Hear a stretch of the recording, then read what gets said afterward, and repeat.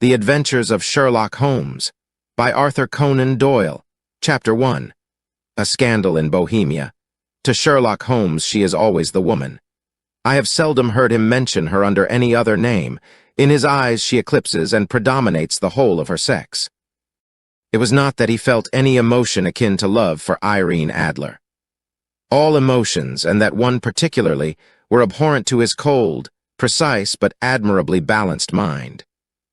He was, I take it, the most perfect reasoning and observing machine that the world has seen, but as a lover he would have placed himself in a false position. He never spoke of the softer passions, save with a jibe and a sneer. They were admirable things for the observer, excellent for drawing the veil from men's motives and actions. But for the trained reasoner to admit such intrusions into his own delicate and finely adjusted temperament was to introduce a distracting factor which might throw a doubt upon all his mental results. Grit in a sensitive instrument, or a crack in one of his own high-power lenses, would not be more disturbing than a strong emotion in a nature such as his. And yet there was but one woman to him, and that woman was the late Irene Adler, of dubious and questionable memory. I had seen little of Holmes lately. My marriage had drifted us away from each other. My own complete happiness, and the home-centered interests which rise up around the man who first finds himself master of his own establishment, were sufficient to absorb all my attention, while Holmes, who loathed every form of society with his whole bohemian soul, remained in our lodgings in Baker Street, buried among his old books, and alternating from week to week between cocaine and ambition, the drowsiness of the drug and the fierce energy of his own keen nature. He was still, as ever, deeply attracted by the study of crime, and occupied his immense faculties and extraordinary powers of observation in following out those clues, and clearing up those mysteries which had been abandoned as hopeless by the official police. From time to time I heard some vague account of his doings, of his summons to Odessa in the case of the Trepoff murder, of his clearing up of the singular tragedy of the Atkinson brothers at Trincomalee, and finally of the mission which he had accomplished so delicately and successfully for the reigning family of Holland. Beyond these signs of his activity, however, which I merely shared with all the readers of the daily press, I knew little of my former friend and companion. One night, it was on the 20th of March, 1888, I was returning from a journey to a patient, for I had now returned to civil practice, when my way led me through Baker Street. As I passed the well-remembered door, which must always be associated in my mind with my wooing, and with the dark incidents of the study in scarlet, I was seized with a keen desire to see Holmes again, and to know how he was employing his extraordinary powers. His rooms were brilliantly lit, and, even as I looked up, I saw his tall, spare figure pass twice in a dark silhouette against the blind. He was pacing the room swiftly, eagerly, with his head sunk upon his chest and his hands clasped behind him. To me, who knew his every mood and habit, his attitude and manner told their own story. He was at work again. He had risen out of his drug-created dreams and was hot upon the scent of some new problem. I rang the bell and was shown up to the chamber which had formerly been in part my own. His manner was not effusive. It seldom was, but he was glad, I think, to see me. With hardly a word spoken, but with a kindly eye, he waved me to an armchair, threw across his case of cigars, and indicated a spirit case and a gasogene in the corner. Then he stood before the fire and looked me over in his singular, introspective fashion. "Wedlock suits you," he remarked. "I think, Watson, that you have put on 7.5 pounds since I saw you." "7," I answered. "Indeed, I should have thought a little more." "Just a trifle more, I fancy, Watson, and in practice again, I observe. You did not tell me that you intended to go into harness." "Then how do you know?" "I see it, I deduce it." "How do I know that you have been getting yourself very wet lately, and that you have a most clumsy and careless servant girl?" "My dear Holmes," said I, "this is too much. You would certainly have been burned had you lived a few centuries ago. It is true that I had a country walk on Thursday and came home in a dreadful mess, but as I have changed my clothes, I can't imagine how you deduce it. As to Mary Jane, she is incorrigible and my wife has given her notice, but there, again, I fail to see how you work it out." He chuckled to himself and rubbed his long, nervous hands together. "It is simplicity itself," said he. "My eyes tell me that on the inside of your left shoe, just where the firelight strikes it, the leather is scored by 6 almost parallel cuts. Obviously, they have been caused by someone who has very carelessly scraped round the edges of the sole in order to remove crusted mud from it. Hence, you see, my double deduction that you had been out in vile weather, and that you had a particularly malignant boot-slitting specimen of the London slavey. As to your practice, if a gentleman walks into my rooms smelling of iodoform, with a black mark of nitrate of silver upon his right forefinger, and a bulge on the right side of his top hat to show where he has secreted his stethoscope, I must be dull indeed. If I do not pronounce him to be an active member of the medical profession, I could not help laughing at the ease with which he explained his process of deduction. "When I hear you give your reasons," I remarked, "the thing always appears to me to be so ridiculously simple that I could easily do it myself, though at each successive instance of your reasoning I am baffled until you explain your process. And yet I believe that my eyes are as good as yours." "Quite so," he answered, lighting a cigarette and throwing himself down into an armchair. "You see, but you do not observe. The distinction is clear. For example, you have frequently seen the steps which lead up from the hall to this room." "Frequently? How often?" "Well, some hundreds of times." "Then how many are there?" "How many? I don't know." "Quite so. You have not observed, and yet you have seen. That is just my point.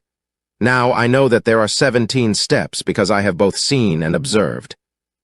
By the way, since you are interested in these little problems, and since you are good enough to chronicle 1 or 2 of my trifling experiences, you may be interested in this." He threw over a sheet of thick, pink-tinted notepaper which had been lying open upon the table. "It came by the last post," said he. "Read it aloud." The note was undated and without either signature or address.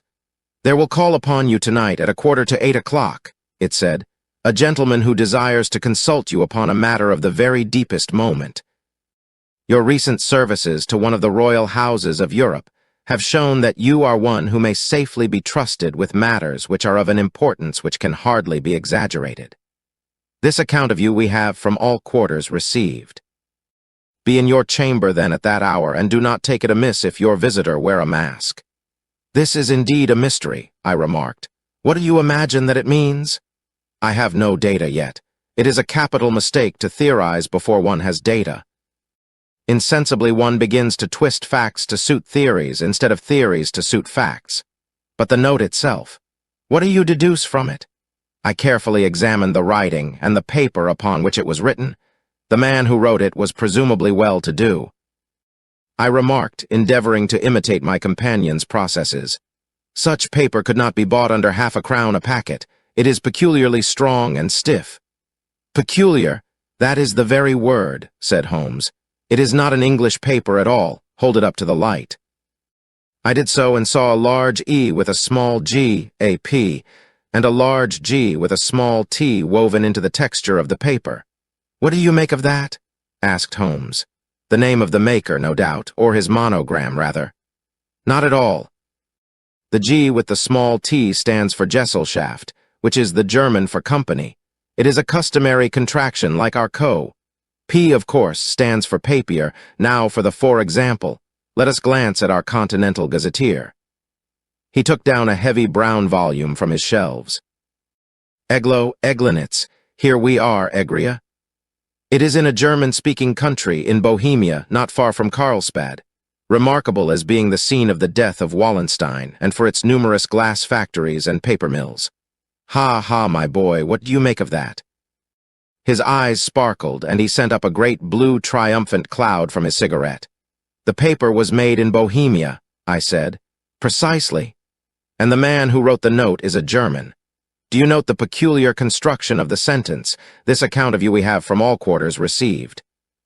A Frenchman or Russian could not have written that. It is the German who is so uncourteous to his verbs. It only remains, therefore, to discover what is wanted by this German who writes upon Bohemian paper and prefers wearing a mask to showing his face. And here he comes, if I am not mistaken, to resolve all our doubts. As he spoke, there was the sharp sound of horses' hoofs and grating wheels against the curb, followed by a sharp pull at the bell. Holmes whistled. "A pair, by the sound," said he. "Yes." He continued, glancing out of the window. "A nice little brougham and a pair of beauties, 150 guineas apiece. There's money in this case, Watson, if there is nothing else." "I think that I had better go, Holmes." "Not a bit, Doctor. Stay where you are." "I am lost without my Boswell, and this promises to be interesting. It would be a pity to miss it." "But your client—" "Never mind him. I may want your help, and so may he. Here he comes. Sit down in that armchair, Doctor, and give us your best attention." A slow and heavy step, which had been heard upon the stairs and in the passage, paused immediately outside the door. Then there was a loud and authoritative tap. "Come in," said Holmes. A man entered who could hardly have been less than 6 feet 6 inches in height, with the chest and limbs of a Hercules. His dress was rich with a richness which would, in England, be looked upon as akin to bad taste. Heavy bands of astrakhan were slashed across the sleeves and fronts of his double-breasted coat, while the deep blue cloak which was thrown over his shoulders was lined with flame-colored silk, and secured at the neck with a brooch which consisted of a single flaming barrel. Boots which extended halfway up his calves, and which were trimmed at the tops with rich brown fur, completed the impression of barbaric opulence which was suggested by his whole appearance.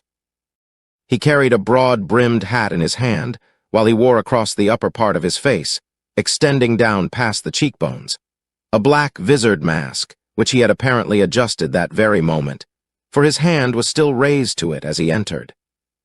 From the lower part of the face, he appeared to be a man of strong character, with a thick, hanging lip, and a long, straight chin suggestive of resolution pushed to the length of obstinacy. "You had my note?" he asked, with a deep, harsh voice and a strongly marked German accent. "I told you that I would call." He looked from one to the other of us, as if uncertain which to address. "Pray take a seat," said Holmes. "This is my friend and colleague, Dr. Watson, who is occasionally good enough to help me in my cases. Whom have I the honor to address?" "You may address me as the Count von Kram, a Bohemian nobleman. I understand that this gentleman, your friend, is a man of honor and discretion, whom I may trust with a matter of the most extreme importance. If not, I should much prefer to communicate with you alone." I rose to go, but Holmes caught me by the wrist and pushed me back into my chair. "It is both or none," said he. "You may say before this gentleman anything which you may say to me." The Count shrugged his broad shoulders. "Then I must begin," said he, "by binding you both to absolute secrecy for 2 years. At the end of that time, the matter will be of no importance. At present, it is not too much to say that it is of such weight it may have an influence upon European history." "I promise," said Holmes. "And you will excuse this mask," continued our strange visitor. "The august person who employs me wishes his agent to be unknown to you, and I may confess at once that the title by which I have just called myself is not exactly my own." "I was aware of it," said Holmes dryly. "The circumstances are of great delicacy, and every precaution has to be taken to quench what might grow to be an immense scandal and seriously compromise one of the reigning families of Europe. To speak plainly, the matter implicates the great house of Ormstein, hereditary kings of Bohemia." "I was also aware of that," murmured Holmes, settling himself down in his armchair and closing his eyes. Our visitor glanced with some apparent surprise at the languid, lounging figure of the man who had been, no doubt, depicted to him as the most incisive reasoner and most energetic agent in Europe. Holmes slowly reopened his eyes and looked impatiently at his gigantic client.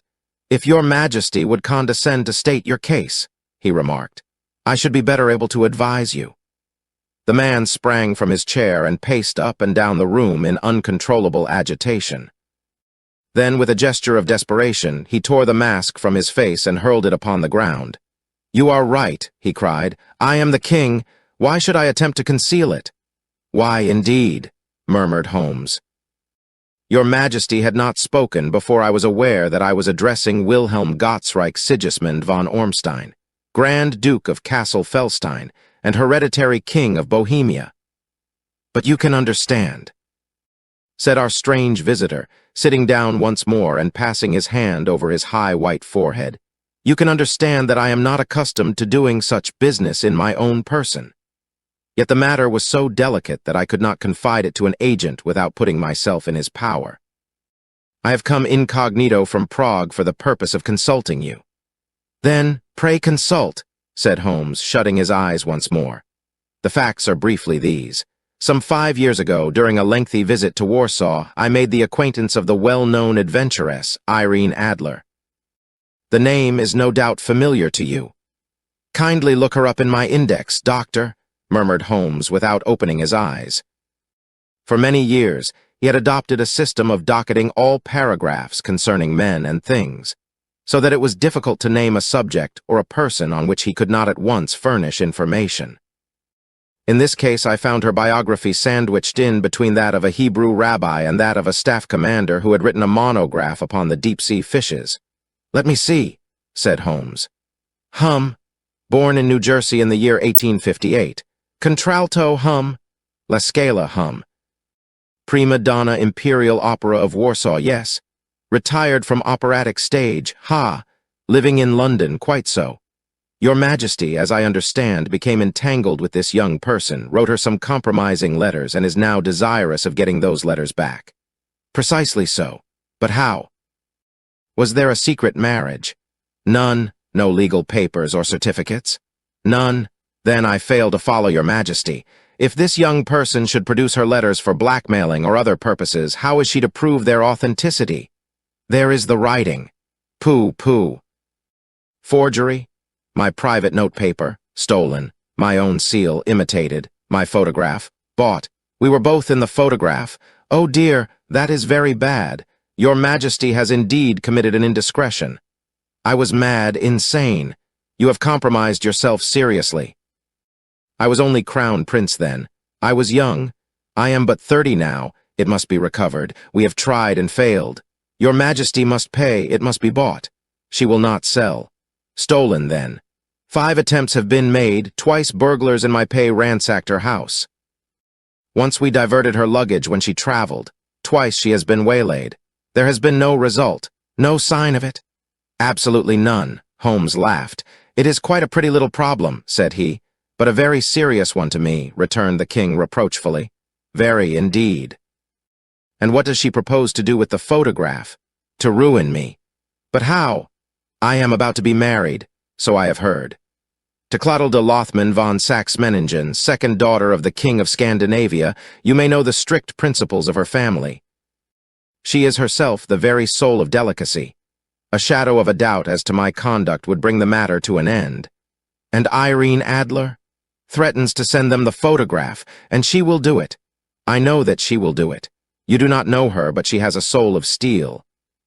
She has the face of the most beautiful of women and the mind of the most resolute of men. Rather than I should marry another woman, there are no lengths to which she would not go, none. You are sure that she has not sent it yet? I am sure. And why? Because she has said that she would send it on the day when the betrothal was publicly proclaimed. That will be next Monday. "Oh, then we have 3 days yet," said Holmes with a yawn. "That is very fortunate, as I have 1 or 2 matters of importance to look into just at present." "Your Majesty will, of course, stay in London for the present?" "Certainly. You will find me at the Langham under the name of the Count von Cram. Then I shall drop you a line to let you know how we progress." "Pray do so. I shall be all anxiety." "Then, as to money." "You have carte blanche." "Absolutely. I tell you that I would give one of the provinces of my kingdom to have that photograph. And for present expenses—" The king took a heavy chamois leather bag from under his cloak and laid it on the table. "There are £300 in gold and 700 in notes," he said. Holmes scribbled a receipt upon a sheet of his notebook and handed it to him. "And mademoiselle's address?" he asked. "Is Briony Lodge, Serpentine Avenue, Sunt, John's Wood." Holmes took a note of it. "One other question," said he. "Was the photograph a cabinet?" "It was." "Then good night, Your Majesty, and I trust that we shall soon have some good news for you. And good night, Watson," he added, as the wheels of the Royal Brougham rolled down the street. If you will be good enough to call tomorrow afternoon at 3 o'clock, I should like to chat this little matter over with you.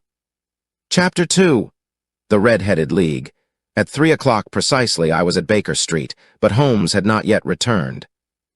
The landlady informed me that he had left the house shortly after 8 o'clock in the morning. I sat down beside the fire, however, with the intention of awaiting him, however long he might be.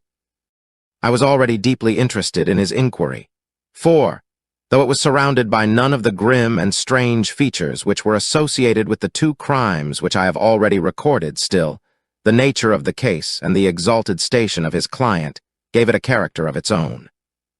Indeed, apart from the nature of the investigation which my friend had on hand, there was something in his masterly grasp of a situation, and his keen, incisive reasoning, which made it a pleasure to me to study his system of work, and to follow the quick, subtle methods by which he disentangled the most inextricable mysteries. So accustomed was I to his invariable success that the very possibility of his failing had ceased to enter into my head. It was close upon 4 before the door opened, and a drunken-looking groom, ill-kempt and side-whiskered, with an inflamed face and disreputable clothes, walked into the room. Accustomed as I was to my friend's amazing powers in the use of disguises, I had to look 3 times before I was certain that it was indeed he. With a nod he vanished into the bedroom, whence he emerged in 5 minutes tweed-suited and respectable, as of old. Putting his hands into his pockets, he stretched out his legs in front of the fire and laughed heartily for some minutes. "Well, really," he cried, and then he choked and laughed again until he was obliged to lie back, limp and helpless, in the chair.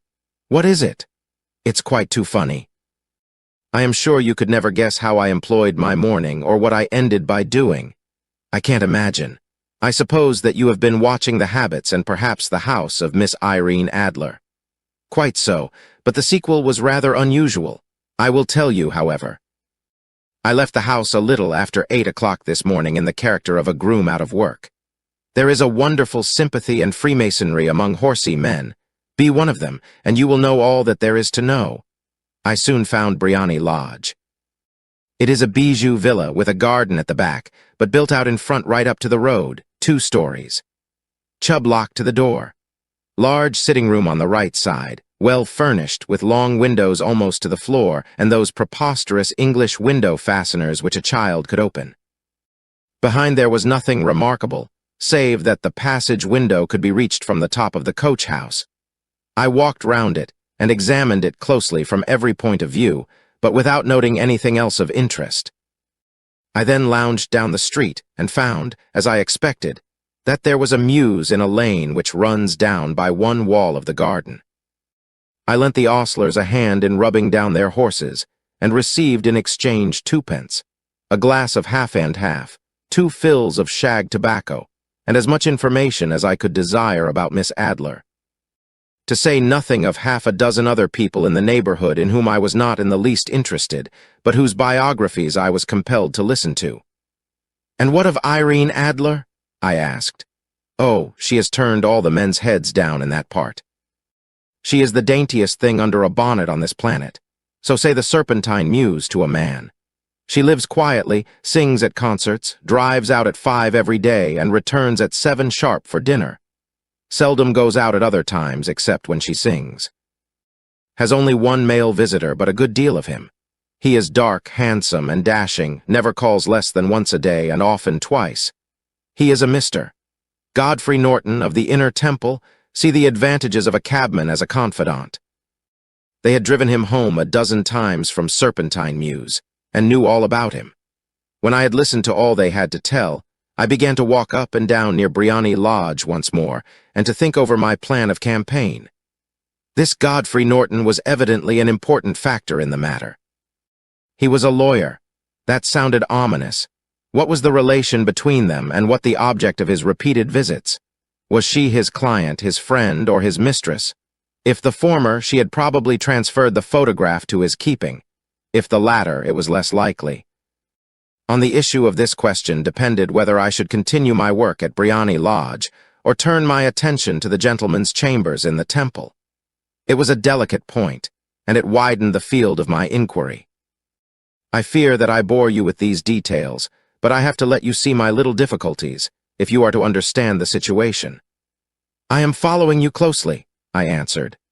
I was still balancing the matter in my mind when a handsome cab drove up to Briony Lodge and a gentleman sprang out. He was a remarkably handsome man, dark, aquiline, and moustached, evidently the man of whom I had heard. He appeared to be in a great hurry, shouted to the cabman to wait, and brushed past the maid who opened the door with the air of a man who was thoroughly at home. He was in the house about half an hour, and I could catch glimpses of him in the windows of the sitting room, pacing up and down, talking excitedly and waving his arms. Of her I could see nothing. Presently he emerged, looking even more flurried than before. As he stepped up to the cab, he pulled a gold watch from his pocket and looked at it earnestly. Drive like the devil, he shouted, first to Gross and Hankey's in Regent Street, and then to the Church of St. Monica in the Edgware Road. Half a guinea if you do it in 20 minutes. Away they went, and I was just wondering whether I should not do well to follow them when up the lane came a neat little landau, the coachman with his coat only half-buttoned, and his tie under his ear, while all the tags of his harness were sticking out of the buckles. It hadn't pulled up before she shot out of the hall door and into it. I only caught a glimpse of her at the moment, but she was a lovely woman with a face that a man might die for. The Church of St. Monica, John, she cried, and half a sovereign if you reach it in 20 minutes. This was quite too good to lose, Watson. I was just balancing whether I should run for it, or whether I should perch behind her landau when a cab came through the street. The driver looked twice at such a shabby fare, but I jumped in before he could object. The Church of St. Monica, said I, and half a sovereign if you reach it in 20 minutes. It was 25 minutes to 12, and of course it was clear enough what was in the wind. My cabby drove fast. I don't think I ever drove faster, but the others were there before us. The cab and the landau with their steaming horses were in front of the door when I arrived. I paid the man and hurried into the church. There was not a soul there save the two whom I had followed and a surpliced clergyman, who seemed to be expostulating with them. They were all three standing in a knot in front of the altar. I lounged up the side aisle like any other idler who has dropped into a church. Suddenly, to my surprise, the three at the altar faced round to me, and Godfrey Norton came running as hard as he could towards me. "Thank God," he cried. "You'll do. Come, come." "What then?" I asked. "Come, man, come, only 3 minutes, or it won't be legal." I was half dragged up to the altar, and before I knew where I was, I found myself mumbling responses which were whispered in my ear, and vouching for things of which I knew nothing, and generally assisting in the secure tying up of Irene Adler, spinster, to Godfrey Norton, bachelor. It was all done in an instant, and there was the gentleman thanking me on the one side and the lady on the other, while the clergyman beamed on me in front. It was the most preposterous position in which I ever found myself in my life, and it was the thought of it that started me laughing just now. It seems that there had been some informality about their license, that the clergyman absolutely refused to marry them without a witness of some sort, and that my lucky appearance saved the bridegroom from having to sally out into the streets in search of a best man. The bride gave me a sovereign, and I mean to wear it on my watch chain in memory of the occasion. "This is a very unexpected turn of affairs," said I. "And what then?" "Well, I found my plans very seriously menaced. It looked as if the pair might take an immediate departure, and so necessitate very prompt and energetic measures on my part. At the church door, however, they separated, he driving back to the temple, and she to her own house. "I shall drive out in the park at 5 as usual," she said as she left him. I heard no more. They drove away in different directions, and I went off to make my own arrangements. "Which are?" "Some cold beef and a glass of beer," he answered, ringing the bell. "I have been too busy to think of food, and I am likely to be busier still this evening. By the way, Doctor, I shall want your cooperation." "I shall be delighted. You don't mind breaking the law?" "Not in the least, nor running a chance of arrest." "Not in a good cause." "Oh, the cause is excellent. Then I am your man. I was sure that I might rely on you. But what is it you wish?" "When Mrs. Turner has brought in the tray, I will make it clear to you. Now," he said as he turned hungrily on the simple fare that our landlady had provided, I must discuss it while I eat, for I have not much time. It is nearly 5 now. In 2 hours we must be on the scene of action. Miss Irene, or Madam, rather, returns from her drive at 7. We must be at Briony Lodge to meet her. And what then? You must leave that to me. I have already arranged what is to occur. There is only one point on which I must insist. You must not interfere, come what may. You understand? I am to be neutral, to do nothing whatever. There will probably be some small unpleasantness. Do not join in it. It will end in my being conveyed into the house. 4 or 5 minutes afterwards, the sitting-room window will open. You are to station yourself close to that open window. Yes, you are to watch me, for I will be visible to you. Yes. And when I raise my hand, so, you will throw into the room what I give you to throw, and will, at the same time, raise the cry of fire. You quite follow me? Entirely. It is nothing very formidable, he said, taking a long cigar-shaped roll from his pocket. It is an ordinary plumber's smoke rocket, fitted with a cap at either end to make it self-lighting. Your task is confined to that. When you raise your cry of fire, it will be taken up by quite a number of people. You may then walk to the end of the street, and I will rejoin you in 10 minutes. I hope that I have made myself clear. I am to remain neutral, to get near the window to watch you, and at the signal to throw in this object, then to raise the cry of fire and to wait you at the corner of the street. Precisely. Then you may entirely rely on me. That is excellent. I think, perhaps, it is almost time that I prepare for the new role I have to play. He disappeared into his bedroom and returned in a few minutes in the character of an amiable and simple-minded nonconformist clergyman. His broad black hat, his baggy trousers, his white tie, his sympathetic smile and general look of peering and benevolent curiosity were such as Mr. John Hare alone could have equaled. It was not merely that Holmes changed his costume. His expression, his manner, his very soul seemed to vary with every fresh part that he assumed. The stage lost a fine actor, even as science lost an acute reasoner, when he became a specialist in crime. It was 6:15 when we left Baker Street, and it still wanted 10 minutes to the hour when we found ourselves in Serpentine Avenue. It was already dusk, and the lamps were just being lighted as we paced up and down in front of Briony Lodge, waiting for the coming of its occupant. The house was just such as I had pictured it from Sherlock Holmes' succinct description, but the locality appeared to be less private than I expected. On the contrary, for a small street in a quiet neighborhood, it was remarkably animated. There was a group of shabbily dressed men smoking and laughing in a corner, a scissors grinder with his wheel, 2 guardsmen who were flirting with a nurse girl, and several well-dressed young men who were lounging up and down with cigars in their mouths.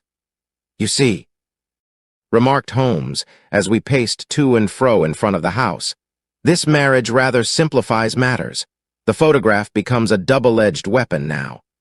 The chances are that she would be as averse to its being seen by Mr. Godfrey Norton as our client is to its coming to the eyes of his princess. Now the question is, where are we to find the photograph? Where, indeed? It is most unlikely that she carries it about with her. It is cabinet size, too large for easy concealment about a woman's dress. She knows that the king is capable of having her waylaid and searched. 2 attempts of the sort have already been made. We may take it, then, that she does not carry it about with her. Where, then? Her banker or her lawyer? There is that double possibility. But I am inclined to think neither. Women are naturally secretive, and they like to do their own secreting. Why should she hand it over to anyone else? She could trust her own guardianship, but she could not tell what indirect or political influence might be brought to bear upon a businessman. Besides, remember that she had resolved to use it within a few days. It must be where she can lay her hands upon it. It must be in her own house.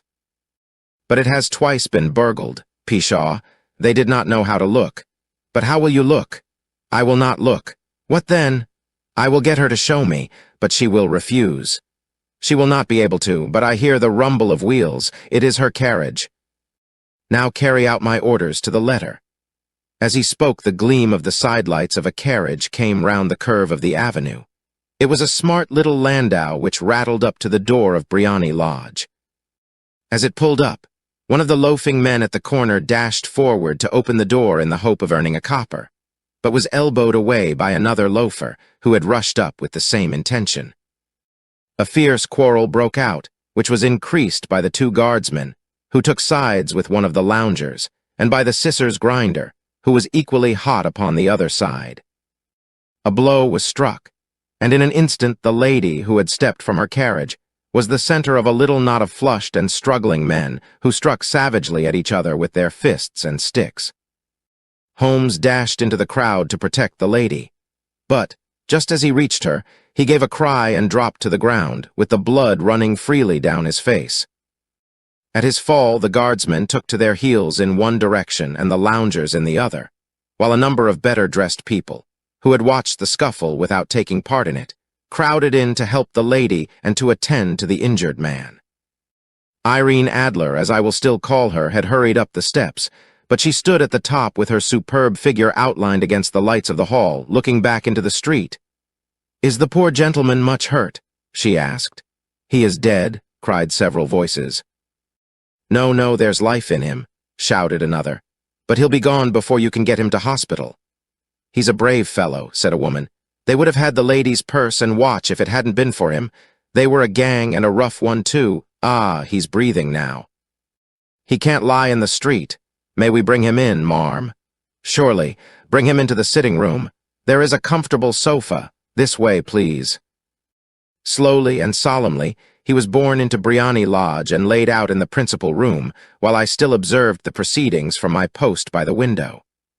The lamps had been lit, but the blinds had not been drawn, so that I could see Holmes as he lay upon the couch. I do not know whether he was seized with compunction at that moment for the part he was playing, but I know that I never felt more heartily ashamed of myself in my life than when I saw the beautiful creature against whom I was conspiring, or the grace and kindliness with which she waited upon the injured man. And yet it would be the blackest treachery to Holmes to draw back now from the part which he had entrusted to me. I hardened my heart, and took the smoke rocket from under my ulster. After all, I thought, we are not injuring her. We are but preventing her from injuring another. Holmes had sat up upon the couch, and I saw him motion like a man who is in need of air. A maid rushed across and threw open the window. At the same instant, I saw him raise his hand, and at the signal I tossed my rocket into the room with a cry of fire. The word was no sooner out of my mouth than the whole crowd of spectators, well-dressed and ill, gentlemen, ostlers, and servant maids, joined in a general shriek of fire. Thick clouds of smoke curled through the room and out at the open window. I caught a glimpse of rushing figures, and a moment later the voice of Holmes from within assuring them that it was a false alarm. Slipping through the shouting crowd, I made my way to the corner of the street, and in 10 minutes was rejoiced to find my friend's arm in mine, and to get away from the scene of uproar. He walked swiftly and in silence for some few minutes until we had turned down one of the quiet streets which lead towards the Edgware Road.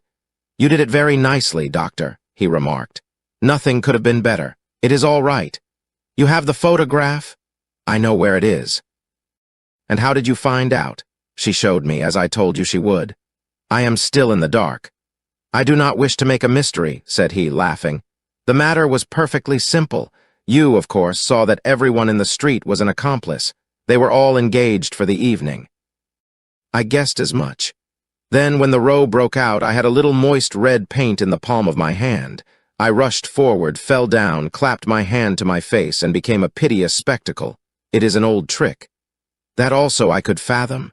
Then they carried me in. She was bound to have me in. What else could she do? And into her sitting room, which was the very room which I suspected. It lay between that and her bedroom, and I was determined to see which. They laid me on a couch. I motioned for air. They were compelled to open the window, and you had your chance. How did that help you? It was all important. When a woman thinks that her house is on fire, her instinct is at once to rush to the thing which she values most. It is a perfectly overpowering impulse, and I have more than once taken advantage of it. In the case of the Darlington substitution scandal, it was of use to me, and also in the Arnsworth Castle business. A married woman grabs at her baby. An unmarried one reaches for her jewel box.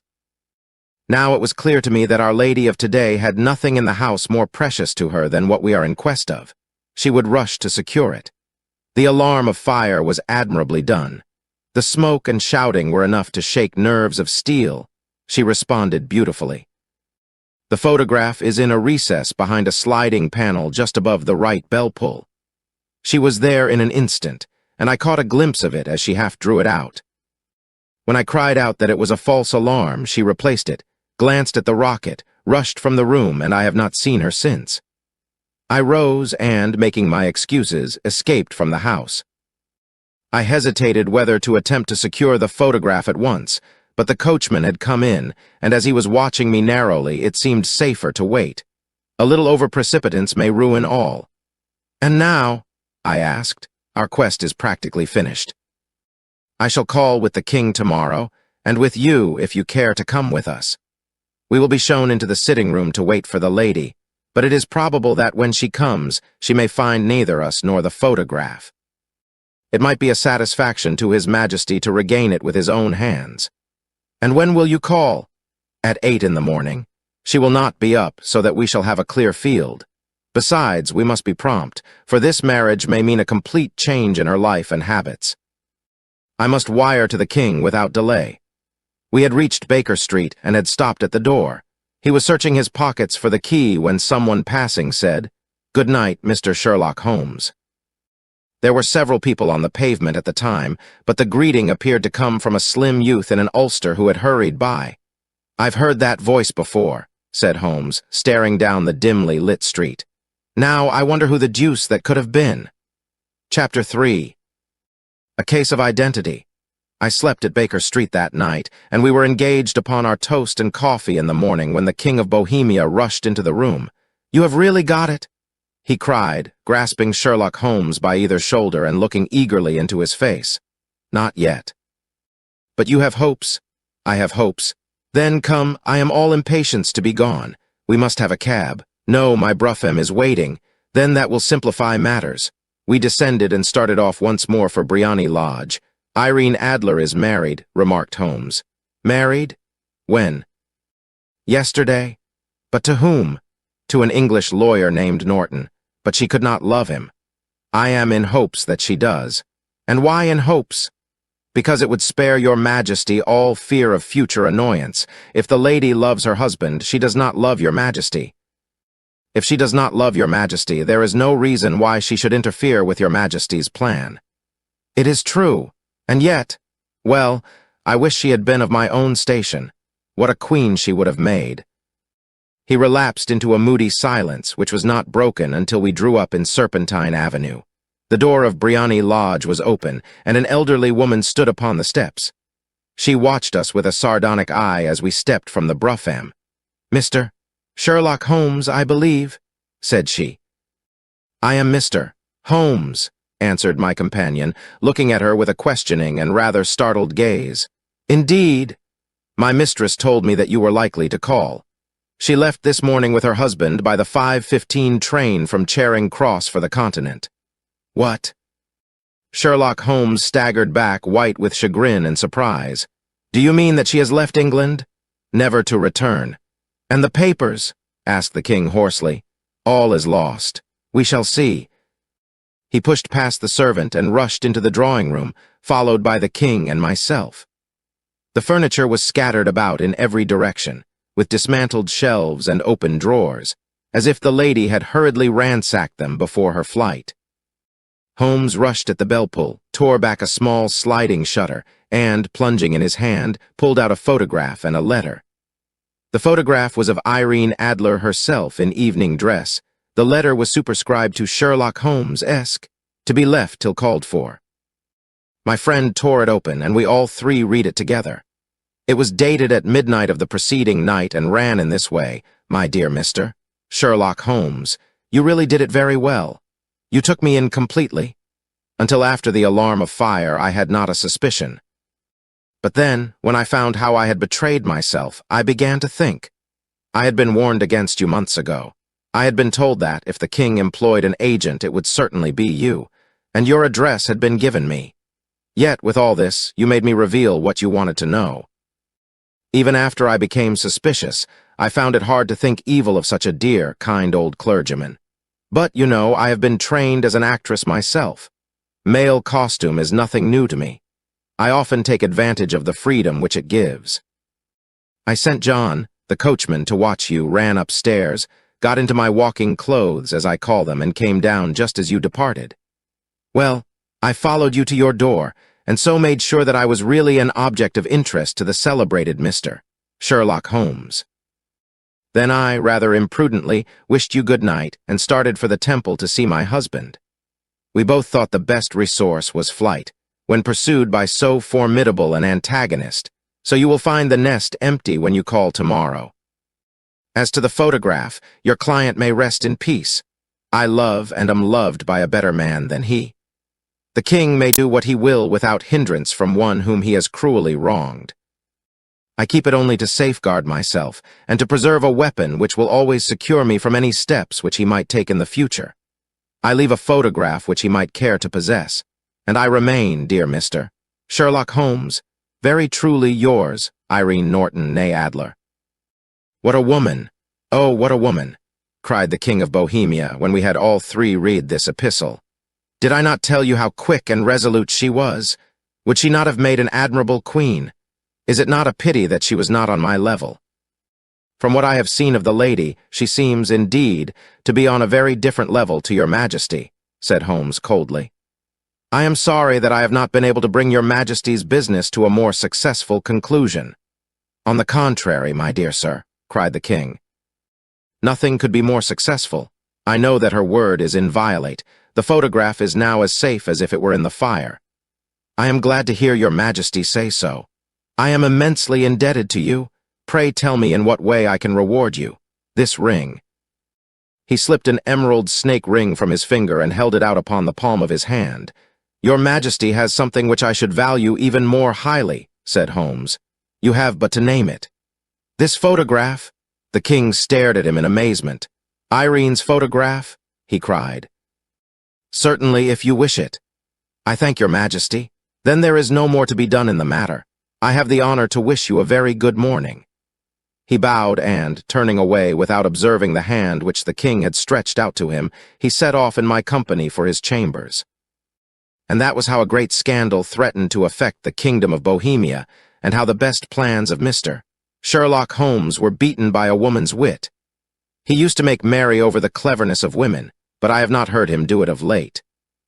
And when he speaks of Irene Adler, or when he refers to her photograph, it is always under the honorable title of the woman. Roman II. The Red-headed league I had called upon my friend, Mr. Sherlock Holmes, one day in the autumn of last year, and found him in deep conversation with a very stout, florid-faced, elderly gentleman with fiery red hair. With an apology for my intrusion, I was about to withdraw when Holmes pulled me abruptly into the room and closed the door behind me. You could not possibly have come at a better time, my dear Watson, he said cordially. I was afraid that you were engaged. So I am, very much so. Then I can wait in the next room. Not at all. This gentleman, Mr. Wilson, has been my partner and helper in many of my most successful cases, and I have no doubt that he will be of the utmost use to me in yours also. The stout gentleman half rose from his chair and gave a bob of greeting, with a quick little questioning glance from his small, fat-encircled eyes. Try the settee, said Holmes, relapsing into his armchair and putting his fingertips together, as was his custom when in judicial moods. I know, my dear Watson, that you share my love of all that is bizarre and outside the conventions and humdrum routine of everyday life. You have shown your relish for it by the enthusiasm which has prompted you to chronicle, and, if you will excuse my saying so, somewhat to embellish so many of my own little adventures. Your cases have indeed been of the greatest interest to me, I observed. You will remember that I remarked the other day, just before we went into the very simple problem presented by Miss Mary Sutherland, that for strange effects and extraordinary combinations we must go to life itself, which is always far more daring than any effort of the imagination. A proposition which I took the liberty of doubting. You did, Doctor, but none the less you must come round to my view, for otherwise I shall keep on piling fact upon fact on you, until your reason breaks down under them and acknowledges me to be right. Now, Mr. Jabez Wilson here has been good enough to call upon me this morning, and to begin a narrative which promises to be one of the most singular which I have listened to for some time. You have heard me remark that the strangest and most unique things are very often connected not with the larger but with the smaller crimes, and occasionally, indeed, where there is room for doubt whether any positive crime has been committed. As far as I have heard, it is impossible for me to say whether the present case is an instance of crime or not, but the course of events is certainly among the most singular that I have ever listened to. Perhaps, Mr. Wilson, you would have the great kindness to recommence your narrative. I ask you not merely because my friend Dr. Watson has not heard the opening part, but also because the peculiar nature of the story makes me anxious to have every possible detail from your lips. As a rule, when I have heard some slight indication of the course of events, I am able to guide myself by the thousands of other similar cases which occur to my memory. In the present instance, I am forced to admit that the facts are, to the best of my belief, unique. The portly client puffed out his chest with an appearance of some little pride, and pulled a dirty and wrinkled newspaper from the inside pocket of his greatcoat. As he glanced down the advertisement column, with his head thrust forward, and the paper flattened out upon his knee, I took a good look at the man and endeavored, after the fashion of my companion, to read the indications which might be presented by his dress or appearance. I did not gain very much, however, by my inspection. Our visitor bore every mark of being an average, commonplace British tradesman, obese, pompous, and slow. He wore rather baggy gray shepherd's check trousers, a not over-clean black frock coat, unbuttoned in the front, and a drab waistcoat with a heavy brassy Albert chain, and a square pierced bit of metal dangling down as an ornament. A frayed top hat and a faded brown overcoat with a wrinkled velvet collar lay upon a chair beside him. Altogether, look as I would, there was nothing remarkable about the man save his blazing red head and the expression of extreme chagrin and discontent upon his features. Sherlock Holmes' quick eye took in my occupation, and he shook his head with a smile as he noticed my questioning glances. Beyond the obvious facts that he has at some time done manual labor, that he takes snuff, that he is a Freemason, that he has been in China, and that he has done a considerable amount of writing lately, I can deduce nothing else. Mr. Jabez Wilson started up in his chair with his forefinger upon the paper, but his eyes upon my companion. How, in the name of good fortune, did you know all that, Mr. Holmes? He asked. How did you know, for example, that I did manual labor? It's as true as gospel, for I began as a ship's carpenter. Your hands, my dear sir, your right hand is quite a size larger than your left. You have worked with it, and the muscles are more developed. Well, the snuff, then, and the Freemasonry. I won't insult your intelligence by telling you how I read that, especially as, rather against the strict rules of your order, you use an arc and compass breastpin. Ah, of course, I forgot that. But the writing. What else can be indicated by that right cuff so very shiny for 5 inches, and the left one with the smooth patch near the elbow where you rested upon the desk? Well, but China. The fish that you have tattooed immediately above your right wrist could only have been done in China. I have made a small study of tattoo marks, and have even contributed to the literature of the subject. That trick of staining the fish's scales of a delicate pink is quite peculiar to China. When, in addition, I see a Chinese coin hanging from your watch chain, the matter becomes even more simple. Mr. Jabez Wilson laughed heavily. Well, I never, said he. I thought at first that you had done something clever, but I see that there was nothing in it after all. I begin to think, Watson, said Holmes, that I make a mistake in explaining. Omni ignotum pro magnifico, you know, and my poor little reputation, such as it is, will suffer shipwreck if I am so candid.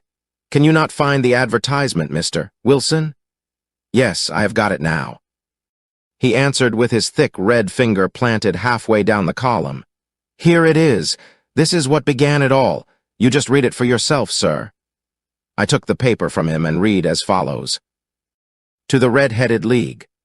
On account of the bequest of the late Ezekiah Hopkins, of Lebanon, Pennsylvania, USA. There is now another vacancy open which entitles a member of the League to a salary of £4 a week for purely nominal services. All red-headed men who are sound in body and mind and above the age of 21 years are eligible.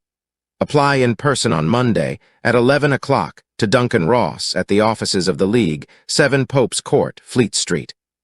What on earth does this mean? I ejaculated after I had twice read over the extraordinary announcement. Holmes chuckled and wriggled in his chair, as was his habit when in high spirits.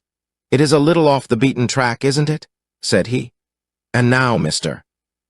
Wilson, off you go at scratch and tell us all about yourself, your household, and the effect which this advertisement had upon your fortunes. You will first make a note, Doctor, of the paper and the date. It is the Morning Chronicle of April 27, 1890, just 2 months ago. Very good. Now, Mr. Wilson?" "Well, it is just as I have been telling you, Mr. Sherlock Holmes," said Jabez Wilson, mopping his forehead. "I have a small pawnbroker's business at Coburg Square near the city. It's not a very large affair, and of late years it has not done more than just give me a living. I used to be able to keep 2 assistants, but now I only keep one, and I would have a job to pay him, but that he is willing to come for half wages so as to learn the business." "What is the name of this obliging youth?" asked Sherlock Holmes. "His name is Vincent Spaulding, and he's not such a youth either. It's hard to say his age. I should not wish a smarter assistant, Mr. Holmes, and I know very well that he could better himself and earn twice what I am able to give him. But, after all, if he is satisfied, why should I put ideas in his head? Why, indeed? You seem most fortunate in having an employee who comes under the full market price. It is not a common experience among employers in this age. I don't know that your assistant is not as remarkable as your advertisement." "Oh, he has his faults, too," said Mr. Wilson. "Never was such a fellow for photography. Snapping away with a camera when he ought to be improving his mind, and then diving down into the cellar like a rabbit into its hole to develop his pictures. That is his main fault, but on the whole he's a good worker. There's no vice in him. He is still with you, I presume?" "Yes, sir. He and a girl of 14 who does a bit of simple cooking and keeps the place clean. That's all I have in the house, for I am a widower and never had any family. We live very quietly, sir, the 3 of us, and we keep a roof over our heads and pay our debts if we do nothing more. The first thing that put us out was that advertisement. Spaulding, he came down into the office just this day 8 weeks with this very paper in his hand, and he says, 'I wish to the Lord, Mr. Wilson, that I was a red-headed man.' 'Why that?' I asks. 'Why,' says he, 'here's another vacancy on the League of the Red-Headed Men. It's worth quite a little fortune to any man who gets it, and I understand that there are more vacancies than there are men, so that the trustees are at their wits' end what to do with the money. If my hair would only change color, here's a nice little crib all ready for me to step into.' 'Why, what is it then?' I asked. 'You see, Mr. Holmes, I am a very stay-at-home man, and as my business came to me instead of my having to go to it, I was often weeks on end without putting my foot over the doormat. In that way I didn't know much of what was going on outside, and I was always glad of a bit of news.' 'Have you never heard of the League of the Red-Headed Men?' he asked with his eyes open. 'Never. Why, I wonder at that, for you are eligible yourself for one of the vacancies. And what are they worth?' I asked. 'Oh, merely a couple of hundred a year, but the work is slight, and it need not interfere very much with one's other occupations.' Well, you can easily think that that made me prick up my ears, for the business has not been over good for some years, and an extra couple of hundred would have been very handy. 'Tell me all about it,' said I. 'Well,' said he, showing me the advertisement, 'you can see for yourself that the League has a vacancy, and there is the address where you should apply for particulars. As far as I can make out, the League was founded by an American millionaire, Ezekiah Hopkins, who was very peculiar in his ways. He was himself red-headed, and he had a great sympathy for all red-headed men.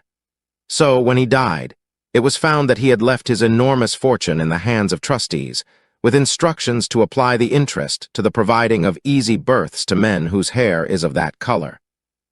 From all I hear, it is splendid pay and very little to do. But, said I, there would be millions of red-headed men who would apply. Not so many as you might think, he answered. You see, it is really confined to Londoners and to grown men. This American had started from London when he was young, and he wanted to do the old town a good turn. Then, again, I have heard it is no use your applying if your hair is light red, or dark red, or anything but real bright, blazing, fiery red. Now, if you cared to apply, Mr. Wilson, you would just walk in.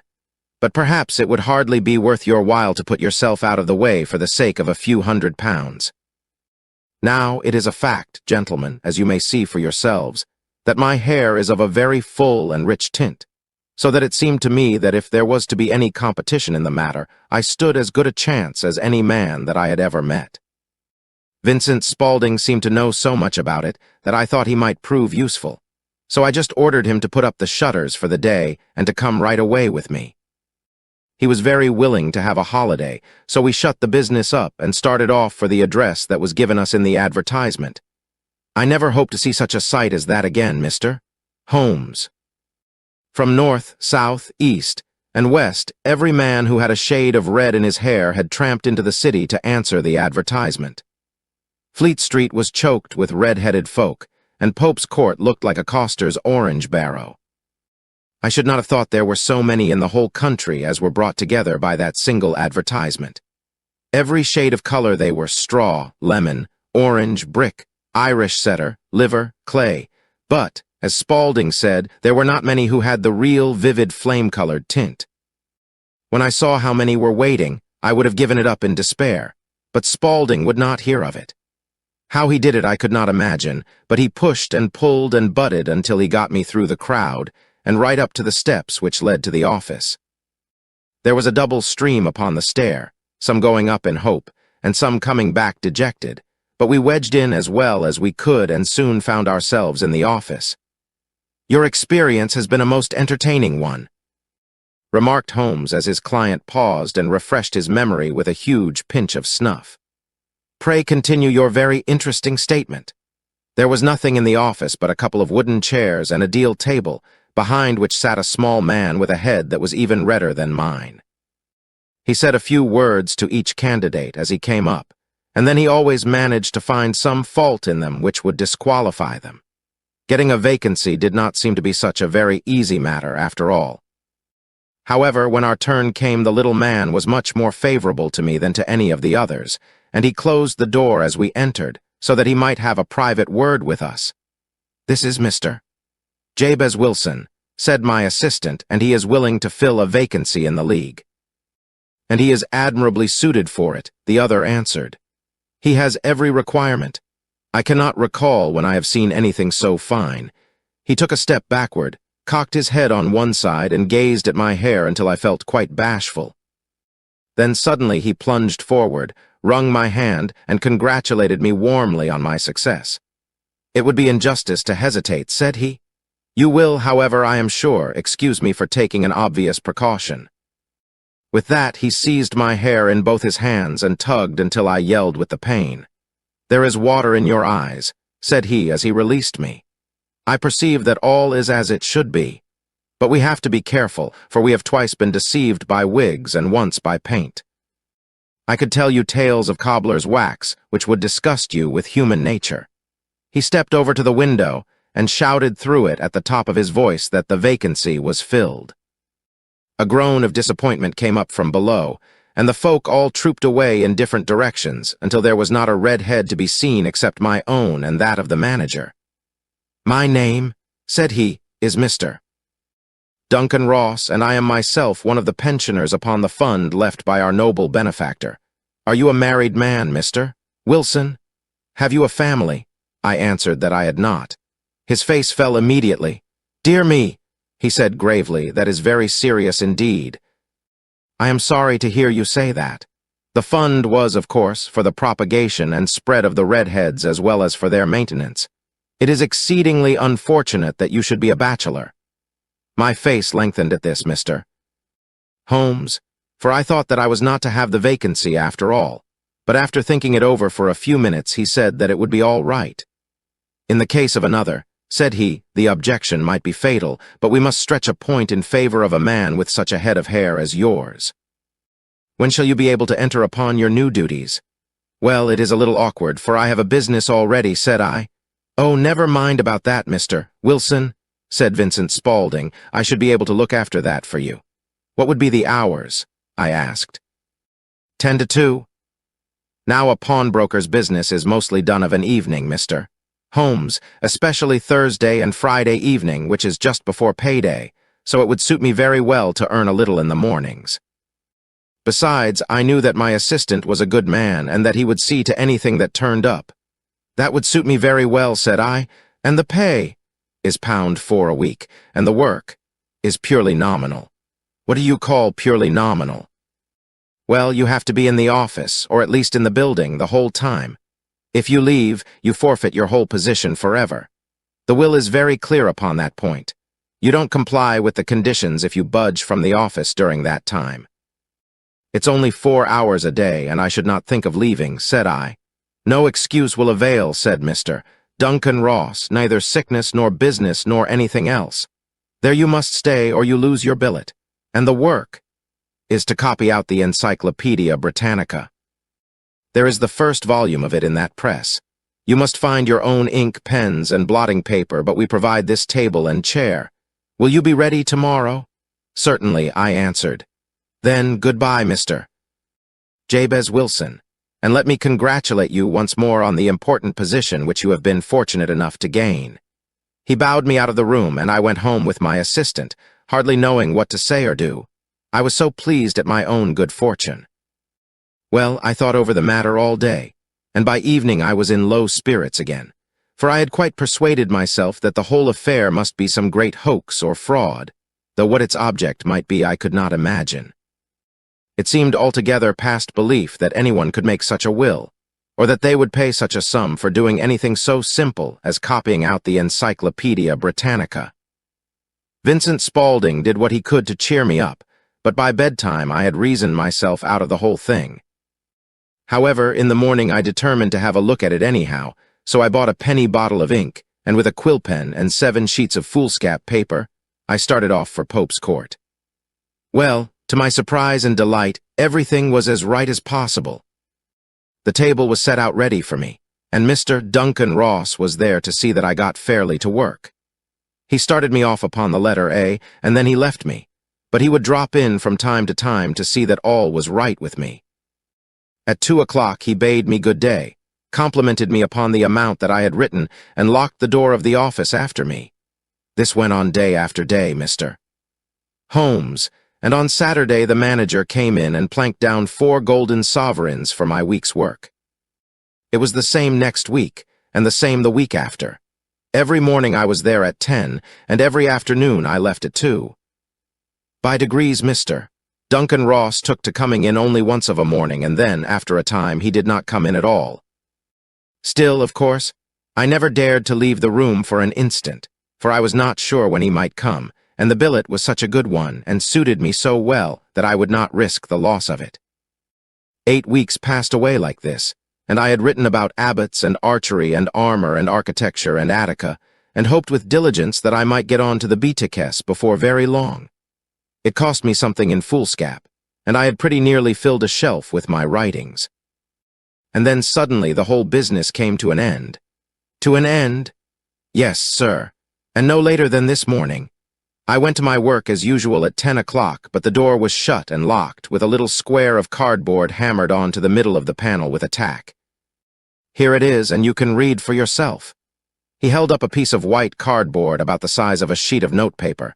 It read in this fashion: "The Red-Headed League is dissolved. October 9, 1890.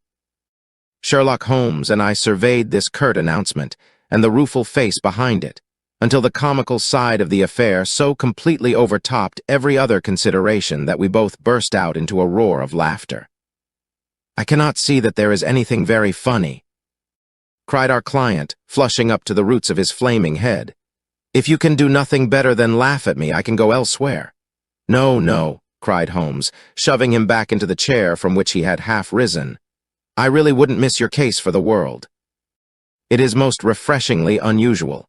But there is, if you will excuse my saying so, something just a little funny about it. Pray, what steps did you take when you found the card upon the door?" I was staggered, sir. I did not know what to do. Then I called at the offices round, but none of them seemed to know anything about it. Finally, I went to the landlord, who is an accountant living on the ground floor, and I asked him if he could tell me what had become of the Red-Headed League. He said that he had never heard of any such body. Then I asked him who Mr. Duncan Ross was. He answered that the name was new to him. Well, said I, the gentleman at No. 4. What, the red-headed man? Yes. Oh, said he, his name was William Morris. He was a solicitor and was using my room as a temporary convenience until his new premises were ready. He moved out yesterday. Where could I find him? Oh, at his new offices. He did tell me the address. Yes, 17 King Edward Street, near St. Paul's. I started off, Mr. Holmes, but when I got to that address, it was a manufactory of artificial kneecaps, and no one in it had ever heard of either Mr. William Morris or Mr. Duncan Ross. And what did you do then? Asked Holmes. I went home to Saxe-Coburg Square, and I took the advice of my assistant. But he could not help me in any way. He could only say that if I waited, I should hear by post. But that was not quite good enough, Mr. Holmes. I did not wish to lose such a place without a struggle, so, as I had heard that you were good enough to give advice to poor folk who were in need of it, I came right away to you. And you did very wisely, said Holmes. Your case is an exceedingly remarkable one, and I shall be happy to look into it. From what you have told me, I think that it is possible that graver issues hang from it than might at first sight appear. Grave enough, said Mr. Jabez Wilson. Why, I have lost £4 a week. As far as you are personally concerned, remarked Holmes, I do not see that you have any grievance against this extraordinary league. On the contrary, you are, as I understand, richer by some £30, to say nothing of the minute knowledge which you have gained on every subject which comes under the letter A. You have lost nothing by them. No, sir. But I want to find out about them, and who they are, and what their object was in playing this prank, if it was a prank upon me. It was a pretty expensive joke for them, for it cost them £32. We shall endeavor to clear up these points for you. And first, 1 or 2 questions, Mr. Wilson. This assistant of yours who first called your attention to the advertisement, how long had he been with you? About a month, then. How did he come? In answer to an advertisement. Was he the only applicant? No, I had a dozen. Why did you pick him? Because he was handy and would come cheap. At half wages, in fact. Yes. What is he like, this Vincent Spaulding? Small, stout-built, very quick in his ways, no hair on his face, though he's not short of 30, has a white splash of acid upon his forehead. Holmes sat up in his chair in considerable excitement. I thought as much, said he. Have you ever observed that his ears are pierced for earrings? Yes, sir. He told me that a gypsy had done it for him when he was a lad. Hum, said Holmes, sinking back in deep thought. He is still with you. Oh, yes, sir, I have only just left him. And has your business been attended to in your absence? Nothing to complain of, sir. There's never very much to do of a morning. That will do, Mr. Wilson. I shall be happy to give you an opinion upon the subject in the course of a day or two. Today is Saturday, and I hope that by Monday we may come to a conclusion. Well, Watson, said Holmes when our visitor had left us, what do you make of it all? I make nothing of it, I answered frankly. It is a most mysterious business. As a rule, said Holmes, the more bizarre a thing is, the less mysterious it proves to be. It is your commonplace, featureless crimes which are really puzzling, just as a commonplace face is the most difficult to identify. But I must be prompt over this matter. What are you going to do, then? I asked. To smoke, he answered. It is quite a 3-pipe problem, and I beg that you won't speak to me for 50 minutes. He curled himself up in his chair, with his thin knees drawn up to his hawk-like nose, and there he sat with his eyes closed and his black clay pipe thrusting out like the bill of some strange bird. I had come to the conclusion that he had dropped asleep, and indeed was nodding myself, when he suddenly sprang out of his chair with the gesture of a man who has made up his mind and put his pipe down upon the mantelpiece. Sarah Sate plays at the St. James's Hall this afternoon, he remarked. What do you think, Watson? Could your patience spare you for a few hours? I have nothing to do today. My practice is never very absorbing. Then put on your hat and come.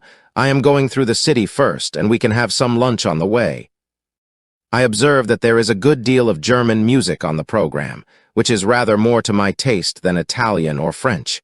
It is introspective, and I want to introspect. Come along. We traveled by the underground as far as Aldersgate, and a short walk took us to Saxe-Coburg Square, the scene of the singular story which we had listened to in the morning.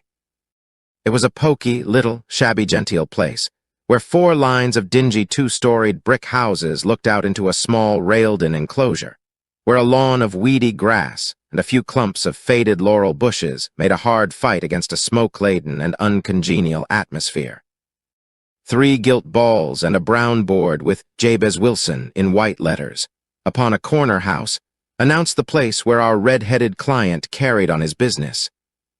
Sherlock Holmes stopped in front of it with his head on one side and looked it all over, with his eyes shining brightly between puckered lids. Then he walked slowly up the street, and then down again to the corner, still looking keenly at the houses. Finally he returned to the pawnbroker's and, having thumped vigorously upon the pavement with his stick 2 or 3 times, he went up to the door and knocked. It was instantly opened by a bright-looking, clean-shaven young fellow who asked him to step in. "Thank you," said Holmes. "I only wished to ask you how you would go from here to the Strand." "3rd right, 4th left," answered the assistant promptly, closing the door. "Smart fellow, that," observed Holmes as we walked away. "He is, in my judgment, the 4th smartest man in London, and for daring I am not sure that he has not a claim to be 3rd. I have known something of him before." "Evidently," said I, "Mr. Wilson's assistant counts for a good deal in this mystery of the Red-Headed League. I am sure that you inquired your way merely in order that you might see him." "Not him." "What then?" "The knees of his trousers." "And what did you see?" "What I expected to see." "Why did you beat the pavement?" "My dear doctor, this is a time for observation, not for talk. We are spies in an enemy's country. We know something of Saxe-Coburg Square. Let us now explore the parts which lie behind it. The road in which we found ourselves as we turned round the corner from the retired Saxe-Coburg Square presented as great a contrast to it as the front of a picture does to the back. It was one of the main arteries which conveyed the traffic of the city to the north and west. The roadway was blocked with the immense stream of commerce flowing in a double tide inward and outward, while the footpaths were black with the hurrying swarm of pedestrians. It was difficult to realize, as we looked at the line of fine shops and stately business premises, that they really abutted on the other side upon the faded and stagnant square which we had just quitted. "Let me see," said Holmes, standing at the corner and glancing along the line. "I should like just to remember the order of the houses here. It is a hobby of mine to have an exact knowledge of London. There is Mortimer's, the tobacconist, the little newspaper shop, the Coburg branch of the City and Suburban Bank, the vegetarian restaurant, and McFarlane's carriage-building depot. That carries us right on to the other block. And now, Doctor, we've done our work, so it's time we had some play. A sandwich and a cup of coffee, and then off to Violin Land, where all is sweetness and delicacy and harmony, and there are no red-headed clients to vex us with their conundrums." My friend was an enthusiastic musician, being himself not only a very capable performer, but a composer of no ordinary merit. All the afternoon he sat in the stalls wrapped in the most perfect happiness, gently waving his long, thin fingers in time to the music, while his gently smiling face and his languid, dreamy eyes were as unlike those of Holmes the sleuth-hound. Holmes the relentless, keen-witted, ready-handed criminal agent, as it was possible to conceive. In his singular character, the dual nature alternately asserted itself, and his extreme exactness and astuteness represented, as I have often thought, the reaction against the poetic and contemplative mood which occasionally predominated in him. The swing of his nature took him from extreme languor to devouring energy, and, as I knew well, he was never so truly formidable as when, for days on end, he had been lounging in his armchair amid his improvisations and his black-letter editions. Then it was that the lust of the chase would suddenly come upon him, and that his brilliant reasoning power would rise to the level of intuition. until those who were unacquainted with his methods would look askance at him, as on a man whose knowledge was not that of other mortals. When I saw him that afternoon so enwrapped in the music at St. James's Hall, I felt that an evil time might be coming upon those whom he had set himself to hunt down. "You want to go home, no doubt, Doctor," he remarked as we emerged. "Yes, it would be as well. And I have some business to do which will take some hours. This business at Coburg Square is serious." "Why serious?" "A considerable crime is in contemplation. I have every reason to believe that we shall be in time to stop it, but today being Saturday rather complicates matters. I shall want your help tonight." "At what time?" 10 will be early enough." "I shall be at Baker Street at 10. "Very well. And, I say, Doctor, there may be some little danger, so kindly put your army revolver in your pocket." He waved his hand, turned on his heel, and disappeared in an instant among the crowd. I trust that I am not more dense than my neighbors, but I was always oppressed with a sense of my own stupidity in my dealings with Sherlock Holmes. Here I had heard what he had heard, I had seen what he had seen, and yet from his words it was evident that he saw clearly not only what had happened, but what was about to happen, while to me the whole business was still confused and grotesque. As I drove home to my house in Kensington, I thought over it all, from the extraordinary story of the red-headed copier of the encyclopedia down to the visit to Saxe-Coburg Square, and the ominous words with which he had parted from me. What was this nocturnal expedition, and why should I go armed? Where were we going, and what were we to do? I had the hint from Holmes that this smooth-faced pawnbroker's assistant was a formidable man, a man who might play a deep game. I tried to puzzle it out, but gave it up in despair and set the matter aside until night should bring an explanation. It was 9:15 when I started from home and made my way across the park, and so through Oxford Street to Baker Street. 2 hansoms were standing at the door, and as I entered the passage, I heard the sound of voices from above. On entering his room, I found Holmes in animated conversation with 2 men, one of whom I recognized as Peter Jones, the official police agent, while the other was a long, thin, sad-faced man with a very shiny hat and oppressively respectable frock-coat. "Ha! Our party is complete," said Holmes, buttoning up his pea-jacket and taking his heavy hunting crop from the rack. "Watson, I think you know Mr. Jones of Scotland Yard. Let me introduce you to Mr. Merriweather, who is to be our companion in tonight's adventure. We're hunting in couples again, Doctor, you see," said Jones in his consequential way. "Our friend here is a wonderful man for starting a chase. All he wants is an old dog to help him to do the running down." "I hope a wild goose may not prove to be the end of our chase," observed Mr. Merriweather gloomily. "You may place considerable confidence in Mr. Holmes, sir," said the police agent loftily.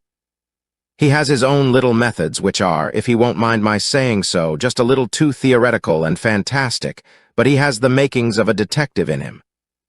It is not too much to say that once or twice, as in that business of the Sholto murder and the Agra treasure, he has been more nearly correct than the official force." "Oh, if you say so, Mr. Jones, it is all right," said the stranger with deference. "Still, I confess that I miss my rubber. It is the first Saturday night for 27 years that I have not had my rubber." "I think you will find," said Sherlock Holmes, "that you will play for a higher stake tonight than you have ever done yet, and that the play will be more exciting. For you, Mr. Merriweather, the stake will be some £30,000, and for you, Jones, it will be the man upon whom you wish to lay your hands. John Clay, the murderer, thief, smasher, and forger. He's a young man, Mr. Merriweather, but he is at the head of his profession, and I would rather have my bracelets on him than on any criminal in London. He's a remarkable man, is young John Clay. His grandfather was a royal duke, and he himself has been to Eton and Oxford. His brain is as cunning as his fingers, and though we meet signs of him at every turn, we never know where to find the man himself. He'll crack a crib in Scotland one week, and be raising money to build an orphanage in Cornwall the next. I've been on his track for years and have never set eyes on him yet. I hope that I may have the pleasure of introducing you tonight. I've had 1 or 2 little turns also with Mr. John Clay, and I agree with you that he is at the head of his profession. It is past 10, however, and quite time that we started. If you two will take the first hansom, Watson and I will follow in the second." Sherlock Holmes was not very communicative during the long drive and lay back in the cab humming the tunes which he had heard in the afternoon. We rattled through an endless labyrinth of gaslit streets until we emerged into Farrington Street. "We are close there now," my friend remarked.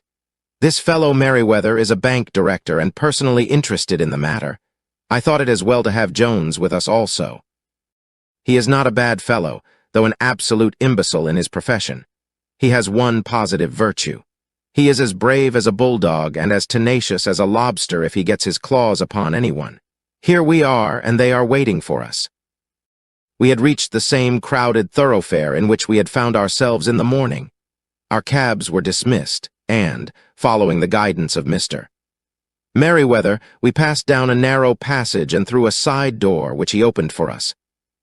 Within there was a small corridor which ended in a very massive iron gate. This also was opened and led down a flight of winding stone steps which terminated at another formidable gate. Mr. Merriweather stopped to light a lantern and then conducted us down a dark, earth-smelling passage, and so, after opening a third door, into a huge vault or cellar, which was piled all round with crates and massive boxes. "You are not very vulnerable from above," Holmes remarked as he held up the lantern and gazed about him. "Nor from below," said Mr. Merriweather, striking his stick upon the flags which lined the floor. "Why, dear me, it sounds quite hollow," he remarked, looking up in surprise. "I must really ask you to be a little more quiet," said Holmes severely.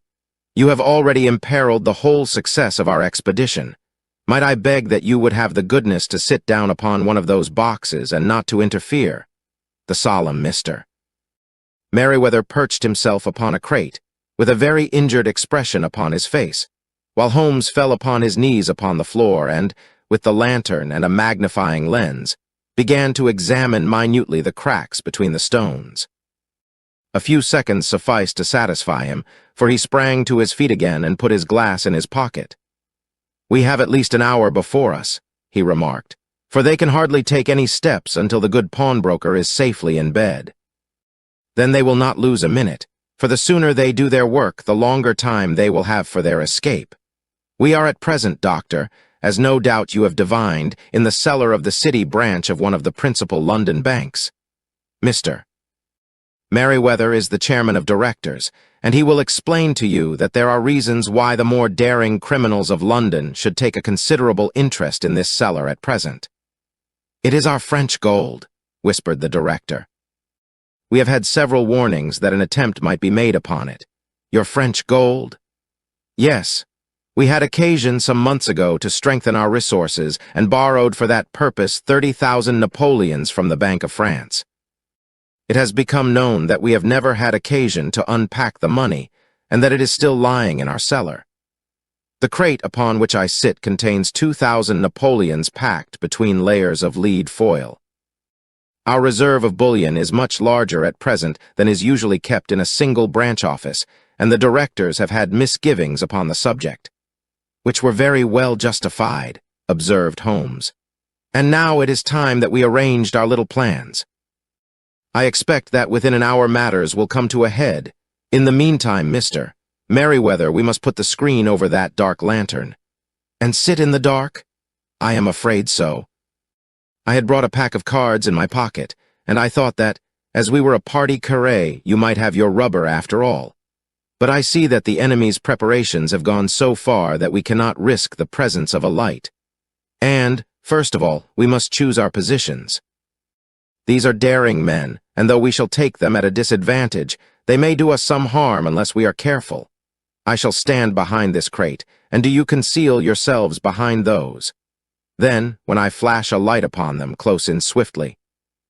If they fire, Watson, have no compunction about shooting them down." I placed my revolver cocked upon the top of the wooden case behind which I crouched. Holmes shot the slide across the front of his lantern and left us in pitch darkness, such an absolute darkness as I have never before experienced. The smell of hot metal remained to assure us that the light was still there, ready to flash out at a moment's notice. To me, with my nerves worked up to a pitch of expectancy, there was something depressing and subduing in the sudden gloom and in the cold, dank air of the vault. "They have but one retreat," whispered Holmes. "That is back through the house into Saxe-Coburg Square. I hope that you have done what I asked you, Jones. I have an inspector and 2 officers waiting at the front door. Then we have stopped all the holes, and now we must be silent and wait." What a time it seemed. From comparing notes afterwards, it was but an hour and a quarter. Yet it appeared to me that the night must have almost gone, and the dawn be breaking above us. My limbs were weary and stiff, for I feared to change my position. Yet my nerves were worked up to the highest pitch of tension, and my hearing was so acute that I could not only hear the gentle breathing of my companions, but I could distinguish the deeper, heavier in-breath of the bulky Jones from the thin, sighing note of the bank director. From my position, I could look over the case in the direction of the floor. Suddenly my eyes caught the glint of a light. At first it was but a lurid spark upon the stone pavement. Then it lengthened out until it became a yellow line. And then, without any warning or sound, a gash seemed to open and a hand appeared, a white, almost womanly hand which felt about in the center of the little area of light. For a minute or more the hand, with its writhing fingers, protruded out of the floor. Then it was withdrawn as suddenly as it appeared, and all was dark again save the single lurid spark which marked a chink between the stones. Its disappearance, however, was but momentary. With a rending, tearing sound, one of the broad, white stones turned over upon its side and left a square, gaping hole, through which streamed the light of a lantern. Over the edge there peeped a clean-cut, boyish face, which looked keenly about it, and then, with a hand on either side of the aperture, drew itself shoulder-high and waist-high, until one knee rested upon the edge. In another instant he stood at the side of the hole and was hauling after him a companion, lithe and small like himself, with a pale face and a shock of very red hair. "It's all clear," he whispered. "Have you the chisel and the bags? Great Scott! Jump, Archie, jump, and I'll swing for it." Sherlock Holmes had sprung out and seized the intruder by the collar. The other dived down the hole, and I heard the sound of rending cloth as Jones clutched at his skirts. The light flashed upon the barrel of a revolver, but Holmes' hunting crop came down on the man's wrist, and the pistol clinked upon the stone floor. "It's no use, John Clay," said Holmes blandly. "You have no chance at all." "So I see," the other answered with the utmost coolness. "I fancy that my pal is all right, though I see you have got his coat-tails." "There are 3 men waiting for him at the door," said Holmes. "Oh, indeed. You seem to have done the thing very completely. I must compliment you." "And I you," Holmes answered. "Your red-headed idea was very new and effective." "You'll see your pal again presently," said Jones. "He's quicker at climbing down holes than I am. Just hold out while I fix the derbies. I beg that you will not touch me with your filthy hands," remarked our prisoner as the handcuffs clattered upon his wrists. "You may not be aware that I have royal blood in my veins. Have the goodness also, when you address me, always to say sir and please." "All right," said Jones with a stare and a snigger. "Well, would you please, sir, march upstairs where we can get a cab to carry your highness to the police station?" "That is better," said John Clay serenely. He made a sweeping bow to the 3 of us and walked quietly off in the custody of the detective. "Really, Mr. Holmes," said Mr. Merriweather, as we followed them from the cellar, "I do not know how the bank can thank you or repay you. There is no doubt that you have detected and defeated in the most complete manner one of the most determined attempts at bank robbery that have ever come within my experience. I have had 1 or 2 little scores of my own to settle with Mr. John Clay," said Holmes. "I have been at some small expense over this matter, which I shall expect the bank to refund. But beyond that, I am amply repaid by having had an experience which is in many ways unique, and by hearing the very remarkable narrative of the Red-Headed League. You see, Watson," he explained in the early hours of the morning, as we sat over a glass of whiskey and soda in Baker Street.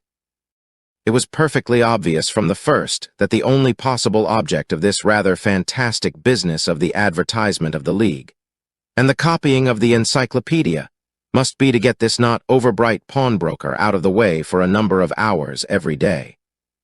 It was a curious way of managing it, but really, it would be difficult to suggest a better. The method was no doubt suggested to Clay's ingenious mind by the color of his accomplice's hair. The £4 a week was a lure which must draw him, and what was it to them, who were playing for thousands? They put in the advertisement, "One rogue has the temporary office, the other rogue incites the man to apply for it," and together they managed to secure his absence every morning in the week. From the time that I heard of the assistant having come for half wages, it was obvious to me that he had some strong motive for securing the situation. But how could you guess what the motive was? Had there been women in the house, I should have suspected a mere vulgar intrigue. That, however, was out of the question. The man's business was a small one, and there was nothing in his house which could account for such elaborate preparations and such an expenditure as they were at. It must, then, be something out of the house. What could it be? I thought of the assistant's fondness for photography and his trick of vanishing into the cellar. The cellar. There was the end of this tangled clue. Then I made inquiries as to this mysterious assistant and found that I had to deal with one of the coolest and most daring criminals in London. He was doing something in the cellar, something which took many hours a day for months on end. What could it be once more? I could think of nothing save that he was running a tunnel to some other building. So far I had got when we went to visit the scene of action. I surprised you by beating upon the pavement with my stick. I was ascertaining whether the cellar stretched out in front or behind. It was not in front. Then I rang the bell and, as I hoped, the assistant answered it. We have had some skirmishes, but we had never set eyes upon each other before. I hardly looked at his face. His knees were what I wished to see. You must yourself have remarked how worn, wrinkled, and stained they were. They spoke of those hours of burrowing. The only remaining point was what they were burrowing for. I walked round the corner, saw the City and Suburban Bank abutted on our friend's premises, and felt that I had solved my problem. When you drove home after the concert, I called upon Scotland Yard and upon the chairman of the bank directors, with the result that you have seen. And how could you tell that they would make their attempt tonight? I asked. Well, when they closed their league offices, that was a sign that they cared no longer about Mr. Jabez Wilson's presence, in other words, that they had completed their tunnel. But it was essential that they should use it soon, as it might be discovered, or the bullion might be removed. Saturday would suit them better than any other day, as it would give them 2 days for their escape. For all these reasons, I expected them to come tonight. You reasoned it out beautifully, I exclaimed in unfeigned admiration.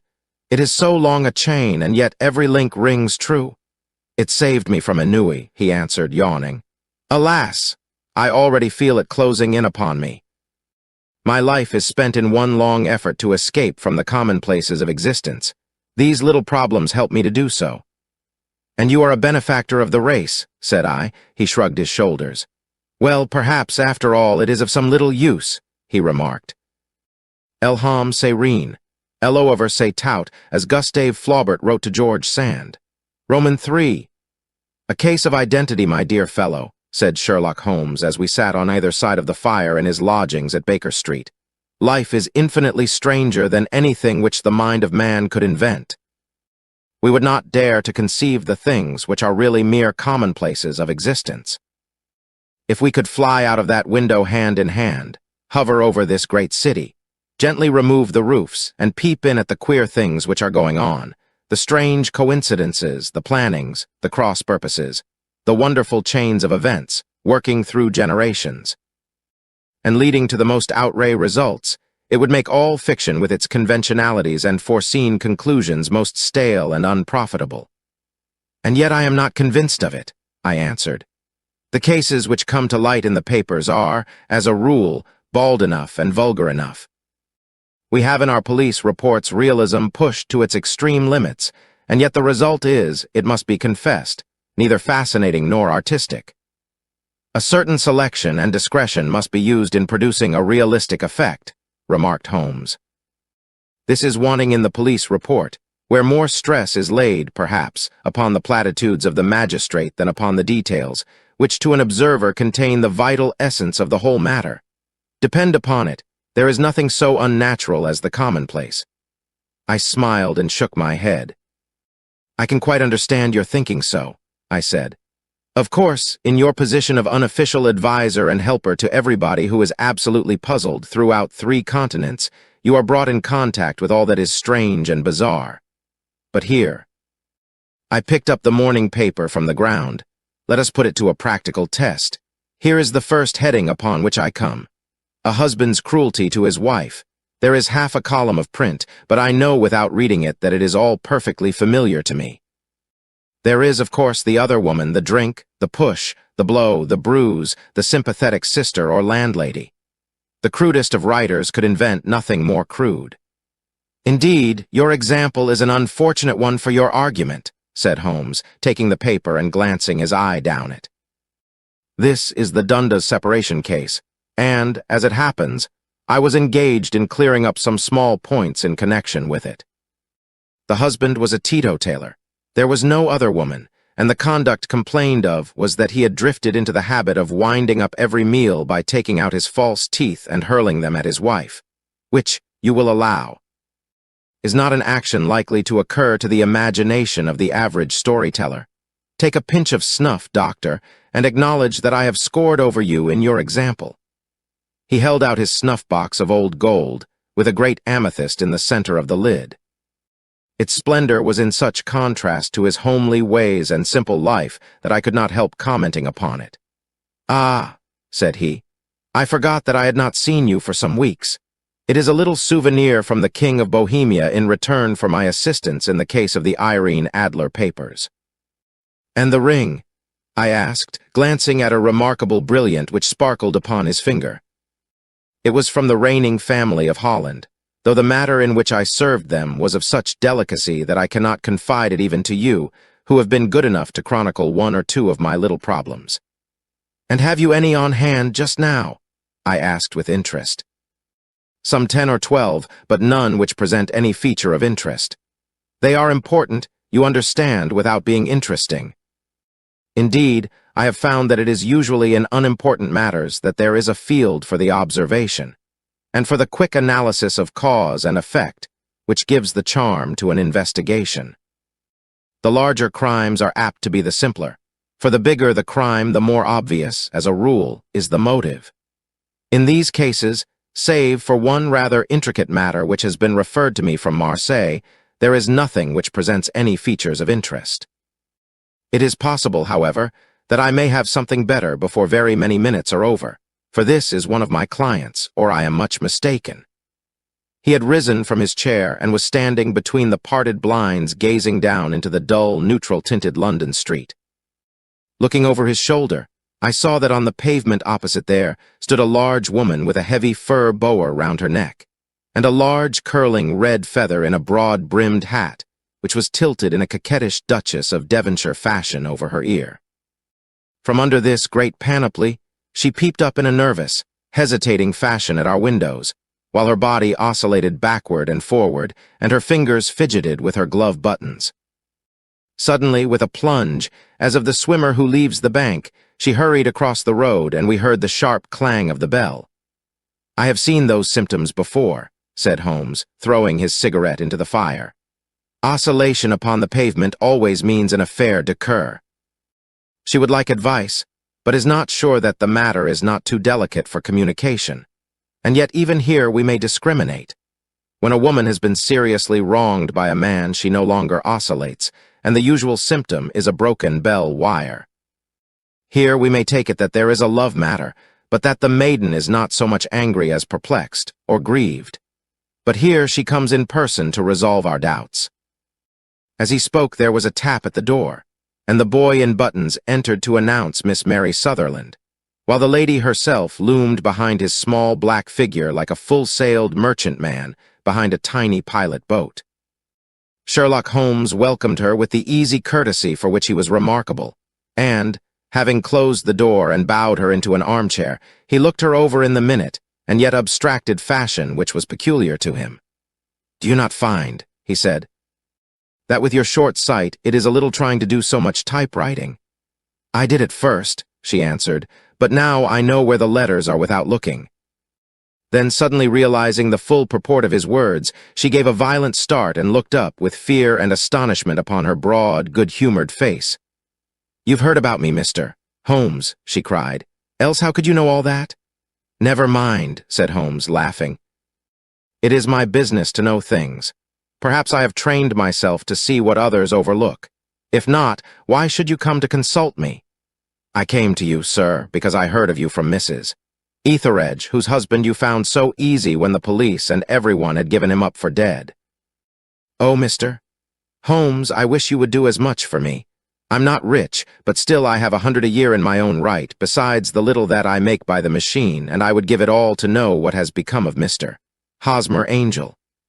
"Why did you come away to consult me in such a hurry?" asked Sherlock Holmes, with his fingertips together and his eyes to the ceiling. Again, a startled look came over the somewhat vacuous face of Miss Mary Sutherland. "Yes, I did bang out of the house," she said, "for it made me angry to see the easy way in which Mr. Windibank, that is my father, took it all.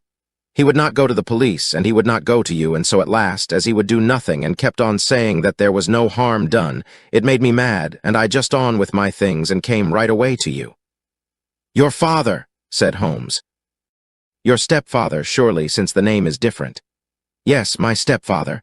I call him father, though it sounds funny, too, for he is only 5 years and 2 months older than myself. And your mother is alive?" "Oh, yes, mother is alive and well. I wasn't best pleased, Mr. Holmes, when she married again so soon after father's death, and a man who was nearly 15 years younger than herself. Father was a plumber in the Tottenham Court Road, and he left a tidy business behind him, which mother carried on with Mr. Hardy, the foreman, but when Mr. Windibank came he made her sell the business, for he was very superior, being a traveler in wines. They got pound 4,700 for the goodwill and interest, which wasn't near as much as father could have got if he had been alive. I had expected to see Sherlock Holmes impatient under this rambling and inconsequential narrative, but, on the contrary, he had listened with the greatest concentration of attention. "Your own little income," he asked, "does it come out of the business?" "Oh, no, sir. It is quite separate and was left me by my Uncle Ned in Auckland. It is in New Zealand stock, paying 4.5%. £2,500 was the amount, but I can only touch the interest." "You interest me extremely," said Holmes. "And since you draw so large a sum as 100 a year, with what you earn into the bargain, you no doubt travel a little and indulge yourself in every way. I believe that a single lady can get on very nicely upon an income of about £60. I could do with much less than that, Mr. Holmes, but you understand that as long as I live at home I don't wish to be a burden to them, and so they have the use of the money just while I am staying with them. Of course, that is only just for the time. Mr. Windibank draws my interest every quarter and pays it over to mother, and I find that I can do pretty well with what I earn at typewriting. It brings me 2 pence a sheet, and I can often do from 15 to 20 sheets in a day." "You have made your position very clear to me," said Holmes. "This is my friend, Dr. Watson, before whom you can speak as freely as before myself. Kindly tell us now all about your connection with Mr. Hosmer Angel." A flush stole over Miss Sutherland's face, and she picked nervously at the fringe of her jacket.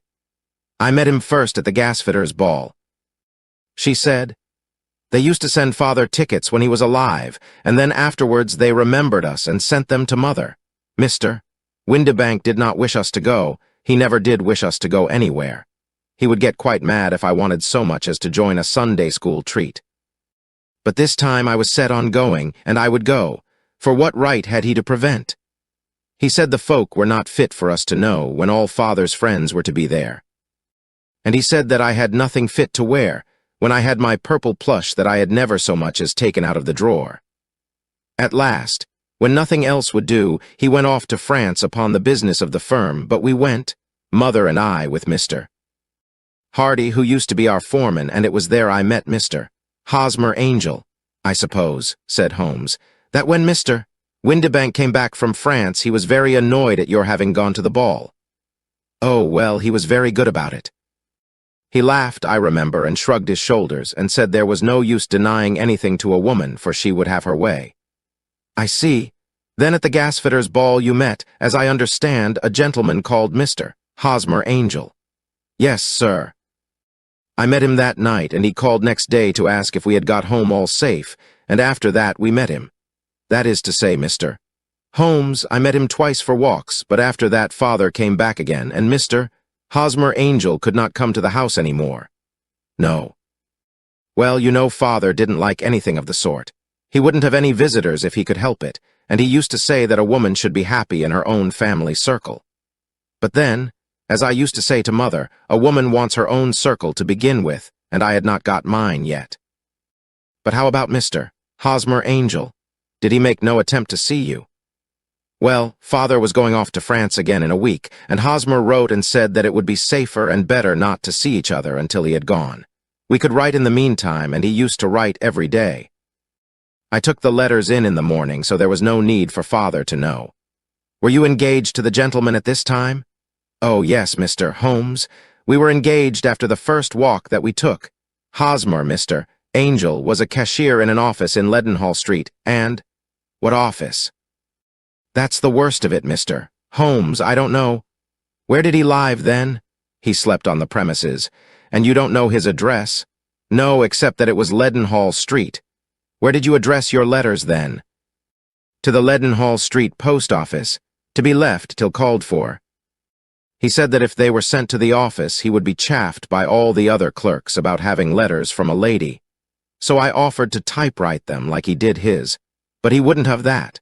For he said that, when I wrote them, they seemed to come from me. But when they were typewritten, he always felt that the machine had come between us. That will just show you how fond he was of me, Mr.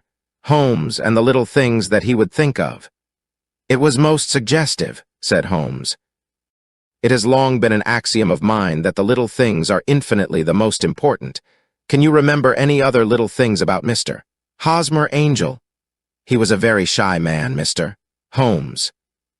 He would rather walk with me in the evening than in the daylight, for he said that he hated to be conspicuous. Very retiring and gentlemanly he was. Even his voice was gentle. He'd had the quinsy and swollen glands when he was young, he told me, and it had left him with a weak throat and a hesitating, whispering fashion of speech. He was always well dressed, very neat and plain, but his eyes were weak, just as mine are, and he wore tinted glasses against the glare. Well, and what happened when Mr. Windibank, your stepfather, returned to France? Mr. Hosmer Angel came to the house again and proposed that we should marry before father came back.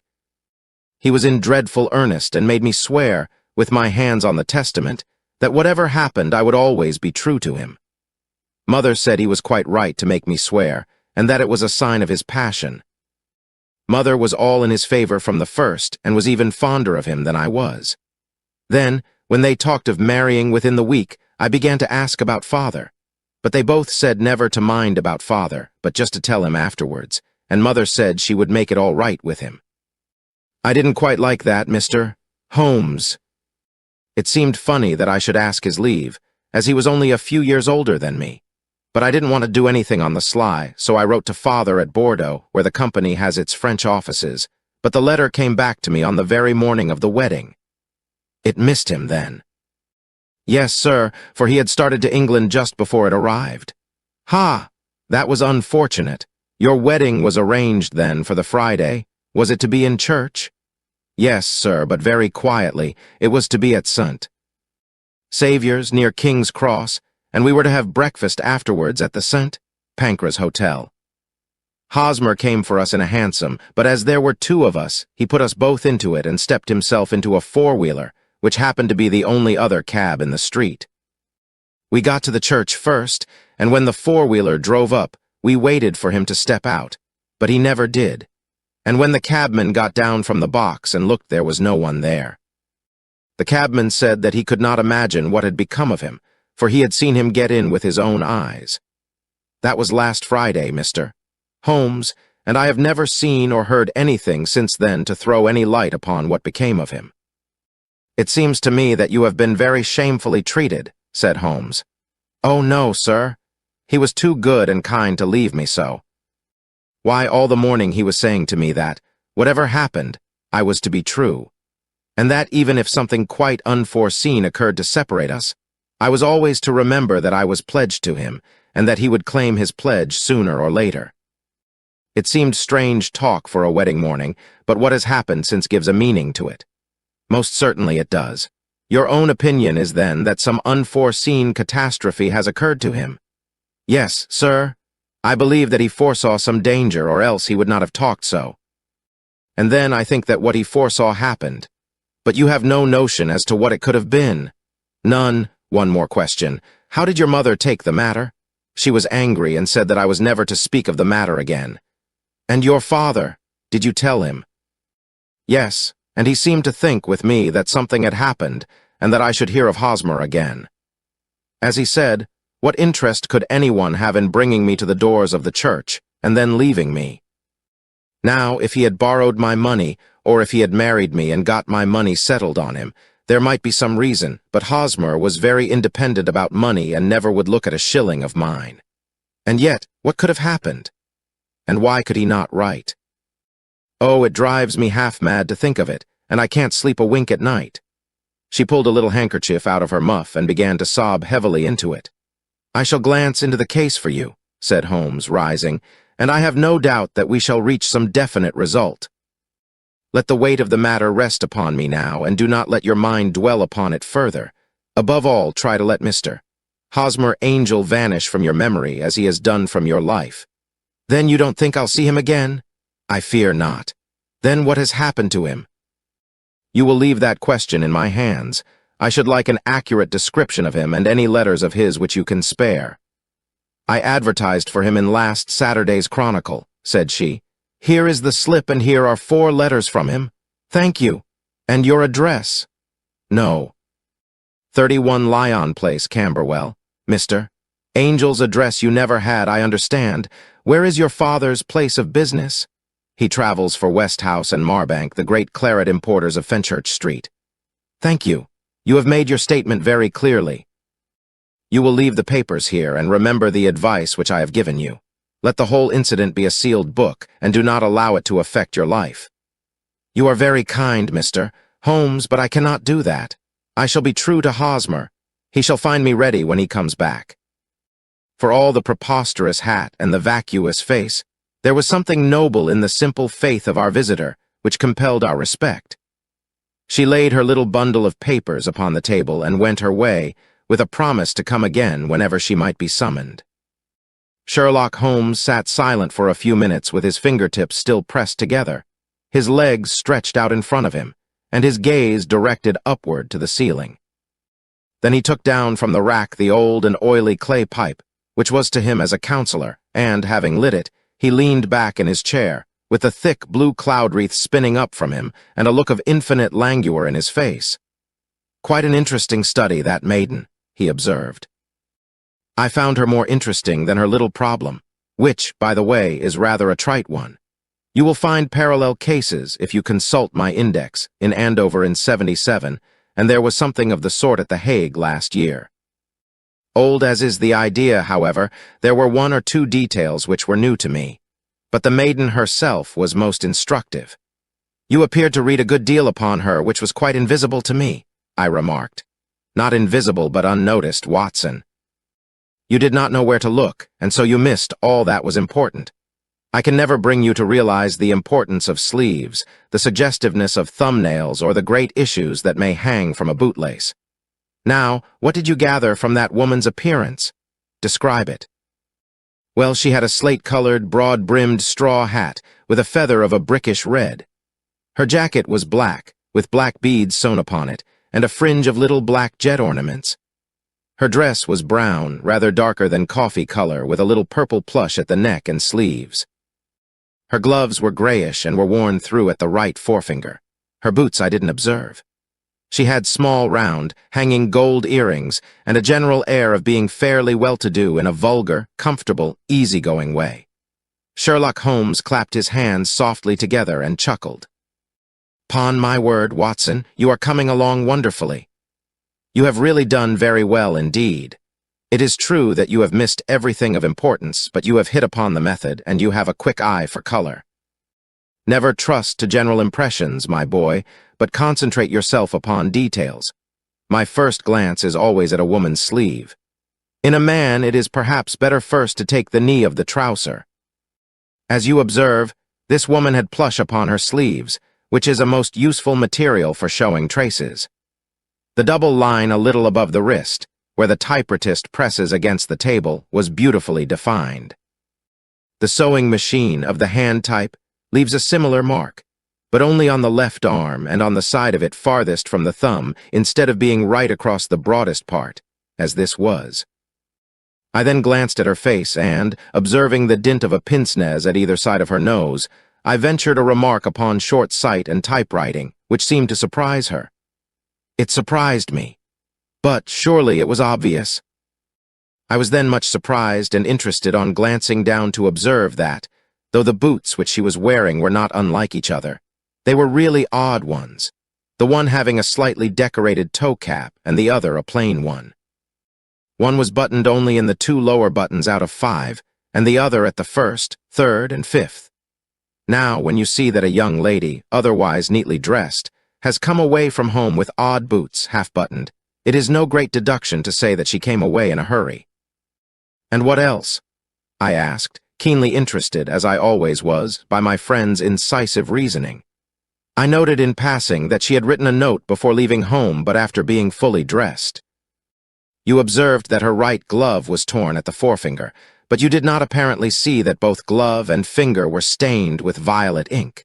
She had written in a hurry and dipped her pen too deep. It must have been this morning, or the mark would not remain clear upon the finger. All this is amusing, though rather elementary, but I must go back to business, Watson. Would you mind reading me the advertised description of Mr. Hosmer Angel? I held the little printed slip to the light. "Missing," it said. "On the morning of the 14th, a gentleman named Hosmer Angel, about 5 ft, 7 in height, strongly built, sallow complexion, black hair, a little bald in the center, bushy black side whiskers and mustache, tinted glasses, slight infirmity of speech. Was dressed, when last seen, in black frock coat faced with silk, black waistcoat, gold Albert chain and gray Harris tweed trousers with brown gaiters over elastic-sided boots. Known to have been employed in an office in Leadenhall Street. Anybody bringing, and see. "That will do," said Holmes. "As to the letters," he continued, glancing over them, "they are very commonplace. Absolutely no clue in them to Mr. Angel, save that he quotes Balzac once. There is one remarkable point, however, which will no doubt strike you." "They are typewritten," I remarked. "Not only that, but the signature is typewritten. Look at the neat little Hosmer Angel at the bottom.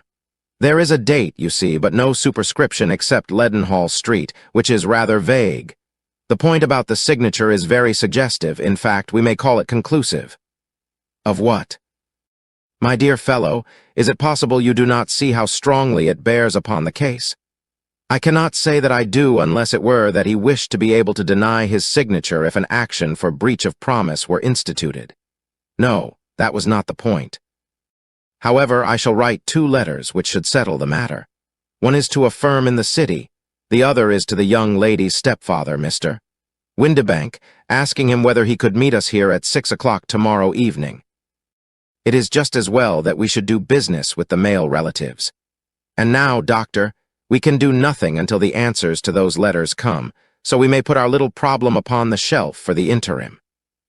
I had had so many reasons to believe in my friend's subtle powers of reasoning and extraordinary energy, in action, that I felt that he must have some solid grounds for the assured and easy demeanor with which he treated the singular mystery which he had been called upon to fathom. Once only had I known him to fail, in the case of the King of Bohemia and of the Irene Adler photograph. But when I looked back to the weird business of the Sign of 4, and the extraordinary circumstances connected with the study in scarlet, I felt that it would be a strange tangle indeed which he could not unravel. I left him then, still puffing at his black clay pipe, with the conviction that when I came again on the next evening, I would find that he held in his hands all the clues which would lead up to the identity of the disappearing bridegroom of Miss Mary Sutherland. A professional case of great gravity was engaging my own attention at the time, and the whole of next day I was busy at the bedside of the sufferer. It was not until close upon 6 o'clock that I found myself free and was able to spring into a hansom and drive to Baker Street, half afraid that I might be too late to assist at the denouement of the little mystery. I found Sherlock Holmes alone, however, half asleep, with his long, thin form curled up in the recesses of his armchair. A formidable array of bottles and test tubes, with the pungent, cleanly smell of hydrochloric acid, told me that he had spent his day in the chemical work which was so dear to him. "Well, have you solved it?" I asked as I entered. "Yes, it was the bisulfate of baryta." No, the mystery." I cried. "Oh, that? I thought of the salt that I have been working upon. There was never any mystery in the matter, though, as I said yesterday, some of the details are of interest. The only drawback is that there is no law, I fear, that can touch the scoundrel." Who was he, then, and what was his object in deserting Miss Sutherland? The question was hardly out of my mouth, and Holmes had not yet opened his lips to reply, when we heard a heavy footfall in the passage and a tap at the door. "This is the girl's stepfather, Mr. James Windibank," said Holmes. "He has written to me to say that he would be here at 6. Come in." The man who entered was a sturdy, middle-sized fellow, some 30 years of age, clean-shaven and sallow-skinned, with a bland, insinuating manner and a pair of wonderfully sharp and penetrating gray eyes. He shot a questioning glance at each of us, placed his shiny top hat upon the sideboard, and with a slight bow sidled down into the nearest chair. "Good evening, Mr. James Windibank," said Holmes. "I think that this typewritten letter is from you, in which you made an appointment with me for 6 o'clock. "Yes, sir. I am afraid that I am a little late, but I am not quite my own master, you know. I am sorry that Miss Sutherland has troubled you about this little matter, for I think it is far better not to wash linen of the sort in public. It was quite against my wishes that she came, but she is a very excitable, impulsive girl, as you may have noticed, and she is not easily controlled when she has made up her mind on a point. Of course, I did not mind you so much, as you are not connected with the official police, but it is not pleasant to have a family misfortune like this noised abroad. Besides, it is a useless expense, for how could you possibly find this Hosmer Angel?" "On the contrary," said Holmes quietly, "I have every reason to believe that I will succeed in discovering Mr. Hosmer Angel." Mr. Windibank gave a violent start and dropped his gloves. "I am delighted to hear it," he said. "It is a curious thing," remarked Holmes, "that a typewriter has really quite as much individuality as a man's handwriting. Unless they are quite new, no two of them write exactly alike. Some letters get more worn than others, and some wear only on one side. Now, you remark in this note of yours, Mr. Windibank, that in every case there is some little slurring over of the E and a slight defect in the tail of the R. There are 14 other characteristics, but those are the more obvious. We do all our correspondence with this machine at the office, and no doubt it is a little worn." Our visitor answered, glancing keenly at Holmes with his bright little eyes. "And now I will show you what is really a very interesting study, Mr. Windibank," Holmes continued. "I think of writing another little monograph some of these days on the typewriter and its relation to crime. It is a subject to which I have devoted some little attention. I have here 4 letters which purport to come from the missing man. They are all typewritten. In each case, not only are the E's slurred and the R's tailless, but you will observe, if you care to use my magnifying lens, that the 14 other characteristics to which I have alluded are there as well, Mr. Windibank sprang out of his chair and picked up his hat. "I cannot waste time over this sort of fantastic talk, Mr. Holmes," he said. "If you can catch the man, catch him, and let me know when you have done it." "Certainly," said Holmes, stepping over and turning the key in the door. "I let you know, then, that I have caught him." "What? Where?" shouted Mr. Windibank, turning white to his lips and glancing about him like a rat in a trap. "Oh, it won't do, really it won't," said Holmes suavely. "There is no possible getting out of it, Mr. Windibank. It is quite too transparent, and it was a very bad compliment when you said that it was impossible for me to solve so simple a question. That's right. Sit down and let us talk it over." Our visitor collapsed into a chair with a ghastly face and a glitter of moisture on his brow. It's not actionable," he stammered. "I am very much afraid that it is not. But between ourselves, Windibank, it was as cruel and selfish and heartless a trick in a petty way as ever came before me. Now, let me just run over the course of events, and you will contradict me if I go wrong." The man sat huddled up in his chair, with his head sunk upon his breast, like one who is utterly crushed. Holmes stuck his feet up on the corner of the mantelpiece, and leaning back with his hands in his pockets, began talking rather to himself, as it seemed, than to us. "The man married a woman very much older than himself for her money," said he, "and he enjoyed the use of the money of the daughter as long as she lived with them. It was a considerable sum for people in their position, and the loss of it would have made a serious difference. It was worth an effort to preserve it. The daughter was of a good, amiable disposition, but affectionate and warm-hearted in her ways, so that it was evident that, with her fair personal advantages and her little income, she would not be allowed to remain single long. Now her marriage would mean, of course, the loss of 100 a year, so what does her stepfather do to prevent it? He takes the obvious course of keeping her at home and forbidding her to seek the company of people of her own age. But soon he found that that would not answer forever. She became restive, insisted upon her rights, and finally announced her positive intention of going to a certain ball. What does her clever stepfather do then? He conceives an idea more creditable to his head than to his heart. With the connivance and assistance of his wife, he disguised himself, covered those keen eyes with tinted glasses, masked the face with a mustache and a pair of bushy whiskers, sunk that clear voice into an insinuating whisper, and doubly secure on account of the girl's short sight. He appears as Mr. Hosmer Angel and keeps off other lovers by making love himself. "It was only a joke at first," groaned our visitor. "We never thought that she would have been so carried away." "Very likely not. However that may be, the young lady was very decidedly carried away, and, having quite made up her mind that her stepfather was in France, the suspicion of treachery never for an instant entered her mind. She was flattered by the gentleman's attentions, and the effect was increased by the loudly expressed admiration of her mother. Then Mr. Angel began to call, for it was obvious that the matter should be pushed as far as it would go if a real effect were to be produced. There were meetings and an engagement, which would finally secure the girl's affections from turning towards anyone else. But the deception could not be kept up forever. These pretended journeys to France were rather cumbrous. The thing to do was clearly to bring the business to an end in such a dramatic manner that it would leave a permanent impression upon the young lady's mind, and prevent her from looking upon any other suitor for some time to come. Hence those vows of fidelity exacted upon a testament, and hence also the allusions to a possibility of something happening on the very morning of the wedding. James Windibank wished Miss Sutherland to be so bound to Hosmer Angel, and so uncertain as to his fate, that for 10 years to come, at any rate, she would not listen to another man. As far as the church door he brought her, and then, as he could go no farther, he conveniently vanished away by the old trick of stepping in at one door of a four-wheeler and out at the other. I think that was the chain of events, Mr. Windibank. Our visitor had recovered something of his assurance while Holmes had been talking, and he rose from his chair now with a cold sneer upon his pale face. "It may be so, or it may not, Mr. Holmes," said he.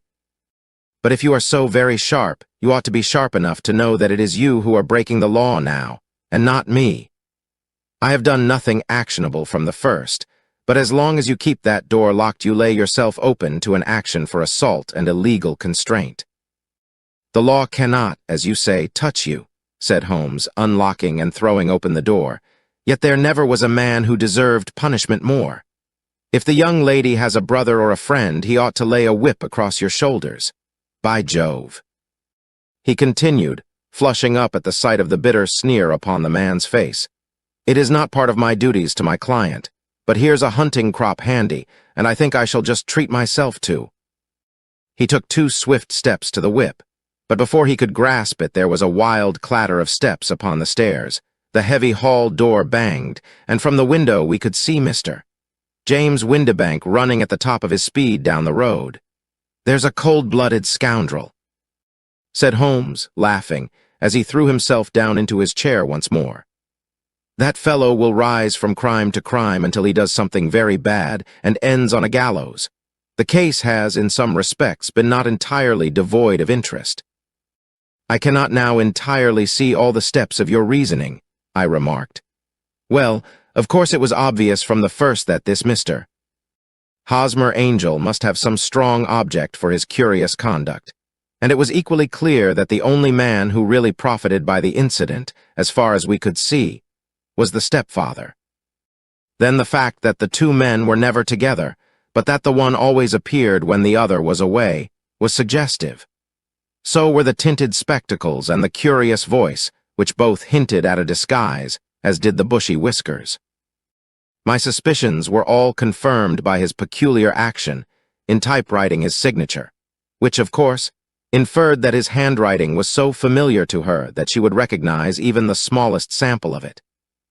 You see, all these isolated facts, together with many minor ones, all pointed in the same direction. And how did you verify them? Having once spotted my man, it was easy to get corroboration. I knew the firm for which this man worked, having taken the printed description. I eliminated everything from it which could be the result of a disguise. The whiskers, the glasses, the voice, and I sent it to the firm, with a request that they would inform me whether it answered to the description of any of their travelers. I had already noticed the peculiarities of the typewriter, and I wrote to the man himself at his business address asking him if he would come here. As I expected, his reply was typewritten and revealed the same trivial but characteristic defects. The same post brought me a letter from Westhouse and Marbank of Fenchurch Street to say that the description tallied in every respect with that of their employé, James Windibank. Voila tout! And Miss Sutherland! If I tell her, she will not believe me. You may remember the old Persian saying, "There is danger for him who taketh the tiger cub, and danger also for whoso snatches a delusion from a woman." There is as much sense in Hafiz as in Horace, and as much knowledge of the world. Chapter 4. The Boscombe Valley Mystery. We were seated at breakfast one morning, my wife and I, when the maid brought in a telegram. It was from Sherlock Holmes and ran in this way: "Have you a couple of days to spare? Have just been wired for from the west of England in connection with Boscombe Valley tragedy. Shall be glad if you will come with me. Air and scenery perfect. Leave Paddington by the 11:15. "What do you say, dear?" said my wife, looking across at me. "Will you go?" "I really don't know what to say. I have a fairly long list at present." "Oh, Anstruther would do your work for you. You have been looking a little pale lately. I think that the change would do you good, and you are always so interested in Mr. Sherlock Holmes cases." "I should be ungrateful if I were not, seeing what I gained through one of them," I answered. "But if I am to go, I must pack at once, for I have only half an hour." My experience of camp life in Afghanistan had at least had the effect of making me a prompt and ready traveler. My wants were few and simple, so that in less than the time stated, I was in a cab with my valise, rattling away to Paddington Station. Sherlock Holmes was pacing up and down the platform, his tall, gaunt figure made even gaunter and taller by his long gray traveling cloak and close-fitting cloth cap. "It is really very good of you to come, Watson," said he. "It makes a considerable difference to me, having someone with me on whom I can thoroughly rely. Local aid is always either worthless or else biased. If you will keep the 2 corner seats, I shall get the tickets." We had the carriage to ourselves save for an immense litter of papers which Holmes had brought with him. Among these he rummaged and read, with intervals of note-taking and of meditation, until we were past reading. Then he suddenly rolled them all into a gigantic ball and tossed them up onto the rack. "Have you heard anything of the case?" he asked. "Not a word. I have not seen a paper for some days. The London press has not had very full accounts. I have just been looking through all the recent papers in order to master the particulars. It seems, from what I gather, to be one of those simple cases which are so extremely difficult. That sounds a little paradoxical, but it is profoundly true. Singularity is almost invariably a clue. The more featureless and commonplace a crime is, the more difficult it is to bring it home. In this case, however, they have established a very serious case against the son of the murdered man." "It is a murder, then?" Well, it is conjectured to be so. I shall take nothing for granted until I have the opportunity of looking personally into it. I will explain the state of things to you, as far as I have been able to understand it, in a very few words. Boscombe Valley is a country district not very far from Ross, in Herefordshire. The largest landed proprietor in that part is a Mr. John Turner, who made his money in Australia and returned some years ago to the old country. One of the farms which he held, that of Hatherley, was let to Mr. Charles McCarthy, who was also an ex-Australian. The men had known each other in the colonies, so that it was not unnatural that, when they came to settle down, they should do so as near each other as possible. Turner was apparently the richer man, so McCarthy became his tenant but still remained, it seems, upon terms of perfect equality as they were frequently together. McCarthy had one son, a lad of 18, and Turner had an only daughter of the same age, but neither of them had wives living. They appear to have avoided the society of the neighboring English families and to have led retired lives, though both the McCarthys were fond of sport and were frequently seen at the race meetings of the neighborhood. McCarthy kept 2 servants, a man and a girl. Turner had a considerable household, some half-dozen at the least. That is as much as I have been able to gather about the families. Now for the facts. On June 3rd, that is, on Monday last, McCarthy left his house at Hatherley about 3 in the afternoon and walked down to the Boscombe Pool, which is a small lake formed by the spreading out of the stream which runs down the Boscombe Valley. He had been out with his serving man in the morning at Ross, and he had told the man that he must hurry, as he had an appointment of importance to keep at 3. From that appointment, he never came back alive. From Hatherley farmhouse to the Boscombe Pool is 1/4 of a mile, and 2 people saw him as he passed over this ground. One was an old woman whose name is not mentioned, and the other was William Crowder, a gamekeeper in the employ of Mr. Turner. Both these witnesses depose that Mr. McCarthy was walking alone. The gamekeeper adds that within a few minutes of his seeing Mr. McCarthy pass he had seen his son, Mr. James McCarthy, going the same way with a gun under his arm. To the best of his belief, the father was actually in sight at the time, and the son was following him. He thought no more of the matter until he heard in the evening of the tragedy that had occurred. The 2 McCarthys were seen after the time when William Crowder, the gamekeeper, lost sight of them. The Boscombe Pool is thickly wooded round, with just a fringe of grass and of reeds round the edge. A girl of 14, Patience Moran, who is the daughter of the lodge-keeper of the Boscombe Valley estate, was in one of the woods picking flowers. She states that while she was there she saw, at the border of the wood and close by the lake, Mr. McCarthy and his son, and that they appeared to be having a violent quarrel. She heard Mr. McCarthy the elder using very strong language to his son, and she saw the latter raise up his hand as if to strike his father. She was so frightened by their violence that she ran away and told her mother when she reached home that she had left the 2 McCarthys quarreling near Boscombe Pool, and that she was afraid that they were going to fight. She had hardly said the words when young Mr. McCarthy came running up to the lodge to say that he had found his father dead in the wood, and to ask for the help of the lodge-keeper. He was much excited, without either his gun or his hat, and his right hand and sleeve were observed to be stained with fresh blood.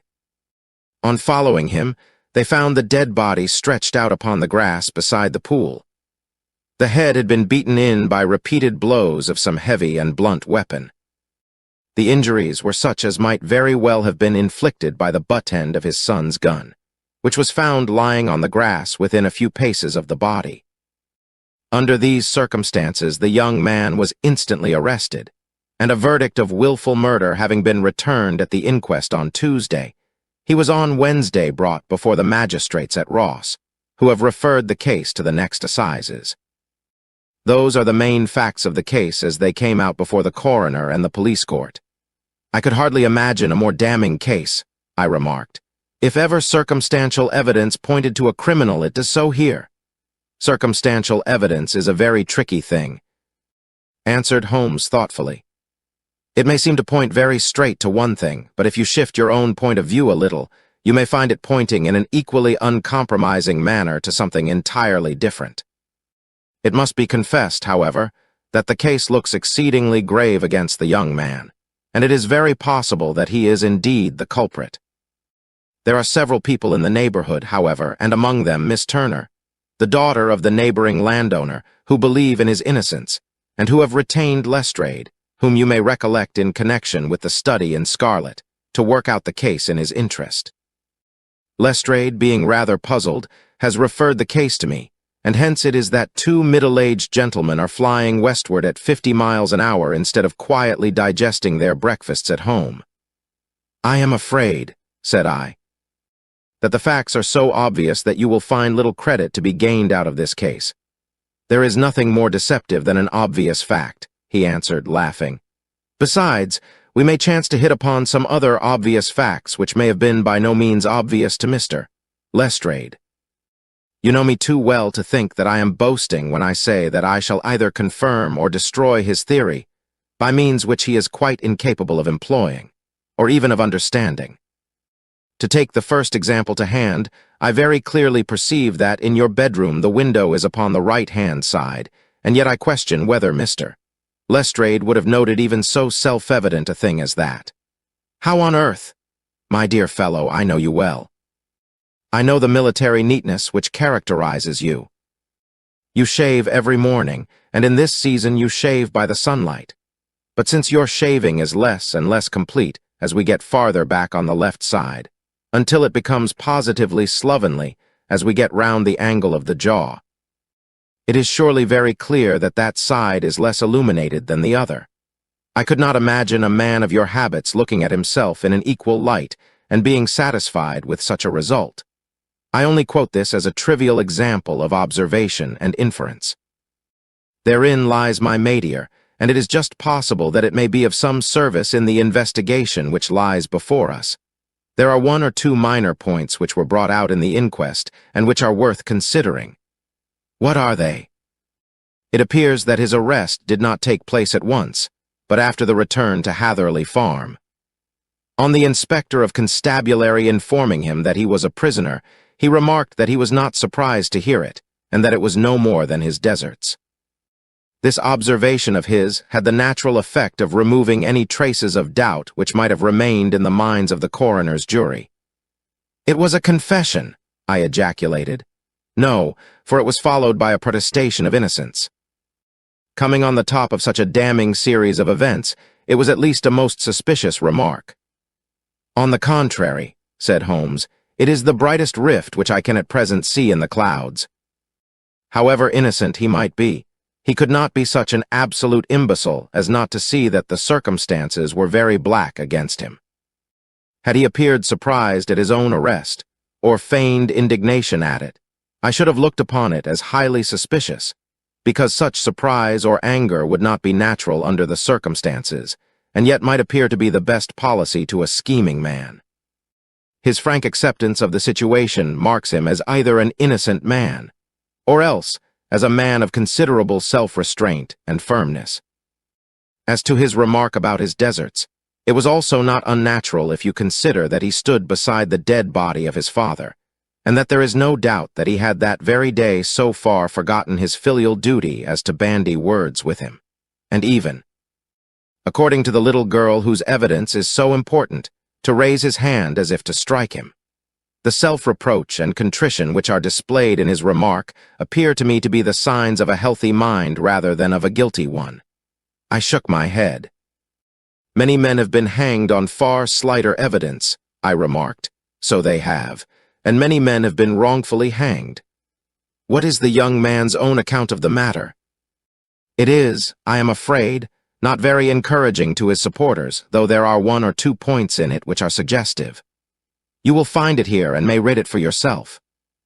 He picked out from his bundle a copy of the local Herefordshire paper, and having turned down the sheet, he pointed out the paragraph in which the unfortunate young man had given his own statement of what had occurred.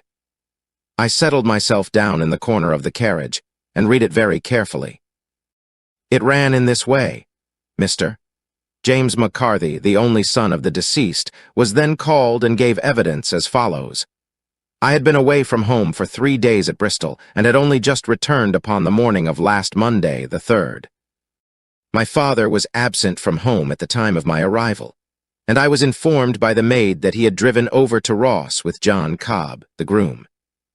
Shortly after my return, I heard the wheels of his trap in the yard, and, looking out of my window, I saw him get out and walk rapidly out of the yard, though I was not aware in which direction he was going. I then took my gun and strolled out in the direction of the Boscombe Pool, with the intention of visiting the rabbit warren which is upon the other side. On my way I saw William Crowder, the gamekeeper, as he had stated in his evidence, but he is mistaken in thinking that I was following my father. I had no idea that he was in front of me. When about 100 yards from the pool I heard a cry of cooey, which was a usual signal between my father and myself. I then hurried forward and found him standing by the pool. He appeared to be much surprised at seeing me and asked me rather roughly what I was doing there. A conversation ensued which led to high words and almost to blows, for my father was a man of a very violent temper. Seeing that his passion was becoming ungovernable, I left him and returned towards Hatherley Farm. I had not gone more than 150 yards, however, when I heard a hideous outcry behind me, which caused me to run back again. I found my father expiring upon the ground, with his head terribly injured. I dropped my gun and held him in my arms, but he almost instantly expired. I knelt beside him for some minutes, and then made my way to Mr. Turner's lodge-keeper, his house being the nearest, to ask for assistance. I saw no one near my father when I returned, and I have no idea how he came by his injuries. He was not a popular man, being somewhat cold and forbidding in his manners, but he had, as far as I know, no active enemies. I know nothing further of the matter. The coroner: did your father make any statement to you before he died? Witness: he mumbled a few words, but I could only catch some allusion to a rat. The coroner: what did you understand by that? Witness: it conveyed no meaning to me.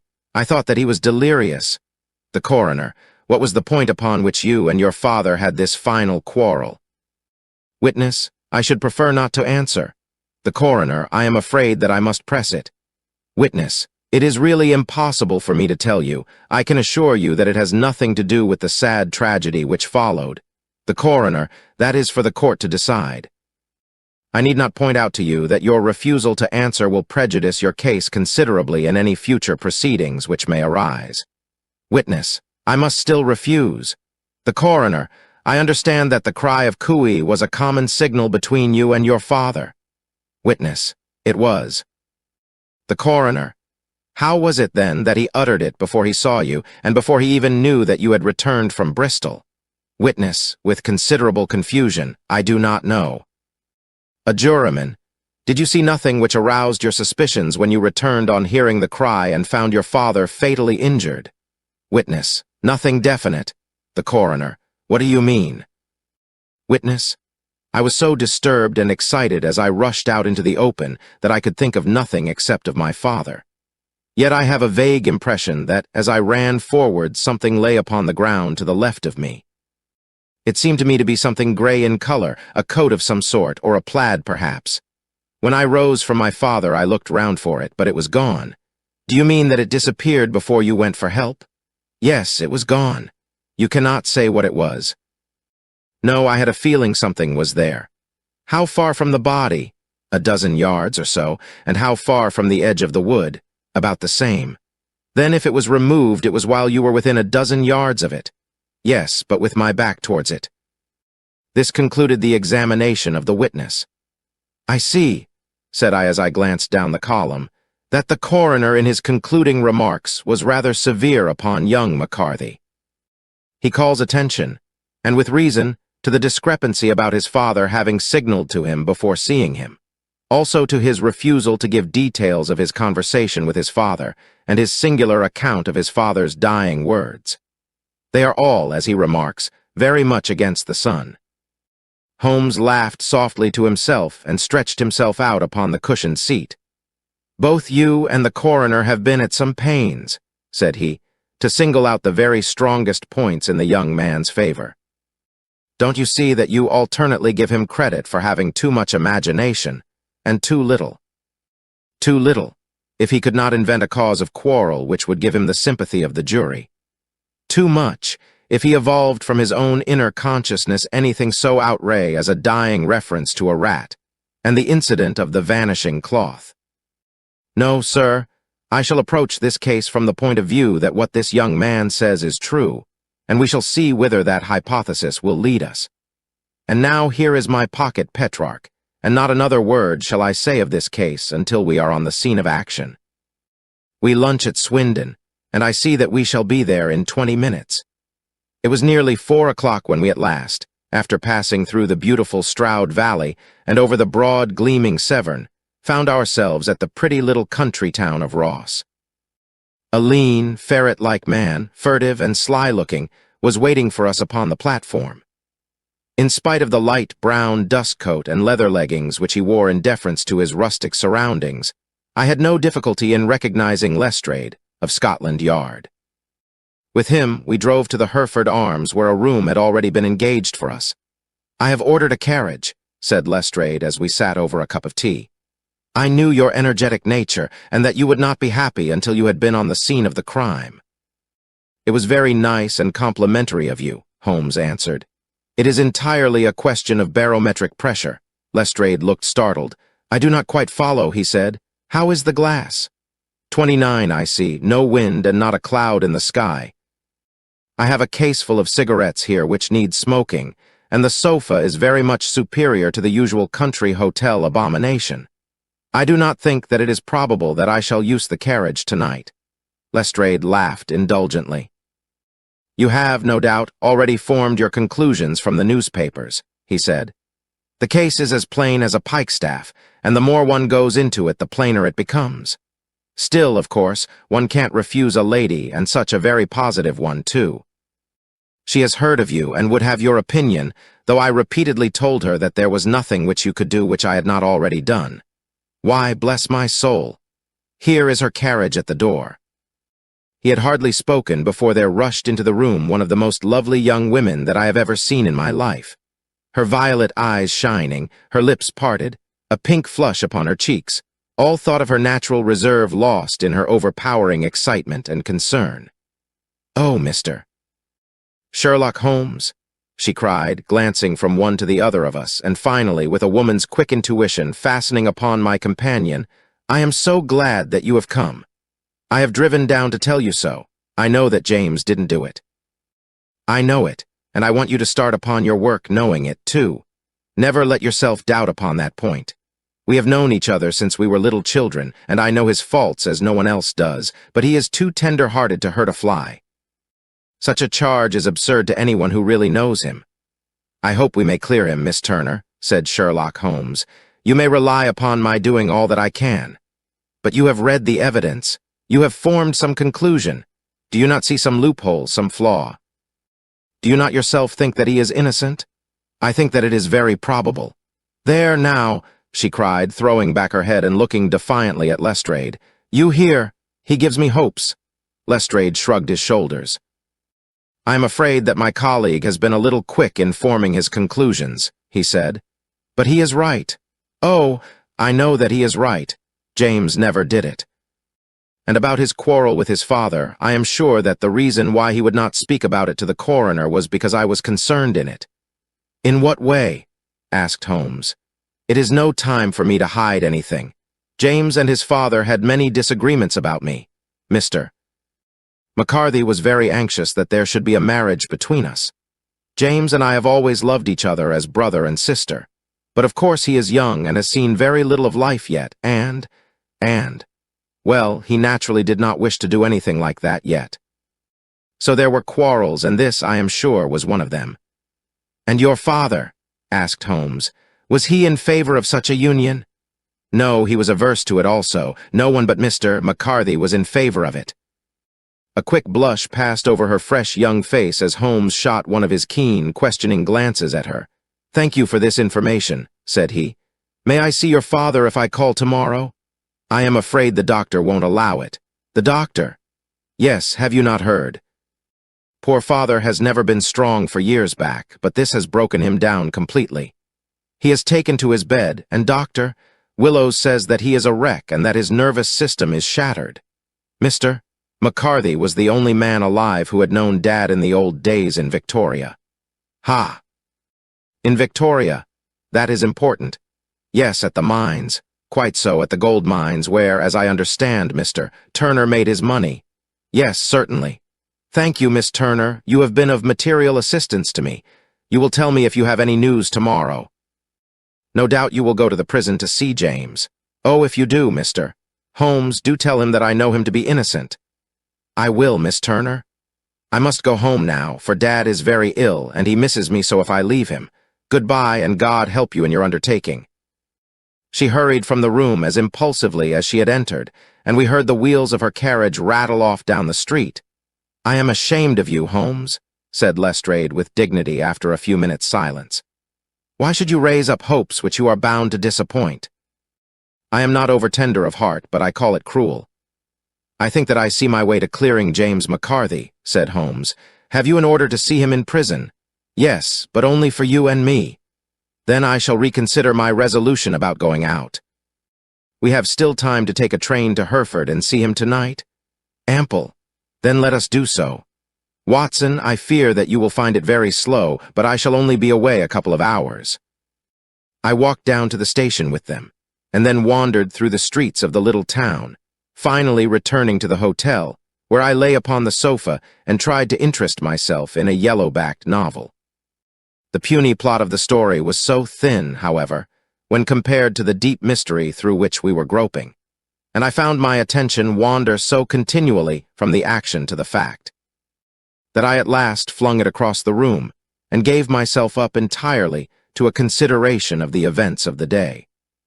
Supposing that this unhappy young man's story were absolutely true, then what hellish thing, what absolutely unforeseen and extraordinary calamity could have occurred between the time when he parted from his father and the moment when, drawn back by his screams, he rushed into the glade? It was something terrible and deadly. What could it be? Might not the nature of the injuries reveal something to my medical instincts?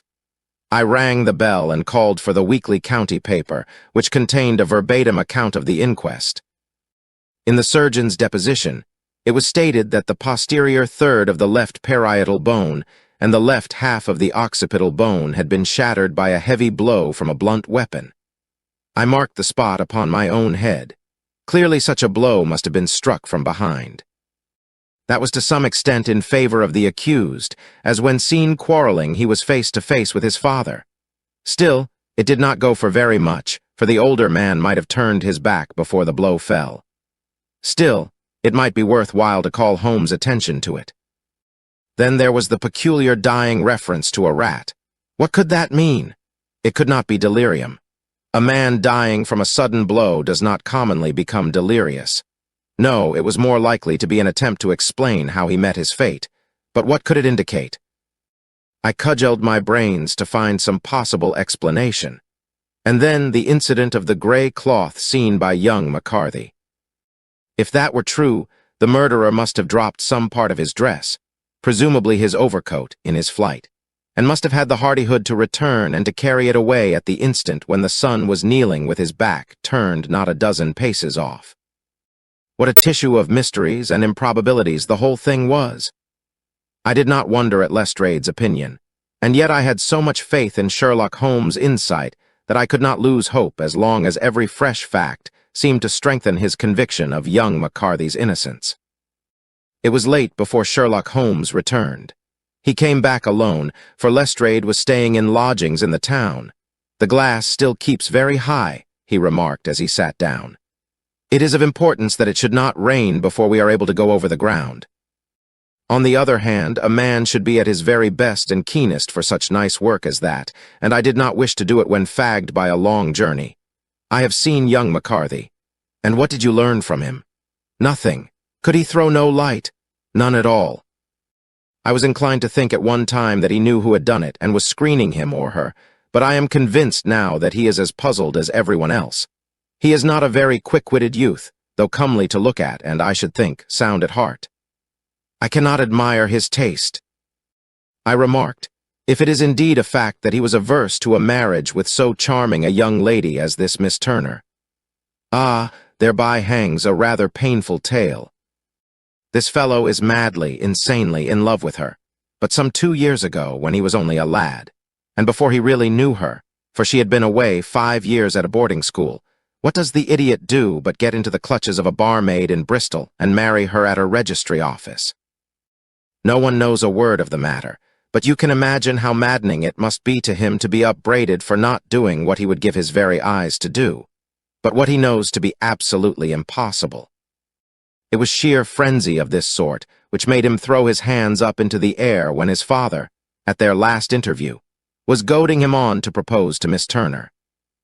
On the other hand, he had no means of supporting himself, and his father, who was by all accounts a very hard man, would have thrown him over utterly had he known the truth. It was with his barmaid wife that he had spent the last 3 days in Bristol, and his father did not know where he was. Mark that point. It is of importance. Good has come out of evil, however, for the barmaid, finding from the papers that he is in serious trouble and likely to be hanged, has thrown him over utterly and has written to him to say that she has a husband already in the Bermuda dockyard, so that there is really no tie between them. I think that that bit of news has consoled young McCarthy for all that he has suffered. But if he is innocent, who has done it? Ah, who? I would call your attention very particularly to 2 points. One is that the murdered man had an appointment with someone at the pool, and that the someone could not have been his son, for his son was away, and he did not know when he would return. The second is that the murdered man was heard to cry cooey before he knew that his son had returned. Those are the crucial points upon which the case depends. And now let us talk about George Meredith, if you please, and we shall leave all minor matters until tomorrow. There was no rain, as Holmes had foretold, and the morning broke bright and cloudless. At 9 o'clock Lestrade called for us with the carriage, and we set off for Hatherley Farm and the Boscombe Pool. "There is serious news this morning," Lestrade observed. "It is said that Mr. Turner of the Hall is so ill that his life is despaired of." "An elderly man, I presume," said Holmes. "About 60, but his constitution has been shattered by his life abroad, and he has been in failing health for some time. This business has had a very bad effect upon him.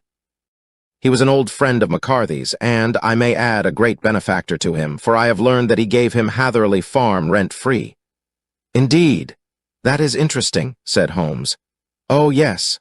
In 100 other ways he has helped him. Everybody about here speaks of his kindness to him." "Really? Does it not strike you as a little singular that this McCarthy, who appears to have had little of his own, and to have been under such obligations to Turner, should still talk of marrying his son to Turner's daughter, who is, presumably, heiress to the estate?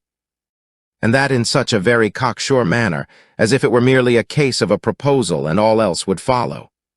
It is the more strange, since we know that Turner himself was averse to the idea. The daughter told us as much. Do you not deduce something from that?" "We have got to the deductions and the inferences," said Lestrade, winking at me. "I find it hard enough to tackle facts, Holmes, without flying away after theories and fancies." "You are right," said Holmes demurely. "You do find it very hard to tackle the facts." "Anyhow, I have grasped one fact which you seem to find it difficult to get hold of," replied Lestrade with some warmth. "And that is, that McCarthy Sr. met his death from McCarthy Jr., and that all theories to the contrary are the merest moonshine." "Well, moonshine is a brighter thing than fog," said Holmes, laughing. "But I am very much mistaken if this is not Hatherley Farm upon the left." "Yes, that is it." It was a widespread, comfortable-looking building, 2-storied, slate-roofed, with great yellow blotches of lichen upon the gray walls. The drawn blinds and the smokeless chimneys, however, gave it a stricken look, as though the weight of this horror still lay heavy upon it. We called at the door when the maid, at Holmes' request, showed us the boots which her master wore at the time of his death, and also a pair of the son's, though not the pair which he had then had. Having measured these very carefully from 7 or 8 different points, Holmes desired to be led to the courtyard, from which we all followed the winding track which led to Boscombe Pool. Sherlock Holmes was transformed when he was hot upon such a scent as this. Men who had only known the quiet thinker and logician of Baker Street would have failed to recognize him. His face flushed and darkened. His brows were drawn into two hard black lines, while his eyes shone out from beneath them with a steely glitter. His face was bent downward, his shoulders bowed, his lips compressed, and the veins stood out like whipcord in his long, sinewy neck. His nostrils seemed to dilate with a purely animal lust for the chase, and his mind was so absolutely concentrated upon the matter before him that a question or remark fell unheeded upon his ears, or, at the most, only provoked a quick, impatient snarl in reply. Swiftly and silently he made his way along the track which ran through the meadows, and so by way of the woods to the Boscombe Pool. It was damp, marshy ground, as is all that district, and there were marks of many feet, both upon the path and amid the short grass which bounded it on either side. Sometimes Holmes would hurry on, sometimes stop dead, and once he made quite a little detour into the meadow. Lestrade and I walked behind him, the detective indifferent and contemptuous, while I watched my friend with the interest which sprang from the conviction that every one of his actions was directed towards a definite end. The Boscombe Pool, which is a little reed-girt sheet of water some 50 yards across, is situated at the boundary between the Hatherley farm and the private park of the wealthy Mr. Turner. Above the woods which lined it upon the farther side, we could see the red, jutting pinnacles which marked the site of the rich landowner's dwelling. On the Hatherley side of the pool the woods grew very thick, and there was a narrow belt of sodden grass 20 paces across between the edge of the trees and the reeds which lined the lake. Lestrade showed us the exact spot at which the body had been found, and, indeed, so moist was the ground that I could plainly see the traces which had been left by the fall of the stricken man. To Holmes, as I could see by his eager face and peering eyes, very many other things were to be read upon the trampled grass. He ran round, like a dog who is picking up a scent, and then turned upon my companion. "What did you go into the pool for?" he asked. "I fished about with a rake. I thought there might be some weapon or other trace. But how on earth—" "Oh, tut, tut, I have no time. That left foot of yours with its inward twist is all over the place. A mole could trace it, and there it vanishes among the reeds. Oh, how simple it would all have been had I been here before they came like a herd of buffalo and wallowed all over it. Here is where the party with the lodge-keeper came, and they have covered all tracks for 6 or 8 feet round the body. But here are 3 separate tracks of the same feet." He drew out a lens and lay down upon his waterproof to have a better view, talking all the time rather to himself than to us. "These are young McCarthy's feet. Twice he was walking, and once he ran swiftly, so that the soles are deeply marked and the heels hardly visible. That bears out his story. He ran when he saw his father on the ground. Then here are the father's feet as he paced up and down. What is this, then? It is the butt end of the gun as the son stood listening. And this? Ha, ha, what have we here? Tiptoes? Tiptoes. Square, too, quite unusual boots. They come, they go, they come again. Of course, that was for the cloak. Now, where did they come from?" He ran up and down, sometimes losing, sometimes finding the track until we were well within the edge of the wood and under the shadow of a great beech, the largest tree in the neighborhood. Holmes traced his way to the farther side of this, and lay down once more upon his face with a little cry of satisfaction. For a long time he remained there, turning over the leaves and dried sticks, gathering up what seemed to me to be dust into an envelope and examining with his lens not only the ground, but even the bark of the tree as far as he could reach. A jagged stone was lying among the moss, and this also he carefully examined and retained.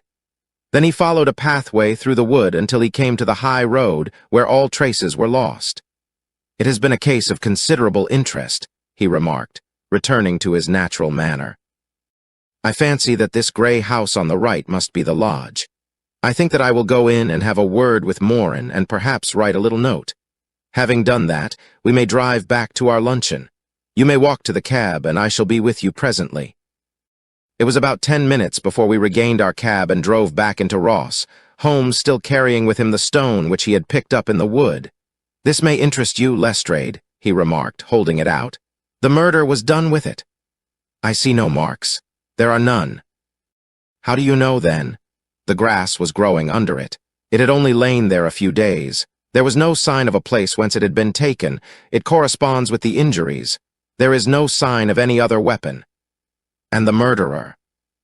"Is a tall man, left-handed, limps with the right leg, wears thick-soled shooting boots and a gray cloak, smokes Indian cigars, uses a cigar holder, and carries a blunt penknife in his pocket. There are several other indications, but these may be enough to aid us in our search." Lestrade laughed. "I am afraid that I am still a skeptic," he said.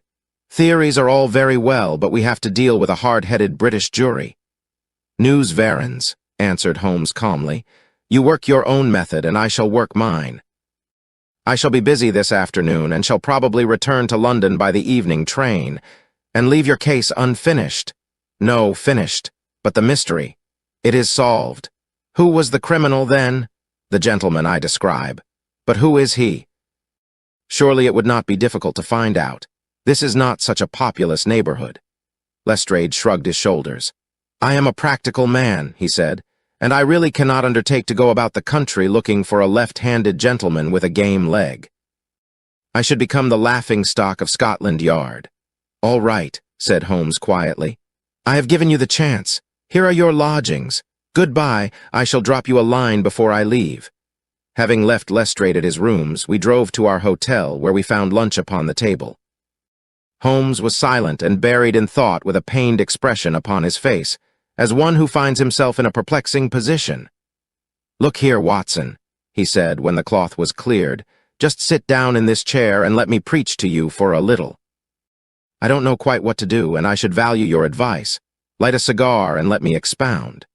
"Pray do so."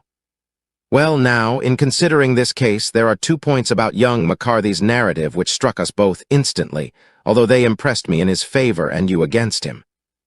One was the fact that his father should, according to his account, cry cooey before seeing him. The other was his singular dying reference to a rat.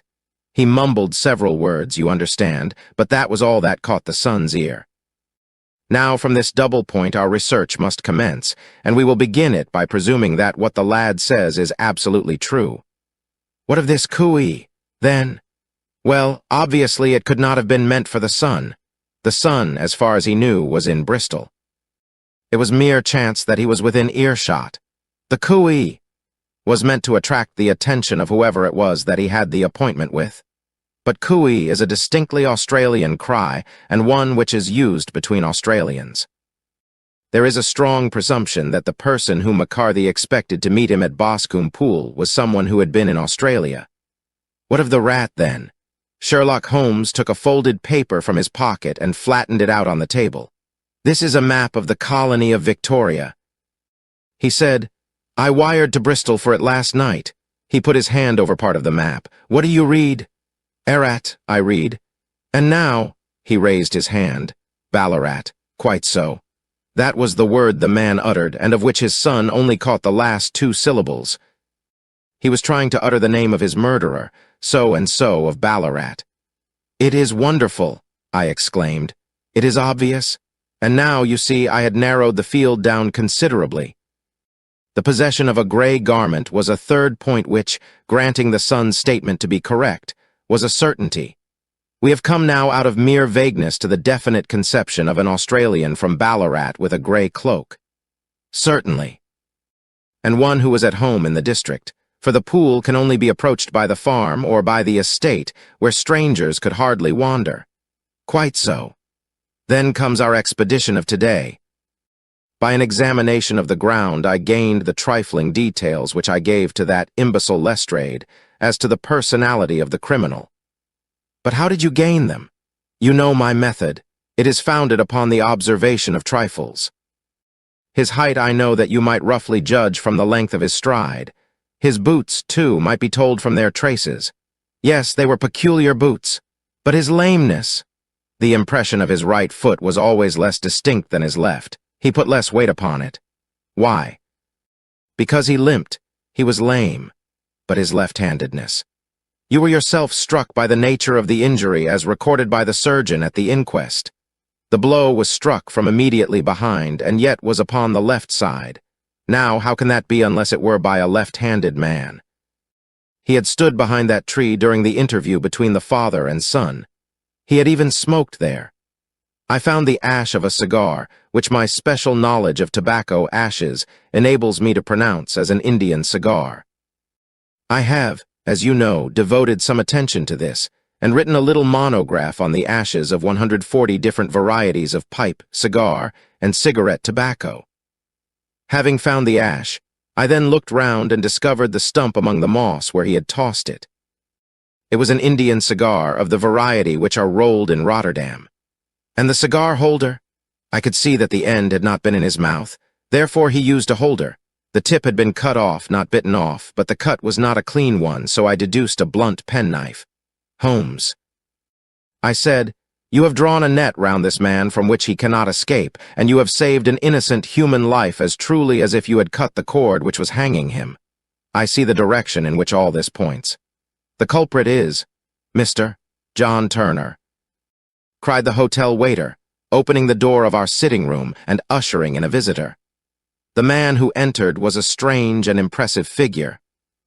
His slow, limping step and bowed shoulders gave the appearance of decrepitude, and yet his hard, deep-lined, craggy features and his enormous limbs showed that he was possessed of unusual strength of body and of character.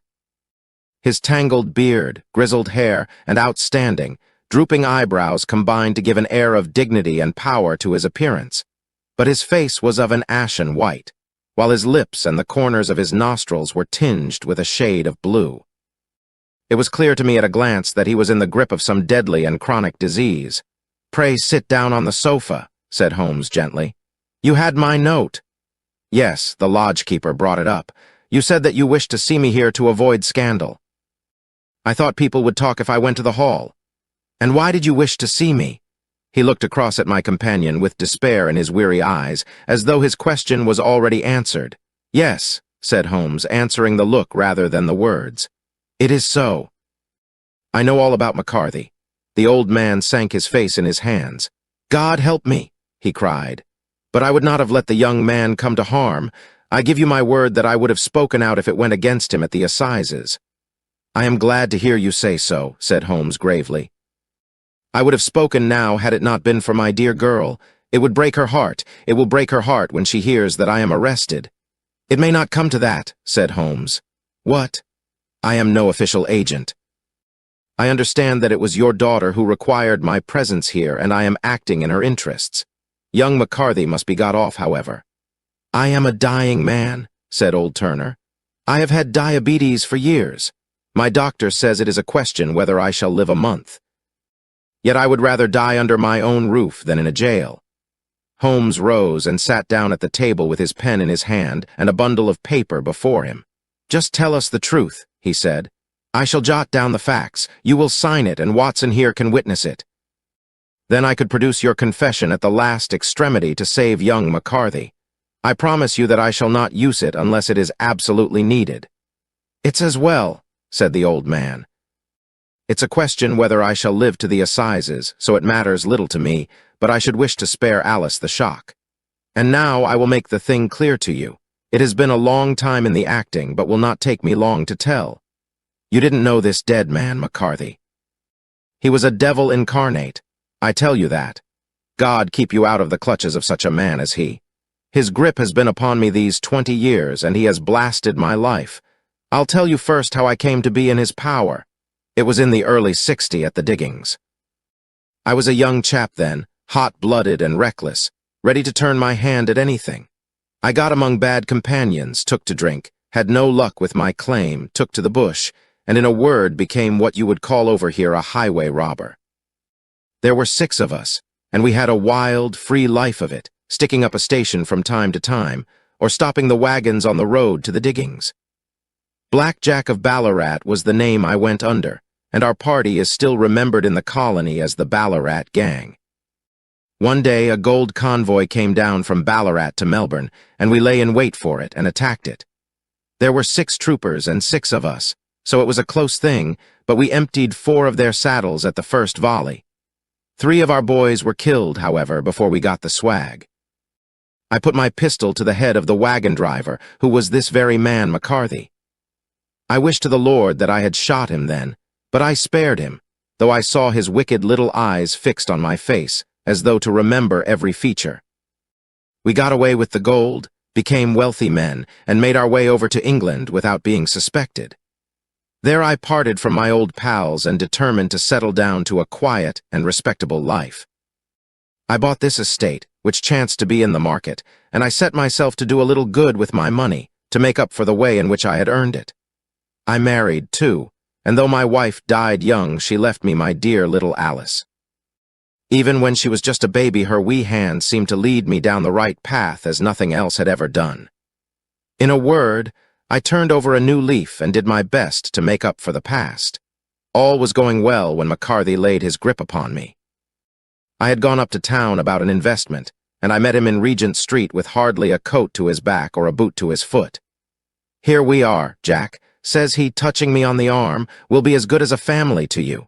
There's two of us, me and my son, and you can have the keeping of us. If you don't, it's a fine, law-abiding country is England, and there's always a policeman within hail." Well, down they came to the West Country. There was no shaking them off, and there they have lived rent-free on my best land ever since. There was no rest for me, no peace, no forgetfulness. Turn where I would, there was his cunning, grinning face at my elbow. It grew worse as Alice grew up, for he soon saw I was more afraid of her knowing my past than of the police. Whatever he wanted he must have, and whatever it was I gave him without question, land, money, houses, until at last he asked a thing which I could not give. He asked for Alice. His son, you see, had grown up, and so had my girl, and as I was known to be in weak health, it seemed a fine stroke to him that his lad should step into the whole property. But there I was firm. I would not have his cursed stock mixed with mine, not that I had any dislike to the lad, but his blood was in him, and that was enough. I stood firm. McCarthy threatened. I braved him to do his worst. We were to meet at the pool midway between our houses to talk it over. When I went down there, I found him talking with his son, so I smoked a cigar and waited behind a tree until he should be alone. But as I listened to his talk, all that was black and bitter in me seemed to come uppermost. He was urging his son to marry my daughter with as little regard for what she might think as if she were a slut from off the streets. It drove me mad to think that I and all that I held most dear should be in the power of such a man as this. Could I not snap the bond? I was already a dying and a desperate man. Though clear of mind and fairly strong of limb, I knew that my own fate was sealed. But my memory and my girl, both could be saved if I could but silence that foul tongue. I did it, Mr. Holmes. I would do it again. Deeply as I have sinned, I have led a life of martyrdom to atone for it. But that my girl should be entangled in the same meshes which held me was more than I could suffer. I struck him down with no more compunction than if he had been some foul and venomous beast. His cry brought back his son, but I had gained the cover of the wood, though I was forced to go back to fetch the cloak which I had dropped in my flight. That is the true story, gentlemen, of all that occurred. Well, it is not for me to judge you, said Holmes as the old man signed the statement which had been drawn out. I pray that we may never be exposed to such a temptation. I pray not, sir. And what do you intend to do? In view of your health, nothing. You are yourself aware that you will soon have to answer for your deed at a higher court than the assizes. I will keep your confession, and if McCarthy is condemned, I shall be forced to use it. If not, it shall never be seen by mortal eye, and your secret, whether you be alive or dead, shall be safe with us. Farewell, then, said the old man solemnly. Your own deathbeds, when they come, will be the easier for the thought of the peace which you have given to mine. Tottering and shaking in all his giant frame, he stumbled slowly from the room.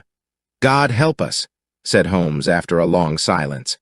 Why does fate play such tricks with poor, helpless worms? I never hear of such a case as this that I do not think of Baxter's words, and say there, but for the grace of God, goes Sherlock Holmes. James McCarthy was acquitted at the assizes on the strength of a number of objections, which had been drawn out by Holmes, and submitted to the defending counsel. Old Turner lived for 7 months after our interview, but he is now dead. and there is every prospect that the son and daughter may come to live happily together in ignorance of the black cloud which rests upon their past. Chapter 5. The 5 Orange Pips. When I glance over my notes and records of the Sherlock Holmes cases between the years 82 and 90, I am faced by so many which present strange and interesting features that it is no easy matter to know which to choose and which to leave. Some, however, have already gained publicity through the papers, and others have not offered a field for those peculiar qualities which my friend possessed in so high a degree, and which it is the object of these papers to illustrate. Some, too, have baffled his analytical skill, and would be, as narratives, beginnings without an ending, while others have been but partially cleared up, and have their explanations founded rather upon conjecture and surmise than on that absolute logical proof which was so dear to him. There is, however, one of these last which was so remarkable in its details, and so startling in its results, that I am tempted to give some account of it, in spite of the fact that there are points in connection with it which never have been, and probably never will be, entirely cleared up. The year 87 furnished us with a long series of cases of greater or less interest, of which I retain the records. Among my headings under this one 12 months, I find an account of the adventure of the Paradol Chamber, of the Amateur Mendicant Society, who held a luxurious club in the lower vault of a furniture warehouse, of the facts connected with the loss of the British bark Sophie Anderson, of the singular adventures of the Grice Pattersons in the island of Uffa, and finally of the Camberwell poisoning case. In the latter, as may be remembered, Sherlock Holmes was able, by winding up the dead man's watch, to prove that it had been wound up 2 hours before, and that therefore the deceased had gone to bed within that time, a deduction which was of the greatest importance in clearing up the case. All these I may sketch out at some future date, but none of them present such singular features as the strange train of circumstances which I have now taken up my pen to describe. It was in the latter days of September, and the equinoctial gales had set in with exceptional violence. All day the wind had screamed, and the rain had beaten against the windows, so that even here in the heart of great handmade London, we were forced to raise our minds for the instant from the routine of life, and to recognize the presence of those great elemental forces which shriek at mankind through the bars of his civilization, like untamed beasts in a cage. As evening drew in, the storm grew higher and louder, and the wind cried and sobbed like a child in the chimney. Sherlock Holmes sat moodily at one side of the fireplace, cross-indexing his records of crime, while I at the other was deep in one of Clark Russell's fine sea stories, until the howl of the gale from without seemed to blend with the text, and the splash of the rain to lengthen out into the long swash of the sea waves. My wife was on a visit to her mother's, and for a few days I was a dweller once more in my old quarters at Baker Street. "Why," said I, glancing up at my companion, "that was surely the bell." "Who could come tonight? Some friend of yours, perhaps?" "Except yourself I have none," he answered. "I do not encourage visitors." "A client, then?" "If so, it is a serious case. Nothing less would bring a man out on such a day and at such an hour. But I take it that it is more likely to be some crony of the landlady's." Sherlock Holmes was wrong in his conjecture, however, for there came a step in the passage and a tapping at the door. He stretched out his long arm to turn the lamp away from himself and towards the vacant chair upon which a newcomer must sit. "Come in," said he. The man who entered was young, some 22 at the outside, well-groomed and trimly clad, with something of refinement and delicacy in his bearing. The streaming umbrella which he held in his hand, and his long, shining waterproof told of the fierce weather through which he had come. He looked about him anxiously in the glare of the lamp, and I could see that his face was pale and his eyes heavy, like those of a man who is weighed down with some great anxiety. "I owe you an apology," he said, raising his golden pince-nez to his eyes. "I trust that I am not intruding. I fear that I have brought some traces of the storm and rain into your snug chamber." "Give me your coat and umbrella," said Holmes. "They may rest here on the hook and will be dry presently. You have come up from the southwest, I see." "Yes, from Horsham." That clay and chalk mixture which I see upon your toe caps is quite distinctive. I have come for advice. That is easily got, and help. That is not always so easy. I have heard of you, Mr. Holmes. I heard from Major Prendergast how you saved him in the Tankerville Club scandal. Ah, of course. He was wrongfully accused of cheating at cards.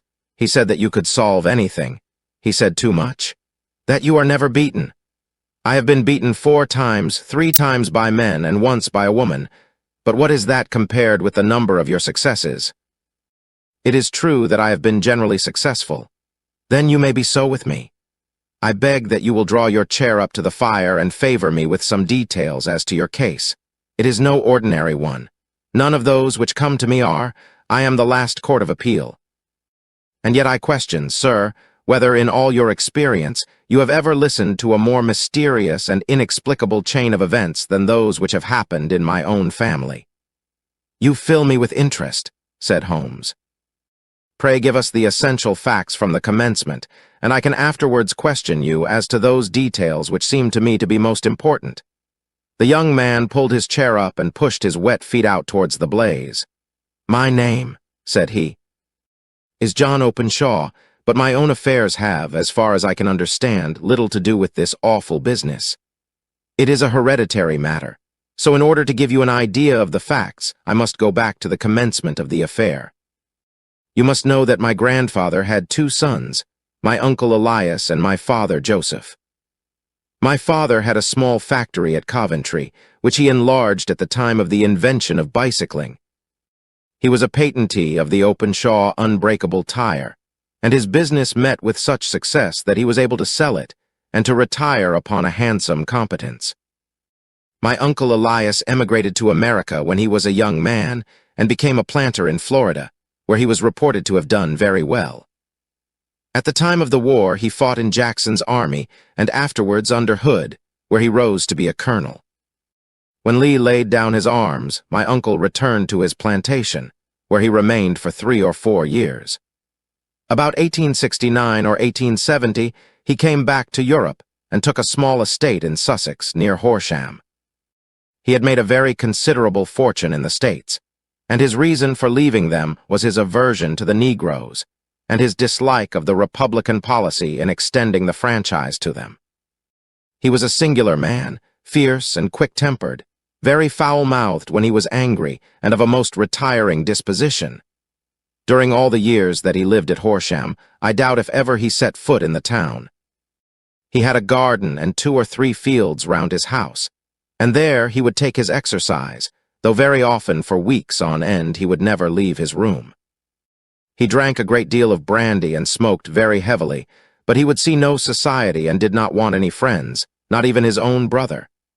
He didn't mind me. In fact, he took a fancy to me, for at the time when he saw me first I was a youngster of 12 or so. This would be in the year 1878, after he had been 8 or 9 years in England. He begged my father to let me live with him, and he was very kind to me in his way. When he was sober, he used to be fond of playing backgammon and draughts with me, and he would make me his representative both with the servants and with the tradespeople, so that by the time that I was 16, I was quite master of the house. I kept all the keys and could go where I liked and do what I liked, so long as I did not disturb him in his privacy. There was one singular exception, however, for he had a single room, a lumber room up among the attics, which was invariably locked, and which he would never permit either me or anyone else to enter. With a boy's curiosity, I have peeped through the keyhole, but I was never able to see more than such a collection of old trunks and bundles as would be expected in such a room. One day, it was in March, 1883, a letter with a foreign stamp lay upon the table in front of the colonel's plate. It was not a common thing for him to receive letters, for his bills were all paid in ready money, and he had no friends of any sort. From India, said he as he took it up, Pondicherry postmark. What can this be? Opening it hurriedly, out there jumped 5 little dried orange pips, which pattered down upon his plate. I began to laugh at this, but the laugh was struck from my lips at the sight of his face. His lip had fallen, his eyes were protruding, his skin the color of putty, and he glared at the envelope which he still held in his trembling hand. K, he shrieked, and then, my God, my sins have overtaken me." "What is it, uncle?" I cried. "Death," said he, and rising from the table he retired to his room, leaving me palpitating with horror. I took up the envelope and saw scrawled in red ink upon the inner flap, just above the gum, the letter K 3 times repeated. There was nothing else save the 5 dried pips. What could be the reason of his overpowering terror? I left the breakfast table, and as I ascended the stair I met him coming down with an old rusty key, which must have belonged to the attic, in one hand, and a small brass box, like a cash box, in the other. "They may do what they like, but I'll checkmate them still," said he with an oath. "Tell Mary that I shall want a fire in my room today, and send down to Fordham, the Horsham lawyer." I did as he ordered, and when the lawyer arrived I was asked to step up to the room. The fire was burning brightly, and in the grate there was a mass of black, fluffy ashes, as of burned paper, while the brass box stood open and empty beside it. As I glanced at the box I noticed, with a start, that upon the lid was printed the treble K which I had read in the morning upon the envelope. "I wish you, John," said my uncle, "to witness my will. I leave my estate, with all its advantages and all its disadvantages, to my brother your father, whence it will, no doubt, descend to you. If you can enjoy it in peace, well and good. If you find you cannot, take my advice, my boy, and leave it to your deadliest enemy. I am sorry to give you such a two-edged thing, but I can't say what turn things are going to take. Kindly sign the paper where Mr. Fordham shows you." I signed the paper as directed, and the lawyer took it away with him. The singular incident made, as you may think, the deepest impression upon me, and I pondered over it and turned it every way in my mind without being able to make anything of it. Yet I could not shake off the vague feeling of dread which it left behind, though the sensation grew less keen as the weeks passed, and nothing happened to disturb the usual routine of our lives. I could see a change in my uncle, however. He drank more than ever, and he was less inclined for any sort of society. Most of his time he would spend in his room, with the door locked upon the inside. But sometimes he would emerge in a sort of drunken frenzy, and would burst out of the house and tear about the garden with a revolver in his hand, screaming out that he was afraid of no man, and that he was not to be cooped up, like a sheep in a pen, by man or devil. When these hot fits were over, however, he would rush tumultuously in at the door and lock and bar it behind him, like a man who can brazen it out no longer against the terror which lies at the roots of his soul. At such times I have seen his face, even on a cold day, glisten with moisture, as though it were new raised from a basin. Well, to come to an end of the matter, Mr. Holmes, and not to abuse your patience, there came a night when he made one of those drunken sallies from which he never came back. We found him, when we went to search for him, face downward in a little green-scummed pool, which lay at the foot of the garden. There was no sign of any violence, and the water was but 2 feet deep, so that the jury, having regard to his known eccentricity, brought in a verdict of suicide. But I, who knew how he winced from the very thought of death, had much ado to persuade myself that he had gone out of his way to meet it. The matter passed, however, and my father entered into possession of the estate, and of some £14,000, which lay to his credit at the bank. One moment. Holmes interposed. Your statement is, I foresee, one of the most remarkable to which I have ever listened. Let me have the date of the reception by your uncle of the letter, and the date of his supposed suicide. The letter arrived on March 10, 1883. His death was 7 weeks later, upon the night of May 2nd. Thank you. Pray proceed. When my father took over the Horsham property, he, at my request, made a careful examination of the attic, which had been always locked up.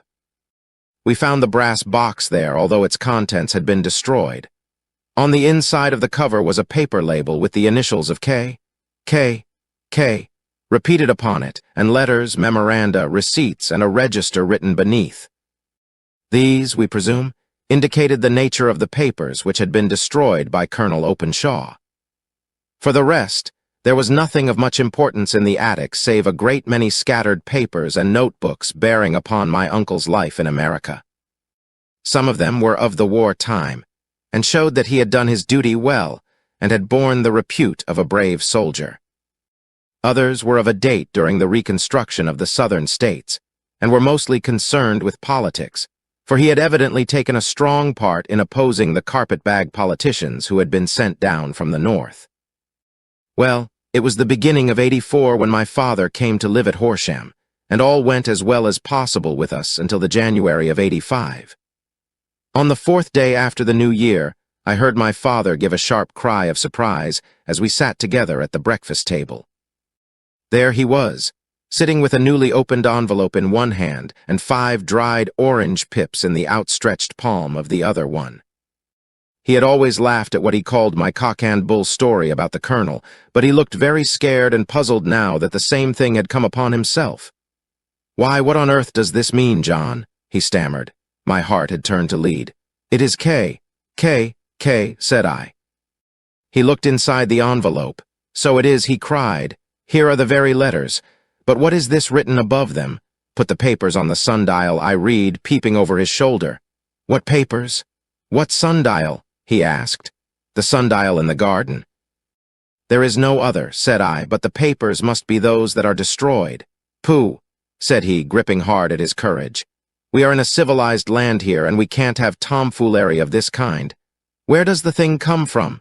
"From Dundee," I answered, glancing at the postmark. "Some preposterous practical joke," said he. "What have I to do with sundials and papers? I shall take no notice of such nonsense." "I should certainly speak to the police," I said, "and be laughed at for my pains. Nothing of the sort. Then let me do so." "No, I forbid you." "I won't have a fuss made about such nonsense." It was in vain to argue with him, for he was a very obstinate man. I went about, however, with a heart which was full of forebodings. On the third day after the coming of the letter, my father went from home to visit an old friend of his, Major Freebody, who is in command of one of the forts upon Portsdown Hill. I was glad that he should go, for it seemed to me that he was farther from danger when he was away from home. In that, however, I was in error. Upon the second day of his absence, I received a telegram from the Major, imploring me to come at once. My father had fallen over one of the deep chalk pits which abound in the neighborhood and was lying senseless with a shattered skull. I hurried to him, but he passed away without having ever recovered his consciousness. He had, as it appears, been returning from Fareham in the twilight, and as the country was unknown to him and the chalk pit unfenced, the jury had no hesitation in bringing in a verdict of death from accidental causes. Carefully as I examined every fact connected with his death, I was unable to find anything which could suggest the idea of murder. There were no signs of violence, no footmarks, no robbery, no record of strangers having been seen upon the roads. And yet I need not tell you that my mind was far from at ease, and that I was well-nigh certain that some foul plot had been woven round him. In this sinister way I came into my inheritance. You will ask me why I did not dispose of it. I answer, because I was well convinced that our troubles were in some way dependent upon an incident in my uncle's life, and that the danger would be as pressing in one house as in another. It was in January '85 that my poor father met his end, and 2 years and 8 months have elapsed since then. During that time I have lived happily at Horsham, and I had begun to hope that this curse had passed away from the family and that it had ended with the last generation. I had begun to take comfort too soon, however. Yesterday morning the blow fell in the very shape in which it had come upon my father. The young man took from his waistcoat a crumpled envelope, and turning to the table he shook out upon it 5 little dried orange pips. "This is the envelope." He continued, "The postmark is London, Eastern Division. Within are the very words which were upon my father's last message, K, and then put the papers on the sundial." "What have you done?" asked Holmes. "Nothing. Nothing, to tell the truth." He sank his face into his thin, white hands. I have felt helpless. I have felt like one of those poor rabbits when the snake is writhing towards it. I seem to be in the grasp of some resistless, inexorable evil, which no foresight and no precautions can guard against. "Tut! Tut!" cried Sherlock Holmes. "You must act, man, or you are lost. Nothing but energy can save you. This is no time for despair. I have seen the police." "Ah!" But they listened to my story with a smile. I am convinced that the inspector has formed the opinion that the letters are all practical jokes, and that the deaths of my relations were really accidents, as the jury stated, and were not to be connected with the warnings. Holmes shook his clenched hands in the air. Incredible imbecility! He cried. They have, however, allowed me a policeman who may remain in the house with me. Has he come with you tonight? No, his orders were to stay in the house. Again Holmes raved in the air. Why did you come to me? He said, and, above all, why did you not come at once? I did not know. It was only today that I spoke to Major Prendergast about my troubles and was advised by him to come to you. It is really 2 days since you had the letter. We should have acted before this. You have no further evidence, I suppose, than that which you have placed before us. No suggestive detail which might help us. There is one thing, said John Openshaw. He rummaged in his coat pocket, and, drawing out a piece of discolored, blue-tinted paper, he laid it out upon the table. I have some remembrance, said he, that on the day when my uncle burned the papers, I observed that the small, unburned margins which lay amid the ashes were of this particular color. I found this single sheet upon the floor of his room, and I am inclined to think that it may be one of the papers which has, perhaps, fluttered out from among the others, and in that way has escaped destruction. Beyond the mention of pips, I do not see that it helps us much. I think myself that it is a page from some private diary. The writing is undoubtedly my uncle's.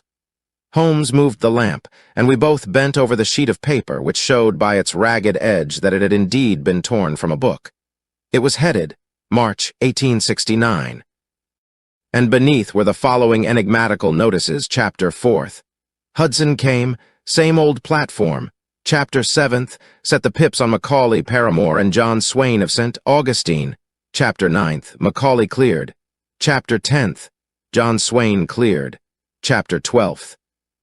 Visited Paramore. All well. Thank you, said Holmes, folding up the paper and returning it to our visitor. And now you must on no account lose another instant. We cannot spare time even to discuss what you have told me. You must get home instantly and act. What shall I do? There is but one thing to do. It must be done at once. You must put this piece of paper which you have shown us into the brass box which you have described. You must also put in a note to say that all the other papers were burned by your uncle, and that this is the only one which remains. You must assert that in such words as will carry conviction with them. Having done this, you must at once put the box out upon the sundial as directed. Do you understand? Entirely. Do not think of revenge or anything of the sort at present. I think that we may gain that by means of the law, but we have our web to weave, while theirs is already woven. The first consideration is to remove the pressing danger which threatens you. The second is to clear up the mystery and to punish the guilty parties. I thank you, said the young man, rising and pulling on his overcoat. You have given me fresh life and hope. I shall certainly do as you advise. Do not lose an instant. And, above all, take care of yourself in the meanwhile, for I do not think that there can be a doubt that you are threatened by a very real and imminent danger. How do you go back? By train from Waterloo. It is not yet 9. The streets will be crowded, so I trust that you may be in safety, and yet you cannot guard yourself too closely. I am armed. That is well. Tomorrow I shall set to work upon your case. I shall see you at Horsham then. No, your secret lies in London. It is there that I shall seek it. Then I shall call upon you in a day or in 2 days with news as to the box and the papers. I shall take your advice in every particular. He shook hands with us and took his leave. Outside the wind still screamed, and the rain splashed and pattered against the windows. This strange, wild story seemed to have come to us from amid the mad elements, blown in upon us like a sheet of seaweed in a gale, and now to have been reabsorbed by them once more. Sherlock Holmes sat for some time in silence, with his head sunk forward and his eyes bent upon the red glow of the fire. Then he lit his pipe, and leaning back in his chair, he watched the blue smoke rings as they chased each other up to the ceiling. I think, Watson, he remarked at last, that of all our cases we have had none more fantastic than this, save perhaps the sign of 4. Well, yes, save perhaps that, and yet this John Openshaw seems to me to be walking amid even greater perils than did the Sholtos. But have you, I asked, formed any definite conception as to what these perils are? There can be no question as to their nature, he answered. Then what are they? Who is this K, and why does he pursue this unhappy family? Sherlock Holmes closed his eyes and placed his elbows upon the arms of his chair, with his fingertips together. The ideal reasoner, he remarked, would, when he had once been shown a single fact in all its bearings, deduce from it not only all the chain of events which led up to it, but also all the results which would follow from it. As Cuvier could correctly describe a whole animal by the contemplation of a single bone, so the observer who has thoroughly understood one link in a series of incidents should be able to accurately state all the other ones, both before and after. We have not yet grasped the results which the reason alone can attain to. Problems may be solved in the study which have baffled all those who have sought a solution by the aid of their senses. To carry the art, however, to its highest pitch, it is necessary that the reasoner should be able to utilize all the facts which have come to his knowledge. And this in itself implies, as you will readily see, a possession of all knowledge, which, even in these days of free education and encyclopedias, is a somewhat rare accomplishment. It is not so impossible, however, that a man should possess all knowledge which is likely to be useful to him in his work, and this I have endeavored in my case to do. If I remember rightly, you on one occasion in the early days of our friendship defined my limits in a very precise fashion. Yes, I answered, laughing. It was a singular document. Philosophy, astronomy, and politics were marked at 0, I remember. Botany variable. Geology profound as regards the mudstains from any region within 50 miles of town. Chemistry eccentric. Anatomy unsystematic. Sensational literature and crime records unique. Violin player, boxer, swordsman, lawyer, and self-poisoner by cocaine and tobacco. Those, I think, were the main points of my analysis. Holmes grinned at the last item. Well, he said, I say now, as I said then, that a man should keep his little brain attic stocked with all the furniture that he is likely to use, and the rest he can put away in the lumber room of his library, where he can get it if he wants it. Now, for such a case as the one which has been submitted to us tonight, we need certainly to muster all our resources. Kindly hand me down the letter K of the American Encyclopedia which stands upon the shelf beside you. Thank you. Now let us consider the situation and see what may be deduced from it. In the first place, we may start with a strong presumption that Colonel Openshaw had some very strong reason for leaving America. Men at his time of life do not change all their habits and exchange, willingly, the charming climate of Florida for the lonely life of an English provincial town. His extreme love of solitude in England suggests the idea that he was in fear of someone or something. So we may assume as a working hypothesis that it was fear of someone or something which drove him from America. As to what it was he feared, we can only deduce that by considering the formidable letters which were received by himself and his successors. Did you remark the postmarks of those letters? The first was from Pondicherry, the second from Dundee, and the third from London, from East London. What do you deduce from that? They are all seaports, that the writer was on board of a ship. Excellent. We have already a clue. There can be no doubt that the strong probability is that the writer was on board of a ship. And now let us consider another point. In the case of Pondicherry, 7 weeks elapsed between the threat and its fulfillment.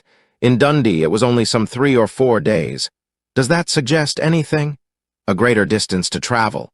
But the letter had also a greater distance to come. Then I do not see the point. There is at least a presumption that the vessel in which the man or men are is a sailing ship. It looks as if they always send their singular warning or token before them when starting upon their mission. You see how quickly the deed followed the sign when it came from Dundee. If they had come from Pondicherry in a steamer, they would have arrived almost as soon as their letter. But, as a matter of fact, 7 weeks elapsed.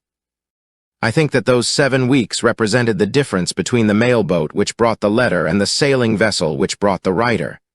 It is possible. More than that, it is probable. And now you see the deadly urgency of this new case, and why I urged young Openshaw to caution. The blow has always fallen at the end of the time which it would take the senders to travel the distance. But this one comes from London, and therefore we cannot count upon delay. Good God! I cried. What can it mean, this relentless persecution? The papers which Openshaw carried are obviously of vital importance to the person or persons in the sailing ship. I think that it is quite clear that there must be more than one of them. A single man could not have carried out 2 deaths in such a way as to deceive a coroner's jury. There must have been several in it, and they must have been men of resource and determination. Their papers they mean to have, be the holder of them who it may. In this way, you see, K ceases to be the initials of an individual and becomes the badge of a society. But of what society? Have you never, said Sherlock Holmes, bending forward and sinking his voice, have you never heard of the Ku Klux Klan? I never have. Holmes turned over the leaves of the book upon his knee. Here it is, said he presently, Ku Klux Klan. A name derived from the fanciful resemblance to the sound produced by cocking a rifle. This terrible secret society was formed by some ex-Confederate soldiers in the southern states after the Civil War, and it rapidly formed local branches in different parts of the country, notably in Tennessee, Louisiana, the Carolinas, Georgia, and Florida. Its power was used for political purposes, principally for the terrorizing of the Negro voters and the murdering and driving from the country of those who were opposed to its views. Its outrages were usually preceded by a warning sent to the marked man in some fantastic but generally recognized shape. A sprig of oak leaves in some parts, melon seeds or orange pips in others. On receiving this, the victim might either openly abjure his former ways or might fly from the country. If he braved the matter out, death would unfailingly come upon him, and usually in some strange and unforeseen manner. So perfect was the organization of the society, and so systematic its methods, that there is hardly a case upon record where any man succeeded in braving it with impunity, or in which any of its outrages were traced home to the perpetrators. For some years the organization flourished in spite of the efforts of the United States government, and of the better classes of the community in the South. Eventually, in the year 1869, the movement rather suddenly collapsed, although there have been sporadic outbreaks of the same sort since that date. You will observe, said Holmes, laying down the volume, that the sudden breaking up of the society was coincident with the disappearance of Openshaw from America with their papers. It may well have been cause and effect. It is no wonder that he and his family have some of the more implacable spirits upon their track. You can understand that this register and diary may implicate some of the first men in the South, and that there may be many who will not sleep easy at night until it is recovered. Then the page we have seen is such as we might expect. It ran, if I remember right, sent the pips to A, B, and C. That is, sent the society's warning to them. Then there are successive entries that are and be cleared or left the country, and finally that C was visited with, I fear, a sinister result for C. Well, I think, Doctor, that we may let some light into this dark place, and I believe that the only chance young Openshaw has in the meantime is to do what I have told him. There is nothing more to be said or to be done tonight, so hand me over my violin, and let us try to forget for half an hour the miserable weather and the still more miserable ways of our fellow men. It had cleared in the morning, and the sun was shining with a subdued brightness through the dim veil which hangs over the great city. Sherlock Holmes was already at breakfast when I came down. You will excuse me for not waiting for you, said he. I have, I foresee, a very busy day before me in looking into this case of young Openshaw's. What steps will you take? I asked. It will very much depend upon the results of my first inquiries. I may have to go down to Horsham after all. You will not go there first. No, I shall commence with the city. Just ring the bell and the maid will bring up your coffee. As I waited, I lifted the unopened newspaper from the table and glanced my eye over it. It rested upon a heading which sent a chill to my heart. Holmes, I cried, you are too late. Ah, said he, laying down his cup. I feared as much. How was it done? He spoke calmly, but I could see that he was deeply moved. My eye caught the name of Openshaw and the heading tragedy near Waterloo Bridge. Here is the account. Between 9 and 10, last night Police Constable Cook of the H Division, on duty near Waterloo Bridge, heard a cry for help and a splash in the water.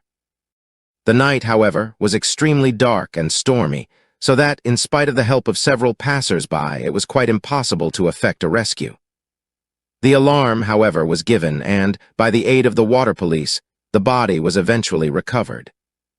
It proved to be that of a young gentleman whose name, as it appears from an envelope which was found in his pocket, was John Openshaw, and whose residence is near Horsham. It is conjectured that he may have been hurrying down to catch the last train from Waterloo Station, and that in his haste and the extreme darkness, he missed his path and walked over the edge of one of the small landing places for river steamboats. The body exhibited no traces of violence, and there can be no doubt that the deceased had been the victim of an unfortunate accident, which should have the effect of calling the attention of the authorities to the condition of the riverside landing stages. We sat in silence for some minutes, Holmes more depressed and shaken than I had ever seen him. "That hurts my pride, Watson," he said at last. "It is a petty feeling, no doubt, but it hurts my pride. It becomes a personal matter with me now, and, if God sends me health, I shall set my hand upon this gang. That he should come to me for help, and that I should send him away to his death." He sprang from his chair and paced about the room in uncontrollable agitation, with a flush upon his sallow cheeks and a nervous clasping and unclasping of his long, thin hands. "They must be cunning devils," he exclaimed at last. "How could they have decoyed him down there? The embankment is not on the direct line to the station. The bridge, no doubt, was too crowded, even on such a night, for their purpose. Well, Watson, we shall see who will win in the long run. I am going out now. To the police." "No, I shall be my own police. When I have spun the web, they may take the flies, but not before." All day I was engaged in my professional work, and it was late in the evening before I returned to Baker Street. Sherlock Holmes had not come back yet. It was nearly 10 o'clock before he entered, looking pale and worn. He walked up to the sideboard, and tearing a piece from the loaf, he devoured it voraciously, washing it down with a long draught of water. "You are hungry," I remarked. "Starving. It had escaped my memory. I have had nothing since breakfast." "Nothing?" "Not a bite." "I had no time to think of it. And how have you succeeded?" "Well, you have a clue. I have them in the hollow of my hand. Young Openshaw shall not long remain unavenged. Why, Watson, let us put their own devilish trademark upon them. It is well thought of." "What do you mean?" He took an orange from the cupboard, and tearing it to pieces, he squeezed out the pips upon the table. Of these he took 5 and thrust them into an envelope. On the inside of the flap he wrote S, H, for J, O. Then he sealed it and addressed it to Captain James Calhoun, Bark Lone Star, Savannah, Georgia. "That will await him when he enters port," said he, chuckling. "It may give him a sleepless night. He will find it as sure a precursor of his fate as Openshaw did before him." "And who is this Captain Calhoun?" "The leader of the gang. I shall have the others, but he first." "How did you trace it, then?" He took a large sheet of paper from his pocket, all covered with dates and names. "I have spent the whole day," said he, "over Lloyd's registers and files of the old papers, following the future career of every vessel which touched at Pondicherry in January and February in '83. There were 36 ships of fair tonnage which were reported there during those months. Of these, one, the Lone Star, instantly attracted my attention, since, although it was reported as having cleared from London, the name is that which is given to one of the states of the Union. Texas, I think. I was not and am not sure which, but I knew that the ship must have an American origin. What then? I searched the Dundee records, and when I found that the Bark Lone Star was there in January '85, my suspicion became a certainty. I then inquired as to the vessels which lay at present in the port of London. Yes, the Lone Star had arrived here last week.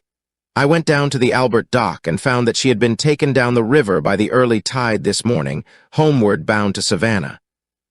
I wired to Gravesend and learned that she had passed some time ago, and as the wind is easterly, I have no doubt that she is now past the Goodwins and not very far from the Isle of Wight. What will you do then? Oh, I have my hand upon him. He and the 2 mates are, as I learn, the only native-born Americans in the ship.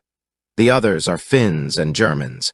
I know also that they were all 3 away from the ship last night. I had it from the stevedore who has been loading their cargo.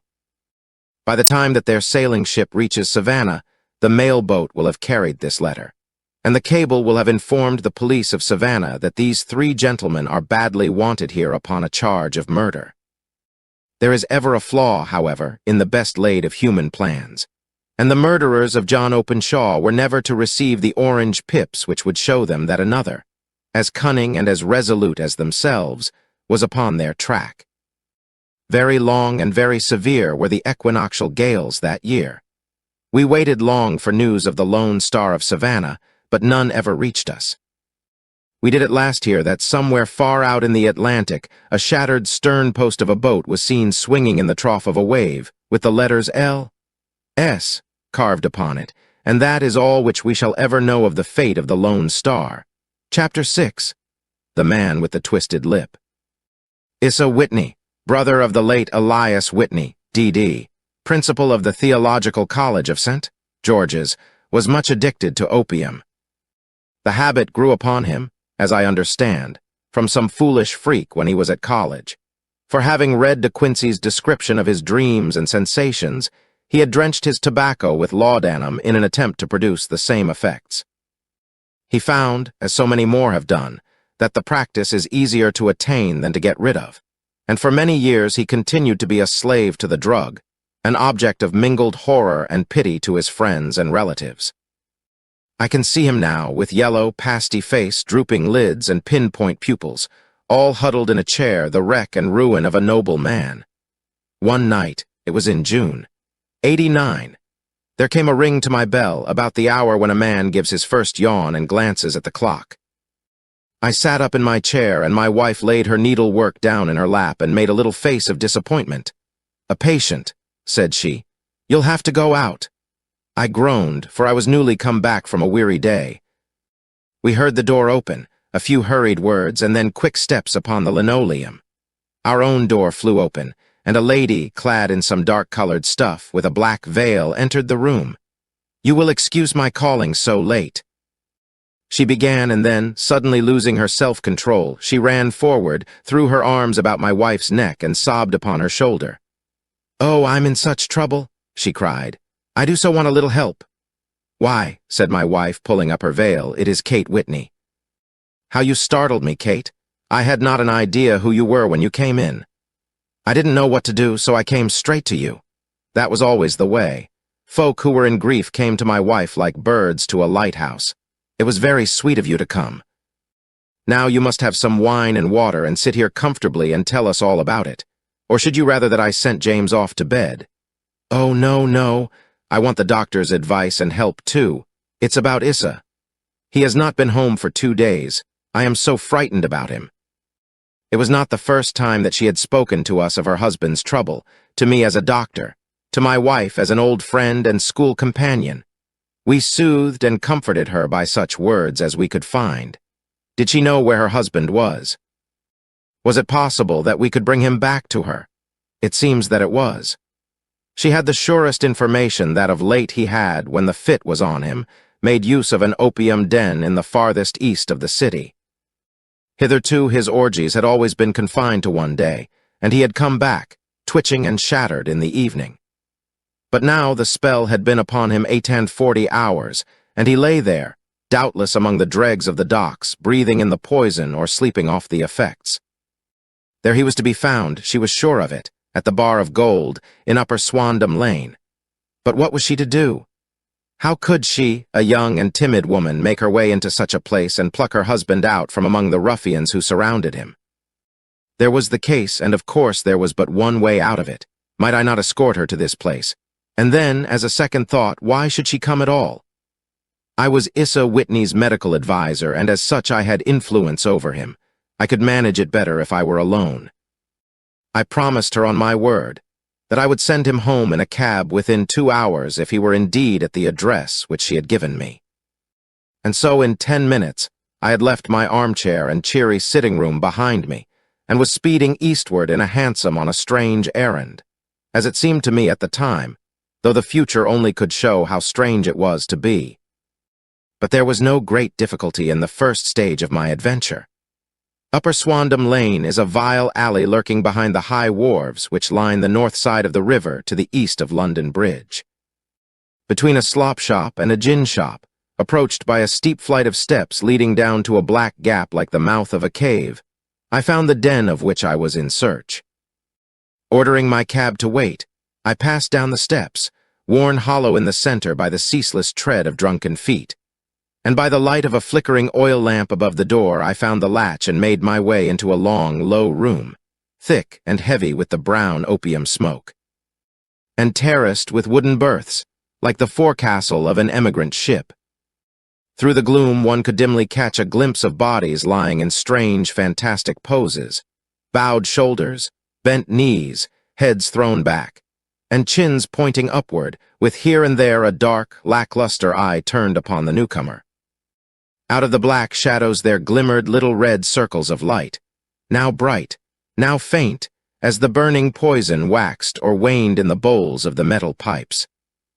The most lay silent, but some muttered to themselves, and others talked together in a strange, low, monotonous voice, their conversation coming in gushes, and then suddenly tailing off into silence, each mumbling out his own thoughts and paying little heed to the words of his neighbor.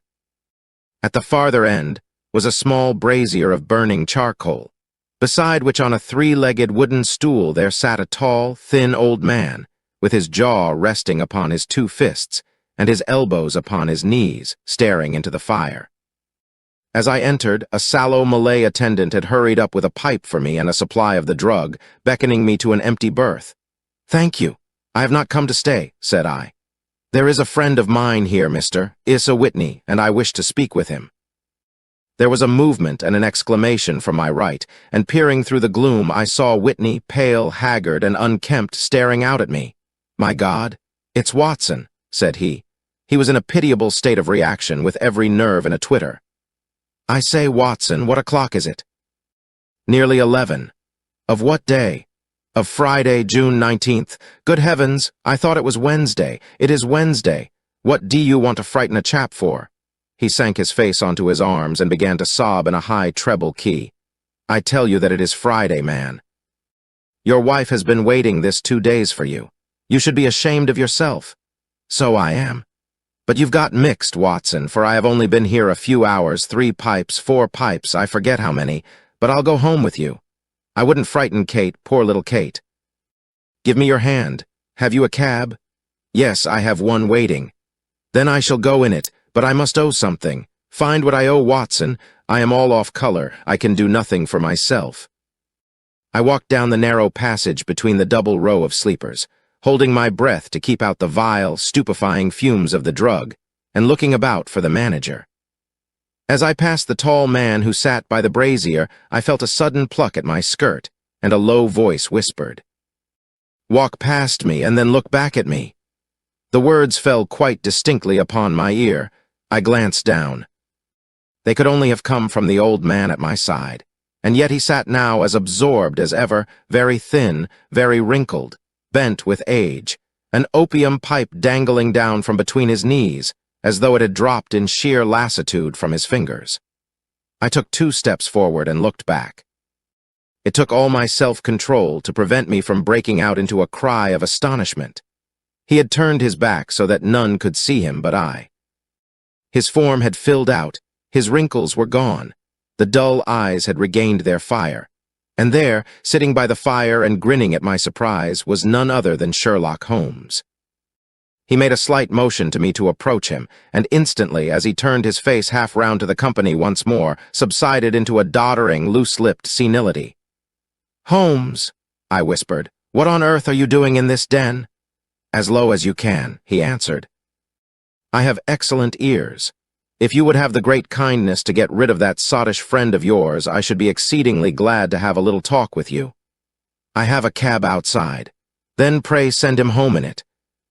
You may safely trust him, for he appears to be too limp to get into any mischief.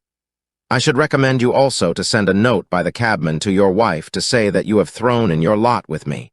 If you will wait outside, I shall be with you in 5 minutes." It was difficult to refuse any of Sherlock Holmes' requests, for they were always so exceedingly definite, and put forward with such a quiet air of mastery.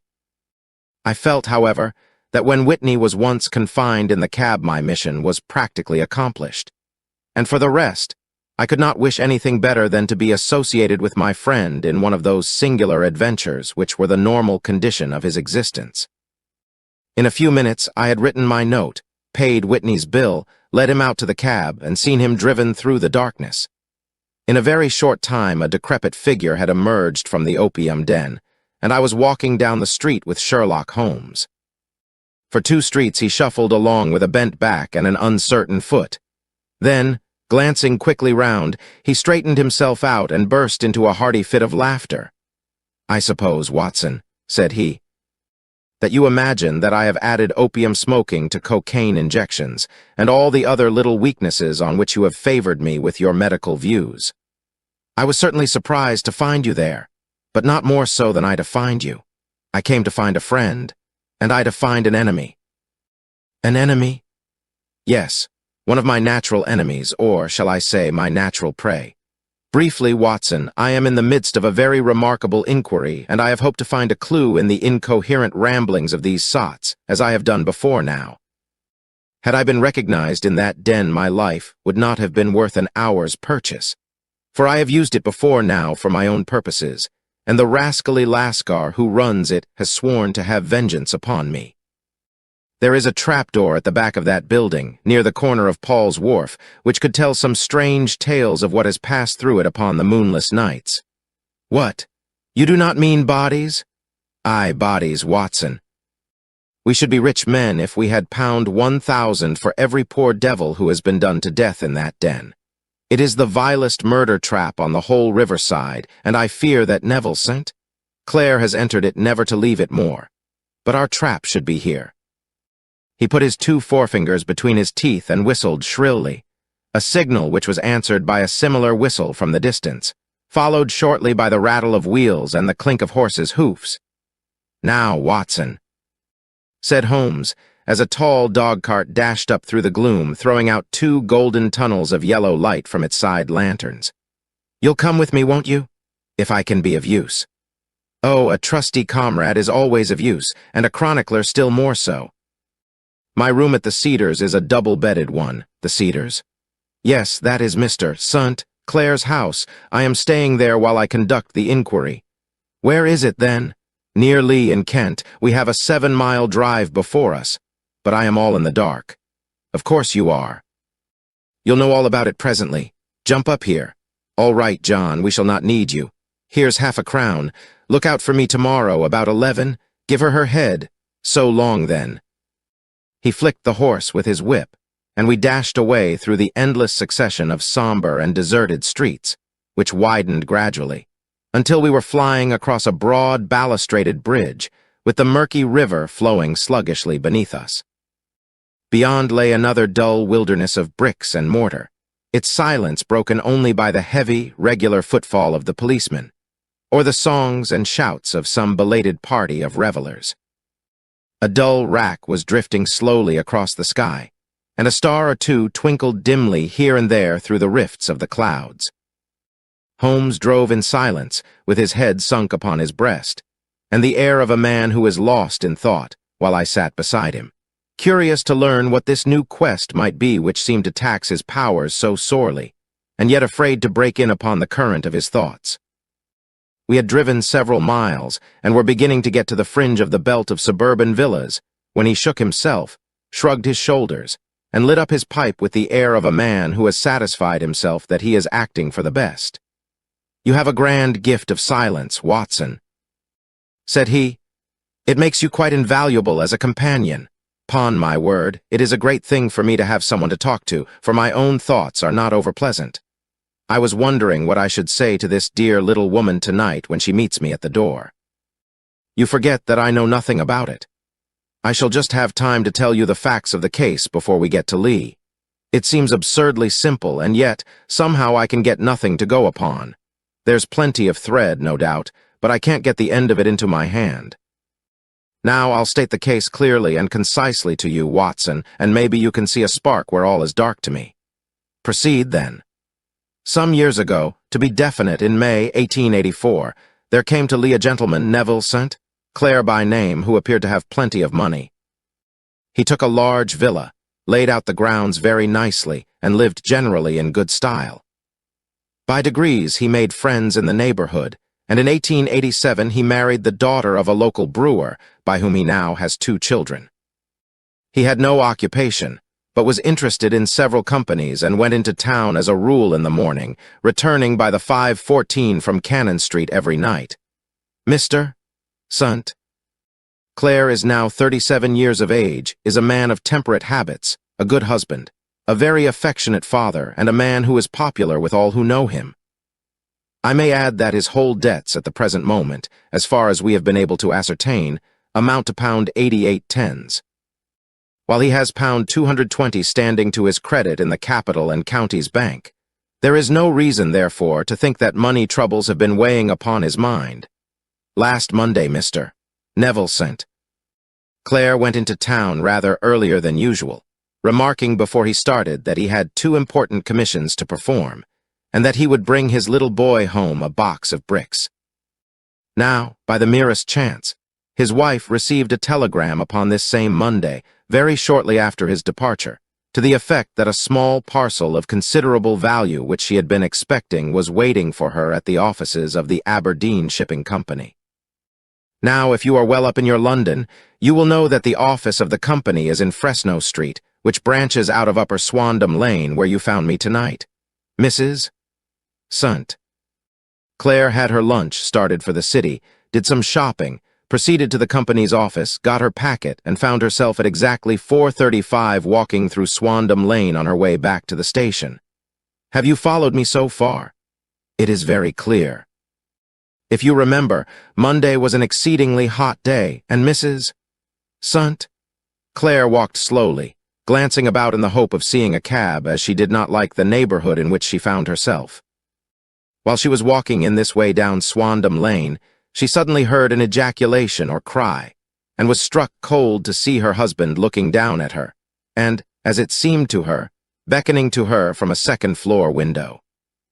The window was open, and she distinctly saw his face, which she describes as being terribly agitated. He waved his hands frantically to her, and then vanished from the window so suddenly that it seemed to her that he had been plucked back by some irresistible force from behind. One singular point which struck her quick feminine eye was that, although he wore some dark coat, such as he had started to town in, he had on neither collar nor necktie.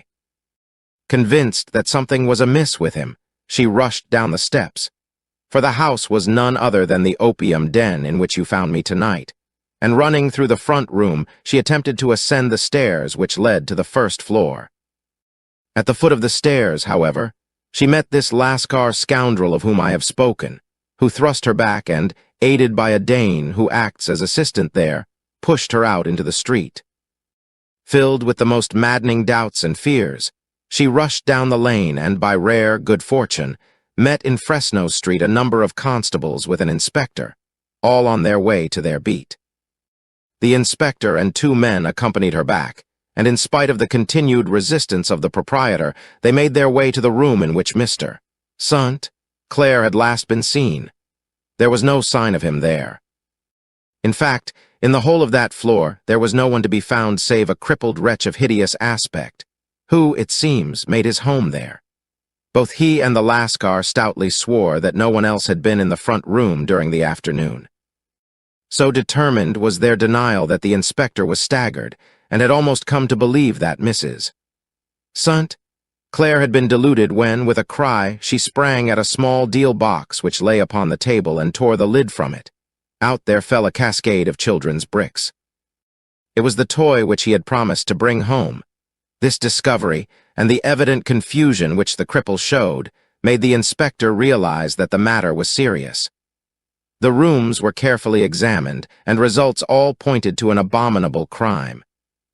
The front room was plainly furnished as a sitting room and led into a small bedroom, which looked out upon the back of one of the wharves.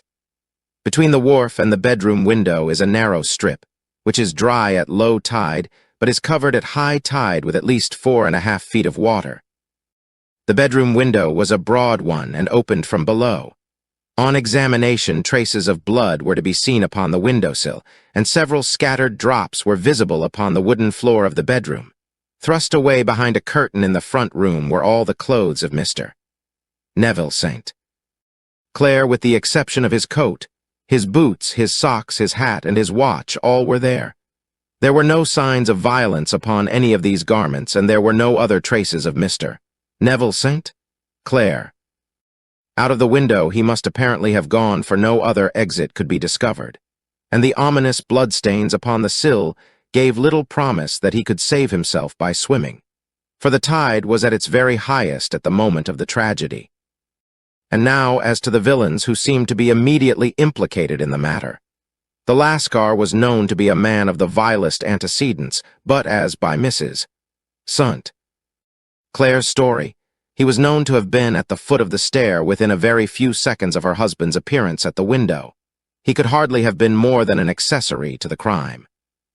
His defense was one of absolute ignorance, and he protested that he had no knowledge as to the doings of Hugh Boone, his lodger, and that he could not account in any way for the presence of the missing gentleman's clothes. So much for the Lascar manager. Now for the sinister cripple who lives upon the second floor of the opium den, and who was certainly the last human being whose eyes rested upon Neville St. Clare.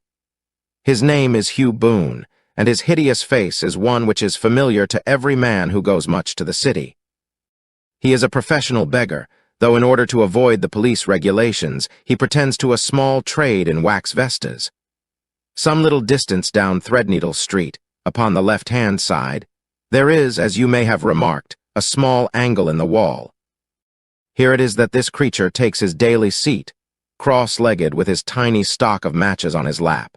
And as he is a piteous spectacle, a small rain of charity descends into the greasy leather cap which lies upon the pavement beside him. I have watched the fellow more than once before ever I thought of making his professional acquaintance, and I have been surprised at the harvest which he has reaped in a short time. His appearance, you see, is so remarkable that no one can pass him without observing him. A shock of orange hair, a pale face disfigured by a horrible scar, which, by its contraction, has turned up the outer edge of his upper lip, a bulldog chin, and a pair of very penetrating dark eyes, which present a singular contrast to the color of his hair. All mark him out from amid the common crowd of mendicants, and so, too, does his wit, for he is ever ready with a reply to any piece of chaff which may be thrown at him by the passers-by. This is the man whom we now learn to have been the lodger at the opium den, and to have been the last man to see the gentleman of whom we are in quest. But a cripple, said I. What could he have done single-handed against a man in the prime of life? He is a cripple in the sense that he walks with a limp, but in other respects he appears to be a powerful and well-nurtured man. Surely your medical experience would tell you, Watson, that weakness in one limb is often compensated for by exceptional strength in the others. Pray continue your narrative. Mrs. St. Clare had fainted at the sight of the blood upon the window, and she was escorted home in a cab by the police, as her presence could be of no help to them in their investigations. Inspector Barton, who had charge of the case, made a very careful examination of the premises, but without finding anything which threw any light upon the matter. One mistake had been made in not arresting Boone instantly, as he was allowed some few minutes during which he might have communicated with his friend the Lascar, but this fault was soon remedied, and he was seized and searched, without anything being found which could incriminate him. There were, it is true, some blood-stains upon his right shirt-sleeve, but he pointed to his ring finger, which had been cut near the nail, and explained that the bleeding came from there, adding that he had been to the window not long before, and that the stains which had been observed there came doubtless from the same source. He denied strenuously having ever seen Mr. Neville St. Clare, and swore that the presence of the clothes in his room was as much a mystery to him as to the police. As to Mrs. St. Claire's assertion that she had actually seen her husband at the window. He declared that she must have been either mad or dreaming. He was removed, loudly protesting, to the police station, while the inspector remained upon the premises in the hope that the ebbing tide might afford some fresh clue. And it did, though they hardly found upon the mudbank what they had feared to find. It was Neville's scent. Claire's coat, and not Neville's scent. Claire, which lay uncovered as the tide receded. And what do you think they found in the pockets? I cannot imagine. No, I don't think you would guess. Every pocket stuffed with pennies and halfpennies, 421 pennies and 270 halfpennies. It was no wonder that it had not been swept away by the tide. But a human body is a different matter. There is a fierce eddy between the wharf and the house. It seemed likely enough that the weighted coat had remained when the stripped body had been sucked away into the river. But I understand that all the other clothes were found in the room. Would the body be dressed in a coat alone? No, sir, but the facts might be met speciously enough. Suppose that this man Boone had thrust Neville's scent. Claire through the window, there is no human eye which could have seen the deed. What would he do then? It would, of course, instantly strike him that he must get rid of the telltale garments. He would seize the coat then, and be in the act of throwing it out, when it would occur to him that it would swim and not sink.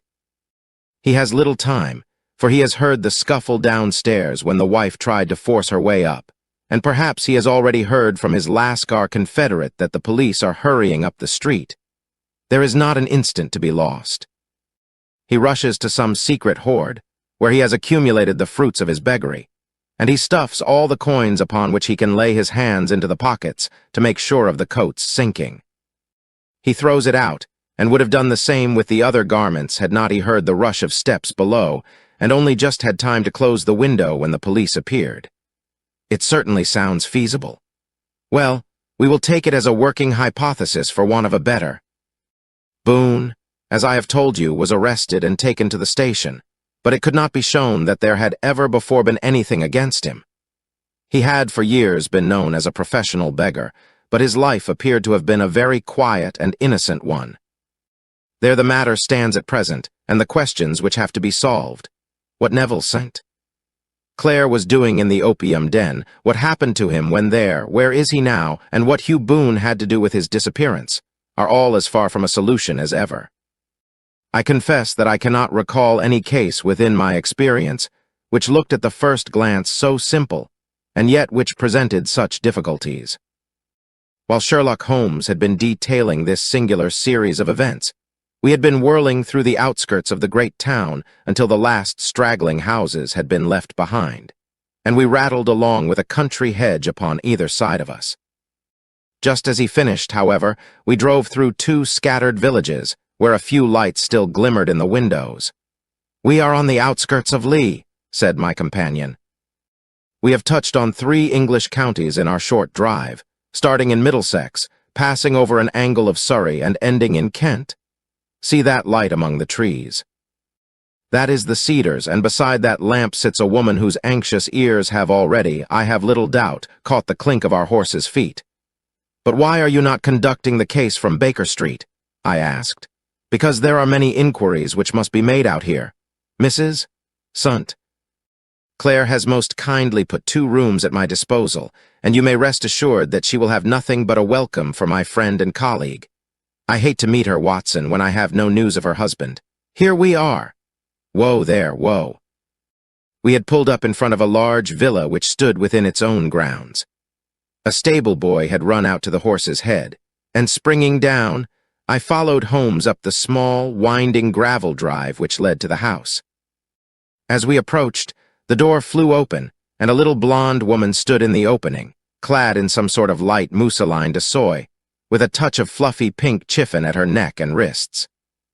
She stood with her figure outlined against the flood of light, one hand upon the door, one half raised in her eagerness, her body slightly bent, her head and face protruded, with eager eyes and parted lips, a standing question.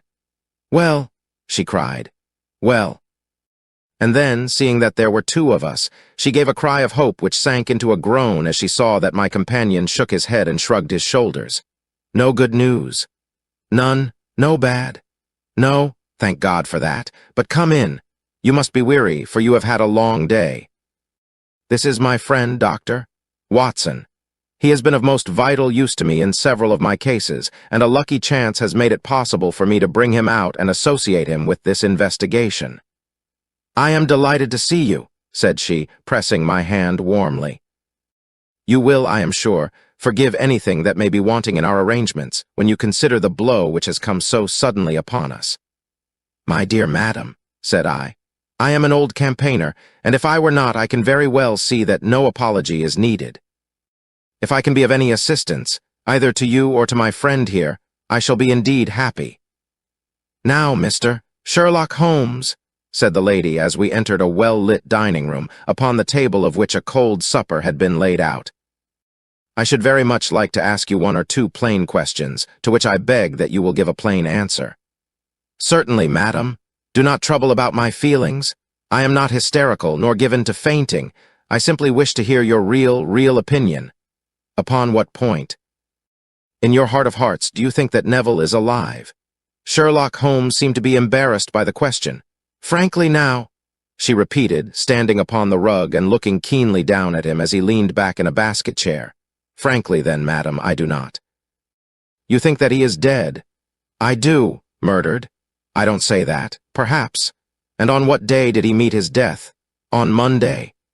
Then perhaps, Mr. Holmes, you will be good enough to explain how it is that I have received a letter from him today. Sherlock Holmes sprang out of his chair as if he had been galvanized. What? He roared. Yes, today. She stood smiling, holding up a little slip of paper in the air. May I see it? Certainly. He snatched it from her in his eagerness, and smoothing it out upon the table, he drew over the lamp and examined it intently. I had left my chair and was gazing at it over his shoulder. The envelope was a very coarse one and was stamped with the Gravesend postmark and with the date of that very day, or rather of the day before, for it was considerably after midnight. Coarse writing, murmured Holmes. Surely this is not your husband's writing, madam. No, but the enclosure is. I perceive also that whoever addressed the envelope had to go and inquire as to the address. How can you tell that? The name, you see, is in perfectly black ink, which has dried itself. The rest is of the grayish color, which shows that blotting paper has been used. If it had been written straight off, and then blotted, none would be of a deep black shade. This man has written the name, and there has then been a pause before he wrote the address, which can only mean that he was not familiar with it. It is, of course, a trifle, but there is nothing so important as trifles. Let us now see the letter. Ha! There has been an enclosure here. Yes, there was a ring, his signet ring. And you are sure that this is your husband's hand? One of his hands? His hand, when he wrote hurriedly. It is very unlike his usual writing, and yet I know it well. Dearest, do not be frightened, all will come well. There is a huge error which it may take some little time to rectify. Wait in patience. Neville, written in pencil upon the fly-leaf of a book, octavo size, no watermark. Posted today in Gravesend by a man with a dirty thumb. Ha! And the flap has been gummed, if I am not very much in error, by a person who had been chewing tobacco. And you have no doubt that it is your husband's hand, madam? None. Neville wrote those words, and they were posted today at Gravesend. Well, Mrs. Sunt. Claire, the clouds lighten, though I should not venture to say that the danger is over. But he must be alive, Mr. Holmes. Unless this is a clever forgery to put us on the wrong scent, the ring, after all, proves nothing. It may have been taken from him. No, it is his very own writing. Very well, it may, however, have been written on Monday and only posted today. That is possible. If so, much may have happened between. Oh, you must not discourage me, Mr. Holmes. I know that all is well with him. There is so keen a sympathy between us that I should know if evil came upon him. On the very day that I saw him last, he cut himself in the bedroom, and yet I in the dining room rushed upstairs instantly with the utmost certainty that something had happened. Do you think that I would respond to such a trifle and yet be ignorant of his death? I have seen too much not to know that the impression of a woman may be more valuable than the conclusion of an analytical reasoner. And in this letter you certainly have a very strong piece of evidence to corroborate your view. But if your husband is alive and able to write letters, why should he remain away from you? I cannot imagine. It is unthinkable. And on Monday he made no remarks before leaving you. No. And you were surprised to see him in Swandam Lane. Very much so. Was the window open? Yes. Then he might have called to you? He might. He only, as I understand, gave an inarticulate cry. Yes, a call for help, you thought. Yes, he waved his hands. But it might have been a cry of surprise. Astonishment at the unexpected sight of you might cause him to throw up his hands. It is possible.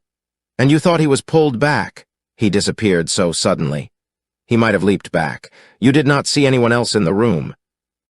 No, but this horrible man confessed to having been there, and the Lascar was at the foot of the stairs. Quite so. Your husband, as far as you could see, had his ordinary clothes on. But without his collar or tie, I distinctly saw his bare throat. Had he ever spoken of Swandam Lane? Never. Had he ever showed any signs of having taken opium? Never. Thank you, Mrs. Sant. Claire. Those are the principal points about which I wish to be absolutely clear. We shall now have a little supper and then retire, for we may have a very busy day tomorrow. A large and comfortable double-bedded room had been placed at our disposal, and I was quickly between the sheets, for I was weary after my night of adventure. Sherlock Holmes was a man, however, who, when he had an unsolved problem upon his mind, would go for days, and even for a week without rest, turning it over, rearranging his facts, looking at it from every point of view until he had either fathomed it or convinced himself that his data were insufficient. It was soon evident to me that he was now preparing for an all-night sitting. He took off his coat and waistcoat, put on a large blue dressing gown, and then wandered about the room collecting pillows from his bed and cushions from the sofa and armchairs. With these he constructed a sort of Eastern divan, upon which he perched himself cross-legged, with an ounce of shag tobacco and a box of matches laid out in front of him.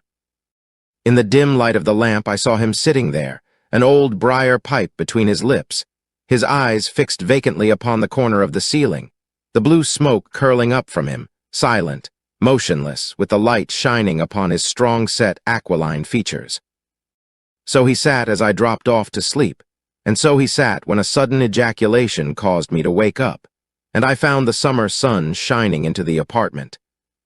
The pipe was still between his lips, the smoke still curled upward, and the room was full of a dense tobacco haze, but nothing remained of the heap of shag which I had seen upon the previous night. "Awake, Watson?" he asked. "Yes." "Game for a morning drive?" "Certainly." "Then dress." "No one is stirring yet, but I know where the stable boy sleeps, and we shall soon have the trap out." He chuckled to himself as he spoke, his eyes twinkled, and he seemed a different man to the somber thinker of the previous night. As I dressed, I glanced at my watch. It was no wonder that no one was stirring. It was 25 minutes past 4. I had hardly finished when Holmes returned with the news that the boy was putting in the horse. "I want to test a little theory of mine," said he, pulling on his boots. "I think, Watson, that you are now standing in the presence of one of the most absolute fools in Europe. I deserve to be kicked from here to Charing Cross. But I think I have the key of the affair now." "And where is it?" I asked, smiling. "In the bathroom," he answered. "Oh, yes, I am not joking," he continued, seeing my look of incredulity. "I have just been there, and I have taken it out, and I have got it in this Gladstone bag. Come on, my boy, and we shall see whether it will not fit the lock." We made our way downstairs as quietly as possible and out into the bright morning sunshine. In the road stood our horse and trap, with the half-clad stable boy waiting at the head. We both sprang in, and away we dashed down the London road. A few country carts were stirring, bearing in vegetables to the metropolis, but the lines of villas on either side were as silent and lifeless as some city in a dream. "It has been in some points a singular case," said Holmes, flicking the horse on into a gallop. "I confess that I have been as blind as a mole, but it is better to learn wisdom late than never to learn it at all." In town, the earliest risers were just beginning to look sleepily from their windows as we drove through the streets of the Surrey side. Passing down the Waterloo Bridge Road, we crossed over the river, and dashing up Wellington Street, wheeled sharply to the right and found ourselves in Bow Street. Sherlock Holmes was well known to the force, and the two constables at the door saluted him. One of them held the horse's head while the other led us in. "Who is on duty?" asked Holmes. "Inspector Bradstreet, sir." "Ah, Bradstreet, how are you?" A tall, stout official had come down the stone-flagged passage in a peaked cap and frogged jacket. "I wish to have a quiet word with you, Bradstreet." "Certainly, Mr. Holmes. Step into my room here." It was a small, office-like room with a huge ledger upon the table and a telephone projecting from the wall. The inspector sat down at his desk. "What can I do for you, Mr. Holmes?" "I called about that beggarman, Boone, the one who was charged with being concerned in the disappearance of Mr. Neville St. Clair of Lee." "Yes, he was brought up and remanded for further inquiries." "So I heard. You have him here?" "In the cells." "Is he quiet?" "Oh, he gives no trouble. But he is a dirty scoundrel." "Dirty?" "Yes, it is all we can do to make him wash his hands, and his face is as black as a tinker's." "Well, when once his case has been settled, he will have a regular prison bath, and I think if you saw him, you would agree with me that he needed it." "I should like to see him very much." "Would you? That is easily done. Come this way. You can leave your bag." "No, I think that I'll take it." "Very good. Come this way, if you please." He led us down a passage, opened a barred door, passed down a winding stair, and brought us to a whitewashed corridor with a line of doors on each side. "The third on the right is his," said the inspector. "Here it is." He quietly shot back a panel in the upper part of the door and glanced through. "He is asleep," said he. "You can see him very well." We both put our eyes to the grating. The prisoner lay with his face towards us, in a very deep sleep, breathing slowly and heavily. He was a middle-sized man, coarsely clad as became his calling, with a colored shirt protruding through the rent in his tattered coat. He was, as the inspector had said, extremely dirty, but the grime which covered his face could not conceal its repulsive ugliness. A broad weal from an old scar ran right across it from eye to chin, and by its contraction had turned up one side of the upper lip, so that 3 teeth were exposed in a perpetual snarl. A shock of very bright red hair grew low over his eyes and forehead. "He's a beauty, isn't he?" said the inspector. "He certainly needs a wash," remarked Holmes. "I had an idea that he might, and I took the liberty of bringing the tools with me." He opened the Gladstone bag as he spoke and took out, to my astonishment, a very large bath sponge. You are a funny one," chuckled the inspector. "Now, if you will have the great goodness to open that door very quietly, we will soon make him cut a much more respectable figure."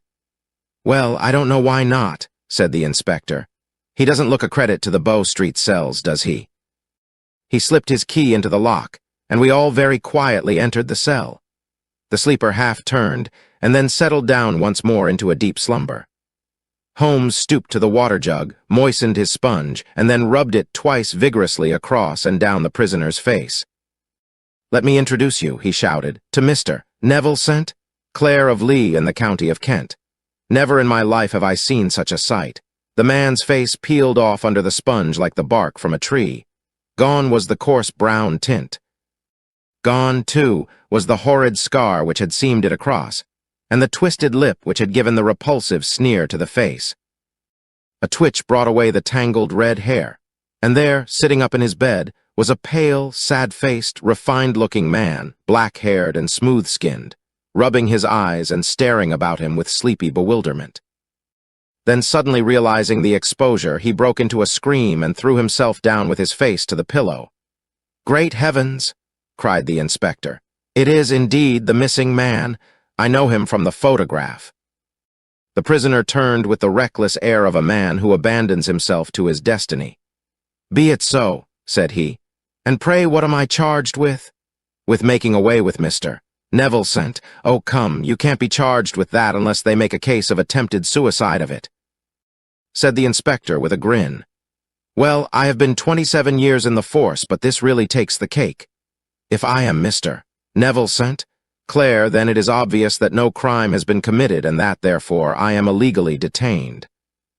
"No crime, but a very great error has been committed," said Holmes. "You would have done better to have trusted your wife." "It was not the wife, it was the children," groaned the prisoner. "God help me, I would not have them ashamed of their father, my God. What an exposure. What can I do? Sherlock Holmes sat down beside him on the couch and patted him kindly on the shoulder.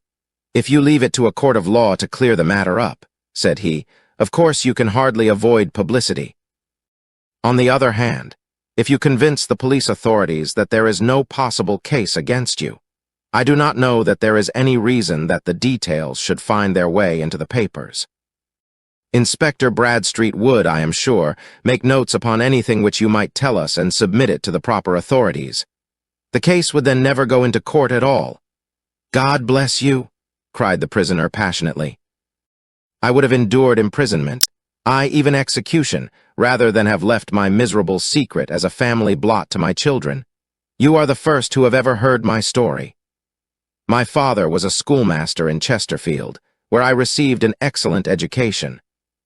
I traveled in my youth, took to the stage, and finally became a reporter on an evening paper in London. One day my editor wished to have a series of articles upon begging in the metropolis, and I volunteered to supply them. There was the point from which all my adventures started. It was only by trying begging as an amateur that I could get the facts upon which to base my articles. When an actor I had, of course, learned all the secrets of making up, and had been famous in the green room for my skill. I took advantage now of my attainments. I painted my face, and to make myself as pitiable as possible, I made a good scar and fixed one side of my lip in a twist by the aid of a small slip of flesh-colored plaster. Then with a red head of hair and an appropriate dress, I took my station in the business part of the city, ostensibly as a match seller but really as a beggar. For 7 hours I plied my trade, and when I returned home in the evening I found to my surprise that I had received no less than 26 is. 4d. I wrote my articles and thought little more of the matter until, some time later, I backed a bill for a friend and had a writ served upon me for £25. I was at my wit's end where to get the money, but a sudden idea came to me. I begged a fortnight's grace from the creditor, asked for a holiday from my employers, and spent the time in begging in the city under my disguise. In 10 days, I had the money and had paid the debt.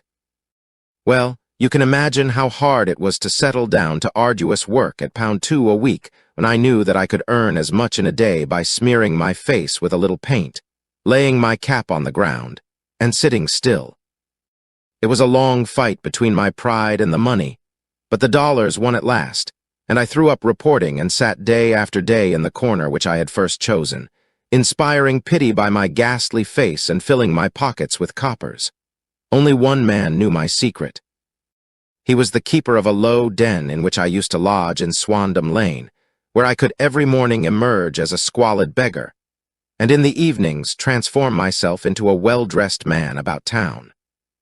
This fellow, a Lascar, was well paid by me for his rooms, so that I knew that my secret was safe in his possession. Well, very soon I found that I was saving considerable sums of money. I do not mean that any beggar in the streets of London could earn £700 a year, which is less than my average takings. But I had exceptional advantages in my power of making up, and also in a facility of repartee which improved by practice and made me quite a recognized character in the city.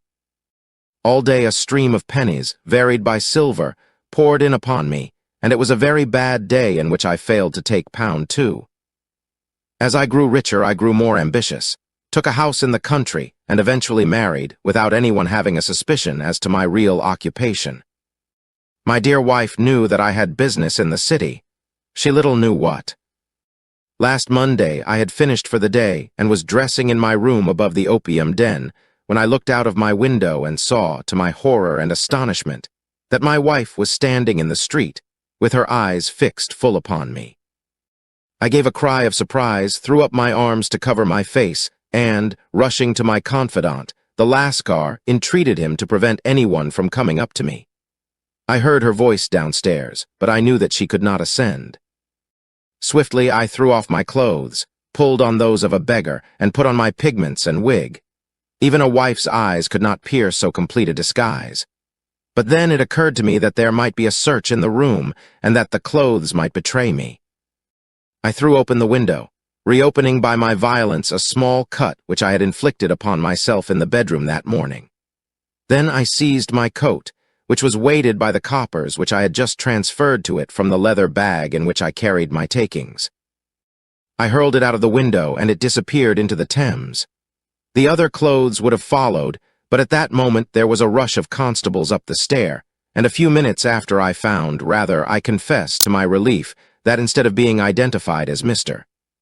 Neville St. Clair, I was arrested as his murderer. I do not know that there is anything else for me to explain. I was determined to preserve my disguise as long as possible, and hence my preference for a dirty face. Knowing that my wife would be terribly anxious, I slipped off my ring and confided it to the Lascar at a moment when no constable was watching me, together with a hurried scrawl telling her that she had no cause to fear. "That note only reached her yesterday," said Holmes. "Good God! What a week she must have spent." "The police have watched this Lascar," said Inspector Bradstreet, "and I can quite understand that he might find it difficult to post a letter unobserved. Probably he handed it to some sailor customer of his who forgot all about it for some days." "That was it," said Holmes, nodding approvingly. "I have no doubt of it. But have you never been prosecuted for begging?" "Many times, but what was a fine to me?" "It must stop here, however," said Bradstreet. "If the police are to hush this thing up, there must be no more of Hugh Boone. I have sworn it by the most solemn oaths which a man can take. In that case, I think that it is probable that no further steps may be taken. But if you are found again, then all must come out. I am sure, Mr. Holmes, that we are very much indebted to you for having cleared the matter up. I wish I knew how you reach your results." "I reached this one," said my friend, "by sitting upon 5 pillows and consuming an ounce of shag. I think, Watson, that if we drive to Baker Street, we shall just be in time for breakfast." Chapter 7. The Adventure of the Blue Carbuncle. I had called upon my friend Sherlock Holmes upon the second morning after Christmas, with the intention of wishing him the compliments of the season. He was lounging upon the sofa in a purple dressing gown, a pipe-rack within his reach upon the right, and a pile of crumpled morning papers, evidently newly studied, near at hand. Beside the couch was a wooden chair, and on the angle of the back hung a very seedy and disreputable hard felt hat, much the worse for wear, and cracked in several places. A lens and a forceps lying upon the seat of the chair suggested that the hat had been suspended in this manner for the purpose of examination. "You are engaged," said I. "Perhaps I interrupt you." "Not at all. I am glad to have a friend with whom I can discuss my results. The matter is a perfectly trivial one." He jerked his thumb in the direction of the old hat. "But there are points in connection with it which are not entirely devoid of interest and even of instruction." I seated myself in his armchair and warmed my hands before his crackling fire, for a sharp frost had set in, and the windows were thick with the ice crystals. "I suppose," I remarked, "that homely as it looks, this thing has some deadly story linked on to it, that it is the clue which will guide you in the solution of some mystery and the punishment of some crime." No crime," said Sherlock Holmes, laughing. "Only one of those whimsical little incidents, which will happen when you have 4 million human beings all jostling each other within the space of a few square miles. Amid the action and reaction of so dense a swarm of humanity, every possible combination of events may be expected to take place, and many a little problem will be presented which may be striking and bizarre without being criminal. We have already had experience of such. So much so," I remarked, "that of the last 6 cases which I have added to my notes, 3 have been entirely free of any legal crime." "Precisely. You allude to my attempt to recover the Irene Adler papers, to the singular case of Miss Mary Sutherland, and to the adventure of the man with the twisted lip. Well, I have no doubt that this small matter will fall into the same innocent category. You know Peterson, the commissionaire? Yes, it is to him that this trophy belongs. It is his hat. No, he found it. Its owner is unknown. I beg that you will look upon it not as a battered billycock, but as an intellectual problem. And, first, as to how it came here. It arrived upon Christmas morning in company with a good fat goose, which is, I have no doubt, roasting at this moment in front of Peterson's fire. The facts are these. About 4 o'clock on Christmas morning, Peterson, who, as you know, is a very honest fellow, was returning from some small jollification and was making his way homeward down Tottenham Court Road. In front of him he saw, in the gaslight, a tallish man, walking with a slight stagger and carrying a white goose slung over his shoulder. As he reached the corner of Goodge Street, a row broke out between this stranger and a little knot of roughs. One of the latter knocked off the man's hat, on which he raised his stick to defend himself, and, swinging it over his head, smashed the shop window behind him. Peterson had rushed forward to protect the stranger from his assailants, but the man, shocked at having broken the window, and seeing an official-looking person in uniform rushing towards him, dropped his goose, took to his heels, and vanished amid the labyrinth of small streets which lie at the back of Tottenham Court Road. The roughs had also fled at the appearance of Peterson, so that he was left in possession of the field of battle, and also of the spoils of victory in the shape of this battered hat and a most unimpeachable Christmas goose, which surely he restored to their owner. My dear fellow, there lies the problem. It is true that, for Mrs. Henry Baker was printed upon a small card which was tied to the bird's left leg, and it is also true that the initials H.B. are legible upon the lining of this hat, but as there are some thousands of Bakers and some hundreds of Henry Bakers in this city of ours, it is not easy to restore lost property to any one of them. What, then, did Peterson do? He brought round both hat and goose to me on Christmas morning, knowing that even the smallest problems are of interest to me. The goose we retained until this morning, when there were signs that, in spite of the slight frost, it would be well that it should be eaten without unnecessary delay. Its finder has carried it off, therefore, to fulfill the ultimate destiny of a goose, while I continue to retain the hat of the unknown gentleman who lost his Christmas dinner. Did he not advertise? No. Then what clue could you have as to his identity? Only as much as we can deduce. From his hat. Precisely. But you are joking. What can you gather from this old battered felt? Here is my lens. You know my methods. What can you gather yourself as to the individuality of the man who has worn this article? I took the tattered object in my hands and turned it over rather ruefully. It was a very ordinary black hat of the usual round shape, hard and much the worse for wear. The lining had been of red silk, but was a good deal discolored. There was no maker's name, but, as Holmes had remarked, the initials H.B. were scrawled upon one side. It was pierced in the brim for a hat securer, but the elastic was missing. For the rest, it was cracked, exceedingly dusty, and spotted in several places, although there seemed to have been some attempt to hide the discolored patches by smearing them with ink. "I can see nothing," said I, handing it back to my friend. "On the contrary, Watson, you can see everything. You fail, however, to reason from what you see. You are too timid in drawing your inferences. Then, pray tell me what it is that you can infer from this hat." He picked it up and gazed at it in the peculiar introspective fashion which was characteristic of him. "It is perhaps less suggestive than it might have been," he remarked. "And yet there are a few inferences which are very distinct, and a few others which represent at least a strong balance of probability. That the man was highly intellectual is of course obvious upon the face of it, and also that he was fairly well-to-do within the last 3 years, although he has now fallen upon evil days. He had foresight, but has less now than formerly, pointing to a moral retrogression, which, when taken with the decline of his fortunes, seems to indicate some evil influence, probably drink, at work upon him. This may account also for the obvious fact that his wife has ceased to love him. My dear Holmes, he has, however, retained some degree of self-respect," he continued, disregarding my remonstrance. "He is a man who leads a sedentary life, goes out little, is out of training entirely, is middle-aged, has grizzled hair which he has had cut within the last few days, and which he anoints with lime cream. These are the more patent facts which are to be deduced from his hat. Also, by the way, that it is extremely improbable that he has gas laid on in his house. You are certainly joking, Holmes. Not in the least.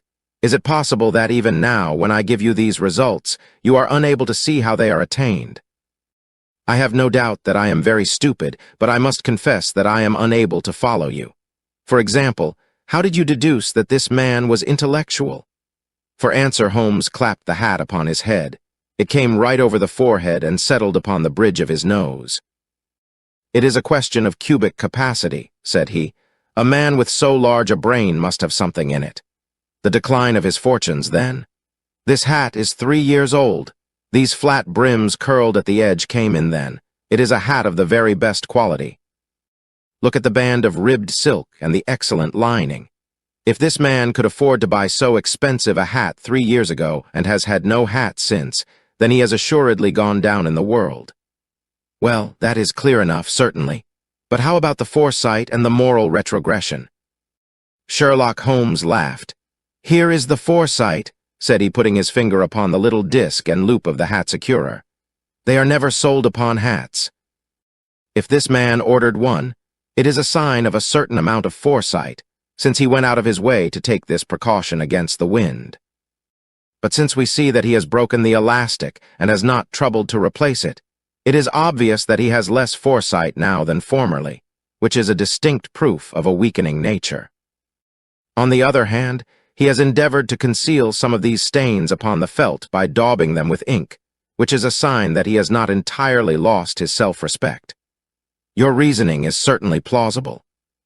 The further points that he is middle-aged, that his hair is grizzled, that it has been recently cut, and that he uses lime cream, are all to be gathered from a close examination of the lower part of the lining.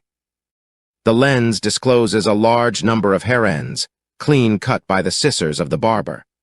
They all appear to be adhesive, and there is a distinct odor of lime cream.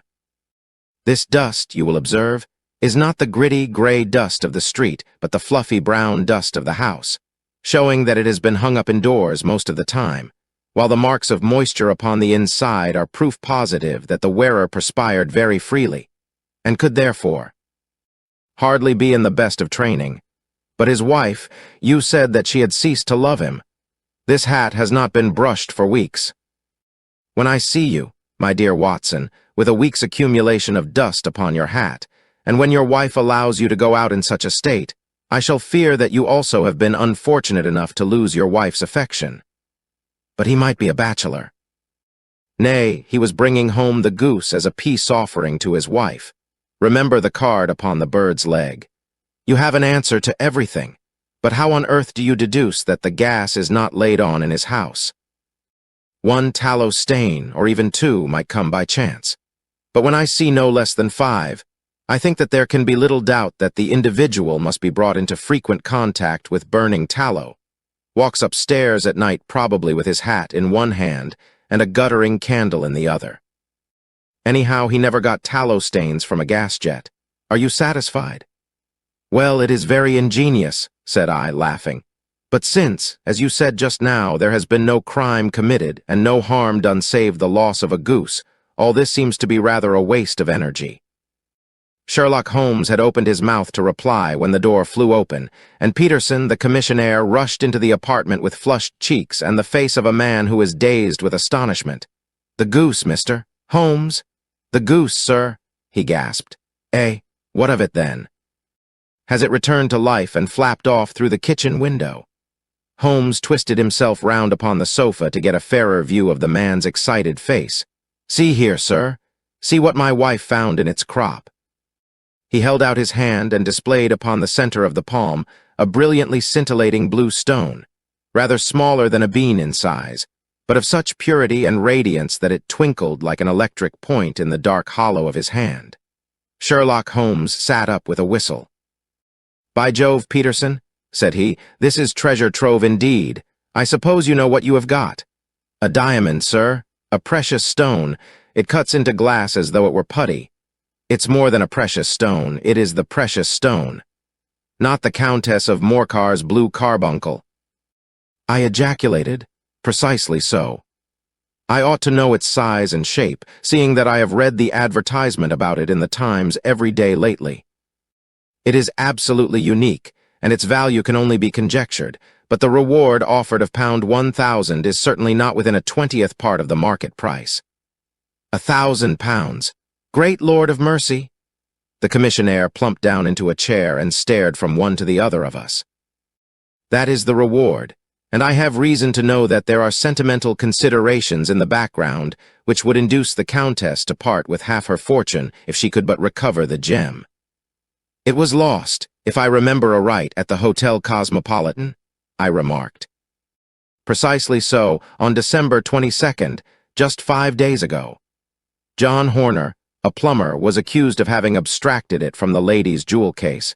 The evidence against him was so strong that the case has been referred to the assizes. I have some account of the matter here, I believe. He rummaged amid his newspapers, glancing over the dates until at last he smoothed one out, doubled it over, and read the following paragraph. Hotel Cosmopolitan Jewel Robbery. John Horner, 26, plumber, was brought up upon the charge of having upon the 22nd inst. Abstracted from the jewel case of the Countess of Morcar, the valuable gem known as the Blue Carbuncle. James Ryder, upper attendant at the hotel, gave his evidence to the effect that he had shown Horner up to the dressing room of the Countess of Morcar upon the day of the robbery, in order that he might solder the second bar of the grate, which was loose. He had remained with Horner some little time, but had finally been called away. On returning, he found that Horner had disappeared, that the bureau had been forced open, and that the small morocco casket in which, as it afterwards transpired, the Countess was accustomed to keep her jewel, was lying empty upon the dressing-table. Ryder instantly gave the alarm, and Horner was arrested the same evening, but the stone could not be found either upon his person or in his rooms. Catherine Cusack, maid to the Countess, deposed to having heard Ryder's cry of dismay on discovering the robbery, and to having rushed into the room where she found matters as described by the last witness. Inspector Bradstreet, B Division, gave evidence as to the arrest of Horner, who struggled frantically, and protested his innocence in the strongest terms. Evidence of a previous conviction for robbery having been given against the prisoner, the magistrate refused to deal summarily with the offense, but referred it to the assizes. Horner, who had shown signs of intense emotion during the proceedings, fainted away at the conclusion and was carried out of court. So much for the police court, said Holmes thoughtfully, tossing aside the paper. The question for us now to solve is the sequence of events leading from a rifled jewel case at one end to the crop of a goose in Tottenham Court Road at the other. You see, Watson, our little deductions have suddenly assumed a much more important and less innocent aspect. Here is the stone. The stone came from the goose, and the goose came from Mr. Henry Baker, the gentleman with the bad hat and all the other characteristics with which I have bored you. So now we must set ourselves very seriously to finding this gentleman and ascertaining what part he has played in this little mystery. To do this, we must try the simplest means first, and these lie undoubtedly in an advertisement in all the evening papers. If this fail, I shall have recourse to other methods. What will you say? Give me a pencil and that slip of paper. Now then, found at the corner of Goodge Street a goose and a black felt hat. Mr. Henry Baker can have the same by applying at 6:30 this evening at 221B Baker Street. That is clear and concise. Very, but will he see it? Well, he is sure to keep an eye on the papers, since to a poor man the loss was a heavy one. He was clearly so scared by his mischance in breaking the window, and by the approach of Peterson, that he thought of nothing but flight. But since then, he must have bitterly regretted the impulse which caused him to drop his bird. Then again, the introduction of his name will cause him to see it, for everyone who knows him will direct his attention to it. Here you are, Peterson, run down to the advertising agency and have this put in the evening papers. In which, sir? Oh, in the Globe, Star, Pall Mall, Sunt. James's Gazette, Evening News, Standard, Echo, and any others that occur to you. Very well, sir, and this stone? Ah, yes, I shall keep the stone, thank you. And, I say, Peterson, just buy a goose on your way back and leave it here with me, for we must have one to give to this gentleman in place of the one which your family is now devouring. When the commissionaire had gone, Holmes took up the stone and held it against the light. It's a bonny thing, said he. Just see how it glints and sparkles. Of course it is a nucleus and focus of crime. Every good stone is. They are the devil's pet baits. In the larger and older jewels, every facet may stand for a bloody deed. This stone is not yet 20 years old.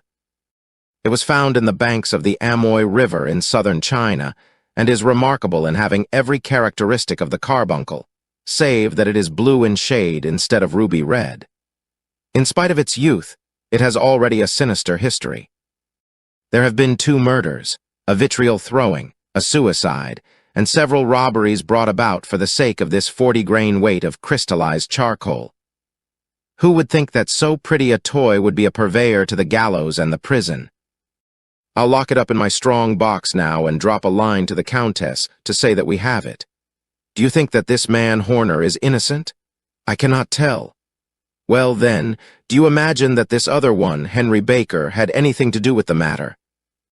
It is, I think, much more likely that Henry Baker is an absolutely innocent man, who had no idea that the bird which he was carrying was of considerably more value than if it were made of solid gold.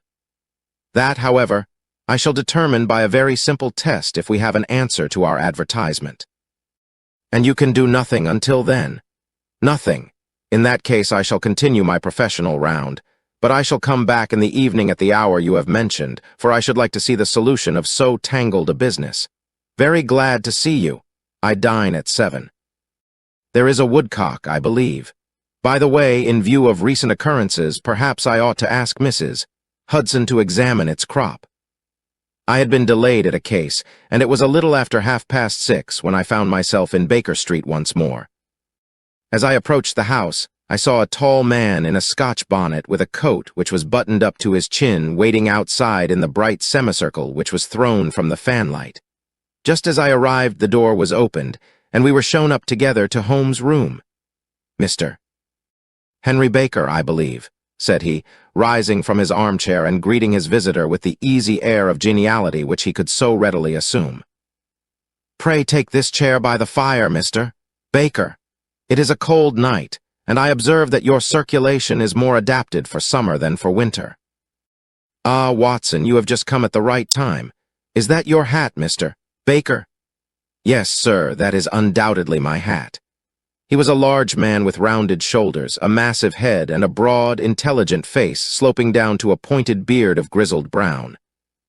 A touch of red in nose and cheeks, with a slight tremor of his extended hand, recalled Holmes' surmise as to his habits. His rusty black frock coat was buttoned right up in front, with the collar turned up, and his lank wrists protruded from his sleeves without a sign of cuff or shirt. He spoke in a slow, staccato fashion, choosing his words with care, and gave the impression generally of a man of learning and letters who had had ill usage at the hands of fortune. We have retained these things for some days, said Holmes, because we expected to see an advertisement from you giving your address. I am at a loss to know now why you did not advertise. Our visitor gave a rather shamefaced laugh. Shillings have not been so plentiful with me as they once were, he remarked. I had no doubt that the gang of roughs who assaulted me had carried off both my hat and the bird. I did not care to spend more money in a hopeless attempt at recovering them. Very naturally. By the way, about the bird, we were compelled to eat it. To eat it. Our visitor half rose from his chair in his excitement.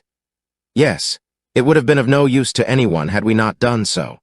But I presume that this other goose upon the sideboard, which is about the same weight and perfectly fresh, will answer your purpose equally well. Oh, certainly, certainly, answered Mr. Baker with a sigh of relief. Of course, we still have the feathers, legs, crop, and so on of your own bird, so if you wish, the man burst into a hearty laugh. They might be useful to me as relics of my adventure, said he. But beyond that, I can hardly see what use the disjecta membra of my late acquaintance are going to be to me. No, sir, I think that, with your permission, I will confine my attentions to the excellent bird which I perceive upon the sideboard. Sherlock Holmes glanced sharply across at me with a slight shrug of his shoulders. There is your hat, then, and there your bird, said he. By the way, would it bore you to tell me where you got the other one from? I am somewhat of a fowl fancier, and I have seldom seen a better-grown goose. Certainly, sir, said Baker, who had risen and tucked his newly gained property under his arm. There are a few of us who frequent the Alpha Inn, near the museum, We are to be found in the museum itself during the day, you understand. This year our good host, Windigate by name, instituted a goose club by which, on consideration of some few pence every week, we were each to receive a bird at Christmas. My pence were duly paid, and the rest is familiar to you. I am much indebted to you, sir, for a Scotch bonnet is fitted neither to my years nor my gravity. With a comical pomposity of manner, he bowed solemnly to both of us and strode off upon his way. So much for Mr. Henry Baker, said Holmes when he had closed the door behind him. It is quite certain that he knows nothing whatever about the matter. Are you hungry, Watson? Not particularly. Then I suggest that we turn our dinner into a supper and follow up this clue while it is still hot. By all means. It was a bitter night, so we drew on our ulsters and wrapped cravats about our throats. Outside, the stars were shining coldly in a cloudless sky, and the breath of the passers-by blew out into smoke like so many pistol shots.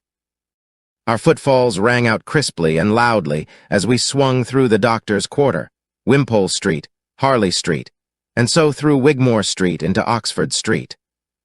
In a quarter of an hour we were in Bloomsbury at the Alpha Inn, which is a small public house at the corner of one of the streets which runs down into Holborn.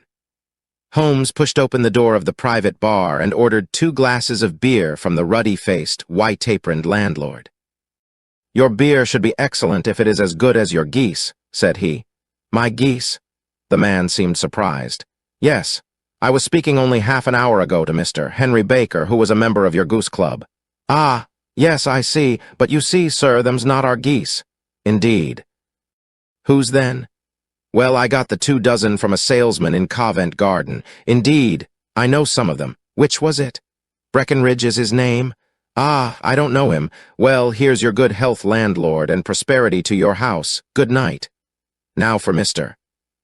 Breckenridge," he continued, buttoning up his coat as we came out into the frosty air.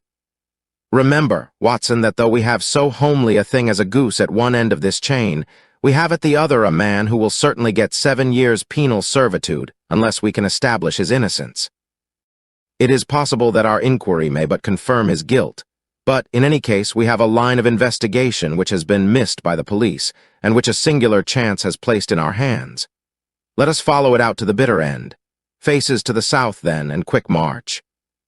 We passed across Holborn, down in Dell Street, and so through a zigzag of slums to Covent Garden Market. One of the largest stalls bore the name of Breckenridge upon it, and the proprietor, a horsey-looking man with a sharp face and trim side whiskers, was helping a boy to put up the shutters. "Good evening. It's a cold night," said Holmes. The salesman nodded and shot a questioning glance at my companion. "Sold out of geese, I see," continued Holmes, pointing at the bare slabs of marble. "Let you have 500 tomorrow morning." "That's no good." "Well, there are some on the stall with the gas flare." "Ah, but I was recommended to you." "Who by?" "The landlord of the Alpha." "Oh, yes, I sent him a couple of dozen." "Fine birds they were, too. Now, where did you get them from?" To my surprise, the question provoked a burst of anger from the salesman. "Now then, mister," said he, with his head cocked and his arms akimbo, "what are you driving at? Let's have it straight now." "It is straight enough." "I should like to know who sold you the geese which you supplied to the Alpha." "Well then, I shan't tell you. So now." "Oh, it is a matter of no importance, but I don't know why you should be so warm over such a trifle." "Warm? You'd be as warm, maybe, if you were as pestered as I am. When I pay good money for a good article, there should be an end of the business, but it's where are the geese? And who did you sell the geese to? And what will you take for the geese? One would think they were the only geese in the world, to hear the fuss that is made over them." "Well, I have no connection with any other people who have been making inquiries," said Holmes carelessly. "If you won't tell us, the bet is off, that is all. But I'm always ready to back my opinion on a matter of fowls, and I have a fiver on it that the bird I ate is country bred." "Well then, you've lost your fiver, for it's town bred," snapped the salesman. "It's nothing of the kind." "I say it is. I don't believe it.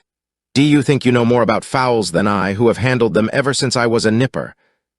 I tell you, all those birds that went to the Alpha were town bred. You'll never persuade me to believe that. Will you bet, then? It's merely taking your money, for I know that I am right, but I'll have a sovereign on with you just to teach you not to be obstinate." The salesman chuckled grimly. "Bring me the books, Bill," said he. The small boy brought round a small, thin volume and a great greasy-backed one, laying them out together beneath the hanging lamp. "Now then, mister." "Cocksure," said the salesman. "I thought that I was out of geese, but before I finish you'll find that there is still one left in my shop.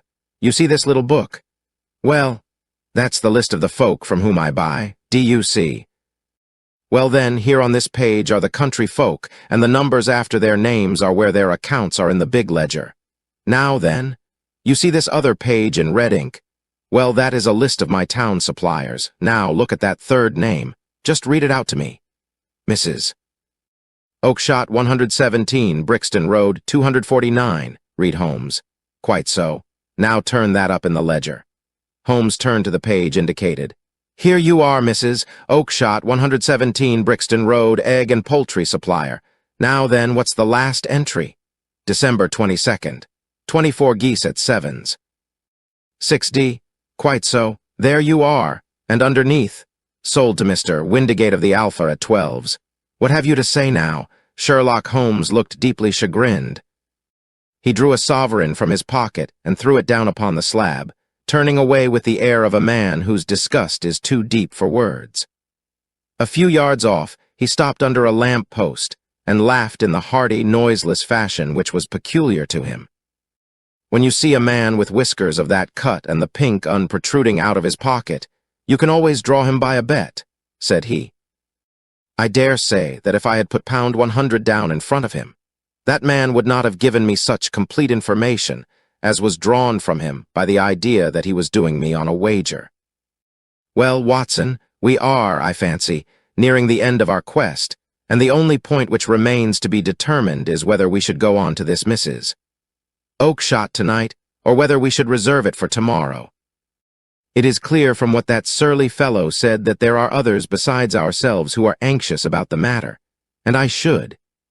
His remarks were suddenly cut short by a loud hubbub which broke out from the stall which we had just left. Turning round, we saw a little rat-faced fellow standing in the center of the circle of yellow light which was thrown by the swinging lamp, while Breckenridge, the salesman, framed in the door of his stall, was shaking his fists fiercely at the cringing figure. "I've had enough of you and your geese," he shouted. "I wish you were all at the devil together. If you come pestering me any more with your silly talk, I'll set the dog at you. You bring Mrs. Oakshott here and I'll answer her, but what have you to do with it? Did I buy the geese off you?" "No, but one of them was mine all the same," whined the little man. "Well, then, ask Mrs. Oakshott for it. She told me to ask you." "Well, you can ask the King of Prussia for all I care. I've had enough of it. Get out of this." He rushed fiercely forward, and the inquirer flitted away into the darkness. "Ha! This may save us a visit to Brixton Road," whispered Holmes. "Come with me, and we will see what is to be made of this fellow." Striding through the scattered knots of people who lounged round the flaring stalls, my companion speedily overtook the little man and touched him upon the shoulder. He sprang round, and I could see in the gaslight that every vestige of color had been driven from his face. "Who are you, then?" "What do you want?" he asked in a quavering voice. "You will excuse me," said Holmes blandly, "but I could not help overhearing the questions which you put to the salesman just now. I think that I could be of assistance to you." Who are you?" "How could you know anything of the matter?" "My name is Sherlock Holmes. It is my business to know what other people don't know. But you can know nothing of this." "Excuse me, I know everything of it. You are endeavoring to trace some geese which were sold by Mrs. Oakshott of Brixton Road to a salesman named Breckenridge, by him in turn to Mr. Windigate of the Alpha, and by him to his club, of which Mr. Henry Baker is a member." "Oh, sir, you are the very man whom I have longed to meet," cried the little fellow with outstretched hands and quivering fingers. "I can hardly explain to you how interested I am in this matter." Sherlock Holmes hailed a four-wheeler which was passing. "In that case, we had better discuss it in a cozy room rather than in this wind-swept marketplace," said he. "But pray tell me before we go farther who it is that I have the pleasure of assisting." The man hesitated for an instant. "My name is John Robinson," he answered with a sidelong glance. "No, no, the real name," said Holmes sweetly. "It is always awkward doing business with an alias." A flush sprang to the white cheeks of the stranger. "Well then," said he, "my real name is James Ryder." "Precisely so, head attendant at the Hotel Cosmopolitan. Pray step into the cab, and I shall soon be able to tell you everything which you would wish to know." The little man stood glancing from one to the other of us with half-frightened, half-hopeful eyes, as one who is not sure whether he is on the verge of a windfall or of a catastrophe. Then he stepped into the cab, and in half an hour we were back in the sitting room at Baker Street. Nothing had been said during our drive, but the high, thin breathing of our new companion and the claspings and unclaspings of his hands spoke of the nervous tension within him. "Here we are," said Holmes cheerily as we filed into the room. "The fire looks very seasonable in this weather. You look cold, Mr. Ryder. Pray take the basket chair. I will just put on my slippers before we settle this little matter of yours. Now then, you want to know what became of those geese?" "Yes, sir. Or rather, I fancy of that goose. It was one bird, I imagine, in which you were interested, white with a black bar across the tail." Ryder quivered with emotion. "Oh, sir," he cried, "can you tell me where it went to?" "It came here." "Here?" "Yes, and a most remarkable bird it proved. I don't wonder that you should take an interest in it. It laid an egg after it was dead, the bonniest, brightest little blue egg that ever was seen. I have it here in my museum." Our visitor staggered to his feet and clutched the mantelpiece with his right hand. Holmes unlocked his strongbox and held up the blue carbuncle, which shone out like a star, with a cold, brilliant, many-pointed radiance. Ryder stood glaring with a drawn face, uncertain whether to claim or to disown it. "The game's up, Ryder," said Holmes quietly. "Hold up, man, or you'll be into the fire. Give him an arm back into his chair, Watson. He's not got blood enough to go in for felony with impunity. Give him a dash of brandy. So, now he looks a little more human. What a shrimp it is, to be sure." For a moment he had staggered and nearly fallen, but the brandy brought a tinge of color into his cheeks, and he sat staring with frightened eyes at his accuser. "I have almost every link in my hands and all the proofs which I could possibly need, so there is little which you need tell me. Still, that little may as well be cleared up to make the case complete. You had heard, Ryder, of this blue stone of the Countess of Morcar's." "It was Catherine Cusack who told me of it," said he in a crackling voice. "I see, her ladyship's waiting maid. Well, the temptation of sudden wealth so easily acquired was too much for you, as it has been for better men before you, but you were not very scrupulous in the means you used. It seems to me, Ryder, that there is the making of a very pretty villain in you. You knew that this man Horner, the plumber, had been concerned in some such matter before, and that suspicion would rest the more readily upon him. What did you do, then? You made some small job in my lady's room, you and your confederate Cusack, and you managed that he should be the man sent for. Then, when he had left, you rifled the jewel case, raised the alarm, and had this unfortunate man arrested. You then—" Ryder threw himself down suddenly upon the rug and clutched at my companion's knees. "For God's sake, have mercy!" he shrieked. "Think of my father, of my mother. It would break their hearts. I never went wrong before. I never will again. I swear it. I'll swear it on a Bible. Oh, don't bring it into court. For Christ's sake, don't. Get back into your chair," said Holmes sternly. "It is very well to cringe and crawl now, but you thought little enough of this poor Horner in the dock for a crime of which he knew nothing. I will fly, Mr. Holmes. I will leave the country, sir. Then the charge against him will break down. We will talk about that. And now let us hear a true account of the next act. How came the stone into the goose, and how came the goose into the open market? Tell us the truth, for there lies your only hope of safety." Ryder passed his tongue over his parched lips. "I will tell you it just as it happened, sir," said he. "When Horner had been arrested, it seemed to me that it would be best for me to get away with the stone at once, for I did not know at what moment the police might not take it into their heads to search me and my room. There was no place about the hotel where it would be safe. I went out, as if on some commission, and I made for my sister's house. She had married a man named Oakshott and lived in Brixton Road, where she fattened fowls for the market. All the way there, every man I met seemed to me to be a policeman or a detective. And, for all that it was a cold night, the sweat was pouring down my face before I came to the Brixton Road.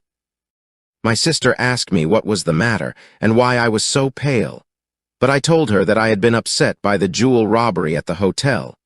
Then I went into the backyard and smoked a pipe and wondered what it would be best to do.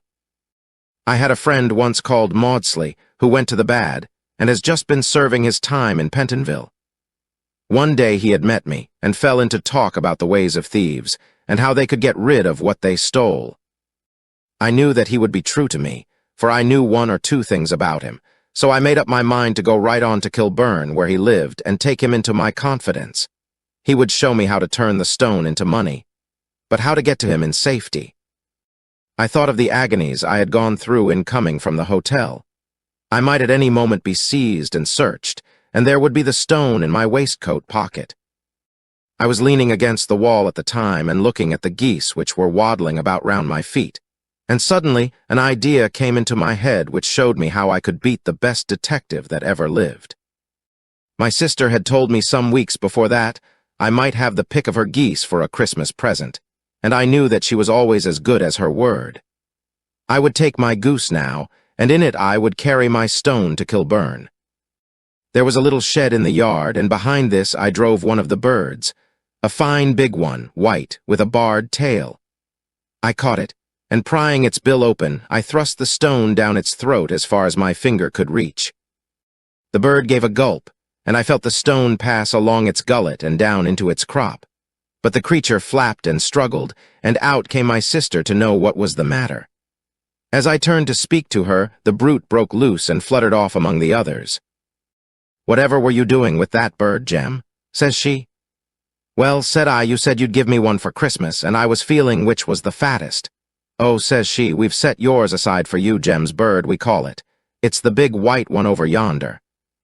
There's 26 of them, which makes one for you and one for us, and 2 dozen for the market." "Thank you, Maggie," says I, "but if it is all the same to you, I'd rather have that one I was handling just now." "The other is a good 3 pound heavier," said she, "and we fattened it expressly for you." "Never mind, I'll have the other, and I'll take it now," said I. "Oh, just as you like," said she, a little huffed. "Which is it you want, then?" "That white one with the barred tail, right in the middle of the flock." "Oh, very well. Kill it and take it with you." Well, I did what she said, Mr. Holmes, and I carried the bird all the way to Kilburn. I told my pal what I had done, for he was a man that it was easy to tell a thing like that to. He laughed until he choked, and we got a knife and opened the goose. My heart turned to water, for there was no sign of the stone, and I knew that some terrible mistake had occurred. I left the bird, rushed back to my sister's, and hurried into the backyard. There was not a bird to be seen there. "Where are they all, Maggie?" I cried. "Gone to the dealers, Jem." "Which dealers?" "Breckenridge of Covent Garden. But was there another with a barred tail?" I asked, "The same as the one I chose?" "Yes, Jem, there were 2 barred-tailed ones, and I could never tell them apart." Well then, of course I saw it all, and I ran off as hard as my feet would carry me to this man Breckenridge. But he had sold the lot at once, and not one word would he tell me as to where they had gone. You heard him yourselves tonight. Well, he has always answered me like that. My sister thinks that I am going mad. Sometimes I think that I am myself. And now I am myself a branded thief without ever having touched the wealth for which I sold my character. God help me. God help me. He burst into convulsive sobbing with his face buried in his hands. There was a long silence, broken only by his heavy breathing and by the measured tapping of Sherlock Holmes' fingertips upon the edge of the table. Then my friend rose and threw open the door. "Get out," said he. "What, sir? Oh, heaven bless you. No more words. Get out." And no more words were needed. There was a rush, a clatter upon the stairs, the bang of a door, and the crisp rattle of running footfalls from the street. "After all, Watson," said Holmes, reaching up his hand for his clay pipe, "I am not retained by the police to supply their deficiencies. If Horner were in danger, it would be another thing, but this fellow will not appear against him, and the case must collapse. I suppose that I am commuting a felony, but it is just possible that I am saving a soul. This fellow will not go wrong again. He is too terribly frightened. Send him to jail now, and you make him a jailbird for life. Besides, it is the season of forgiveness. Chance has put in our way a most singular and whimsical problem, and its solution is its own reward. If you will have the goodness to touch the bell, Doctor, we will begin another investigation, in which also a bird will be the chief feature. Chapter 8. The Adventure of the Speckled Band. On glancing over my notes of the 70-odd cases in which I have during the last 8 years studied the methods of my friend Sherlock Holmes, I find many tragic, some comic, a large number merely strange, but none commonplace. 4.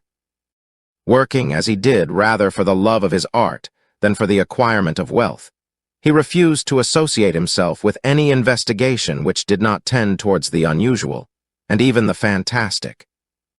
Of all these varied cases, however, I cannot recall any which presented more singular features than that which was associated with the well-known Surrey family of the Roylotts of Stokemoran. The events in question occurred in the early days of my association with Holmes, when we were sharing rooms as bachelors in Baker Street. It is possible that I might have placed them upon record before, but a promise of secrecy was made at the time, from which I have only been freed during the last month by the untimely death of the lady to whom the pledge was given. It is perhaps as well that the facts should now come to light, for I have reasons to know that there are widespread rumors as to the death of Dr. Grimesby Roylott which tend to make the matter even more terrible than the truth. It was early in April in the year '83 that I woke one morning to find Sherlock Holmes standing, fully dressed, by the side of my bed. He was a late riser, as a rule, and as the clock on the mantelpiece showed me that it was only 7:15, I blinked up at him in some surprise and perhaps just a little resentment, for I was myself regular in my habits. "Very sorry to knock you up, Watson," said he. "But it's the common lot this morning. Mrs. Hudson has been knocked up," she retorted upon me, "and I on you." "What is it then, a fire?" "No, a client. It seems that a young lady has arrived in a considerable state of excitement who insists upon seeing me. She is waiting now in the sitting-room." Now, when young ladies wander about the metropolis at this hour of the morning and knock sleepy people up out of their beds, I presume that it is something very pressing which they have to communicate. Should it prove to be an interesting case, you would, I am sure, wish to follow it from the outset. I thought, at any rate, that I should call you and give you the chance. My dear fellow, I would not miss it for anything. I had no keener pleasure than in following Holmes in his professional investigations, and in admiring the rapid deductions, as swift as intuitions, and yet always founded on a logical basis with which he unraveled the problems which were submitted to him. I rapidly threw on my clothes and was ready in a few minutes to accompany my friend down to the sitting-room. A lady dressed in black and heavily veiled, who had been sitting in the window, rose as we entered. "Good morning, madam," said Holmes cheerily. "My name is Sherlock Holmes. This is my intimate friend and associate, Dr. Watson, before whom you can speak as freely as before myself." "Ha! I am glad to see that, Mrs. Hudson has had the good sense to light the fire. Pray draw up to it, and I shall order you a cup of hot coffee, for I observe that you are shivering." "It is not cold which makes me shiver," said the woman in a low voice, changing her seat as requested. "What then?" "It is fear, Mr. Holmes. It is terror." She raised her veil as she spoke, and we could see that she was indeed in a pitiable state of agitation, her face all drawn and gray, with restless, frightened eyes, like those of some hunted animal. Her features and figure were those of a woman of 30, but her hair was shot with premature gray, and her expression was weary and haggard. Sherlock Holmes ran her over with one of his quick, all-comprehensive glances. "You must not fear," said he soothingly, bending forward and patting her forearm. "We shall soon set matters right, I have no doubt. You have come in by train this morning, I see. You know me, then?" "No, but I observed the second half of a return ticket in the palm of your left glove. You must have started early, and yet you had a good drive in a dog-cart, along heavy roads before you reached the station." The lady gave a violent start and stared in bewilderment at my companion. "There is no mystery, my dear madam," said he, smiling. "The left arm of your jacket is spattered with mud in no less than 7 places. The marks are perfectly fresh. There is no vehicle save a dog cart which throws up mud in that way, and then only when you sit on the left-hand side of the driver. Whatever your reasons may be, you are perfectly correct, said she. I started from home before 6, reached Leatherhead at 20 past, and came in by the first train to Waterloo. Sir, I can stand this strain no longer. I shall go mad if it continues. I have no one to turn to, none, save only one who cares for me, and he, poor fellow, can be of little aid. I have heard of you, Mr. Holmes. I have heard of you from Mrs. Farintosh, whom you helped in the hour of her sore need. It was from her that I had your address. Oh, sir, do you not think that you could help me, too, and at least throw a little light through the dense darkness which surrounds me? At present it is out of my power to reward you for your services, but in a month or 6 weeks I shall be married, with the control of my own income, and then at least you shall not find me ungrateful. Holmes turned to his desk and, unlocking it, drew out a small case-book which he consulted. Farintosh, said he. Ah, yes, I recall the case. It was concerned with an opal tiara. I think it was before your time, Watson. I can only say, madam, that I shall be happy to devote the same care to your case as I did to that of your friend. As to reward, my profession is its own reward, but you are at liberty to defray whatever expenses I may be put to at the time which suits you best. And now I beg that you will lay before us everything that may help us in forming an opinion upon the matter. Alas, replied our visitor, the very horror of my situation lies in the fact that my fears are so vague, and my suspicions depend so entirely upon small points, which might seem trivial to another, that even he to whom of all others I have a right to look for help and advice looks upon all that I tell him about it as the fancies of a nervous woman. He does not say so, but I can read it from his soothing answers and averted eyes. But I have heard, Mr. Holmes, that you can see deeply into the manifold wickedness of the human heart. You may advise me how to walk amid the dangers which encompass me. I am all attention, madam. My name is Helen Stoner, and I am living with my stepfather, who is the last survivor of one of the oldest Saxon families in England, the Roylotts of Stoke-Moran on the western border of Surrey. Holmes nodded his head. The name is familiar to me, said he. The family was at one time among the richest in England, and the estates extended over the borders into Berkshire in the north and Hampshire in the west. In the last century, however, 4 successive heirs were of a dissolute and wasteful disposition, and the family ruin was eventually completed by a gambler in the days of the Regency. Nothing was left save a few acres of ground, and the 200-year-old house, which is itself crushed under a heavy mortgage. The last squire dragged out his existence there, living the horrible life of an aristocratic pauper. But his only son, my stepfather, seeing that he must adapt himself to the new conditions, obtained an advance from a relative, which enabled him to take a medical degree and went out to Calcutta, where by his professional skill and his force of character he established a large practice. In a fit of anger, however, caused by some robberies which had been perpetrated in the house, he beat his native butler to death and narrowly escaped a capital sentence.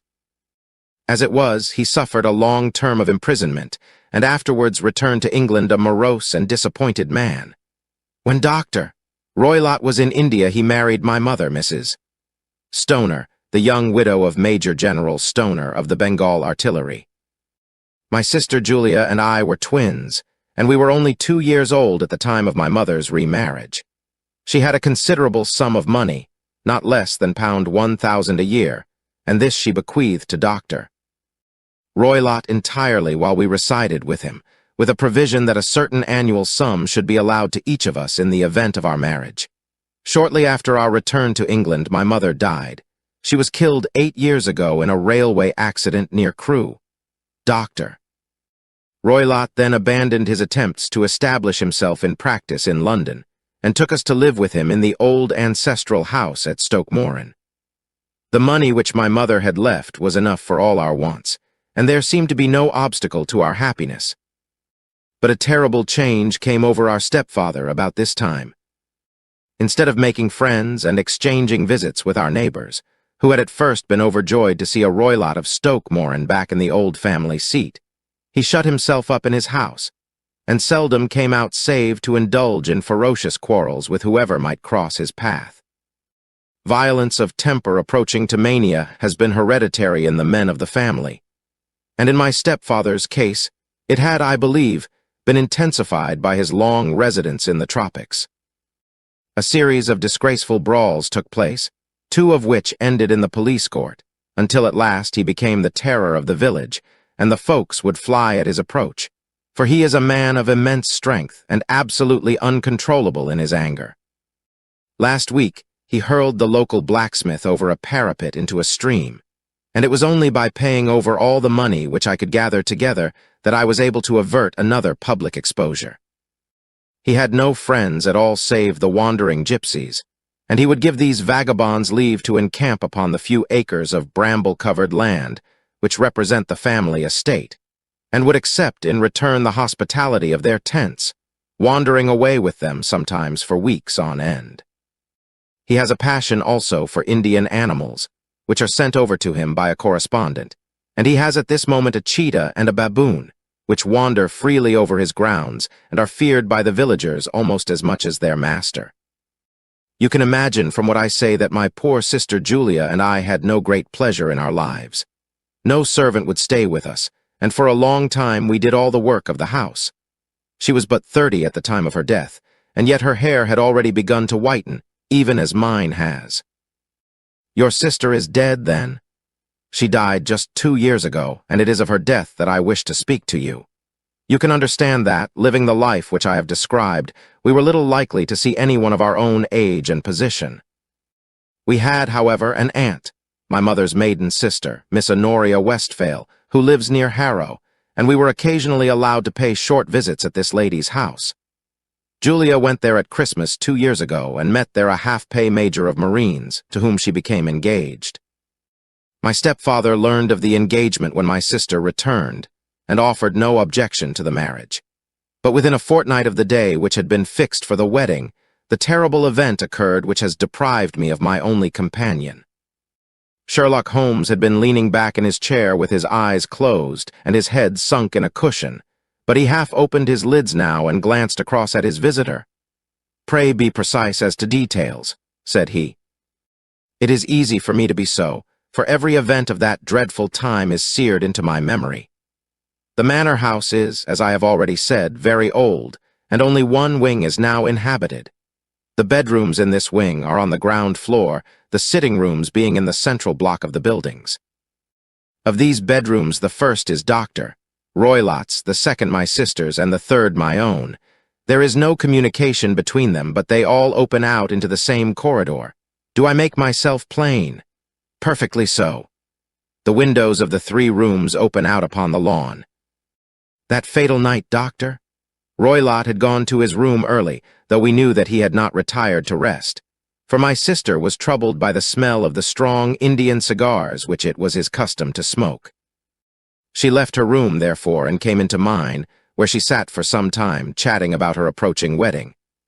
At 11 o'clock she rose to leave me, but she paused at the door and looked back. "Tell me, Helen," said she, "have you ever heard anyone whistle in the dead of the night?" "Never," said I. "I suppose that you could not possibly whistle yourself in your sleep." "Certainly not. But why?" "Because during the last few nights I have always, about 3 in the morning, heard a low, clear whistle. I am a light sleeper, and it has awakened me. I cannot tell where it came from, perhaps from the next room, perhaps from the lawn. I thought that I would just ask you whether you had heard it. No, I have not. It must be those wretched gypsies in the plantation. Very likely. And yet if it were on the lawn, I wonder that you did not hear it also. Ah, but I sleep more heavily than you. Well, it is of no great consequence at any rate." She smiled back at me, closed my door, and a few moments later I heard her key turn in the lock. "Indeed," said Holmes. "Was it your custom always to lock yourselves in at night?" "Always." "And why?" "I think that I mentioned to you that the doctor kept a cheetah and a baboon. We had no feeling of security unless our doors were locked." "Quite so. Pray proceed with your statement." "I could not sleep that night. A vague feeling of impending misfortune impressed me. My sister and I, you will recollect, were twins, and you know how subtle are the links which bind two souls which are so closely allied. It was a wild night.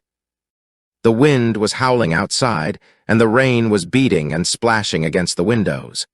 Suddenly, amid all the hubbub of the gale, there burst forth the wild scream of a terrified woman.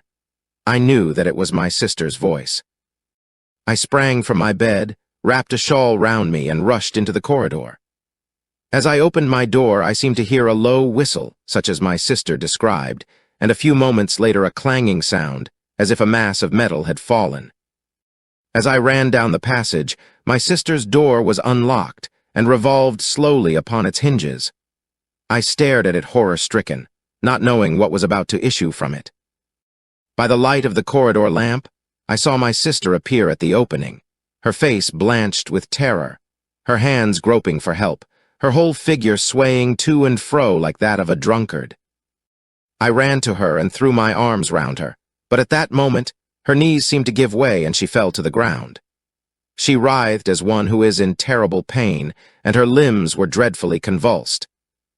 At first I thought that she had not recognized me, but as I bent over her, she suddenly shrieked out in a voice which I shall never forget, "Oh my God! Helen!" It was the band, the speckled band. There was something else which she would fain have said, and she stabbed with her finger into the air in the direction of the doctor's room, but a fresh convulsion seized her and choked her words. I rushed out, calling loudly for my stepfather, and I met him hastening from his room in his dressing gown. When he reached my sister's side, she was unconscious, and though he poured brandy down her throat and sent for medical aid from the village, all efforts were in vain, for she slowly sank and died without having recovered her consciousness. Such was the dreadful end of my beloved sister. "One moment," said Holmes. "Are you sure about this whistle and metallic sound? Could you swear to it?" That was what the county coroner asked me at the inquiry. It is my strong impression that I heard it, and yet, among the crash of the gale and the creaking of an old house, I may possibly have been deceived. "Was your sister dressed?"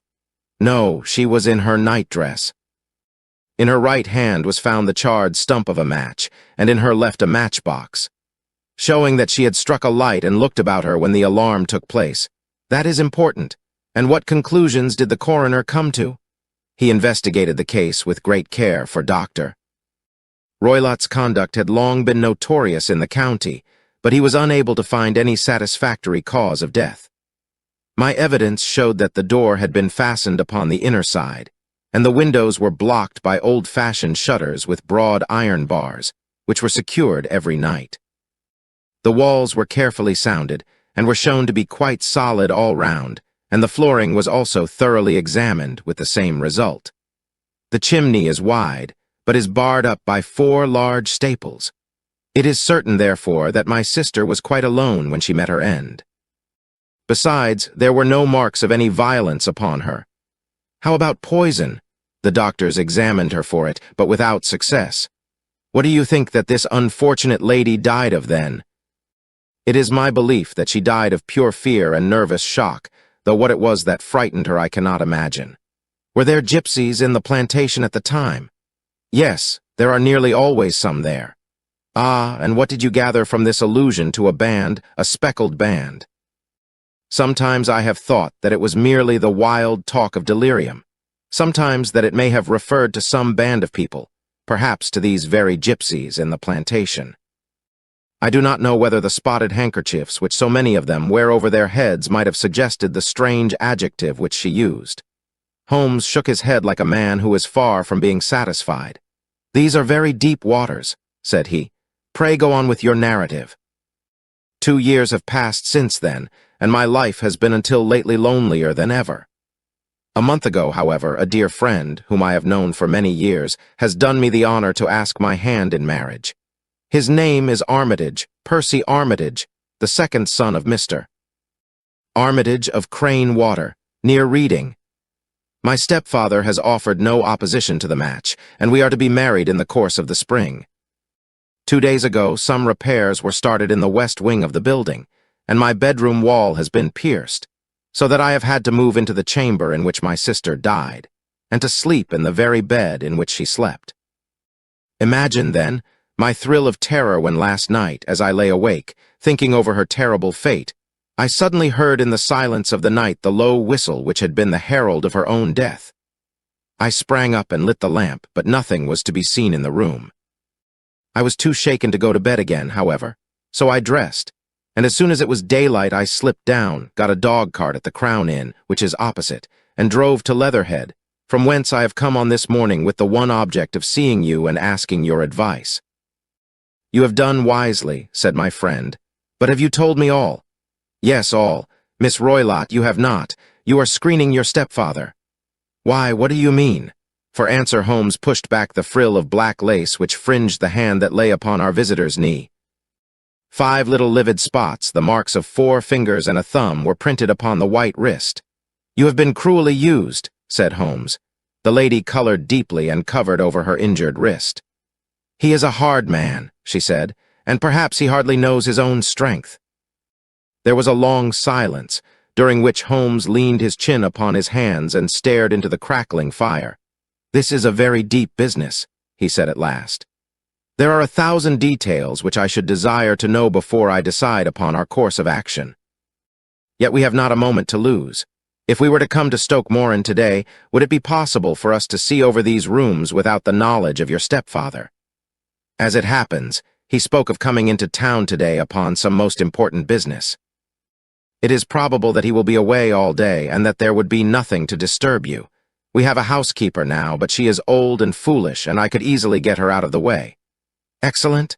You are not averse to this trip, Watson? By no means. Then we shall both come. What are you going to do yourself? I have 1 or 2 things which I would wish to do now that I am in town, but I shall return by the 12 o'clock train so as to be there in time for your coming, and you may expect us early in the afternoon. I have myself some small business matters to attend to. Will you not wait and breakfast? No, I must go. My heart is lightened already since I have confided my trouble to you. I shall look forward to seeing you again this afternoon. She dropped her thick black veil over her face and glided from the room. And what do you think of it all, Watson? Asked Sherlock Holmes, leaning back in his chair. It seems to me to be a most dark and sinister business. Dark enough and sinister enough. Yet if the lady is correct in saying that the flooring and walls are sound, and that the door, window, and chimney are impassable, then her sister must have been undoubtedly alone when she met her mysterious end. What becomes, then, of these nocturnal whistles, and what of the very peculiar words of the dying woman? I cannot think. When you combine the ideas of whistles at night, the presence of a band of gypsies who are on intimate terms with this old doctor, the fact that we have every reason to believe that the doctor has an interest in preventing his stepdaughter's marriage, the dying allusion to a band, and, finally, the fact that Miss Helen Stoner heard a metallic clang, which might have been caused by one of those metal bars that secured the shutters falling back into its place, I think that there is good ground to think that the mystery may be cleared along those lines. But what, then, did the gypsies do? I cannot imagine. I see many objections to any such theory. And so do I. It is precisely for that reason that we are going to Stoke Moran this day. I want to see whether the objections are fatal or if they may be explained away. But what in the name of the devil?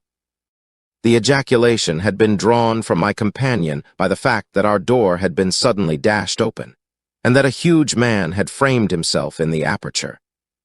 His costume was a peculiar mixture of the professional and of the agricultural, having a black top hat, a long frock coat, and a pair of high gaiters with a hunting crop swinging in his hand. So tall was he that his hat actually brushed the crossbar of the doorway, and his breadth seemed to span it across from side to side. A large face, seared with 1,000 wrinkles, burned yellow with the sun, and marked with every evil passion, was turned from one to the other of us, while his deep-set, bile-shot eyes and his high, thin, fleshless nose gave him somewhat the resemblance to a fierce old bird of prey. "Which of you is Holmes?" asked this apparition. "My name, sir, but you have the advantage of me," said my companion quietly. "I am Dr. Grimesby Roylott of Stoke Moran." "Indeed, doctor," said Holmes blandly. "Pray take a seat." "I will do nothing of the kind. My stepdaughter has been here. I have traced her. What has she been saying to you?" "It is a little cold for the time of the year," said Holmes. "What has she been saying to you?" screamed the old man furiously. "But I have heard that the crocuses promise well," continued my companion imperturbably. "Ha! You put me off, do you?" said our new visitor, taking a step forward and shaking his hunting crop. "I know you, you scoundrel. I have heard of you before. You are Holmes the meddler," my friend smiled. "Holmes the busybody." His smile broadened. "Holmes the Scotland Yard jack-in-office?" Holmes chuckled heartily. "Your conversation is most entertaining," said he, "when you go out close the door, for there is a decided draft. I will go when I have had my say. Don't you dare to meddle with my affairs. I know that Miss Stoner has been here. I traced her. I am a dangerous man to fall foul of. See here." He stepped swiftly forward, seized the poker, and bent it into a curve with his huge brown hands. "See that you keep yourself out of my grip." He snarled, and hurling the twisted poker into the fireplace, he strode out of the room. "He seems a very amiable person," said Holmes, laughing. "I am not quite so bulky, but if he had remained, I might have shown him that my grip was not much more feeble than his own." As he spoke, he picked up the steel poker, and with a sudden effort, straightened it out again. Fancy his having the insolence to confound me with the official detective force. This incident gives zest to our investigation, however, and I only trust that our little friend will not suffer from her imprudence in allowing this brute to trace her. And now, Watson, we shall order breakfast, and afterwards I shall walk down to Doctor's Commons, where I hope to get some data which may help us in this matter. It was nearly 1 o'clock when Sherlock Holmes returned from his excursion. He held in his hand a sheet of blue paper, scrawled over with notes and figures. "I have seen the will of the deceased wife," said he. "To determine its exact meaning, I have been obliged to work out the present prices of the investments with which it is concerned. The total income, which at the time of the wife's death was little short of £1,100, is now, through the fall in agricultural prices, not more than £750. Each daughter can claim an income of £250 in case of marriage. It is evident, therefore, that if both girls had married, this beauty would have had a mere pittance, while even one of them would cripple him to a very serious extent. My morning's work has not been wasted, since it has proved that he has the very strongest motives for standing in the way of anything of the sort. And now, Watson, this is too serious for dawdling, especially as the old man is aware that we are interesting ourselves in his affairs. So if you are ready, we shall call a cab and drive to Waterloo. I should be very much obliged if you would slip your revolver into your pocket. And Eli's no. 2 is an excellent argument with gentlemen who can twist steel pokers into knots. That and a toothbrush are, I think, all that we need. At Waterloo, we were fortunate in catching a train for Leatherhead, where we hired a trap at the station inn and drove for 4 or 5 miles through the lovely Surrey lanes. It was a perfect day, with a bright sun and a few fleecy clouds in the heavens. The trees and wayside hedges were just throwing out their first green shoots, and the air was full of the pleasant smell of the moist earth. To me, at least, there was a strange contrast between the sweet promise of the spring and this sinister quest upon which we were engaged. My companion sat in the front of the trap, his arms folded, his hat pulled down over his eyes, and his chin sunk upon his breast, buried in the deepest thought. Suddenly, however, he started, tapped me on the shoulder, and pointed over the meadows. "Look there," said he. A heavily timbered park stretched up in a gentle slope, thickening into a grove at the highest point. From amid the branches there jutted out the grey gables and high roof tree of a very old mansion. "Stoke Moran," said he. "Yes, sir, that be the house of Dr. Grimesby Roylott," remarked the driver. "There is some building going on there," said Holmes. "That is where we are going." "There's the village," said the driver, pointing to a cluster of roofs some distance to the left. "But if you want to get to the house, you'll find it shorter to get over this stile, and so by the footpath over the fields. There it is, where the lady is walking." "And the lady, I fancy, is Miss Stoner," observed Holmes, shading his eyes. "Yes, I think we had better do as you suggest." We got off, paid our fare, and the trap rattled back on its way to Leatherhead. "I thought it as well," said Holmes as we climbed the stile, that this fellow should think we had come here as architects or on some definite business. It may stop his gossip. Good afternoon, Miss Stoner. You see that we have been as good as our word. Our client of the morning had hurried forward to meet us with a face which spoke her joy. I have been waiting so eagerly for you, she cried, shaking hands with us warmly. All has turned out splendidly. Doctor. Roylott has gone to town, and it is unlikely that he will be back before evening. We have had the pleasure of making the doctor's acquaintance, said Holmes, and in a few words he sketched out what had occurred. Miss Stoner turned white to the lips as she listened. Good heavens! She cried, he has followed me then. So it appears. He is so cunning that I never know when I am safe from him. What will he say when he returns? He must guard himself, for he may find that there is someone more cunning than himself upon his track. You must lock yourself up from him tonight. If he is violent, we shall take you away to your aunt's at Harrow. Now we must make the best use of our time, so kindly take us at once to the rooms which we are to examine. The building was of gray, lichen-blotched stone, with a high central portion and two curving wings, like the claws of a crab, thrown out on each side. In one of these wings, the windows were broken and blocked with wooden boards, while the roof was partly caved in, a picture of ruin. The central portion was in little better repair, but the right-hand block was comparatively modern, and the blinds in the windows, with the blue smoke curling up from the chimneys, showed that this was where the family resided. Some scaffolding had been erected against the end wall, and the stonework had been broken into, but there were no signs of any workmen at the moment of our visit. Holmes walked slowly up and down the ill-trimmed lawn and examined with deep attention the outsides of the windows. This, I take it, belongs to the room in which you used to sleep, the center one to your sisters and the one next to the main building to Dr. Roylott's chamber? Exactly so, but I am now sleeping in the middle one, pending the alterations as I understand. By the way, there does not seem to be any very pressing need for repairs at that end wall. There were none. I believe that it was an excuse to move me from my room. Ah, that is suggestive. Now, on the other side of this narrow wing runs the corridor from which these three rooms open. There are windows in it, of course? Yes, but very small ones, too narrow for anyone to pass through. As you both locked your doors at night, your rooms were unapproachable from that side. Now, would you have the kindness to go into your room and bar your shutters? Miss Stoner did so, and Holmes, after a careful examination through the open window, endeavored in every way to force the shutter open, but without success. There was no slit through which a knife could be passed to raise the bar. Then with his lens he tested the hinges, but they were of solid iron, built firmly into the massive masonry. "Hum," said he, scratching his chin in some perplexity. "My theory certainly presents some difficulties. No one could pass these shutters if they were bolted. Well, we shall see if the inside throws any light upon the matter." A small side door led into the whitewashed corridor from which the three bedrooms opened.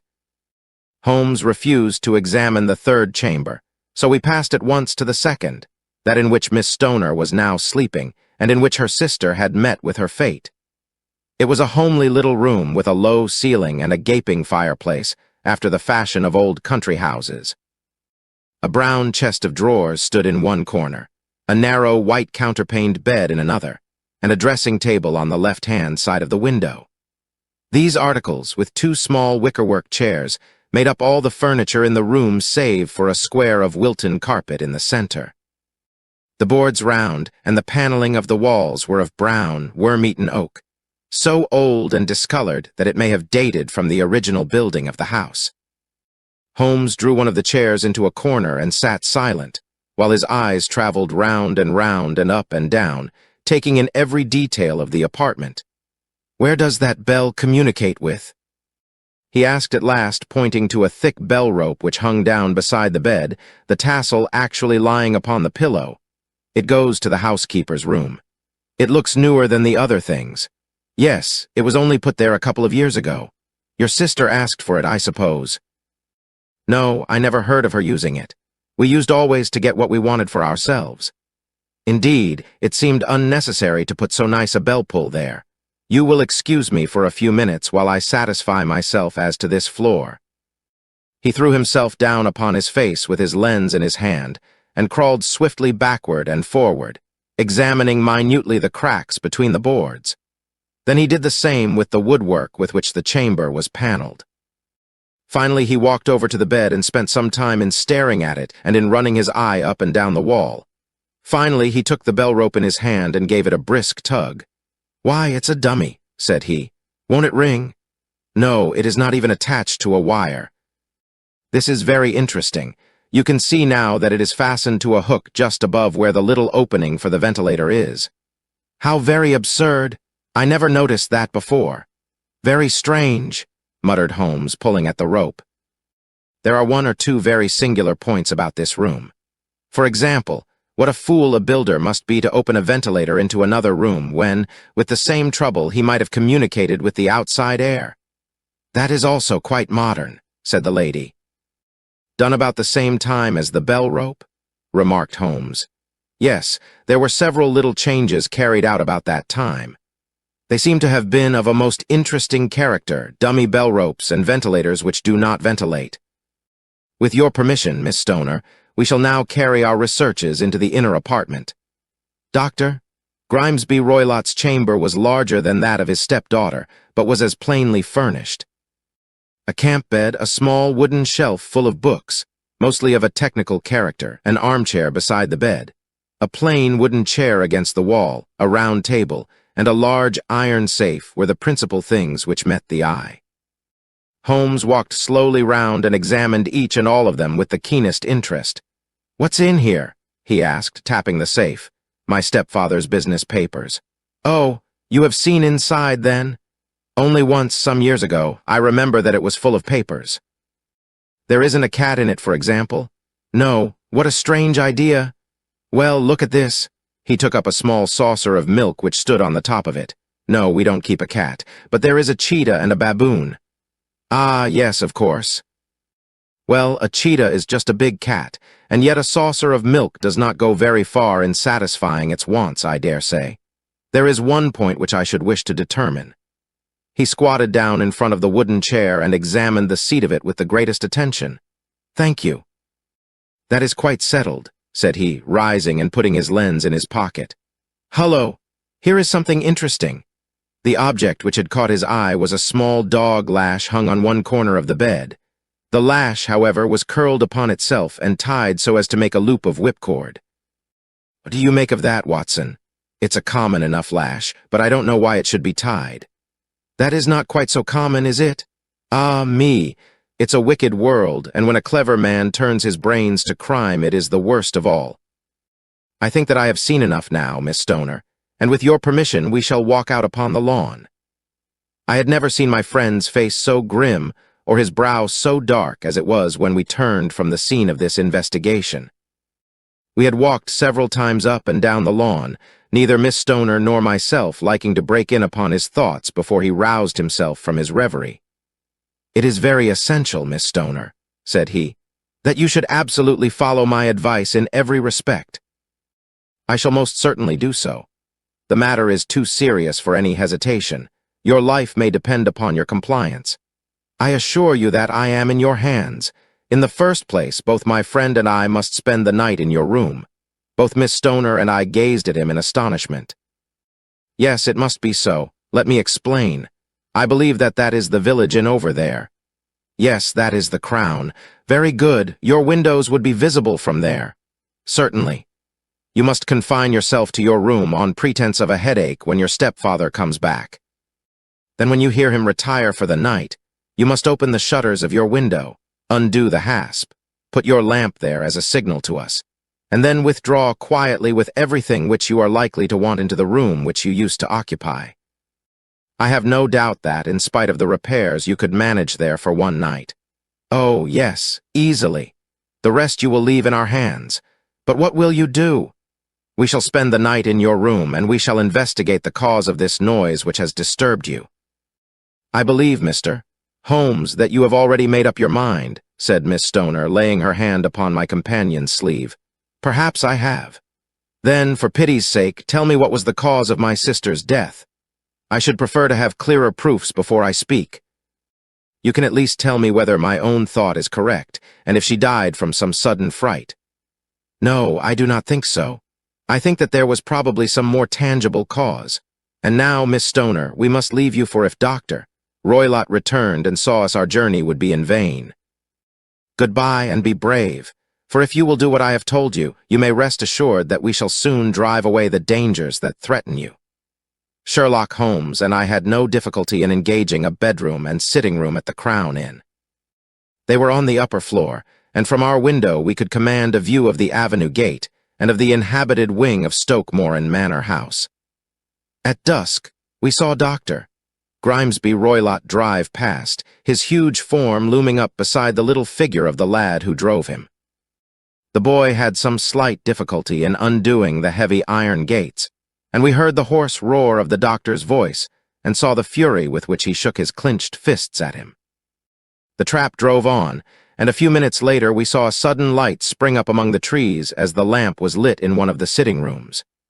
"You know, Watson," said Holmes as we sat together in the gathering darkness, "I have really some scruples as to taking you tonight. There is a distinct element of danger. Can I be of assistance? Your presence might be invaluable. Then I shall certainly come. It is very kind of you. You speak of danger. You have evidently seen more in these rooms than was visible to me." "No, but I fancy that I may have deduced a little more. I imagine that you saw all that I did." "I saw nothing remarkable save the bell rope, and what purpose that could answer, I confess, is more than I can imagine." "You saw the ventilator, too?" "Yes, but I do not think that it is such a very unusual thing to have a small opening between two rooms. It was so small that a rat could hardly pass through. I knew that we should find a ventilator before ever we came to Stoke-Moran. My dear Holmes?" "Oh, yes, I did." "You remember in her statement, she said that her sister could smell Dr. Roylott's cigar. Now, of course, that suggested at once that there must be a communication between the two rooms. It could only be a small one, or it would have been remarked upon at the coroner's inquiry. I deduced a ventilator. But what harm can there be in that? Well, there is at least a curious coincidence of dates. A ventilator is made, a cord is hung, and a lady who sleeps in the bed dies. Does not that strike you? I cannot as yet see any connection." "Did you observe anything very peculiar about that bed?" "No, it was clamped to the floor. Did you ever see a bed fastened like that before?" "I cannot say that I have. The lady could not move her bed. It must always be in the same relative position to the ventilator and to the rope, or so we may call it, since it was clearly never meant for a bell pull." "Holmes," I cried, "I seem to see dimly what you are hinting at. We are only just in time to prevent some subtle and horrible crime." "Subtle enough and horrible enough. When a doctor does go wrong, he is the first of criminals. He has nerve and he has knowledge. Palmer and Pritchard were among the heads of their profession. This man strikes even deeper, but I think, Watson, that we shall be able to strike deeper still. But we shall have horrors enough before the night is over. For goodness' sake, let us have a quiet pipe and turn our minds for a few hours to something more cheerful." About 9 o'clock the light among the trees was extinguished, and all was dark in the direction of the manor house. 2 hours passed slowly away, and then, suddenly, just at the stroke of 11, a single bright light shone out right in front of us. "That is our signal," said Holmes, springing to his feet. "It comes from the middle window." As we passed out, he exchanged a few words with the landlord, explaining that we were going on a late visit to an acquaintance, and that it was possible that we might spend the night there. A moment later we were out on the dark road, a chill wind blowing in our faces, and one yellow light twinkling in front of us through the gloom to guide us on our somber errand. There was little difficulty in entering the grounds, for unrepaired breaches gaped in the old park wall. Making our way among the trees, we reached the lawn, crossed it, and were about to enter through the window when out from a clump of laurel bushes there darted what seemed to be a hideous and distorted child, who threw itself upon the grass with writhing limbs and then ran swiftly across the lawn into the darkness. "My God," I whispered. "Did you see it?" Holmes was for the moment as startled as I. His hand closed like a vice upon my wrist in his agitation. Then he broke into a low laugh and put his lips to my ear. "It is a nice household," he murmured. "That is the baboon." I had forgotten the strange pets which the doctor affected. There was a cheetah, too. Perhaps we might find it upon our shoulders at any moment. I confess that I felt easier in my mind when, after following Holmes' example and slipping off my shoes, I found myself inside the bedroom. My companion noiselessly closed the shutters, moved the lamp onto the table, and cast his eyes round the room. All was as we had seen it in the daytime. Then, creeping up to me and making a trumpet of his hand, he whispered into my ear again so gently that it was all that I could do to distinguish the words. The least sound would be fatal to our plans. I nodded to show that I had heard. We must sit without light. He would see it through the ventilator. I nodded again. Do not go asleep. Your very life may depend upon it. Have your pistol ready in case we should need it.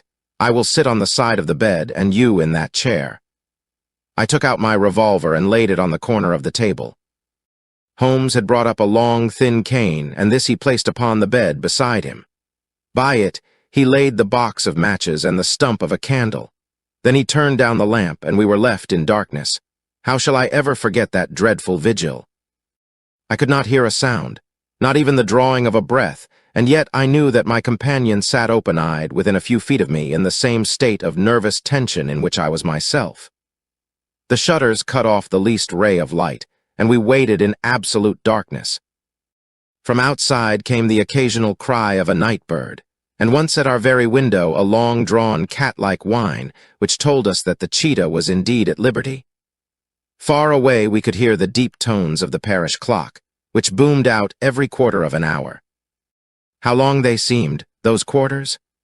12 struck, and 1 and 2 and 3, and still we sat waiting silently for whatever might befall. Suddenly, there was the momentary gleam of a light up in the direction of the ventilator, which vanished immediately, but was succeeded by a strong smell of burning oil and heated metal. Someone in the next room had lit a dark lantern. I heard a gentle sound of movement, and then all was silent once more, though the smell grew stronger. For half an hour I sat with straining ears. Then suddenly another sound became audible, a very gentle, soothing sound, like that of a small jet of steam escaping continually from a kettle. The instant that we heard it, Holmes sprang from the bed, struck a match, and lashed furiously with his cane at the bell-pull. "You see it, Watson?" he yelled. "You see it?" But I saw nothing. At the moment when Holmes struck the light, I heard a low, clear whistle, but the sudden glare flashing into my weary eyes made it impossible for me to tell what it was at which my friend lashed so savagely. I could, however, see that his face was deadly pale and filled with horror and loathing. He had ceased to strike and was gazing up at the ventilator when suddenly there broke from the silence of the night the most horrible cry to which I have ever listened. It swelled up louder and louder, a hoarse yell of pain and fear and anger all mingled in the one dreadful shriek. They say that away down in the village, and even in the distant parsonage, that cry raised the sleepers from their beds. It struck cold to our hearts, and I stood gazing at Holmes and he at me, until the last echoes of it had died away into the silence from which it rose. What can it mean? I gasped. "It means that it is all over," Holmes answered. "And perhaps, after all, it is for the best. Take your pistol, and we will enter Dr. Roylott's room." With a grave face, he lit the lamp and led the way down the corridor. Twice he struck at the chamber door without any reply from within. Then he turned the handle and entered, I at his heels, with the cocked pistol in my hand. It was a singular sight which met our eyes. On the table stood a dark lantern with the shutter half open, throwing a brilliant beam of light upon the iron safe, the door of which was ajar. Beside this table, on the wooden chair, sat Dr. Grimesby Roylott, clad in a long gray dressing gown, his bare ankles protruding beneath, and his feet thrust into red, heelless Turkish slippers. Across his lap lay the short stock with the long lash which we had noticed during the day. His chin was cocked upward, and his eyes were fixed in a dreadful, rigid stare at the corner of the ceiling. Round his brow he had a peculiar yellow band with brownish speckles, which seemed to be bound tightly round his head. As we entered, he made neither sound nor motion. The band. "The speckled band," whispered Holmes. I took a step forward. In an instant his strange headgear began to move, and there reared itself from among his hair the squat, diamond-shaped head and puffed neck of a loathsome serpent. "It is a swamp adder," cried Holmes. "The deadliest snake in India. He has died within 10 seconds of being bitten." Violence does, in truth, recoil upon the violent, and the schemer falls into the pit which he digs for another. Let us thrust this creature back into its den, and we can then remove Miss Stoner to some place of shelter and let the county police know what has happened. As he spoke, he drew the dog whip swiftly from the dead man's lap, and throwing the noose round the reptile's neck, he drew it from its horrid perch, and carrying it at arm's length, threw it into the iron safe which he closed upon it. Such are the true facts of the death of Dr. Grimesby Roylott, of Stoke Moran. It is not necessary that I should prolong a narrative which has already run to too great a length by telling how we broke the sad news to the terrified girl, how we conveyed her by the morning train to the care of her good aunt at Harrow, of how the slow process of official inquiry came to the conclusion that the doctor met his fate while indiscreetly playing with a dangerous pet. The little which I had yet to learn of the case was told me by Sherlock Holmes as we traveled back next day. "I had," said he, "come to an entirely erroneous conclusion which shows, my dear Watson, how dangerous it always is to reason from insufficient data. The presence of the gypsies, and the use of the word band, which was used by the poor girl, no doubt, to explain the appearance which she had caught a hurried glimpse of by the light of her match, were sufficient to put me upon an entirely wrong scent. I can only claim the merit that I instantly reconsidered my position when, however, it became clear to me that whatever danger threatened an occupant of the room could not come either from the window or the door.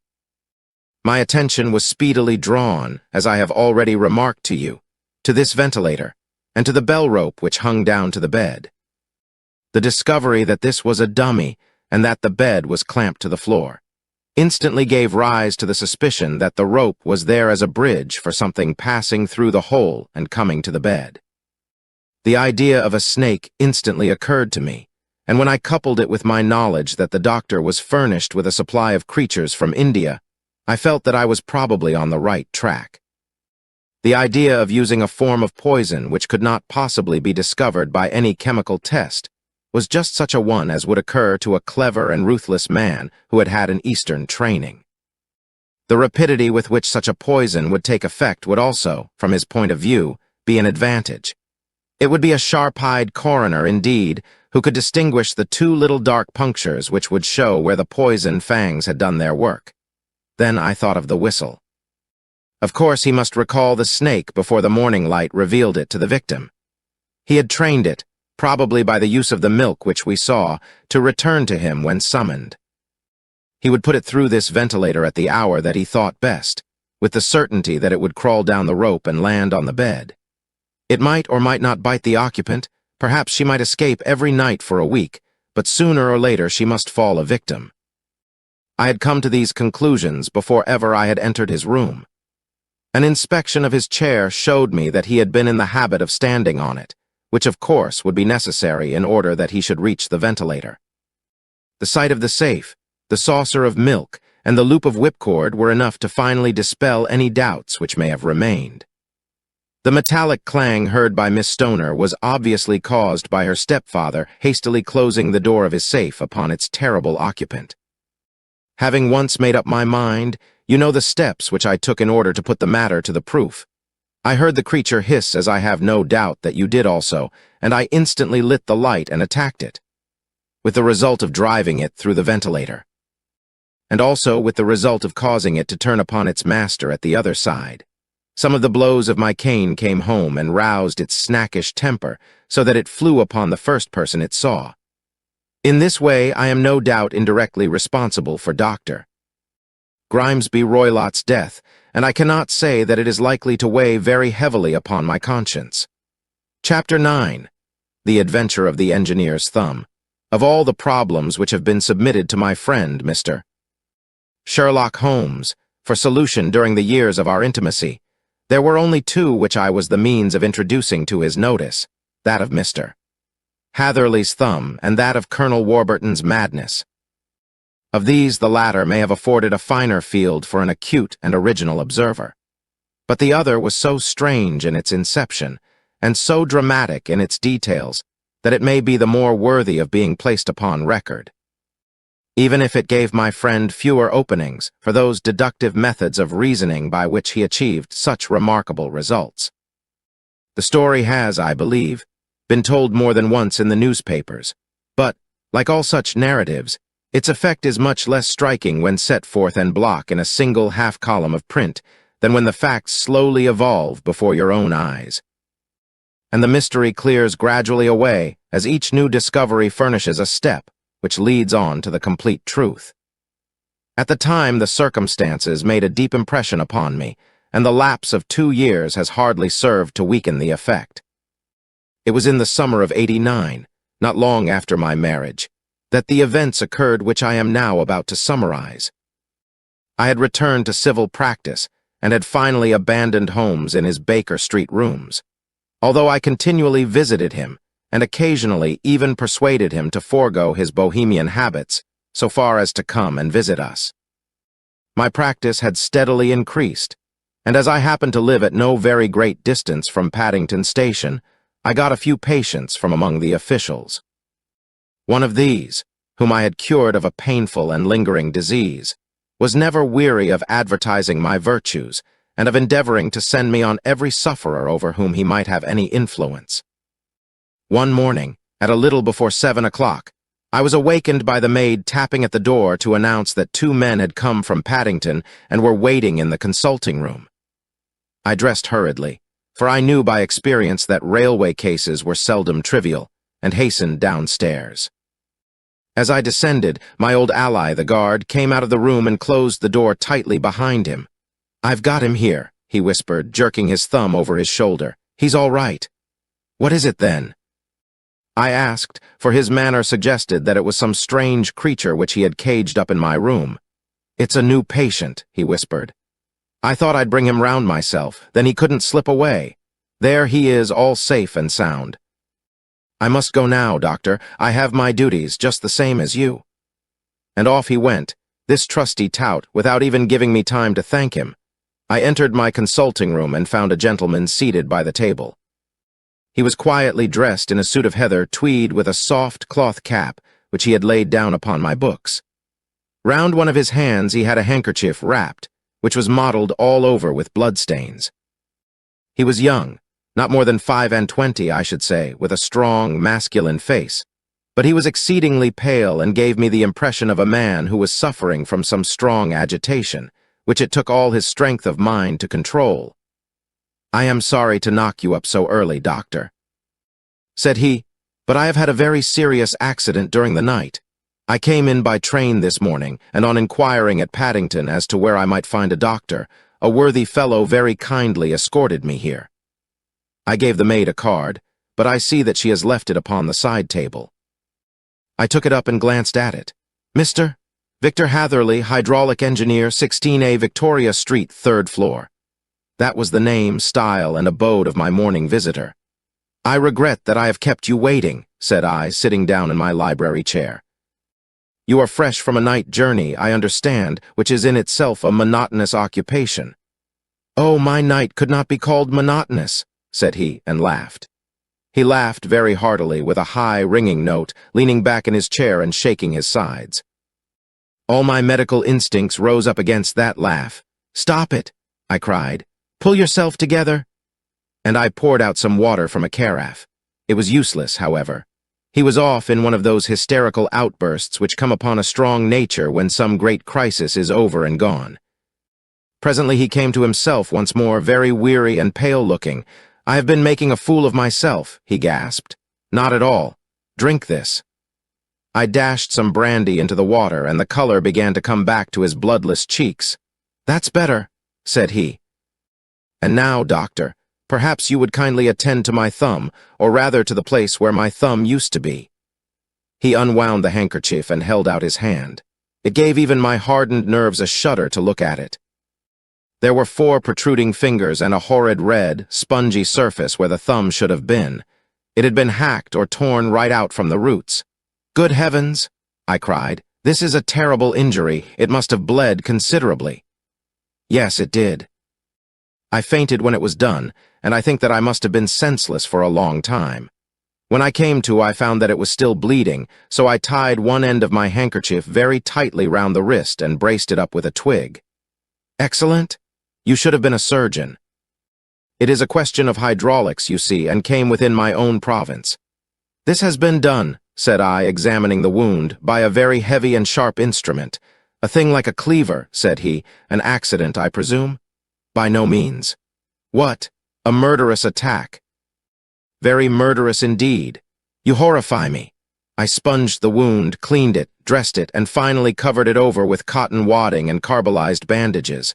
He lay back without wincing, though he bit his lip from time to time. How is that? I asked when I had finished. Capital. Between your brandy and your bandage, I feel a new man. I was very weak, but I have had a good deal to go through. Perhaps you had better not speak of the matter. It is evidently trying to your nerves. Oh, no, not now. I shall have to tell my tale to the police. But, between ourselves, if it were not for the convincing evidence of this wound of mine, I should be surprised if they believed my statement. For it is a very extraordinary one, and I have not much in the way of proof with which to back it up. And, even if they believe me, the clues which I can give them are so vague that it is a question whether justice will be done. Ha! Cried I. If it is anything in the nature of a problem which you desire to see solved, I should strongly recommend you to come to my friend, Mr. Sherlock Holmes, before you go to the official police. Oh, I have heard of that fellow, answered my visitor, and I should be very glad if he would take the matter up, though of course I must use the official police as well. Would you give me an introduction to him? I'll do better. I'll take you round to him myself. I should be immensely obliged to you. We'll call a cab and go together. We shall just be in time to have a little breakfast with him. Do you feel equal to it? Yes, I shall not feel easy until I have told my story. Then my servant will call a cab, and I shall be with you in an instant. I rushed upstairs, explained the matter shortly to my wife, and in 5 minutes was inside a hansom, driving with my new acquaintance to Baker Street. Sherlock Holmes was, as I expected, lounging about his sitting room in his dressing gown, reading the agony column of the Times and smoking his before-breakfast pipe, which was composed of all the plugs and dottles left from his smokes of the day before, all carefully dried and collected on the corner of the mantelpiece. He received us in his quietly genial fashion, ordered fresh rashers and eggs, and joined us in a hearty meal. When it was concluded, he settled our new acquaintance upon the sofa, placed a pillow beneath his head, and laid a glass of brandy and water within his reach. It is easy to see that your experience has been no common one, Mr. Hatherley, said he. Pray, lie down there and make yourself absolutely at home. Tell us what you can, but stop when you are tired and keep up your strength with a little stimulant. Thank you, said my patient. But I have felt another man since the doctor bandaged me, and I think that your breakfast has completed the cure.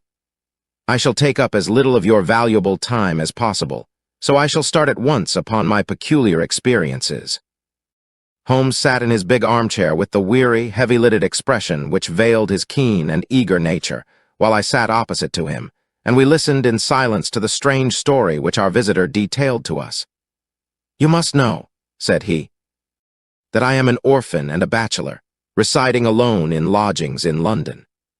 By profession, I am a hydraulic engineer, and I have had considerable experience of my work during the 7 years that I was apprenticed to Venner and Matheson, the well-known firm of Greenwich. 2 years ago, having served my time, and having also come into a fair sum of money through my poor father's death, I determined to start in business for myself and took professional chambers in Victoria Street. I suppose that everyone finds his first independent start in business a dreary experience. To me, it has been exceptionally so. During 2 years, I have had 3 consultations and 1 small job, and that is absolutely all that my profession has brought me. My gross takings amount to £27.10. Every day, from 9 in the morning until 4 in the afternoon, I waited in my little den, until at last my heart began to sink, and I came to believe that I should never have any practice at all. Yesterday, however, just as I was thinking of leaving the office, My clerk entered to say there was a gentleman waiting who wished to see me upon business. He brought up a card, too, with the name of Colonel Lysander Stark engraved upon it. Close at his heels came the colonel himself, a man rather over the middle size, but of an exceeding thinness. I do not think that I have ever seen so thin a man. His whole face sharpened away into nose and chin, and the skin of his cheeks was drawn quite tense over his outstanding bones. Yet this emaciation seemed to be his natural habit, and due to no disease, for his eye was bright, his step brisk, and his bearing assured. He was plainly but neatly dressed, and his age, I should judge, would be nearer 40 than 30. "Mr. Hatherley," said he, with something of a German accent, "you have been recommended to me, Mr. Hatherley, as being a man who is not only proficient in his profession, but is also discreet and capable of preserving a secret." I bowed, feeling as flattered as any young man would at such an address. "May I ask who it was who gave me so good a character?" "Well, perhaps it is better that I should not tell you that just at this moment. I have it from the same source that you are both an orphan and a bachelor and are residing alone in London." "That is quite correct," I answered, "but you will excuse me if I say that I cannot see how all this bears upon my professional qualifications. I understand that it was on a professional matter that you wished to speak to me." "Undoubtedly so. But you will find that all I say is really to the point. I have a professional commission for you, but absolute secrecy is quite essential. Absolute secrecy, you understand, and of course we may expect that more from a man who is alone than from one who lives in the bosom of his family." "If I promise to keep a secret," said I, "you may absolutely depend upon my doing so." He looked very hard at me as I spoke, and it seemed to me that I had never seen so suspicious and questioning an eye. "Do you promise, then?" said he at last. "Yes, I promise." Absolute and complete silence before, during, and after. No reference to the matter at all, either in word or writing. "I have already given you my word." "Very good." He suddenly sprang up, and darting like lightning across the room, he flung open the door. The passage outside was empty. "That's all right," said he, coming back. "I know that clerks are sometimes curious as to their master's affairs. Now we can talk in safety." He drew up his chair very close to mine and began to stare at me again with the same questioning and thoughtful look. A feeling of repulsion, and of something akin to fear, had begun to rise within me at the strange antics of this fleshless man. Even my dread of losing a client could not restrain me from showing my impatience. "I beg that you will state your business, sir," said I. "My time is of value." Heaven forgive me for that last sentence, but the words came to my lips. "How would 50 guineas for a night's work suit you?" he asked. "Most admirably." "I say a night's work, but an hour's would be nearer the mark. I simply want your opinion about a hydraulic stamping machine which has got out of gear. If you show us what is wrong, we shall soon set it right ourselves. What do you think of such a commission as that? The work appears to be light and the pay munificent." "Precisely so." "We shall want you to come tonight by the last train." "Where to?" "To Iford in Berkshire. It is a little place near the borders of Oxfordshire and within 7 miles of Reading. There is a train from Paddington which would bring you there at about 11:15. "Very good." "I shall come down in a carriage to meet you." "There is a drive, then?" "Yes, our little place is quite out in the country. It is a good 7 miles from Iford station. Then we can hardly get there before midnight. I suppose there would be no chance of a train back." "I should be compelled to stop the night." "Yes, we could easily give you a shakedown." "That is very awkward. Could I not come at some more convenient hour?" "We have judged it best that you should come late." "It is to recompense you for any inconvenience that we are paying to you, a young and unknown man, a fee which would buy an opinion from the very heads of your profession. Still, of course, if you would like to draw out of the business, there is plenty of time to do so." I thought of the 50 guineas and of how very useful they would be to me. "Not at all," said I shall be very happy to accommodate myself to your wishes. I should like, however, to understand a little more clearly what it is that you wish me to do." "Quite so. It is very natural that the pledge of secrecy which we have exacted from you should have aroused your curiosity. I have no wish to commit you to anything without your having it all laid before you. I suppose that we are absolutely safe from eavesdroppers?" "Entirely." "Then the matter stands thus. You are probably aware that Fuller's Earth is a valuable product and that it is only found in 1 or 2 places in England. I have heard so. Some little time ago I bought a small place, a very small place within 10 miles of Reading. I was fortunate enough to discover that there was a deposit of Fuller's Earth in one of my fields. On examining it, however, I found that this deposit was a comparatively small one, and that it formed a link between 2 very much larger ones upon the right and left, both of them, however, in the grounds of my neighbors. These good people were absolutely ignorant that their land contained that which was quite as valuable as a gold mine. Naturally, it was to my interest to buy their land before they discovered its true value, but unfortunately, I had no capital by which I could do this. I took a few of my friends into the secret, however, and they suggested that we should quietly and secretly work our own little deposit, and that in this way we should earn the money which would enable us to buy the neighboring fields.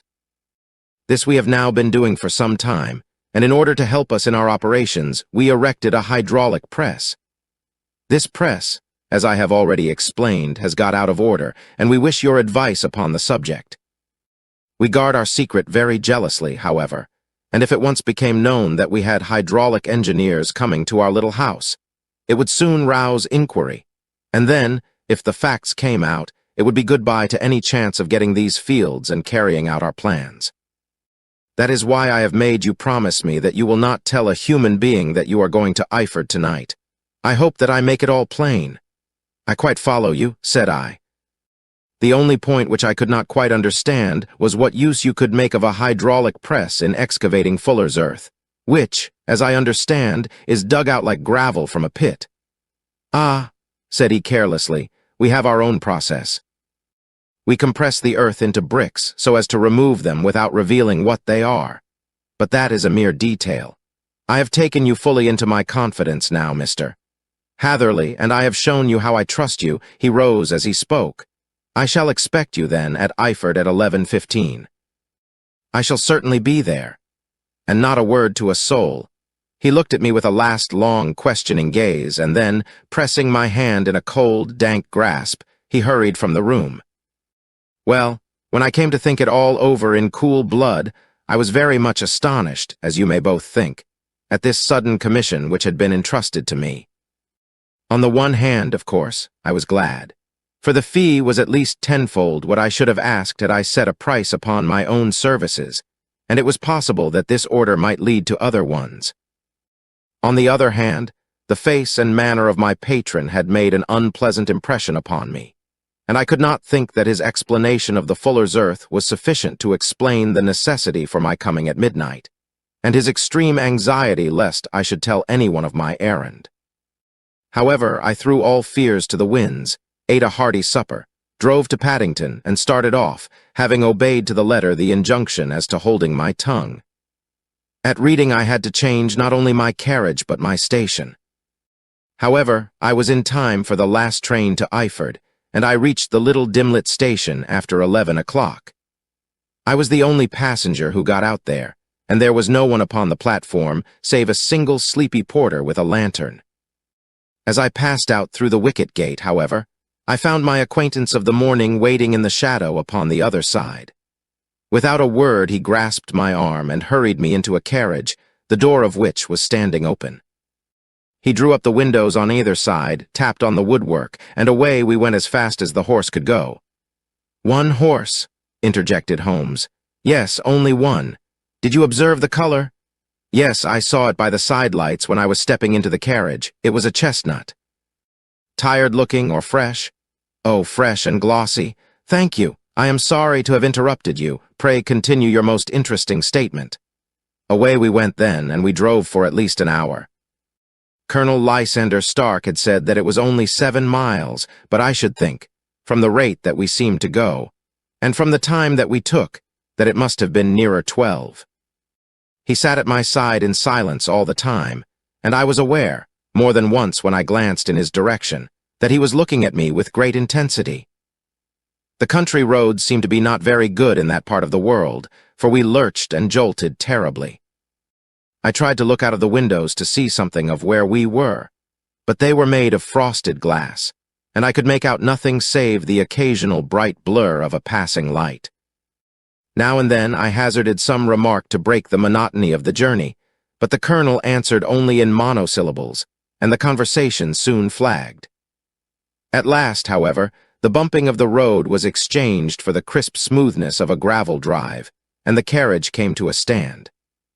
Colonel Lysander Stark sprang out, and, as I followed after him, pulled me swiftly into a porch which gaped in front of us.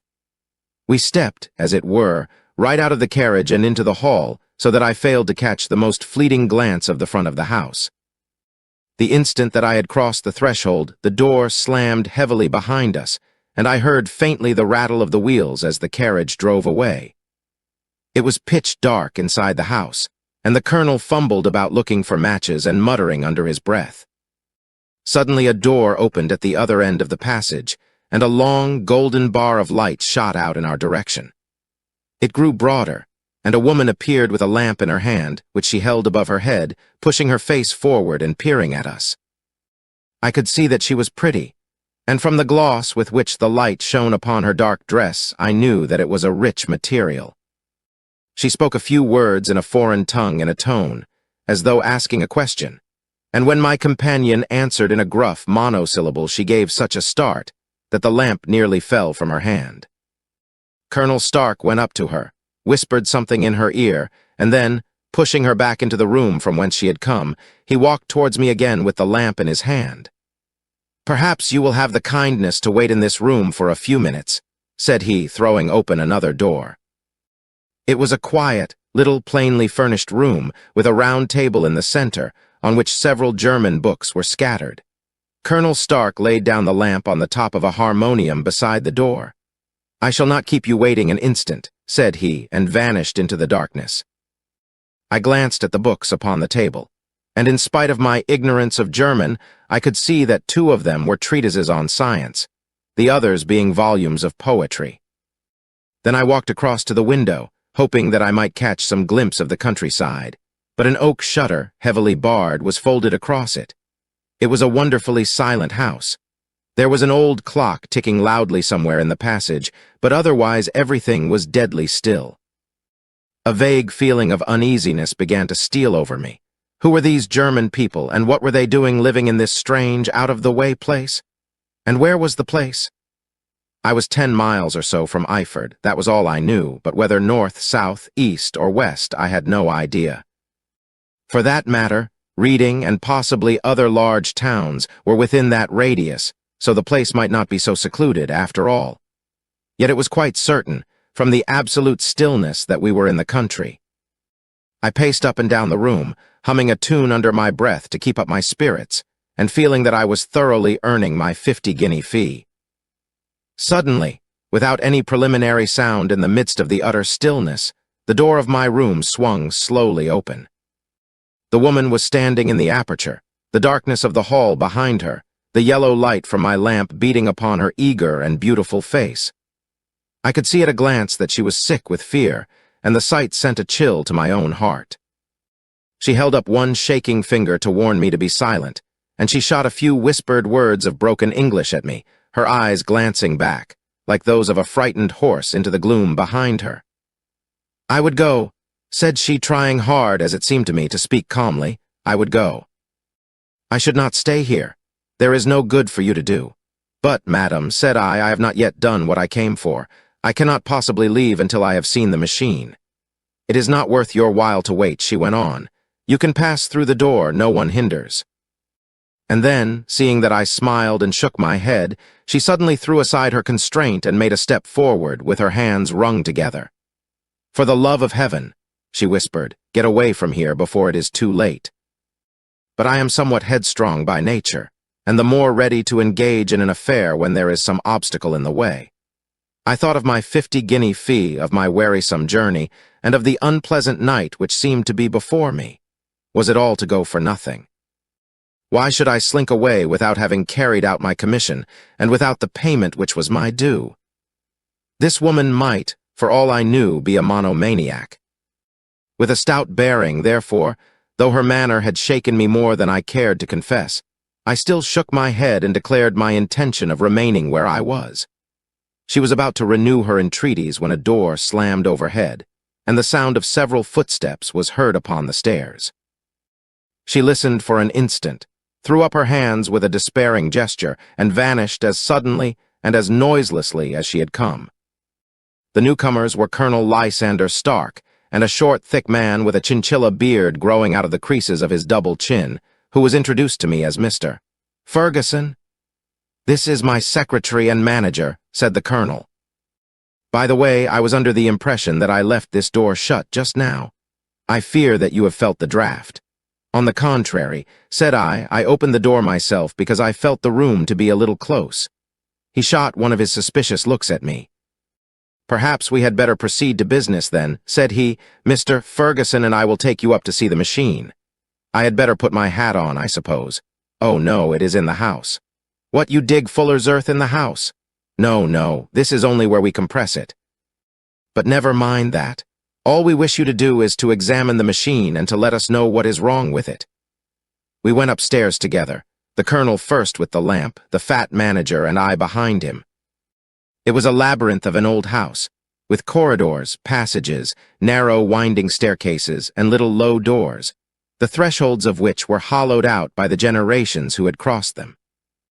There were no carpets and no signs of any furniture above the ground floor, while the plaster was peeling off the walls, and the damp was breaking through in green, unhealthy blotches. I tried to put on as unconcerned an air as possible, but I had not forgotten the warnings of the lady, even though I disregarded them, and I kept a keen eye upon my two companions. Ferguson appeared to be a morose and silent man, but I could see from the little that he said that he was at least a fellow countryman. Colonel Lysander Stark stopped at last before a low door, which he unlocked. Within was a small, square room in which the three of us could hardly get at one time. Ferguson remained outside, and the colonel ushered me in. "We are now," said he, "actually within the hydraulic press, and it would be a particularly unpleasant thing for us if anyone were to turn it on. The ceiling of this small chamber is really the end of the descending piston, and it comes down with the force of many tons upon this metal floor. There are small lateral columns of water outside which receive the force, and which transmit and multiply it in the manner which is familiar to you. The machine goes readily enough, but there is some stiffness in the working of it, and it has lost a little of its force. Perhaps you will have the goodness to look it over and to show us how we can set it right." I took the lamp from him, and I examined the machine very thoroughly. It was indeed a gigantic one, and capable of exercising enormous pressure. When I passed outside, however, and pressed down the levers which controlled it, I knew at once by the whishing sound that there was a slight leakage, which allowed a regurgitation of water through one of the side cylinders. An examination showed that one of the india rubber bands which was round the head of a driving rod had shrunk so as not quite to fill the socket along which it worked. This was clearly the cause of the loss of power, and I pointed it out to my companions, who followed my remarks very carefully and asked several practical questions as to how they should proceed to set it right. When I had made it clear to them, I returned to the main chamber of the machine and took a good look at it to satisfy my own curiosity. It was obvious at a glance that the story of the fuller's earth was the merest fabrication, for it would be absurd to suppose that so powerful an engine could be designed for so inadequate a purpose. The walls were of wood, but the floor consisted of a large iron trough, and when I came to examine it, I could see a crust of metallic deposit all over it. I had stooped and was scraping at this to see exactly what it was when I heard a muttered exclamation in German and saw the cadaverous face of the colonel looking down at me. "What are you doing there?" he asked. I felt angry at having been tricked by so elaborate a story as that which he had told me. "I was admiring your fuller's earth," said I. "I think that I should be better able to advise you as to your machine if I knew what the exact purpose was for which it was used." The instant that I uttered the words, I regretted the rashness of my speech. His face set hard, and a baleful light sprang up in his gray eyes. "Very well," said he, "you shall know all about the machine." He took a step backward, slammed the little door, and turned the key in the lock. I rushed towards it and pulled at the handle, but it was quite secure and did not give in the least to my kicks and shoves. "Hullo," I yelled. "Hullo, Colonel, let me out." And then suddenly in the silence I heard a sound which sent my heart into my mouth. It was the clank of the levers and the swish of the leaking cylinder. He had set the engine at work. The lamp still stood upon the floor where I had placed it when examining the trough. By its light I saw that the black ceiling was coming down upon me, slowly, jerkily, but, as none knew better than myself, with a force which must within a minute grind me to a shapeless pulp. I threw myself, screaming, against the door and dragged with my nails at the lock. I implored the colonel to let me out, but the remorseless clanking of the levers drowned my cries. The ceiling was only a foot or two above my head, and with my hand upraised I could feel its hard, rough surface. Then it flashed through my mind that the pain of my death would depend very much upon the position in which I met it. If I lay on my face, the weight would come upon my spine, and I shuddered to think of that dreadful snap. Easier the other way, perhaps, and yet, had I the nerve to lie and look up at that deadly black shadow wavering down upon me? Already I was unable to stand erect, when my eye caught something which brought a gush of hope back to my heart. I have said that though the floor and ceiling were of iron, the walls were of wood. As I gave a last hurried glance around, I saw a thin line of yellow light between two of the boards, which broadened and broadened as a small panel was pushed backward. For an instant, I could hardly believe that here was indeed a door which led away from death. The next instant, I threw myself through and lay half fainting upon the other side. The panel had closed again behind me, but the crash of the lamp, and a few moments afterwards the clang of the two slabs of metal, told me how narrow had been my escape. I was recalled to myself by a frantic plucking at my wrist, and I found myself lying upon the stone floor of a narrow corridor, while a woman bent over me and tugged at me with her left hand, while she held a candle in her right. It was the same good friend whose warning I had so foolishly rejected. "Come, come," she cried breathlessly. "They will be here in a moment. They will see that you are not there. Oh, do not waste the so precious time, but come." This time, at least, I did not scorn her advice. I staggered to my feet and ran with her along the corridor and down a winding stair. The ladder led to another broad passage, and just as we reached it, we heard the sound of running feet and the shouting of two voices, one answering the other from the floor on which we were and from the one beneath. My guide stopped and looked about her like one who is at her wit's end. Then she threw open a door which led into a bedroom, through the window of which the moon was shining brightly. "It is your only chance," said she. "It is high, but it may be that you can jump it." As she spoke, a light sprang into view at the further end of the passage, and I saw the lean figure of Colonel Lysander Stark rushing forward with a lantern in one hand and a weapon like a butcher's cleaver in the other. I rushed across the bedroom, flung open the window, and looked out. How quiet and sweet and wholesome the garden looked in the moonlight, and it could not be more than 30 feet down. I clambered out upon the sill, but I hesitated to jump until I should have heard what passed between my savior and the ruffian who pursued me. If she were ill-used, then at any risks I was determined to go back to her assistance. The thought had hardly flashed through my mind before he was at the door, pushing his way past her, but she threw her arms round him and tried to hold him back. "Fritz! Fritz!" She cried in English, "Remember your promise after the last time. You said it should not be again. He will be silent. Oh, he will be silent? You are mad, Elise," he shouted, struggling to break away from her. "You will be the ruin of us. He has seen too much." "Let me pass, I say." He dashed her to one side, and, rushing to the window, cut at me with his heavy weapon. I had let myself go, and was hanging by the hands to the sill when his blow fell. I was conscious of a dull pain, my grip loosened, and I fell into the garden below. I was shaken but not hurt by the fall, so I picked myself up and rushed off among the bushes as hard as I could run, for I understood that I was far from being out of danger yet.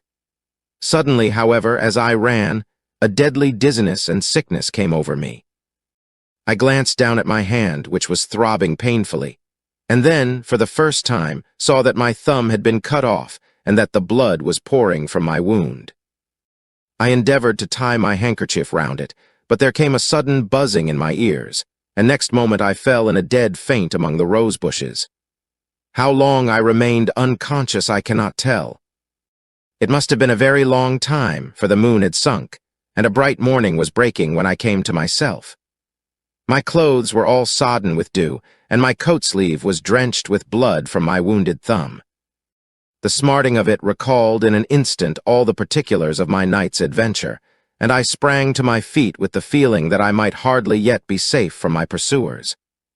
But to my astonishment, when I came to look round me, neither house nor garden were to be seen. I had been lying in an angle of the hedge close by the high road, and just a little lower down was a long building, which proved, upon my approaching it, to be the very station at which I had arrived upon the previous night. Were it not for the ugly wound upon my hand, all that had passed during those dreadful hours might have been an evil dream. Half dazed, I went into the station and asked about the morning train. There would be one to Reading in less than an hour. The same porter was on duty, I found, as had been there when I arrived. I inquired of him whether he had ever heard of Colonel Lysander Stark. The name was strange to him. Had he observed a carriage the night before waiting for me? No, he had not. Was there a police station anywhere near? There was one about 3 miles off. It was too far for me to go, weak and ill as I was. I determined to wait until I got back to town before telling my story to the police. It was a little past 6 when I arrived, so I went first to have my wound dressed, and then the doctor was kind enough to bring me along here. I put the case into your hands and shall do exactly what you advise. We both sat in silence for some little time after listening to this extraordinary narrative. Then Sherlock Holmes pulled down from the shelf one of the ponderous commonplace books in which he placed his cuttings. "Here is an advertisement which will interest you," said he. "It appeared in all the papers about a year ago. Listen to this, lost on the 9th inst, Mr. Jeremiah Haling, aged 26, a hydraulic engineer, left his lodgings at 10 o'clock at night and has not been heard of since. Was dressed in, etc., etc. Ha! That represents the last time that the colonel needed to have his machine overhauled, I fancy." "Good heavens!" cried my patient. "Then that explains what the girl said." "Undoubtedly. It is quite clear that the colonel was a cool and desperate man, who was absolutely determined that nothing should stand in the way of his little game, like those out-and-out pirates who will leave no survivor from a captured ship. Well, every moment now is precious, so if you feel equal to it, we shall go down to Scotland Yard at once as a preliminary to starting for Iford. Some 3 hours or so afterwards, we were all in the train together, bound from Reading to the little Berkshire village. There were Sherlock Holmes, the hydraulic engineer, Inspector Bradstreet, of Scotland Yard, a plainclothes man, and myself. Bradstreet had spread an ordnance map of the county out upon the seat and was busy with his compasses drawing a circle with Iford for its center. "There you are," said he. "That circle is drawn at a radius of 10 miles from the village. The place we want must be somewhere near that line. You said 10 miles, I think, sir. It was an hour's good drive. And you think that they brought you back all that way when you were unconscious?" "They must have done so. I have a confused memory, too, of having been lifted and conveyed somewhere." "What I cannot understand," said I, "is why they should have spared you when they found you lying fainting in the garden. Perhaps the villain was softened by the woman's entreaties." "I hardly think that likely. I never saw a more inexorable face in my life." "Oh, we shall soon clear up all that," said Bradstreet. "Well, I have drawn my circle, and I only wish I knew at what point upon it the folk that we are in search of are to be found." "I think I could lay my finger on it," said Holmes quietly. "Really now?" cried the inspector. "You have formed your opinion? Come now, we shall see who agrees with you. I say it is south, for the country is more deserted there." "And I say east," said my patient. "I am for west," remarked the plainclothes man. "There are several quiet little villages up there." "And I am for north," said I, "because there are no hills there, and our friend says that he did not notice the carriage go up any." "Come," cried the inspector, laughing, "it's a very pretty diversity of opinion. We have boxed the compass among us. Who do you give your casting vote to? You are all wrong. But we can't all be. Oh, yes, you can. This is my point." He placed his finger in the center of the circle. "This is where we shall find them. But the 12-mile drive. gasped Hatherley. 6 out and 6 back. Nothing simpler. You say yourself that the horse was fresh and glossy when you got in. How could it be that if it had gone 12 miles over heavy roads? Indeed, it is a likely ruse enough, observed Bradstreet thoughtfully. Of course, there can be no doubt as to the nature of this gang. None at all, said Holmes. They are coiners on a large scale and have used the machine to form the amalgam which has taken the place of silver. We have known for some time that a clever gang was at work, said the inspector. They have been turning out half-crowns by the thousand. We even traced them as far as Reading, but could get no farther, for they had covered their traces in a way that showed that they were very old hands. But now, thanks to this lucky chance, I think that we have got them right enough. But the inspector was mistaken, for those criminals were not destined to fall into the hands of justice. As we rolled into Eyford Station, we saw a gigantic column of smoke which streamed up from behind a small clump of trees in the neighborhood and hung like an immense ostrich feather over the landscape. "A house on fire?" asked Bradstreet as the train steamed off again on its way. "Yes, sir," said the station master. "When did it break out?" "I hear that it was during the night, sir, but it has got worse and the whole place is in a blaze." "Whose house is it?" "Dr. Becher's." "Tell me," broke in the engineer, "is Dr. Becher a German, very thin, with a long, sharp nose?" The station master laughed heartily. "No, sir, Dr. Becher is an Englishman, and there isn't a man in the parish who has a better lined waistcoat. But he has a gentleman staying with him, a patient, as I understand, who is a foreigner, and he looks as if a little good Berkshire beef would do him no harm." The station master had not finished his speech before we were all hastening in the direction of the fire. The road topped a low hill, and there was a great widespread whitewashed building in front of us, spouting fire at every chink and window, while in the garden in front 3 fire engines were vainly striving to keep the flames under. "That's it!" cried Hatherley in intense excitement. "There is the gravel drive, and there are the rose bushes where I lay. That second window is the one that I jumped from." "Well, at least," said Holmes, "you have had your revenge upon them. There can be no question that it was your oil lamp which, when it was crushed in the press, set fire to the wooden walls, though no doubt they were too excited in the chase after you to observe it at the time. Now keep your eyes open in this crowd for your friends of last night, though I very much fear that they are a good 100 miles off by now." And Holmes' fears came to be realized, for from that day to this no word has ever been heard either of the beautiful woman, the sinister German, or the morose Englishman. Early that morning a peasant had met a cart containing several people, and some very bulky boxes driving rapidly in the direction of Reading. But there all traces of the fugitives disappeared, and even Holmes' ingenuity failed ever to discover the least clue as to their whereabouts. The firemen had been much perturbed at the strange arrangements which they had found within, and still more so by discovering a newly severed human thumb upon a window-sill of the 2nd floor. About sunset, however, their efforts were at last successful, and they subdued the flames, but not before the roof had fallen in, and the whole place been reduced to such absolute ruin that, save some twisted cylinders and iron piping, not a trace remained of the machinery which had cost our unfortunate acquaintance so dearly. Large masses of nickel and of tin were discovered stored in an outhouse, but no coins were to be found, which may have explained the presence of those bulky boxes which have been already referred to. How our hydraulic engineer had been conveyed from the garden to the spot where he recovered his senses might have remained forever a mystery were it not for the soft mold, which told us a very plain tale. He had evidently been carried down by 2 persons, one of whom had remarkably small feet and the other unusually large ones. On the whole, it was most probable that the silent Englishman, being less bold or less murderous than his companion, had assisted the woman to bear the unconscious man out of the way of danger. "Well," said our engineer ruefully as we took our seats to return once more to London, "it has been a pretty business for me. I have lost my thumb, and I have lost a 50-guinea fee, and what have I gained?" "Experience," said Holmes, laughing.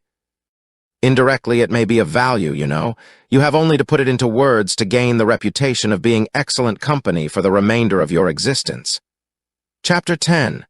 The Adventure of the Noble Bachelor. The Lord Sent. Simon marriage and its curious termination have long ceased to be a subject of interest in those exalted circles in which the unfortunate bridegroom moves. Fresh scandals have eclipsed it, and their more piquant details have drawn the gossips away from this 4-year-old drama. As I have reason to believe, however, that the full facts have never been revealed to the general public, and as my friend Sherlock Holmes had a considerable share in clearing the matter up, I feel that no memoir of him would be complete without some little sketch of this remarkable episode. It was a few weeks before my own marriage, during the days when I was still sharing rooms with Holmes in Baker Street, that he came home from an afternoon stroll to find a letter on the table waiting for him. I had remained indoors all day, for the weather had taken a sudden turn to rain, with high autumnal winds, and the Jezzail bullet which I had brought back in one of my limbs as a relic of my Afghan campaign throbbed with dull persistence. With my body in one easy chair and my legs upon another, I had surrounded myself with a cloud of newspapers until at last, saturated with the news of the day, I tossed them all aside and lay listless, watching the huge crest and monogram upon the envelope upon the table and wondering lazily who my friend's noble correspondent could be. "Here is a very fashionable epistle," I remarked as he entered. "Your morning letters, if I remember right, were from a fishmonger and a tide-waiter." "Yes, my correspondence has certainly the charm of variety," he answered, smiling, "and the humbler are usually the more interesting. This looks like one of those unwelcome social summonses which call upon a man either to be bored or to lie." He broke the seal and glanced over the contents. "Oh, come, it may prove to be something of interest after all." "Not social, then?" "No, distinctly professional, and from a noble client, one of the highest in England. My dear fellow, I congratulate you. I assure you, Watson, without affectation, that the status of my client is a matter of less moment to me than the interest of his case. It is just possible, however, that that also may not be wanting in this new investigation. You have been reading the papers diligently of late, have you not?" "It looks like it," said I ruefully, pointing to a huge bundle in the corner. "I have had nothing else to do. It is fortunate, for you will perhaps be able to post me up. I read nothing except the criminal news and the agony column.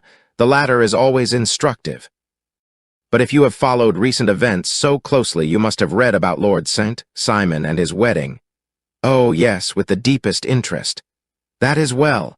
The letter which I hold in my hand is from Lord St. Simon. I will read it to you, and in return you must turn over these papers and let me have whatever bears upon the matter. This is what he says. My dear Mr. Sherlock Holmes, Lord Backwater tells me that I may place implicit reliance upon your judgment and discretion. I have determined, therefore, to call upon you and to consult you in reference to the very painful event which has occurred in connection with my wedding. Mr. Lestrade of Scotland Yard is acting already in the matter, but he assures me that he sees no objection to your cooperation and that he even thinks that it might be of some assistance. I will call at 4 o'clock in the afternoon, and, should you have any other engagement at that time, I hope that you will postpone it, as this matter is of paramount importance. Yours faithfully, Robert St. Simon. It is dated from Grosvenor Mansions, written with a quill pen, and the noble lord has had the misfortune to get a smear of ink upon the outer side of his right little finger," remarked Holmes as he folded up the epistle. "He says 4 o'clock. It is 3 now. He will be here in an hour. Then I have just time, with your assistance, to get clear upon the subject. Turn over those papers and arrange the extracts in their order of time, while I take a glance as to who our client is." He picked a red-covered volume from a line of books of reference beside the mantelpiece. "Here he is," said he, sitting down and flattening it out upon his knee.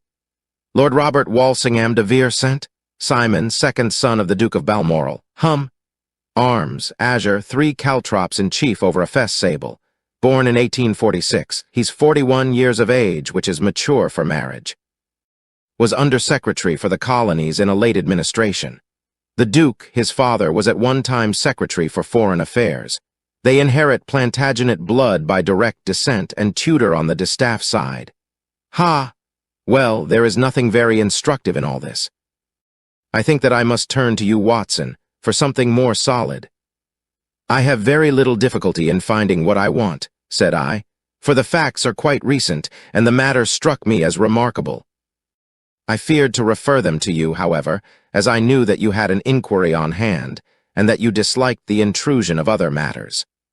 Oh, you mean the little problem of the Grosvenor Square furniture van? That is quite cleared up now, though indeed it was obvious from the first. Pray give me the results of your newspaper selections.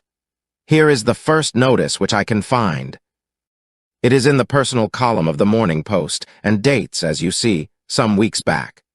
A marriage has been arranged. It says, and will, if rumor is correct, very shortly take place between Lord Robert St. Simon, second son of the Duke of Balmoral, and Miss Hattie Doran, the only daughter of Aloysius Doran. Esq. of San Francisco, Cal, USA. That is all. Terse and to the point, remarked Holmes, stretching his long, thin legs towards the fire. There was a paragraph amplifying this in one of the society papers of the same week. Ah, here it is. There will soon be a call for protection in the marriage market, for the present free trade principle appears to tell heavily against our home product. One by one, the management of the noble houses of Great Britain is passing into the hands of our fair cousins from across the Atlantic. An important addition has been made during the last week to the list of the prizes which have been borne away by these charming invaders. Lord St. Simon, who has shown himself for over 20 years proof against the little god's arrows, has now definitely announced his approaching marriage with Miss Hattie Doran, the fascinating daughter of a California millionaire. Miss Doran, whose graceful figure and striking face attracted much attention at the Westbury House festivities, is an only child, and it is currently reported that her dowry will run to considerably over the 6 figures, with expectancies for the future. As it is an open secret that the Duke of Balmoral has been compelled to sell his pictures within the last few years, and as Lord St. Simon has no property of his own save the small estate of Birchmoor, it is obvious that the Californian heiress is not the only gainer by an alliance which will enable her to make the easy and common transition from a Republican lady to a British peeress. Anything else? Asked Holmes, yawning. Oh, yes, plenty. Then there is another note in the Morning Post to say that the marriage would be an absolutely quiet one, that it would be at St. George's, Hanover Square, that only half a dozen intimate friends would be invited, and that the party would return to the furnished house at Lancaster Gate, which has been taken by Mr. Aloysius Doran. 2 days later, that is, on Wednesday last, there is a curt announcement that the wedding had taken place and that the honeymoon would be passed at Lord Backwater's place near Petersfield. Those are all the notices which appeared before the disappearance of the bride. Before the what? Asked Holmes with a start. The vanishing of the lady. When did she vanish, then? At the wedding breakfast. Indeed, this is more interesting than it promised to be, quite dramatic, in fact. Yes, it struck me as being a little out of the common. They often vanish before the ceremony and occasionally during the honeymoon, but I cannot call to mind anything quite so prompt as this. Pray let me have the details. I warn you that they are very incomplete. Perhaps we may make them less so. Such as they are set forth in a single article of a morning paper of yesterday, which I will read to you. It is headed, Singular Occurrence at a Fashionable Wedding, the family of Lord Robert St. Simon has been thrown into the greatest consternation by the strange and painful episodes which have taken place in connection with his wedding. The ceremony, as shortly announced in the papers of yesterday, occurred on the previous morning. But it is only now that it has been possible to confirm the strange rumors which have been so persistently floating about. In spite of the attempts of the friends to hush the matter up, so much public attention has now been drawn to it that no good purpose can be served by affecting to disregard what is a common subject for conversation. The ceremony, which was performed at St. George's, Hanover Square, was a very quiet one, no one being present save the father of the bride, Mr. Aloysius Doran, The Duchess of Balmoral, Lord Backwater, Lord Eustace, and Lady Clara St. Simon, the younger brother and sister of the bridegroom, and Lady Alicia Whittington. The whole party proceeded afterwards to the house of Mr. Aloysius Doran at Lancaster Gate, where breakfast had been prepared. It appears that some little trouble was caused by a woman, whose name has not been ascertained, who endeavored to force her way into the house after the bridal party, alleging that she had some claim upon Lord St. Simon. It was only after a painful and prolonged scene that she was ejected by the butler and the footman. The bride, who had fortunately entered the house before this unpleasant interruption, had sat down to breakfast with the rest, when she complained of a sudden indisposition and retired to her room.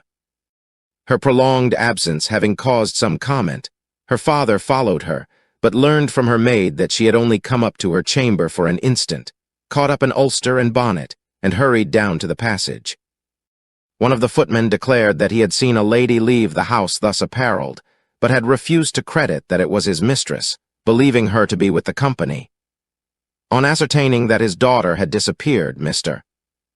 Aloysius Doran, in conjunction with the bridegroom, instantly put themselves in communication with the police, and very energetic inquiries are being made, which will probably result in a speedy clearing up of this very singular business.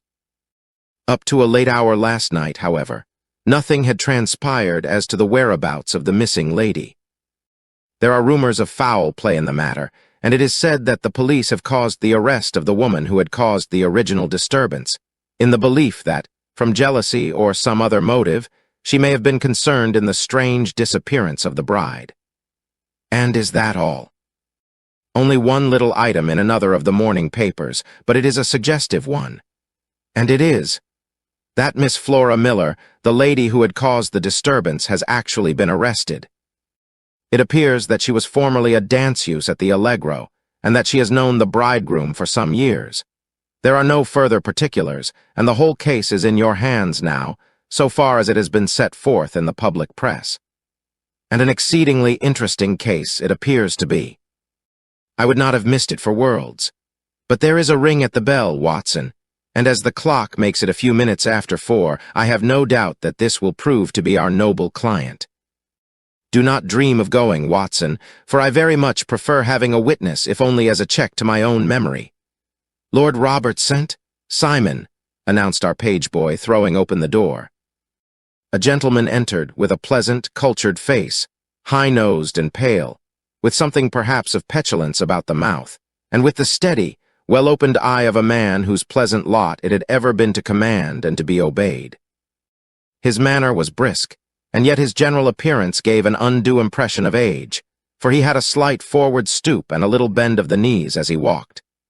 His hair, too, as he swept off his very curly-brimmed hat, was grizzled round the edges and thin upon the top. As to his dress, it was careful to the verge of foppishness, with high collar, black frock-coat, white waistcoat, yellow gloves, patent leather shoes, and light-colored gaiters. He advanced slowly into the room, turning his head from left to right, and swinging in his right hand the cord which held his golden eyeglasses. "Good day, Lord St. Simon," said Holmes, rising and bowing. "Pray take the basket chair. This is my friend and colleague, Dr. Watson. Draw up a little to the fire, and we will talk this matter over. A most painful matter to me, as you can most readily imagine, Mr. Holmes. I have been cut to the quick. I understand that you have already managed several delicate cases of this sort, sir, though I presume that they were hardly from the same class of society. No, I am descending. I beg pardon. My last client of the sort was a king. Oh, really? I had no idea. And which king? The king of Scandinavia. What? Had he lost his wife? You can understand, said Holmes suavely, that I extend to the affairs of my other clients the same secrecy which I promised to you in yours. Of course. Very right. Very right. I'm sure I beg pardon. As to my own case, I am ready to give you any information which may assist you in forming an opinion. Thank you. I have already learned all that is in the public prints, nothing more. I presume that I may take it as correct, this article, for example, as to the disappearance of the bride. Lord St. Simon glanced over it. Yes, it is correct as far as it goes. but it needs a great deal of supplementing before anyone could offer an opinion. I think that I may arrive at my facts most directly by questioning you. Pray do so. When did you first meet Miss Hattie Doran? In San Francisco, a year ago. You were traveling in the States? Yes. Did you become engaged then? No, but you were on a friendly footing. I was amused by her society, and she could see that I was amused. Her father is very rich. He is said to be the richest man on the Pacific slope. And how did he make his money? In mining. He had nothing a few years ago. Then he struck gold, invested it, and came up by leaps and bounds. Now, what is your own impression as to the young lady's, your wife's character? The nobleman swung his glasses a little faster and stared down into the fire. You see, Mr. Holmes, said he, my wife was 20 before her father became a rich man. During that time, she ran free in a mining camp and wandered through woods or mountains, so that her education has come from nature rather than from the schoolmaster. She is what we call in England a tomboy, with a strong nature, wild and free, unfettered by any sort of traditions. She is impetuous, volcanic, I was about to say. She is swift in making up her mind and fearless in carrying out her resolutions. On the other hand, I would not have given her the name which I have the honor to bear. He gave a little stately cough. Had I not thought her to be at bottom a noble woman, I believe that she is capable of heroic self-sacrifice and that anything dishonorable would be repugnant to her. Have you her photograph? I brought this with me. He opened a locket and showed us the full face of a very lovely woman. It was not a photograph, but an ivory miniature, and the artist had brought out the full effect of the lustrous black hair, the large dark eyes, and the exquisite mouth. Holmes gazed long and earnestly at it. Then he closed the locket and handed it back to Lord St. Simon. The young lady came to London then, and you renewed your acquaintance. Yes, her father brought her over for this last London season. I met her several times, became engaged to her, and have now married her. She brought, I understand, a considerable dowry, a fair dowry. Not more than is usual in my family. And this, of course, remains to you, since the marriage is a fait accompli. I really have made no inquiries on the subject. Very naturally not. Did you see Miss Doran on the day before the wedding? Yes. Was she in good spirits? Never better. She kept talking of what we should do in our future lives. Indeed, that is very interesting, and on the morning of the wedding, she was as bright as possible, at least until after the ceremony. And did you observe any change in her then? Well, to tell the truth, I saw then the first signs that I had ever seen that her temper was just a little sharp. The incident, however, was too trivial to relate and can have no possible bearing upon the case. Pray let us have it for all that. Oh, it is childish. She dropped her bouquet as we went towards the vestry. She was passing the front pew at the time, and it fell over into the pew. There was a moment's delay, but the gentleman in the pew handed it up to her again, and it did not appear to be the worse for the fall. Yet when I spoke to her of the matter, she answered me abruptly, and in the carriage on our way home, she seemed absurdly agitated over this trifling cause. Indeed, you say that there was a gentleman in the pew. Some of the general public were present then. Oh, yes. It is impossible to exclude them when the church is open. This gentleman was not one of your wife's friends. No, no, I call him a gentleman by courtesy, but he was quite a common-looking person. I hardly noticed his appearance. But really I think that we are wandering rather far from the point. Lady St. Simon, then, returned from the wedding in a less cheerful frame of mind than she had gone to it. What did she do on re-entering her father's house? I saw her in conversation with her maid. And who is her maid? Alice is her name. She is an American and came from California with her. A confidential servant? A little too much so. It seemed to me that her mistress allowed her to take great liberties. Still, of course, in America they look upon these things in a different way. How long did she speak to this Alice? Oh, a few minutes. I had something else to think of. You did not overhear what they said? Lady St. Simon said something about jumping a claim. She was accustomed to use slang of the kind. I have no idea what she meant.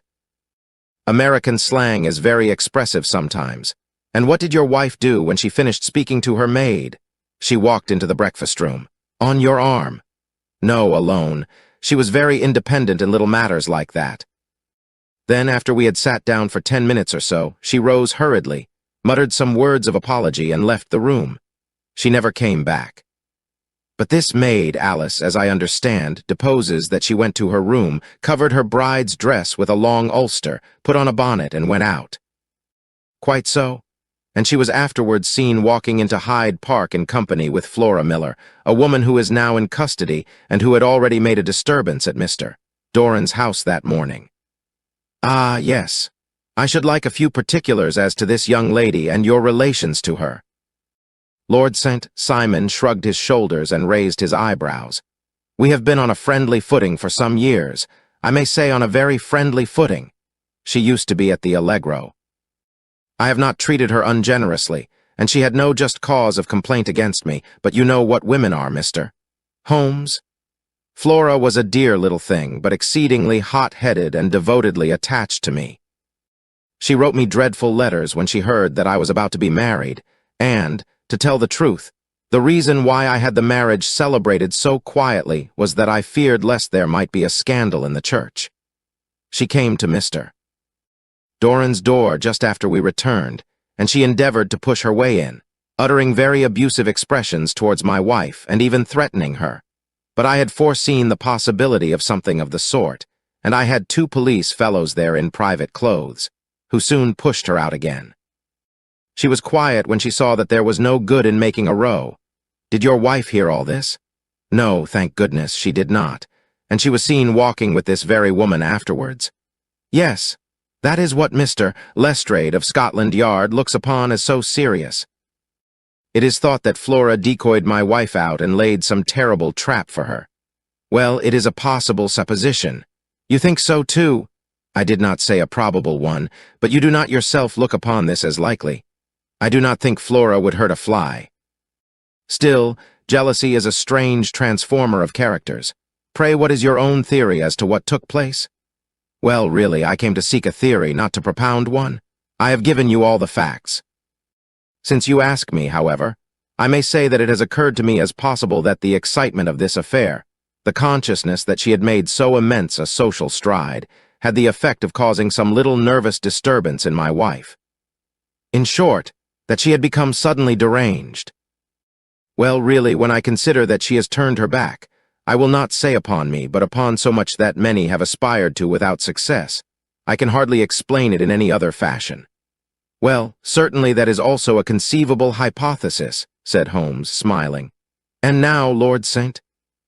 Simon, I think that I have nearly all my data. May I ask whether you were seated at the breakfast table so that you could see out of the window? We could see the other side of the road and the park. Quite so. Then I do not think that I need to detain you longer. I shall communicate with you. Should you be fortunate enough to solve this problem, said our client, rising, I have solved it. What was that? I say that I have solved it. Where, then, is my wife? That is a detail which I shall speedily supply, Lord St. Simon shook his head. I am afraid that it will take wiser heads than yours or mine, he remarked, and bowing in a stately, old-fashioned manner he departed. It is very good of Lord St. Simon to honor my head by putting it on a level with his own, said Sherlock Holmes, laughing. I think that I shall have a whiskey and soda and a cigar after all this cross-questioning. I had formed my conclusions as to the case before our client came into the room. My dear Holmes, I have notes of several similar cases, though none, as I remarked before, which were quite as prompt. My whole examination served to turn my conjecture into a certainty. Circumstantial evidence is occasionally very convincing, as when you find a trout in the milk, to quote Thoreau's example. But I have heard all that you have heard. Without, however, the knowledge of pre-existing cases which serves me so well. There was a parallel instance in Aberdeen some years back, and something on very much the same lines at Munich the year after the Franco-Prussian War. It is one of these cases. But, hullo, here is Lestrade. Good afternoon, Lestrade. You will find an extra tumbler upon the sideboard, and there are cigars in the box. The official detective was attired in a pea-jacket and cravat, which gave him a decidedly nautical appearance, and he carried a black canvas bag in his hand. With a short greeting, he seated himself and lit the cigar which had been offered to him. What's up, then? asked Holmes with a twinkle in his eye. "You look dissatisfied." "And I feel dissatisfied. It is this infernal Simon marriage case. I can make neither head nor tail of the business. Really, you surprise me.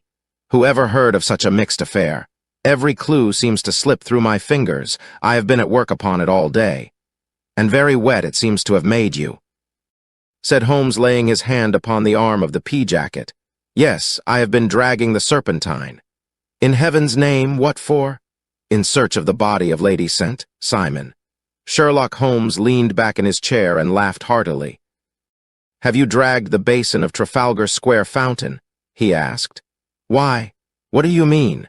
"Because you have just as good a chance of finding this lady in the one as in the other." Lestrade shot an angry glance at my companion. "I suppose you know all about it," he snarled. "Well, I have only just heard the facts, but my mind is made up." "Oh, indeed. Then you think that the Serpentine plays no part in the matter?" "I think it very unlikely." "Then perhaps you will kindly explain how it is that we found this in it." He opened his bag as he spoke, and tumbled onto the floor a wedding dress of watered silk, a pair of white satin shoes, and a bride's wreath and veil, all discolored and soaked in water.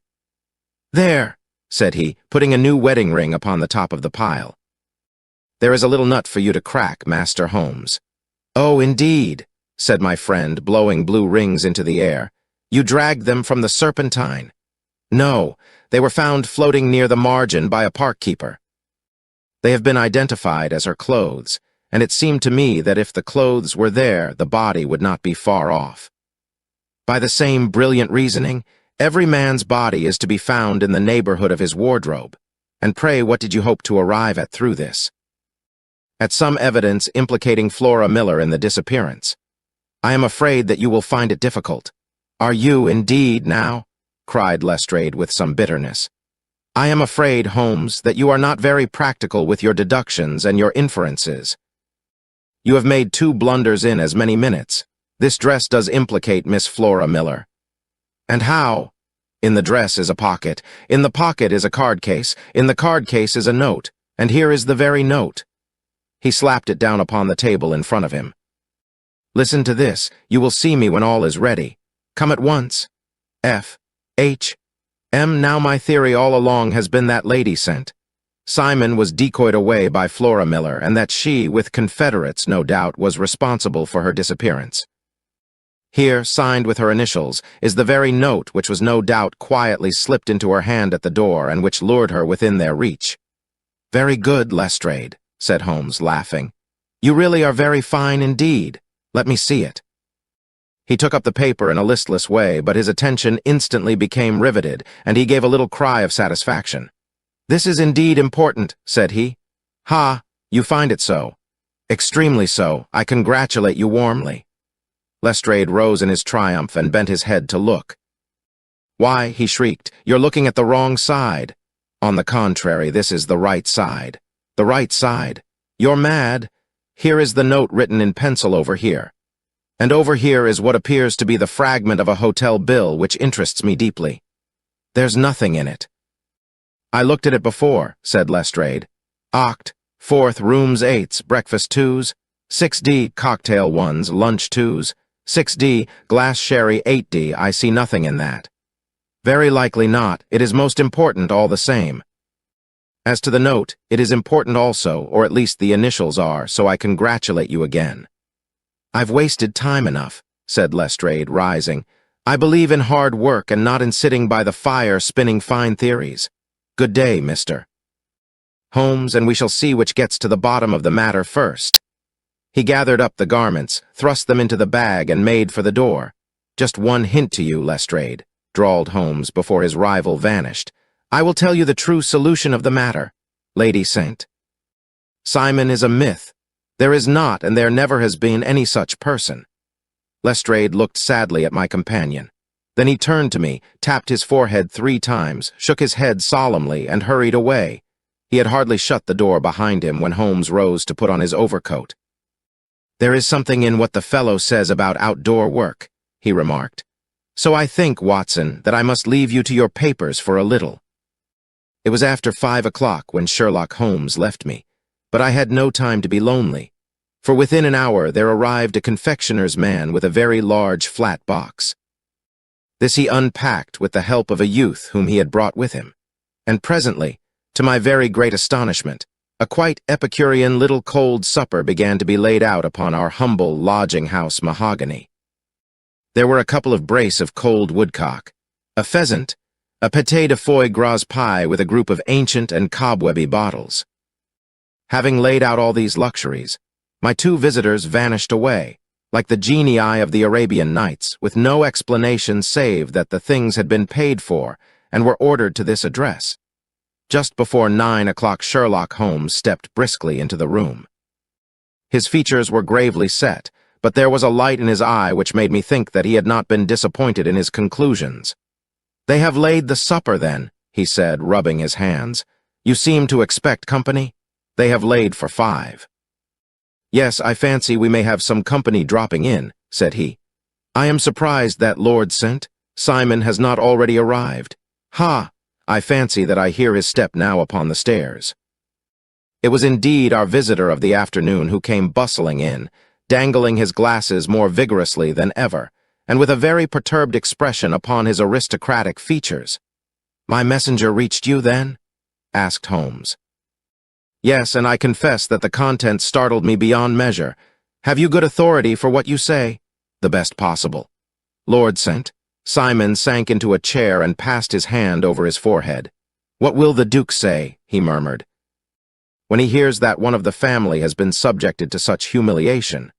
It is the purest accident. I cannot allow that there is any humiliation. Ah, you look on these things from another standpoint. I fail to see that anyone is to blame. I can hardly see how the lady could have acted otherwise, though her abrupt method of doing it was undoubtedly to be regretted. Having no mother, she had no one to advise her at such a crisis." "It was a slight, sir, a public slight," said Lord St. Simon, tapping his fingers upon the table. "You must make allowance for this poor girl placed in so unprecedented a position." "I will make no allowance. I am very angry indeed, and I have been shamefully used." "I think that I heard a ring," said Holmes. "Yes, there are steps on the landing." "If I cannot persuade you to take a lenient view of the matter, Lord St. Simon, I have brought an advocate here who may be more successful." He opened the door and ushered in a lady and gentleman. "Lord St. Simon," said he, "allow me to introduce you to Mr. and Mrs. Francis Hay Moulton. The lady, I think, you have already met." At the sight of these newcomers, our client had sprung from his seat and stood very erect, with his eyes cast down and his hand thrust into the breast of his frock-coat, a picture of offended dignity. The lady had taken a quick step forward and had held out her hand to him, but he still refused to raise his eyes. It was as well for his resolution, perhaps, for her pleading face was one which it was hard to resist. "You're angry, Robert," said she. "Well, I guess you have every cause to be." "Pray make no apology to me," said Lord St. Simon bitterly. "Oh, yes, I know that I have treated you real bad and that I should have spoken to you before I went, but I was kind of rattled, and from the time when I saw Frank here again, I just didn't know what I was doing or saying.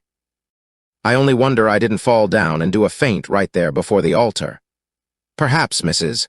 Moulton, you would like my friend and me to leave the room while you explain this matter?" "If I may give an opinion," remarked the strange gentleman, "we've had just a little too much secrecy over this business already. For my part, I should like all Europe and America to hear the rights of it." He was a small, wiry, sunburnt man, clean-shaven, with a sharp face and alert manner. "Then I'll tell our story right away," said the lady. "Frank here and I met in '84 in McQuire's camp near the Rockies, where Pa was working a claim. We were engaged to each other, Frank and I. But then one day Father struck a rich pocket and made a pile, while poor Frank here had a claim that petered out and came to nothing. The richer Pa grew, the poorer was Frank. So at last, Pa wouldn't hear of our engagement lasting any longer, and he took me away to Frisco. Frank wouldn't throw up his hand, though, so he followed me there, and he saw me without Pa knowing anything about it. It would only have made him mad to know, so we just fixed it all up for ourselves. Frank said that he would go and make his pile, too, and never come back to claim me until he had as much as Pa. So then I promised to wait for him to the end of time and pledged myself not to marry anyone else while he lived. "Why shouldn't we be married right away, then?" said he, "and then I will feel sure of you, and I won't claim to be your husband until I come back."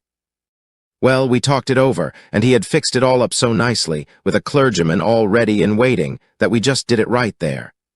And then Frank went off to seek his fortune, and I went back to Pa. The next I heard of Frank was that he was in Montana, and then he went prospecting in Arizona, and then I heard of him from New Mexico. After that came a long newspaper story about how a miners' camp had been attacked by Apache Indians, and there was my Frank's name among the killed.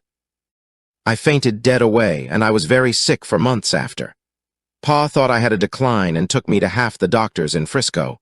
Not a word of news came for a year and more, so that I never doubted that Frank was really dead.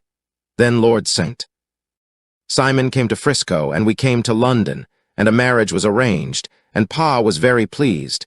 But I felt all the time that no man on this earth would ever take the place in my heart that had been given to my poor Frank. Still, if I had married Lord St. Simon, of course I'd have done my duty by him. We can't command our love, but we can our actions. I went to the altar with him with the intention to make him just as good a wife as it was in me to be. But you may imagine what I felt when, just as I came to the altar rails, I glanced back and saw Frank standing and looking at me out of the first pew.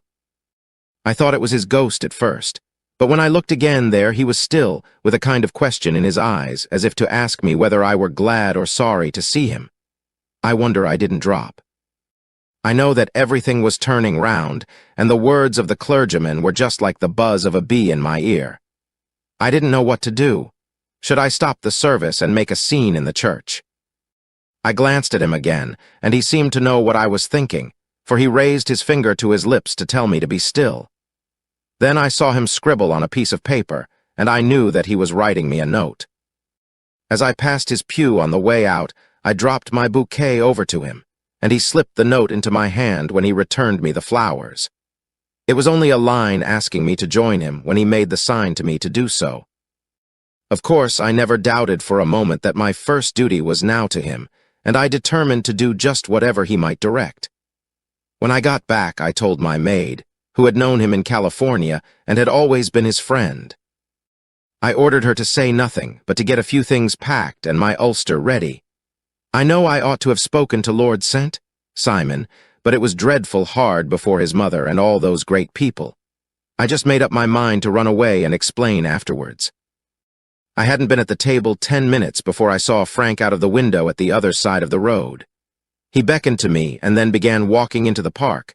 I slipped out, put on my things, and followed him.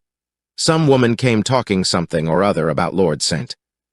Simon to me seemed to me from the little I heard as if he had a little secret of his own before marriage also. But I managed to get away from her and soon overtook Frank. We got into a cab together, and away we drove to some lodgings he had taken in Gordon Square, and that was my true wedding after all those years of waiting. Frank had been a prisoner among the Apaches, had escaped, came on to Frisco, found that I had given him up for dead and had gone to England, followed me there, and had come upon me at last on the very morning of my second wedding. "I saw it in a paper," explained the American. "It gave the name and the church, but not where the lady lived." Then we had a talk as to what we should do, and Frank was all for openness. But I was so ashamed of it all that I felt as if I should like to vanish away and never see any of them again, just sending a line to Pa, perhaps, to show him that I was alive. It was awful to me to think of all those lords and ladies sitting round that breakfast table and waiting for me to come back. So Frank took my wedding clothes and things and made a bundle of them, so that I should not be traced, and dropped them away somewhere where no one could find them. It is likely that we should have gone on to Paris tomorrow, only that this good gentleman, Mr. Holmes, came round to us this evening, though how he found us is more than I can think, and he showed us very clearly and kindly that I was wrong and that Frank was right, and that we should be putting ourselves in the wrong if we were so secret. Then he offered to give us a chance of talking to Lord St. Simon alone, and so we came right away round to his rooms at once. "Now, Robert, you have heard it all, and I am very sorry if I have given you pain, and I hope that you do not think very meanly of me." Lord St. Simon had by no means relaxed his rigid attitude, but had listened with a frowning brow and a compressed lip to this long narrative. "Excuse me," he said, "but it is not my custom to discuss my most intimate personal affairs in this public manner." "Then you won't forgive me? You won't shake hands before I go?" "Oh, certainly, if it would give you any pleasure." He put out his hand and coldly grasped that which she extended to him. "I had hoped," suggested Holmes, "that you would have joined us in a friendly supper." "I think that there you ask a little too much," responded his lordship.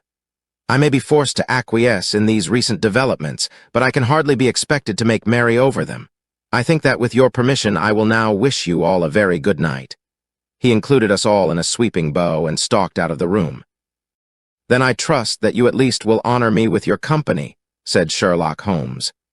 "It is always a joy to meet an American, Mr. Moulton, for I am one of those who believe that the folly of a monarch and the blundering of a minister in far-gone years will not prevent our children from being someday citizens of the same worldwide country under a flag which shall be a quartering of the Union Jack with the stars and stripes." "The case has been an interesting one," remarked Holmes when our visitors had left us, "because it serves to show very clearly how simple the explanation may be of an affair which at first sight seems to be almost inexplicable. Nothing could be more natural than the sequence of events as narrated by this lady, and nothing stranger than the result when viewed, for instance, by Mr. Lestrade of Scotland Yard. You were not yourself at fault at all, then?" "From the first, two facts were very obvious to me. The one that the lady had been quite willing to undergo the wedding ceremony, the other that she had repented of it within a few minutes of returning home. Obviously, something had occurred during the morning, then, to cause her to change her mind. What could that something be? She could not have spoken to anyone when she was out, for she had been in the company of the bridegroom. Had she seen someone then? If she had, it must be someone from America, because she had spent so short a time in this country that she could hardly have allowed anyone to acquire so deep an influence over her that the mere sight of him would induce her to change her plans so completely. You see, we have already arrived, by a process of exclusion, at the idea that she might have seen an American. Then who could this American be, and why should he possess so much influence over her? It might be a lover, it might be a husband. Her young womanhood had, I knew, been spent in rough scenes and under strange conditions. So far I had got before I ever heard Lord St. Simon's narrative. When he told us of a man in a pew, of the change in the bride's manner, of so transparent a device for obtaining a note as the dropping of a bouquet, of her resort to her confidential maid, and of her very significant allusion to claim-jumping, which in miners' parlance means taking possession of that which another person has a prior claim to, the whole situation became absolutely clear. She had gone off with a man, and the man was either a lover or was a previous husband, the chances being in favor of the latter. And how in the world did you find them? It might have been difficult, but friend Lestrade held information in his hands the value of which he did not himself know. The initials were, of course, of the highest importance, but more valuable still was it to know that within a week he had settled his bill at one of the most select London hotels. How did you deduce the select? By the select prices. 8 shillings for a bed and 8pence for a glass of sherry pointed to one of the most expensive hotels. There are not many in London which charge at that rate. In the second one, which I visited in Northumberland Avenue, I learned by an inspection of the book that Francis H. Moulton, an American gentleman, had left only the day before, and on looking over the entries against him, I came upon the very items which I had seen in the duplicate bill. His letters were to be forwarded to 226 Gordon Square, so thither I traveled, and being fortunate enough to find the loving couple at home, I ventured to give them some paternal advice and to point out to them that it would be better in every way that they should make their position a little clearer both to the general public and to Lord St. Simon in particular. I invited them to meet him here and, as you see, I made him keep the appointment. But with no very good result, I remarked. His conduct was certainly not very gracious. "Ah, Watson," said Holmes, smiling, "perhaps you would not be very gracious either, if, after all the trouble of wooing and wedding, you found yourself deprived in an instant of wife and of fortune. I think that we may judge Lord St. Simon very mercifully, and thank our stars that we are never likely to find ourselves in the same position. Draw your chair up and hand me my violin, for the only problem we have still to solve is how to while away these bleak autumnal evenings. Chapter 11. The Adventure of the Beryl Coronet. "Holmes," said I as I stood one morning in our bow window looking down the street, "here is a madman coming along. It seems rather sad that his relatives should allow him to come out alone." My friend rose lazily from his armchair and stood with his hands in the pockets of his dressing gown, looking over my shoulder. It was a bright, crisp February morning, and the snow of the day before still lay deep upon the ground, shimmering brightly in the wintry sun.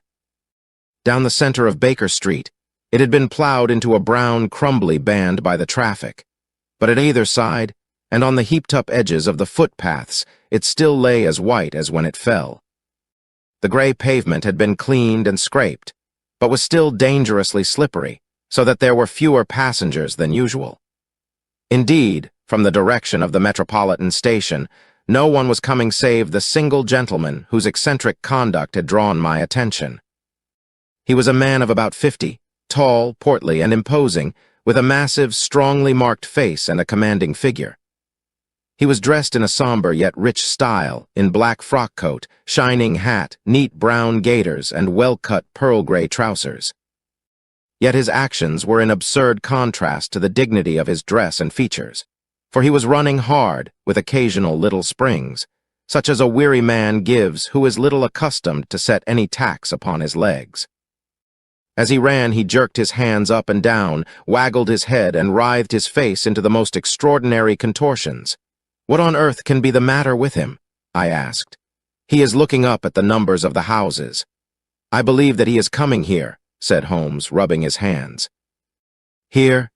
Yes, I rather think he is coming to consult me professionally. I think that I recognize the symptoms. Ha, did I not tell you?" As he spoke, the man, puffing and blowing, rushed at our door and pulled at our bell until the whole house resounded with the clanging. A few moments later he was in our room, still puffing, still gesticulating, but with so fixed a look of grief and despair in his eyes that our smiles were turned in an instant to horror and pity. For a while he could not get his words out, but swayed his body and plucked at his hair like one who has been driven to the extreme limits of his reason. Then, suddenly springing to his feet, he beat his head against the wall with such force that we both rushed upon him and tore him away to the center of the room. Sherlock Holmes pushed him down into the easy-chair and, sitting beside him, patted his hand and chatted with him in the easy, soothing tones which he knew so well how to employ. "You have come to me to tell your story, have you not?" said he. "You are fatigued with your haste. Pray wait until you have recovered yourself, and then I shall be most happy to look into any little problem which you may submit to me." The man sat for a minute or more with a heaving chest, fighting against his emotion. Then he passed his handkerchief over his brow, set his lips tight, and turned his face towards us. "No doubt you think me mad," said he. "I see that you have had some great trouble," responded Holmes. "God knows I have. A trouble which is enough to unseat my reason, so sudden and so terrible is it. Public disgrace I might have faced, although I am a man whose character has never yet borne a stain. Private affliction also is the lot of every man, but the two coming together, and in so frightful a form, have been enough to shake my very soul. Besides, it is not I alone. The very noblest in the land may suffer unless some way be found out of this horrible affair." "Pray compose yourself, sir," said Holmes, "and let me have a clear account of who you are and what it is that has befallen you." "My name," answered our visitor, "is probably familiar to your ears. I am Alexander Holder, of the banking firm of Holder and Stevenson, of Threadneedle Street." The name was indeed well known to us, as belonging to the senior partner in the second largest private banking concern in the city of London. What could have happened, then, to bring one of the foremost citizens of London to this most pitiable pass? We waited, all curiosity, until with another effort he braced himself to tell his story. "I feel that time is of value," said he. "That is why I hastened here when the police inspector suggested that I should secure your cooperation. I came to Baker Street by the Underground and hurried from there on foot, for the cabs go slowly through this snow. That is why I was so out of breath, for I am a man who takes very little exercise. I feel better now, and I will put the facts before you as shortly and yet as clearly as I can. It is, of course, well known to you that in a successful banking business as much depends upon our being able to find remunerative investments for our funds as upon our increasing our connection and the number of our depositors. One of our most lucrative means of laying out money is in the shape of loans, where the security is unimpeachable.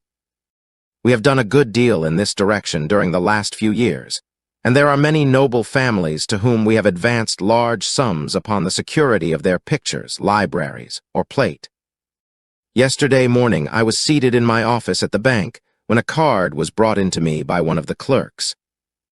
I started when I saw the name, for it was that of none other than, well, perhaps even to you I had better say no more than that it was a name which is a household word all over the earth, one of the highest, noblest, most exalted names in England. I was overwhelmed by the honor and attempted, when he entered, to say so, but he plunged at once into business with the air of a man who wishes to hurry quickly through a disagreeable task. "Mr. Holder," said he, "I have been informed that you are in the habit of advancing money." "The firm does so when the security is good," I answered. "It is absolutely essential to me," said he, "that I should have pound 50,000 at once. I could, of course, borrow so trifling a sum 10 times over from my friends, but I much prefer to make it a matter of business and to carry out that business myself. In my position, you can readily understand that it is unwise to place oneself under obligations." "For how long, may I ask, do you want this sum?" I asked. "Next Monday I have a large sum due to me, and I shall then most certainly repay what you advance, with whatever interest you think it right to charge. But it is very essential to me that the money should be paid at once. I should be happy to advance it without further parley from my own private purse," said I, "were it not that the strain would be rather more than it could bear. If, on the other hand, I am to do it in the name of the firm, then in justice to my partner I must insist that, even in your case, every businesslike precaution should be taken." "I should much prefer to have it so," said he, raising up a square black morocco case which he had laid beside his chair. "You have doubtless heard of the beryl coronet." "One of the most precious public possessions of the empire," said I. "Precisely." He opened the case, and there, embedded in soft, flesh-colored velvet, lay the magnificent piece of jewelry which he had named. "There are 39 enormous barrels," said he, "and the price of the gold chasing is incalculable. The lowest estimate would put the worth of the coronet at double the sum which I have asked. I am prepared to leave it with you as my security." I took the precious case into my hands and looked in some perplexity from it to my illustrious client. "You doubt its value?" he asked. "Not at all. I only doubt the propriety of my leaving it. You may set your mind at rest about that. I should not dream of doing so were it not absolutely certain that I should be able in 4 days to reclaim it. It is a pure matter of form. Is the security sufficient?" "Ample." "You understand, Mr. Holder, that I am giving you a strong proof of the confidence which I have in you, founded upon all that I have heard of you. I rely upon you not only to be discreet, and to refrain from all gossip upon the matter, but, above all, to preserve this coronet with every possible precaution, because I need not say that a great public scandal would be caused if any harm were to befall it. Any injury to it would be almost as serious as its complete loss, for there are no barrels in the world to match these, and it would be impossible to replace them. I leave it with you, however, with every confidence, and I shall call for it in person on Monday morning." Seeing that my client was anxious to leave, I said no more, but, calling for my cashier, I ordered him to pay over £50 1,000 notes. When I was alone once more, however, with the precious case lying upon the table in front of me, I could not but think with some misgivings of the immense responsibility which it entailed upon me. There could be no doubt that, as it was a national possession, a horrible scandal would ensue if any misfortune should occur to it. I already regretted having ever consented to take charge of it. However, it was too late to alter the matter now, so I locked it up in my private safe and turned once more to my work. When evening came, I felt that it would be an imprudence to leave so precious a thing in the office behind me. Bankers' safes had been forced before now, and why should not mine be? If so, how terrible would be the position in which I should find myself? I determined, therefore, that for the next few days I would always carry the case backward and forward with me, so that it might never be really out of my reach. With this intention, I called a cab and drove out to my house at Streatham, carrying the jewel with me. I did not breathe freely until I had taken it upstairs and locked it in the bureau of my dressing room. And now a word as to my household, Mr. Holmes, for I wish you to thoroughly understand the situation. My groom and my page sleep out of the house and may be set aside altogether. I have 3 maidservants who have been with me a number of years, and whose absolute reliability is quite above suspicion.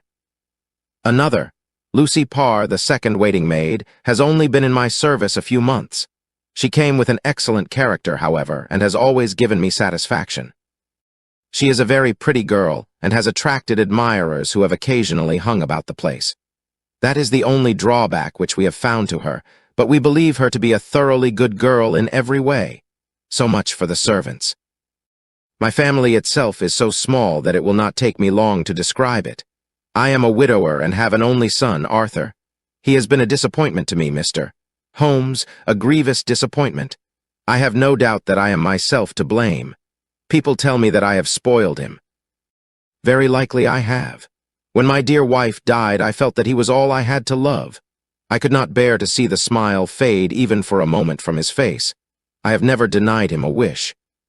Perhaps it would have been better for both of us had I been sterner, but I meant it for the best.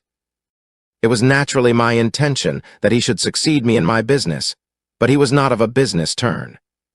He was wild, wayward, and, to speak the truth, I could not trust him in the handling of large sums of money. When he was young, he became a member of an aristocratic club, and there, having charming manners, he was soon the intimate of a number of men with long purses and expensive habits. He learned to play heavily at cards and to squander money on the turf, until he had again and again to come to me and implore me to give him an advance upon his allowance, that he might settle his debts of honor. He tried more than once to break away from the dangerous company which he was keeping, but each time the influence of his friend, Sir George Burnwell, was enough to draw him back again. And, indeed, I could not wonder that such a man as Sir George Burnwell should gain an influence over him, for he has frequently brought him to my house, and I have found myself that I could hardly resist the fascination of his manner. He is older than Arthur, a man of the world to his fingertips, one who had been everywhere, seen everything, a brilliant talker, and a man of great personal beauty. Yet when I think of him in cold blood, far away from the glamour of his presence, I am convinced from his cynical speech, and the look which I have caught in his eyes, that he is one who should be deeply distrusted. So I think, and so, too, thinks my little Mary, who has a woman's quick insight into character. And now there is only she to be described. She is my niece. But when my brother died 5 years ago and left her alone in the world, I adopted her, and have looked upon her ever since as my daughter. She is a sunbeam in my house, sweet, loving, beautiful, a wonderful manager and housekeeper, yet as tender and quiet and gentle as a woman could be. She is my right hand. I do not know what I could do without her. In only one matter has she ever gone against my wishes. Twice my boy has asked her to marry him, for he loves her devotedly, but each time she has refused him. I think that if anyone could have drawn him into the right path, it would have been she, and that his marriage might have changed his whole life. But now, alas, it is too late, forever too late. Now, Mr. Holmes, you know the people who live under my roof, and I shall continue with my miserable story. When we were taking coffee in the drawing-room that night after dinner, I told Arthur and Mary my experience, and of the precious treasure which we had under our roof, suppressing only the name of my client. Lucy Parr, who had brought in the coffee, had, I am sure, left the room, but I cannot swear that the door was closed. Mary and Arthur were much interested and wished to see the famous coronet, but I thought it better not to disturb it. "Where have you put it?" asked Arthur. "In my own bureau." "Well, I hope to goodness the house won't be burgled during the night," said he. "It is locked up," I answered. Oh, any old key will fit that bureau. When I was a youngster, I have opened it myself with the key of the box-room cupboard. He often had a wild way of talking, so that I thought little of what he said. He followed me to my room, however, that night with a very grave face. "Look here, Dad," said he with his eyes cast down, "can you let me have pound 200? "No, I cannot," I answered sharply. "I have been far too generous with you in money matters." "You have been very kind," said he, "but I must have this money, or else I can never show my face inside the club again." "And a very good thing, too," I cried. "Yes, but you would not have me leave it a dishonored man," said he. "I could not bear the disgrace. I must raise the money in some way, and if you will not let me have it, then I must try other means." I was very angry, for this was the third demand during the month. "You shall not have a farthing from me," I cried, on which he bowed and left the room without another word. When he was gone, I unlocked my bureau, made sure that my treasure was safe, and locked it again. Then I started to go round the house to see that all was secure, a duty which I usually leave to Mary, but which I thought it well to perform myself that night. As I came down the stairs, I saw Mary herself at the side window of the hall, which she closed and fastened as I approached. "Tell me, Dad," said she, looking, I thought, a little disturbed, "did you give Lucy, the maid, leave to go out tonight?" "Certainly not. She came in just now by the back door." "I have no doubt that she has only been to the side gate to see someone, but I think that it is hardly safe and should be stopped. You must speak to her in the morning, or I will if you prefer it. Are you sure that everything is fastened?" "Quite sure, Dad." "Then, good night." I kissed her and went up to my bedroom again, where I was soon asleep. "I am endeavoring to tell you everything, Mr. Holmes, which may have any bearing upon the case, but I beg that you will question me upon any point which I do not make clear. On the contrary, your statement is singularly lucid. I come to a part of my story now in which I should wish to be particularly so. I am not a very heavy sleeper, and the anxiety in my mind tended, no doubt, to make me even less so than usual. About 2 in the morning, then, I was awakened by some sound in the house. It had ceased ere I was wide awake, but it had left an impression behind it as though a window had gently closed somewhere. I lay listening with all my ears. Suddenly, to my horror, there was a distinct sound of footsteps moving softly in the next room. I slipped out of bed, all palpitating with fear, and peeped round the corner of my dressing-room door. "Arthur," I screamed, "you villain! You thief! How dare you touch that coronet?" The gas was half up as I had left it, and my unhappy boy, dressed only in his shirt and trousers, was standing beside the light, holding the coronet in his hands.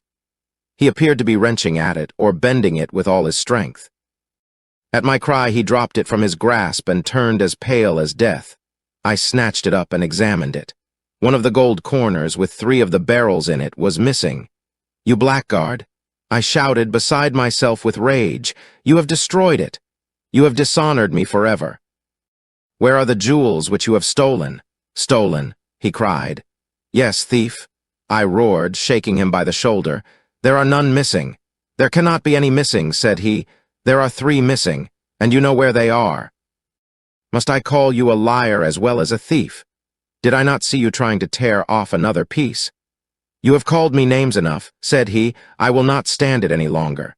I shall not say another word about this business, since you have chosen to insult me. I will leave your house in the morning and make my own way in the world. You shall leave it in the hands of the police." I cried, half-mad with grief and rage. "I shall have this matter probed to the bottom." "You shall learn nothing from me," said he with a passion such as I should not have thought was in his nature. "If you choose to call the police, let the police find what they can." By this time the whole house was astir, for I had raised my voice in my anger. Mary was the first to rush into my room, and, at the sight of the coronet and of Arthur's face, she read the whole story and, with a scream, fell down senseless on the ground. I sent the housemaid for the police and put the investigation into their hands at once.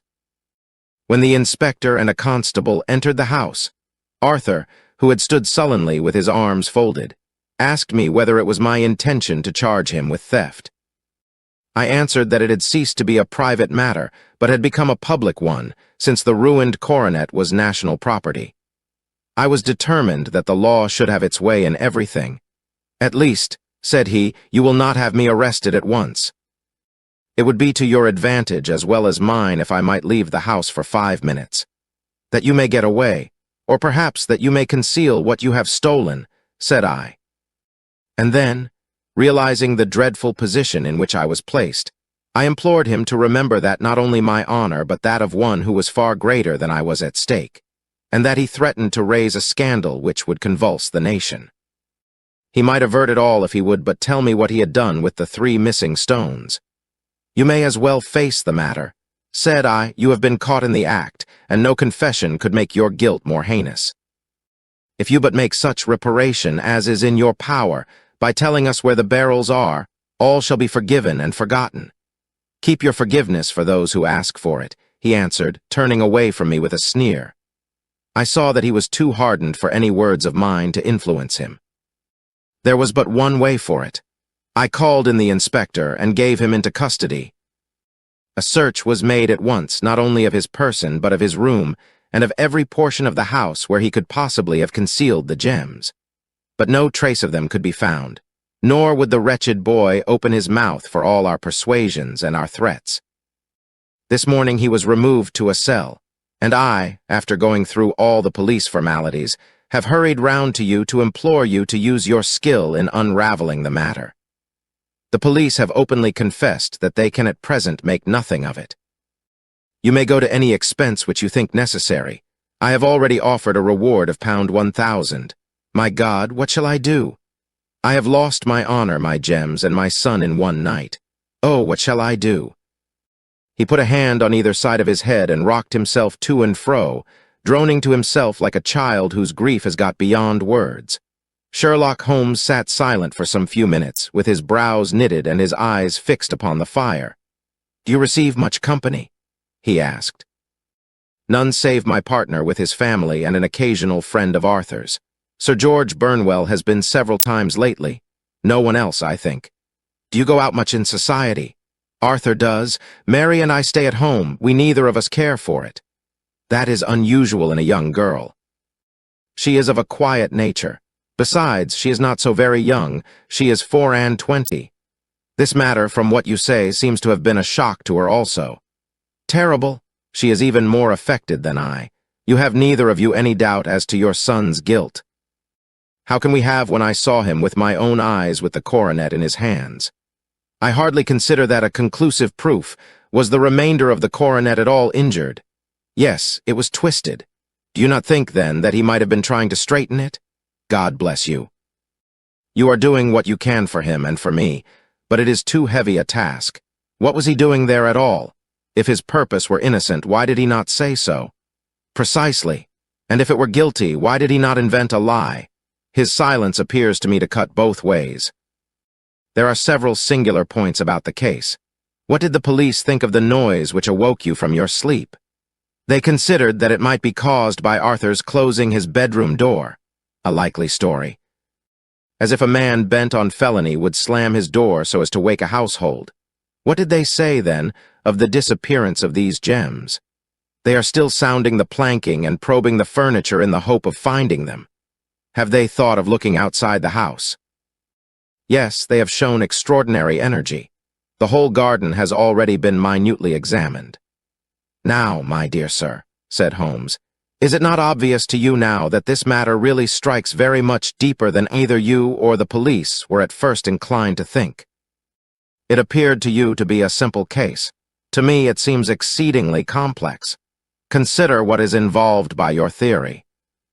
You suppose that your son came down from his bed, went, at great risk, to your dressing room, opened your bureau, took out your coronet, broke off by main force a small portion of it, went off to some other place, concealed 3 gems out of the 39, with such skill that nobody can find them, and then returned with the other 36 into the room in which he exposed himself to the greatest danger of being discovered. I ask you now, is such a theory tenable?" "But what other is there?" cried the banker with a gesture of despair. "If his motives were innocent, why does he not explain them?" "It is our task to find that out," replied Holmes. "So now, if you please, Mr. Holder, we will set off for Streatham together and devote an hour to glancing a little more closely into details." My friend insisted upon my accompanying them in their expedition, which I was eager enough to do, for my curiosity and sympathy were deeply stirred by the story to which we had listened. I confess that the guilt of the banker's son appeared to me to be as obvious as it did to his unhappy father, but still I had such faith in Holmes' judgment that I felt that there must be some grounds for hope as long as he was dissatisfied with the accepted explanation. He hardly spoke a word the whole way out to the southern suburb, but sat with his chin upon his breast and his hat drawn over his eyes, sunk in the deepest thought. Our client appeared to have taken fresh heart at the little glimpse of hope which had been presented to him, and he even broke into a desultory chat with me over his business affairs. A short railway journey and a shorter walk brought us to Fairbank, the modest residence of the great financier. Fairbank was a good-sized square house of white stone, standing back a little from the road. A double-carriage sweep with a snow-clad lawn stretched down in front to two large iron gates which closed the entrance. On the right side was a small wooden thicket, which led into a narrow path between two neat hedges stretching from the road to the kitchen door, and forming the tradesmen's entrance. On the left ran a lane which led to the stables, and was not itself within the grounds at all, being a public, though little used, thoroughfare. Holmes left us standing at the door and walked slowly all round the house, across the front, down the tradesman's path, and so round by the garden behind into the stable lane. So long was he that Mr. Holder and I went into the dining room and waited by the fire until he should return. We were sitting there in silence when the door opened and a young lady came in. She was rather above the middle height, slim, with dark hair and eyes, which seemed the darker against the absolute pallor of her skin. I do not think that I have ever seen such deadly paleness in a woman's face. Her lips, too, were bloodless, but her eyes were flushed with crying. As she swept silently into the room, she impressed me with a greater sense of grief than the banker had done in the morning, and it was the more striking in her, as she was evidently a woman of strong character, with immense capacity for self-restraint. Disregarding my presence, she went straight to her uncle and passed her hand over his head with a sweet womanly caress. "You have given orders that Arthur should be liberated, have you not, Dad?" she asked. "No, no, my girl, the matter must be probed to the bottom. But I am so sure that he is innocent. You know what woman's instincts are. I know that he has done no harm and that you will be sorry for having acted so harshly." "Why is he silent, then, if he is innocent?" "Who knows? Perhaps because he was so angry that you should suspect him." "How could I help suspecting him when I actually saw him with the coronet in his hand?" "Oh, but he had only picked it up to look at it. Oh, do take my word for it that he is innocent. Let the matter drop and say no more. It is so dreadful to think of our dear Arthur in prison." "I shall never let it drop until the gems are found. Never, Mary. Your affection for Arthur blinds you as to the awful consequences to me. Far from hushing the thing up, I have brought a gentleman down from London to inquire more deeply into it." "This gentleman?" she asked, facing round to me. "No, his friend. He wished us to leave him alone. He is round in the stable lane now." "The stable lane?" She raised her dark eyebrows. "What can he hope to find there?" "Ah, this, I suppose, is he." "I trust, sir, that you will succeed in proving what I feel sure is the truth, that my cousin Arthur is innocent of this crime." "I fully share your opinion, and I trust with you that we may prove it," returned Holmes, going back to the mat to knock the snow from his shoes. "I believe I have the honor of addressing Miss Mary Holder. Might I ask you a question or two?" "Pray do, sir, if it may help to clear this horrible affair up. You heard nothing yourself last night?" "Nothing, until my uncle here began to speak loudly. I heard that, and I came down." "You shut up the windows and doors the night before. Did you fasten all the windows?" "Yes." "Were they all fastened this morning?" "Yes." "You have a maid who has a sweetheart. I think that you remarked to your uncle last night that she had been out to see him." "Yes, and she was the girl who waited in the drawing-room and who may have heard uncle's remarks about the coronet." "I see. You infer that she may have gone out to tell her sweetheart, and that the two may have planned the robbery. But what is the good of all these vague theories?" cried the banker impatiently, "when I have told you that I saw Arthur with the coronet in his hands." "Wait a little, Mr. Holder. We must come back to that. About this girl, Miss Holder. You saw her return by the kitchen door, I presume. Yes, when I went to see if the door was fastened for the night, I met her slipping in. I saw the man, too, in the gloom. Do you know him? Oh, yes. He is the greengrocer who brings our vegetables round. His name is Francis Prosper. He stood, said Holmes, to the left of the door, that is to say, farther up the path than is necessary to reach the door. Yes, he did. And he is a man with a wooden leg. Something like fear sprang up in the young lady's expressive black eyes. Why, you are like a magician, said she. How do you know that? She smiled, but there was no answering smile in Holmes' thin, eager face. I should be very glad now to go upstairs, said he. I shall probably wish to go over the outside of the house again. Perhaps I had better take a look at the lower windows before I go up. He walked swiftly round from one to the other, pausing only at the large one which looked from the hall onto the stable lane. This he opened, and made a very careful examination of the sill with his powerful magnifying lens. Now we shall go upstairs, said he at last. The banker's dressing room was a plainly furnished little chamber, with a gray carpet, a large bureau, and a long mirror. Holmes went to the bureau first and looked hard at the lock. Which key was used to open it? He asked. That which my son himself indicated, that of the cupboard of the lumber room. Have you it here? That is it on the dressing table. Sherlock Holmes took it up and opened the bureau. It is a noiseless lock, said he. It is no wonder that it did not wake you. This case, I presume, contains the coronet. We must have a look at it. He opened the case, and taking out the diadem, he laid it upon the table. It was a magnificent specimen of the jeweler's art, and the 36 stones were the finest that I have ever seen. At one side of the coronet was a cracked edge, where a corner holding 3 gems had been torn away. Now, Mr. Holder, said Holmes, here is the corner which corresponds to that which has been so unfortunately lost. Might I beg that you will break it off? The banker recoiled in horror. I should not dream of trying, said he. Then I will. Holmes suddenly bent his strength upon it, but without result. I feel it give a little, said he, but though I am exceptionally strong in the fingers, it would take me all my time to break it. An ordinary man could not do it. Now, what do you think would happen if I did break it, Mr. Holder? There would be a noise like a pistol shot. Do you tell me that all this happened within a few yards of your bed and that you heard nothing of it? I do not know what to think. It is all dark to me. But perhaps it may grow lighter as we go. What do you think, Miss Holder? I confess that I still share my uncle's perplexity. Your son had no shoes or slippers on when you saw him. He had nothing on save only his trousers and shirt. Thank you. We have certainly been favored with extraordinary luck during this inquiry, and it will be entirely our own fault if we do not succeed in clearing the matter up. With your permission, Mr. Holder, I shall now continue my investigations outside. He went alone at his own request, for he explained that any unnecessary footmarks might make his task more difficult. For an hour or more he was at work, returning at last with his feet heavy with snow and his features as inscrutable as ever. I think that I have seen now all that there is to see, Mr. Holder, said he. I can serve you best by returning to my rooms. But the gems, Mr. Holmes, where are they? I cannot tell. The banker wrung his hands. I shall never see them again, he cried. And my son. You give me hopes? My opinion is in no way altered. Then, for God's sake, what was this dark business which was acted in my house last night? If you can call upon me at my Baker Street rooms tomorrow morning between 9 and 10, I shall be happy to do what I can to make it clearer.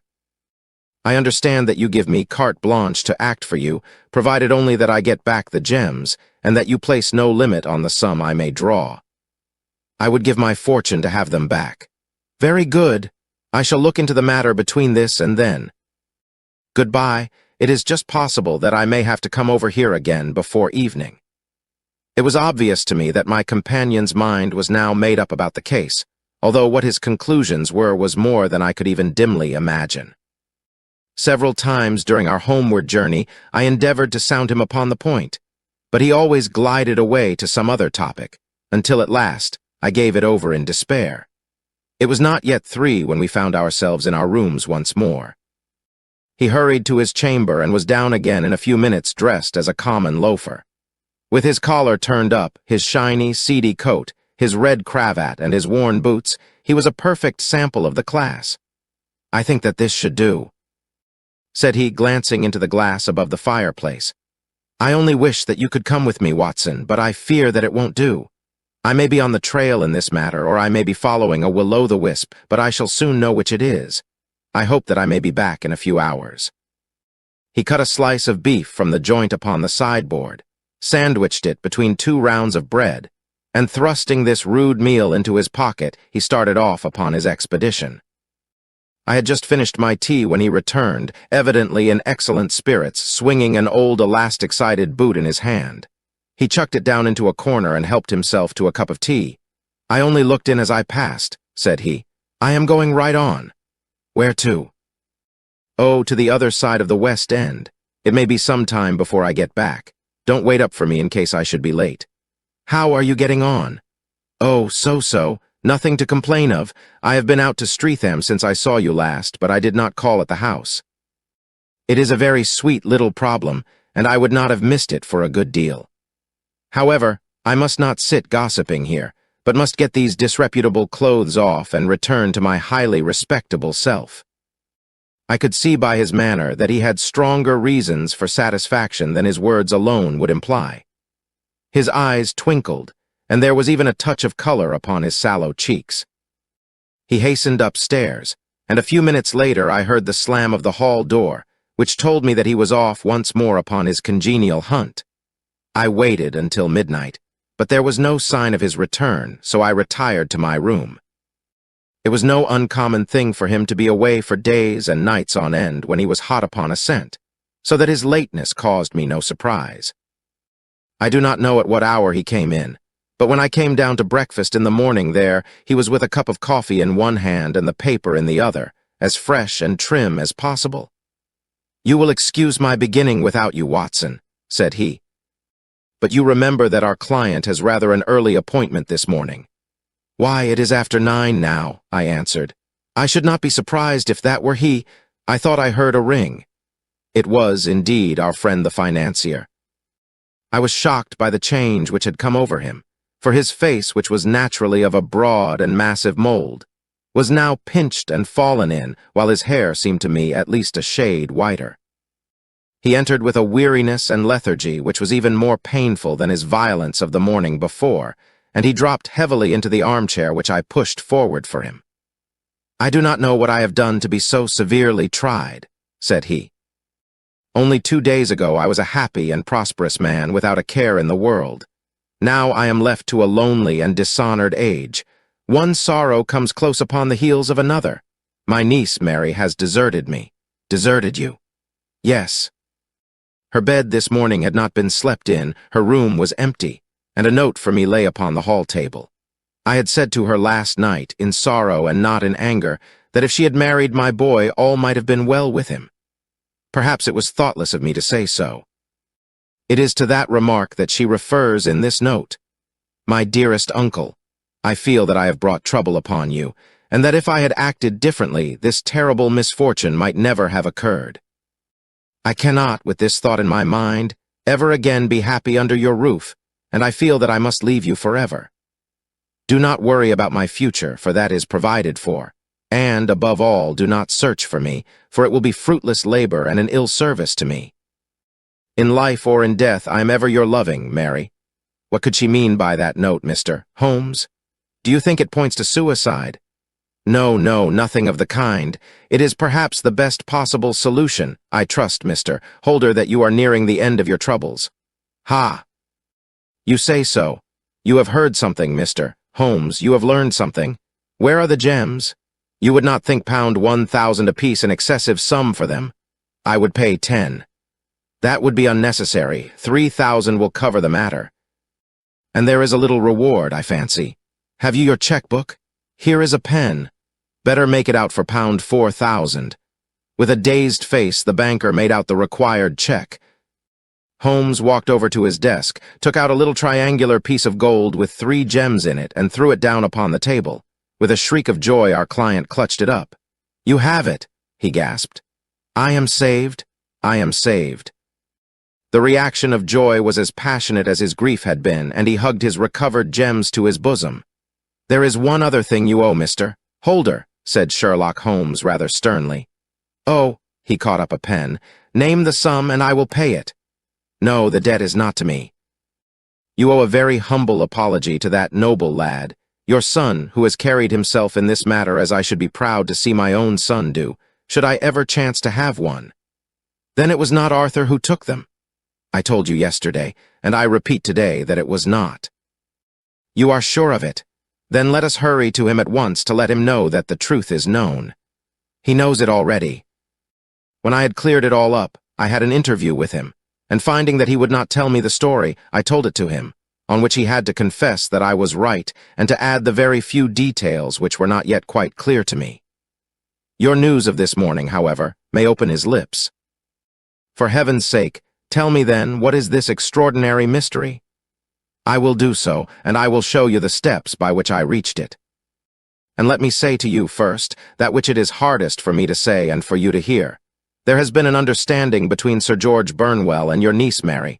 They have now fled together." "My Mary? Impossible!"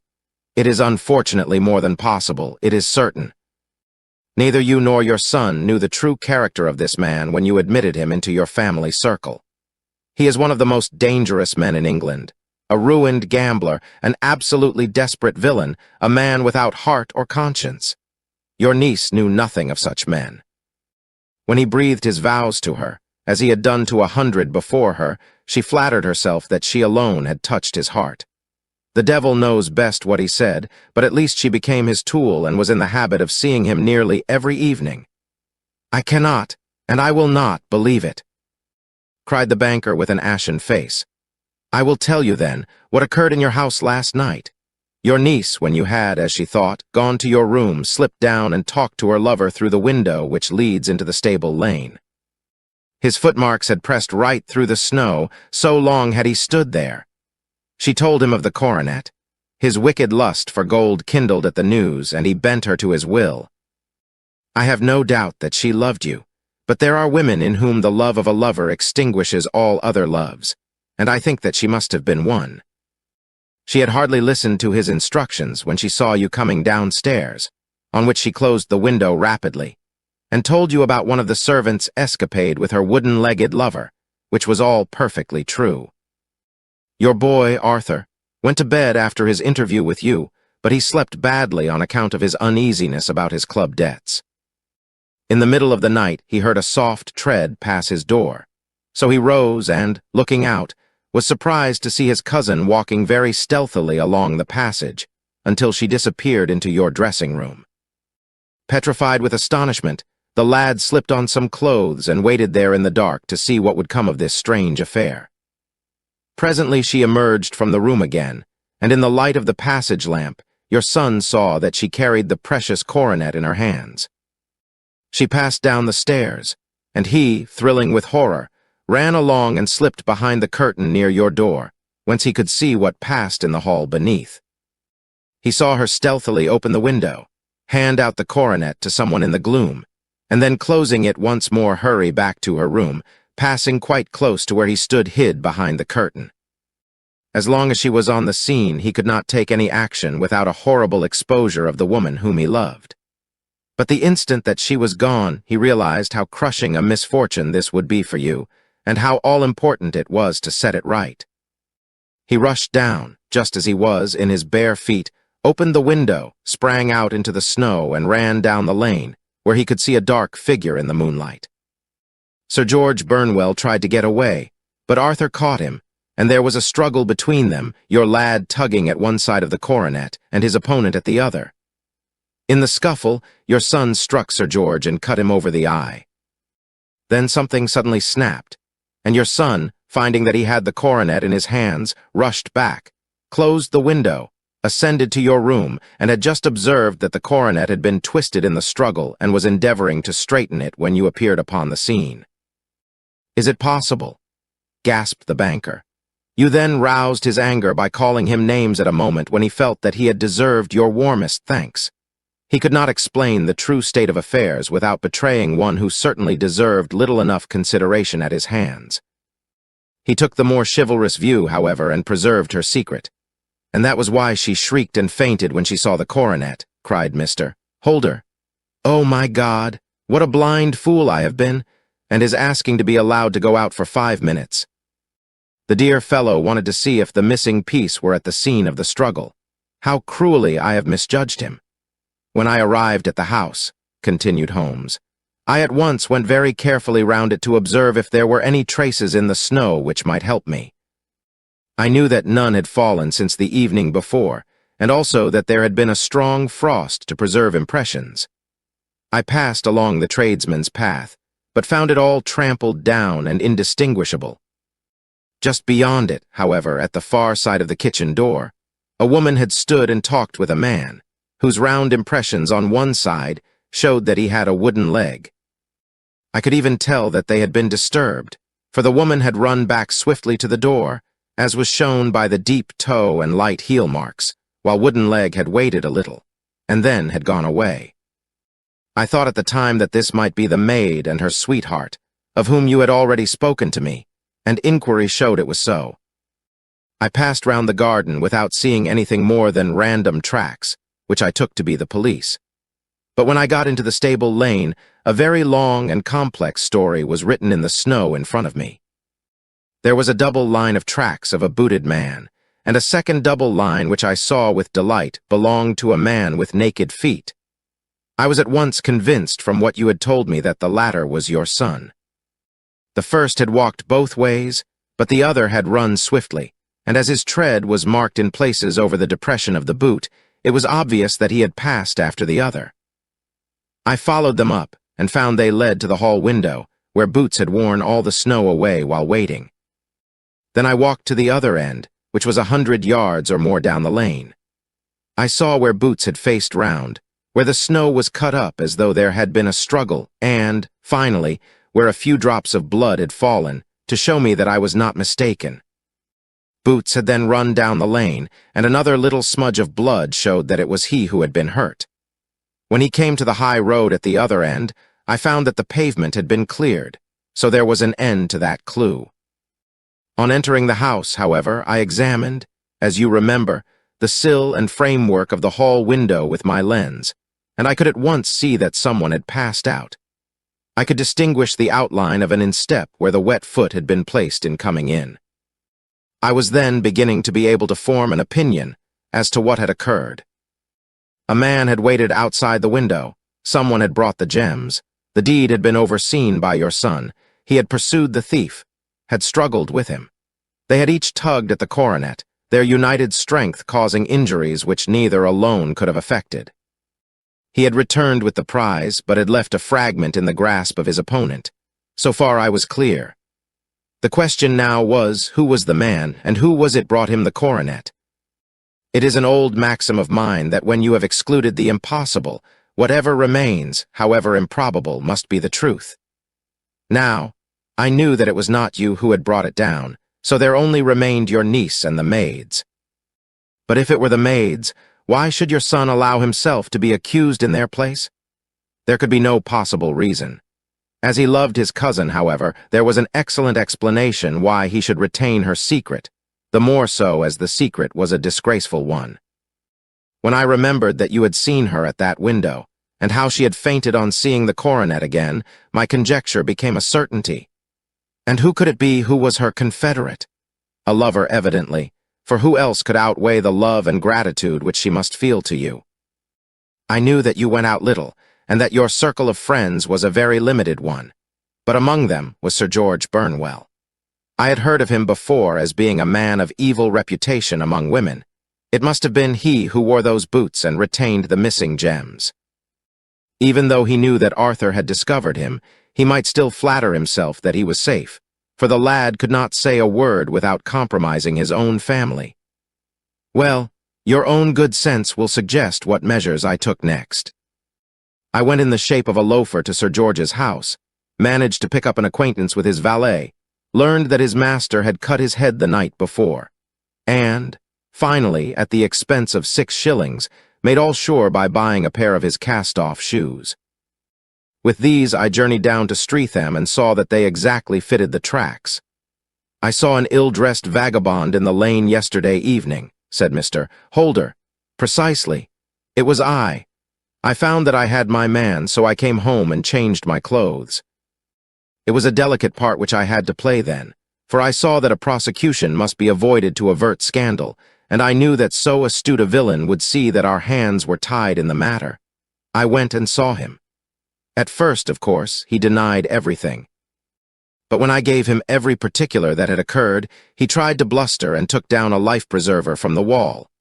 I knew my man, however, and I clapped a pistol to his head before he could strike. Then he became a little more reasonable.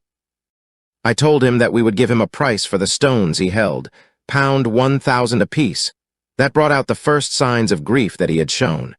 "Why, dash it all," said he, "I've let them go at 600 for the 3. I soon managed to get the address of the receiver who had them, on promising him that there would be no prosecution. Off I set to him, and after much chaffering I got our stones at £1,000 apiece. Then I looked in upon your son, told him that all was right, and eventually got to my bed about 2 o'clock, after what I may call a really hard day's work." "A day which has saved England from a great public scandal," said the banker, rising. "Sir, I cannot find words to thank you, but you shall not find me ungrateful for what you have done. Your skill has indeed exceeded all that I have heard of it, and now I must fly to my dear boy to apologize to him for the wrong which I have done him. As to what you tell me of poor Mary, it goes to my very heart. Not even your skill can inform me where she is now." "I think that we may safely say," returned Holmes, "that she is wherever Sir George Burnwell is. It is equally certain, too, that whatever her sins are, they will soon receive a more than sufficient punishment." Chapter 12. The Adventure of the Copper Beeches. "To the man who loves art for its own sake," remarked Sherlock Holmes, tossing aside the advertisement sheet of the Daily Telegraph. "It is frequently in its least important and lowliest manifestations that the keenest pleasure is to be derived. It is pleasant to me to observe, Watson, that you have so far grasped this truth that in these little records of our cases which you have been good enough to draw up, and, I am bound to say, occasionally to embellish, you have given prominence not so much to the many causes, célèbres, and sensational trials in which I have figured, but rather to those incidents which may have been trivial in themselves, but which have given room for those faculties of deduction and of logical synthesis which I have made my special province. And yet," said I, smiling, "I cannot quite hold myself absolved from the charge of sensationalism which has been urged against my records. You have erred, perhaps," he observed, taking up a glowing cinder with the tongs and lighting with it the long cherry-wood pipe which was wont to replace his clay when he was in a disputatious rather than a meditative mood. "You have erred, perhaps, in attempting to put color and life into each of your statements, instead of confining yourself to the task of placing upon record that severe reasoning from cause to effect which is really the only notable feature about the thing. It seems to me that I have done you full justice in the matter," I remarked with some coldness, for I was repelled by the egotism which I had more than once observed to be a strong factor in my friend's singular character. "No, it is not selfishness or conceit," said he, answering, as was his wont, my thoughts rather than my words. "If I claim full justice for my art, it is because it is an impersonal thing, a thing beyond myself. Crime is common. Logic is rare. Therefore it is upon the logic rather than upon the crime that you should dwell. You have degraded what should have been a course of lectures into a series of tales." It was a cold morning of the early spring, and we sat after breakfast on either side of a cheery fire in the old room at Baker Street. A thick fog rolled down between the lines of dun-colored houses, and the opposing windows loomed like dark, shapeless blurs through the heavy yellow wreaths. Our gas was lit and shone on the white cloth and glimmer of china and metal, for the table had not been cleared yet.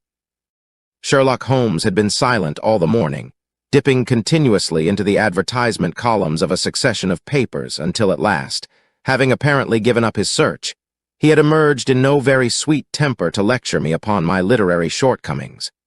"At the same time," he remarked after a pause, during which he had sat puffing at his long pipe and gazing down into the fire, You can hardly be open to a charge of sensationalism, for out of these cases which you have been so kind as to interest yourself in, a fair proportion do not treat of crime, in its legal sense, at all. The small matter in which I endeavored to help the King of Bohemia, the singular experience of Miss Mary Sutherland, the problem connected with the man with the twisted lip, and the incident of the noble bachelor were all matters which are outside the pale of the law. But in avoiding the sensational, I fear that you may have bordered on the trivial. The end may have been so, I answered, but the methods I hold to have been novel and of interest.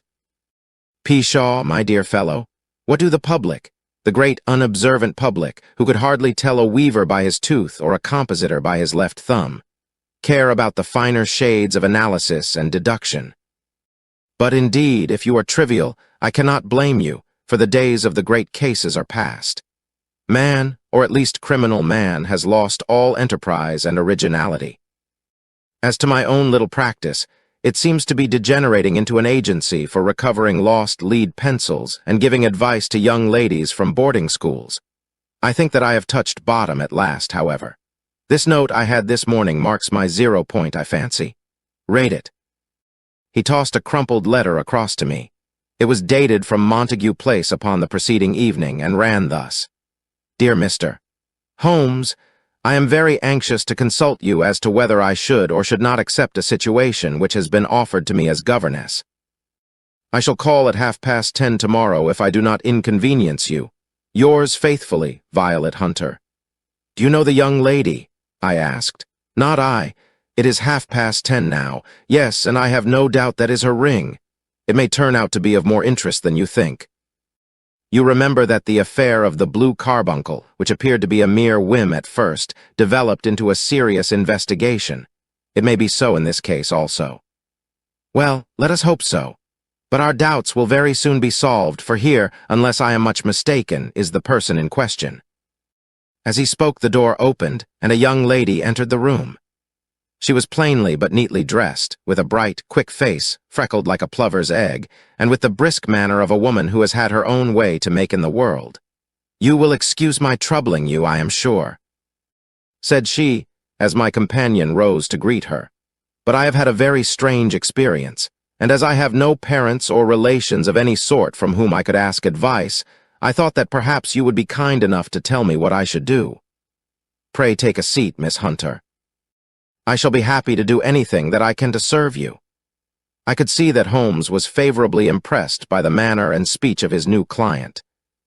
He looked her over in his searching fashion, and then composed himself, with his lids drooping and his fingertips together, to listen to her story. I have been a governess for 5 years, said she, in the family of Colonel Spence Munro, but 2 months ago the Colonel received an appointment at Halifax, in Nova Scotia, and took his children over to America with him, so that I found myself without a situation. I advertised, and I answered advertisements, but without success. At last, the little money which I had saved began to run short, and I was at my wits' end as to what I should do. There is a well-known agency for governesses in the West End called Westaways, and there I used to call about once a week in order to see whether anything had turned up which might suit me. Westaway was the name of the founder of the business, but it is really managed by Miss Stoper. She sits in her own little office, and the ladies who are seeking employment wait in an anteroom, and are then shown in one by one, when she consults her ledgers and sees whether she has anything which would suit them. Well, when I called last week, I was shown into the little office as usual, but I found that Miss Stoper was not alone. A prodigiously stout man with a very smiling face, and a great heavy chin which rolled down in fold upon fold over his throat, sat at her elbow with a pair of glasses on his nose, looking very earnestly at the ladies who entered. As I came in, he gave quite a jump in his chair and turned quickly to Miss Stoper. "That will do," said he. "I could not ask for anything better. Capital, capital." He seemed quite enthusiastic and rubbed his hands together in the most genial fashion. He was such a comfortable-looking man that it was quite a pleasure to look at him.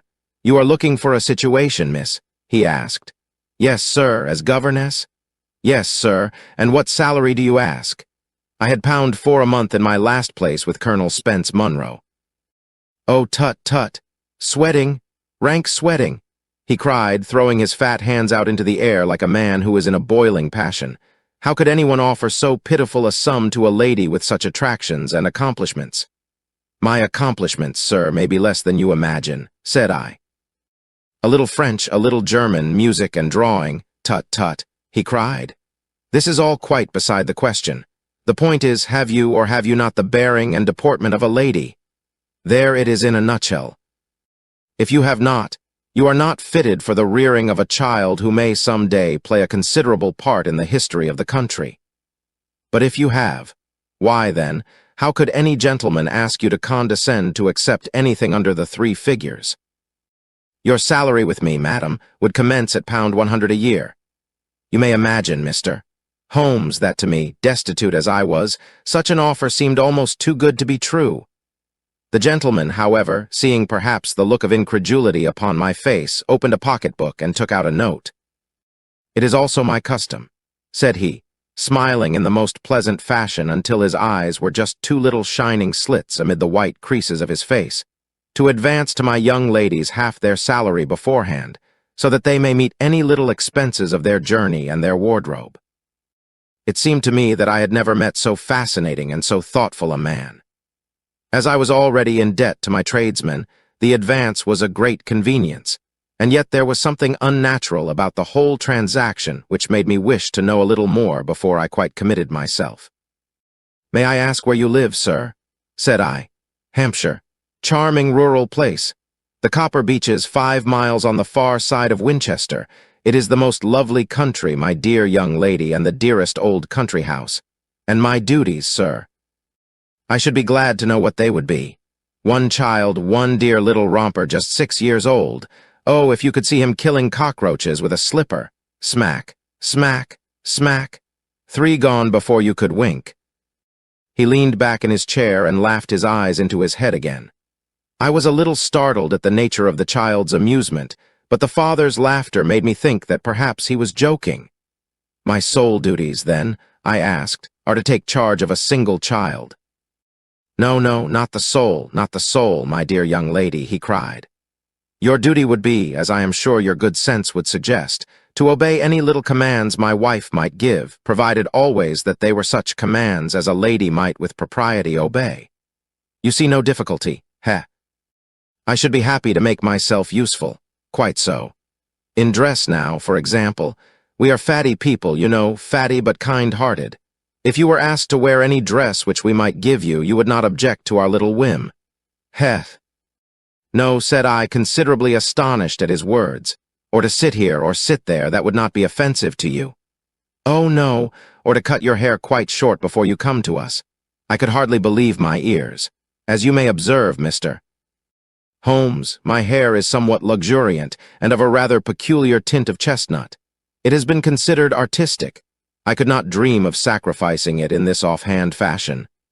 "I am afraid that that is quite impossible," said I. He had been watching me eagerly out of his small eyes, and I could see a shadow pass over his face as I spoke. "I am afraid that it is quite essential," said he. "It is a little fancy of my wife's, and ladies' fancies, you know, madam, ladies' fancies must be consulted." "And so you won't cut your hair?" "No, sir, I really could not," I answered firmly. "Ah, very well, then that quite settles the matter. It is a pity, because in other respects you would really have done very nicely. In that case, Miss Stoper, I had best inspect a few more of your young ladies." The manageress had sat all this while busy with her papers without a word to either of us, but she glanced at me now with so much annoyance upon her face that I could not help suspecting that she had lost a handsome commission through my refusal. "You desire your name to be kept upon the books?" she asked. "If you please, Miss Stoper." "Well, really, it seems rather useless, since you refuse the most excellent offers in this fashion," said she sharply. "You can hardly expect us to exert ourselves to find another such opening for you. Good day to you, Miss Hunter." She struck a gong upon the table, and I was shown out by the page. Well, Mr. Holmes, when I got back to my lodgings and found little enough in the cupboard and 2 or 3 bills upon the table, I began to ask myself whether I had not done a very foolish thing. After all, If these people had strange fads and expected obedience on the most extraordinary matters, they were at least ready to pay for their eccentricity. Very few governesses in England are getting £100 a year. Besides, what use was my hair to me? Many people are improved by wearing it short, and perhaps I should be among the number. Next day I was inclined to think that I had made a mistake, and by the day after I was sure of it. I had almost overcome my pride so far as to go back to the agency and inquire whether the place was still open when I received this letter from the gentleman himself. I have it here, and I will read it to you. The Copper Beeches, near Winchester. Dear Miss Hunter, Miss Stoper has very kindly given me your address, and I write from here to ask you whether you have reconsidered your decision.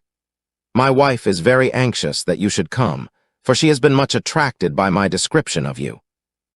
We are willing to give £30 a quarter, or £120 a year, so as to recompense you for any little inconvenience which our fads may cause you. They are not very exacting after all. My wife is fond of a particular shade of electric blue, and would like you to wear such a dress indoors in the morning. You need not, however, go to the expense of purchasing one, as we have one belonging to my dear daughter Alice, now in Philadelphia, which would, I should think, fit you very well. Then, as to sitting here or there, or amusing yourself in any manner indicated, that need cause you no inconvenience. As regards your hair, it is no doubt a pity, especially as I could not help remarking its beauty during our short interview. But I am afraid that I must remain firm upon this point, and I only hope that the increased salary may recompense you for the loss. Your duties, as far as the child is concerned, are very light. Now do try to come, and I shall meet you with the dog-cart at Winchester. Let me know your train. Yours faithfully, Jeffro Rucastle. That is the letter which I have just received, Mr. Holmes, and my mind is made up that I will accept it. I thought, however, that before taking the final step, I should like to submit the whole matter to your consideration. Well, Miss Hunter, if your mind is made up, that settles the question, said Holmes, smiling. But you would not advise me to refuse. I confess that it is not the situation which I should like to see a sister of mine apply for. What is the meaning of it all, Mr. Holmes? Ah, I have no data. I cannot tell. Perhaps you have yourself formed some opinion. Well, there seems to me to be only one possible solution. Mr. Rucastle seemed to be a very kind, good-natured man.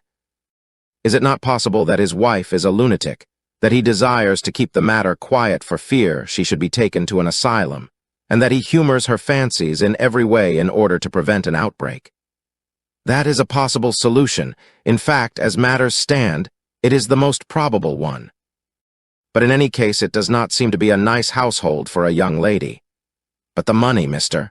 Holmes, the money. Well, yes, of course the pay is good, too good. That is what makes me uneasy. Why should they give you £120 a year when they could have their pick for £40? There must be some strong reason behind. I thought that if I told you the circumstances, you would understand afterwards if I wanted your help. I should feel so much stronger if I felt that you were at the back of me. Oh, you may carry that feeling away with you. I assure you that your little problem promises to be the most interesting which has come my way for some months. There is something distinctly novel about some of the features. If you should find yourself in doubt or in danger. Danger? What danger do you foresee? Holmes shook his head gravely. It would cease to be a danger if we could define it, said he, but at any time, day or night, a telegram would bring me down to your help. That is enough. She rose briskly from her chair with the anxiety all swept from her face. I shall go down to Hampshire quite easy in my mind now. I shall write to Mr. Rucastle at once, sacrifice my poor hair tonight, and start for Winchester tomorrow. With a few grateful words to Holmes, she bade us both good night and bustled off upon her way. At least, said I as we heard her quick, firm steps descending the stairs, she seems to be a young lady who is very well able to take care of herself. And she would need to be, said Holmes gravely. I am much mistaken if we do not hear from her before many days are past. It was not very long before my friend's prediction was fulfilled. A fortnight went by, during which I frequently found my thoughts turning in her direction and wondering what strange side alley of human experience this lonely woman had strayed into. The unusual salary, the curious conditions, the light duties, all pointed to something abnormal, though whether a fad or a plot, or whether the man were a philanthropist or a villain, it was quite beyond my powers to determine. As to Holmes, I observed that he sat frequently for half an hour on end with knitted brows and an abstracted air, but he swept the matter away with a wave of his hand when I mentioned it. "Data! Data! Data!" he cried impatiently. "I can't make bricks without clay."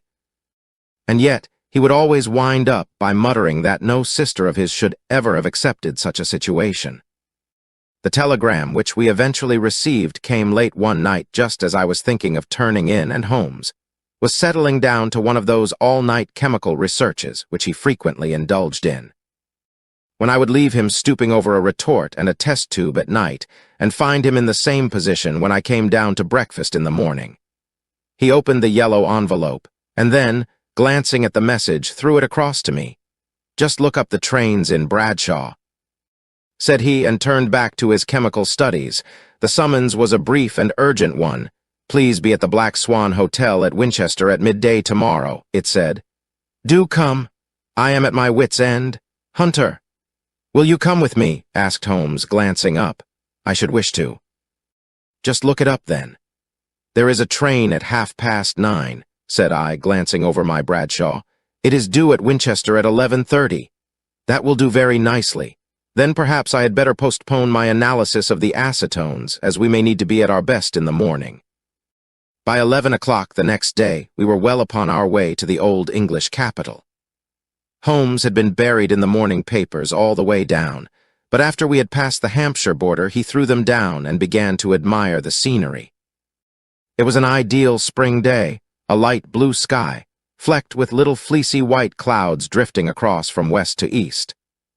The sun was shining very brightly, and yet there was an exhilarating nip in the air, which set an edge to a man's energy. All over the countryside, away to the rolling hills around Aldershot, the little red and gray roofs of the farmsteadings peeped out from amid the light green of the new foliage. "Are they not fresh and beautiful?" I cried with all the enthusiasm of a man fresh from the fogs of Baker Street. But Holmes shook his head gravely. "Do you know, Watson," said he, "that it is one of the curses of a mind with a turn like mine that I must look at everything with reference to my own special subject. You look at these scattered houses, and you are impressed by their beauty. I look at them, and the only thought which comes to me is a feeling of their isolation and of the impunity with which crime may be committed there." "Good heavens," I cried, "who would associate crime with these dear old homesteads? They always fill me with a certain horror." It is my belief, Watson, founded upon my experience, that the lowest and vilest alleys in London do not present a more dreadful record of sin than does the smiling and beautiful countryside. You horrify me, but the reason is very obvious. The pressure of public opinion can do in the town what the law cannot accomplish. There is no lane so vile that the scream of a tortured child or the thud of a drunkard's blow does not beget sympathy and indignation among the neighbors, and then the whole machinery of justice is ever so close that a word of complaint can set it going. And there is but a step between the crime and the dock. But look at these lonely houses, each in its own fields, filled for the most part with poor ignorant folk who know little of the law. Think of the deeds of hellish cruelty, the hidden wickedness which may go on, year in, year out in such places, and none the wiser. Had this lady who appeals to us for help gone to live in Winchester, I should never have had a fear for her. It is the 5 miles of country which makes the danger. Still, it is clear that she is not personally threatened. No, if she can come to Winchester to meet us, she can get away. Quite so, she has her freedom. What can be the matter, then? Can you suggest no explanation? I have devised 7 separate explanations, each of which would cover the facts as far as we know them. But which of these is correct can only be determined by the fresh information which we shall no doubt find waiting for us. Well, there is the tower of the cathedral, and we shall soon learn all that Miss Hunter has to tell. The Black Swan is an inn of repute in the High Street, at no distance from the station, and there we found the young lady waiting for us. She had engaged a sitting room, and our lunch awaited us upon the table. "I am so delighted that you have come," she said earnestly. "It is so very kind of you both, but indeed I do not know what I should do. Your advice will be altogether invaluable to me. Pray tell us what has happened to you." "I will do so, and I must be quick, for I have promised Mr. Rucastle to be back before 3. I got his leave to come into town this morning, though he little knew for what purpose. Let us have everything in its due order."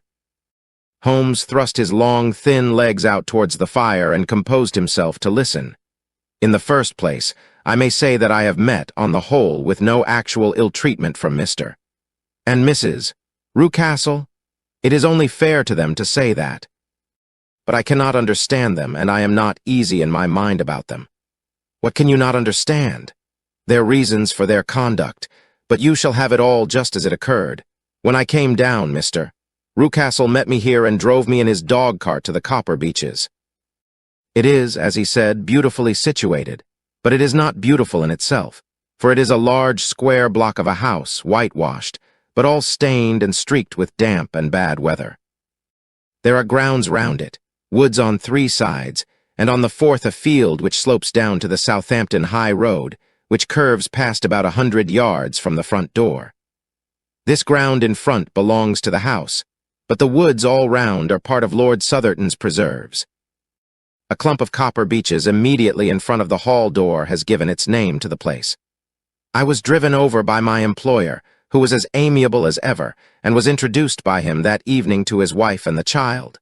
There was no truth, Mr. Holmes, in the conjecture which seemed to us to be probable in your rooms at Baker Street. Mrs. Rucastle is not mad.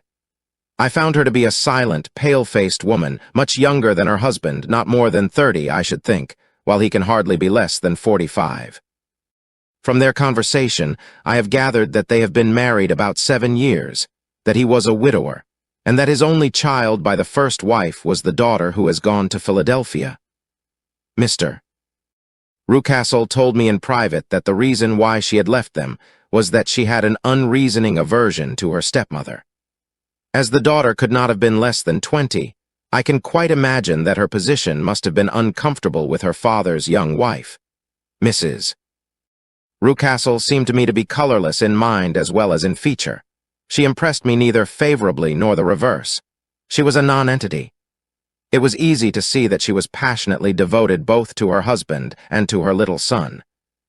Her light gray eyes wandered continually from one to the other, noting every little want and forestalling it if possible. He was kind to her also in his bluff, boisterous fashion, and on the whole they seemed to be a happy couple. And yet she had some secret sorrow, this woman. She would often be lost in deep thought, with the saddest look upon her face. More than once I have surprised her in tears. I have thought sometimes that it was the disposition of her child which weighed upon her mind, for I have never met so utterly spoiled and so ill-natured a little creature. He is small for his age, with a head which is quite disproportionately large. His whole life appears to be spent in an alternation between savage fits of passion and gloomy intervals of sulking. Giving pain to any creature weaker than himself seems to be his one idea of amusement, and he shows quite remarkable talent in planning the capture of mice, little birds, and insects. But I would rather not talk about the creature, Mr. Holmes, and, indeed, he has little to do with my story. I am glad of all details, remarked my friend, whether they seem to you to be relevant or not. I shall try not to miss anything of importance. The one unpleasant thing about the house which struck me at once was the appearance and conduct of the servants. There are only 2, a man and his wife. Toller, for that is his name, is a rough, uncouth man with grizzled hair and whiskers and a perpetual smell of drink. Twice since I have been with them he has been quite drunk, and yet Mr. Rucastle seemed to take no notice of it. His wife is a very tall and strong woman with a sour face, as silent as Mrs. Rucastle and much less amiable. They are a most unpleasant couple, but fortunately I spend most of my time in the nursery and my own room, which are next to each other in one corner of the building. For 2 days after my arrival at the Copper Beeches, my life was very quiet. On the 3rd, Mrs. Rucastle came down just after breakfast and whispered something to her husband. "Oh, yes," said he, turning to me, "we are very much obliged to you, Miss Hunter, for falling in with our whims so far as to cut your hair. I assure you that it has not detracted in the tiniest iota from your appearance. We shall now see how the electric blue dress will become you. You will find it laid out upon the bed in your room, and if you would be so good as to put it on, we should both be extremely obliged. The dress which I found waiting for me was of a peculiar shade of blue. It was of excellent material, a sort of beige, but it bore unmistakable signs of having been worn before. It could not have been a better fit if I had been measured for it. Both Mr. and Mrs. Rucastle expressed a delight at the look of it, which seemed quite exaggerated in its vehemence. They were waiting for me in the drawing room, which is a very large room, stretching along the entire front of the house, with 3 long windows reaching down to the floor. A chair had been placed close to the central window, with its back turned towards it. In this I was asked to sit, and then Mr. Rucastle, walking up and down on the other side of the room, began to tell me a series of the funniest stories that I have ever listened to.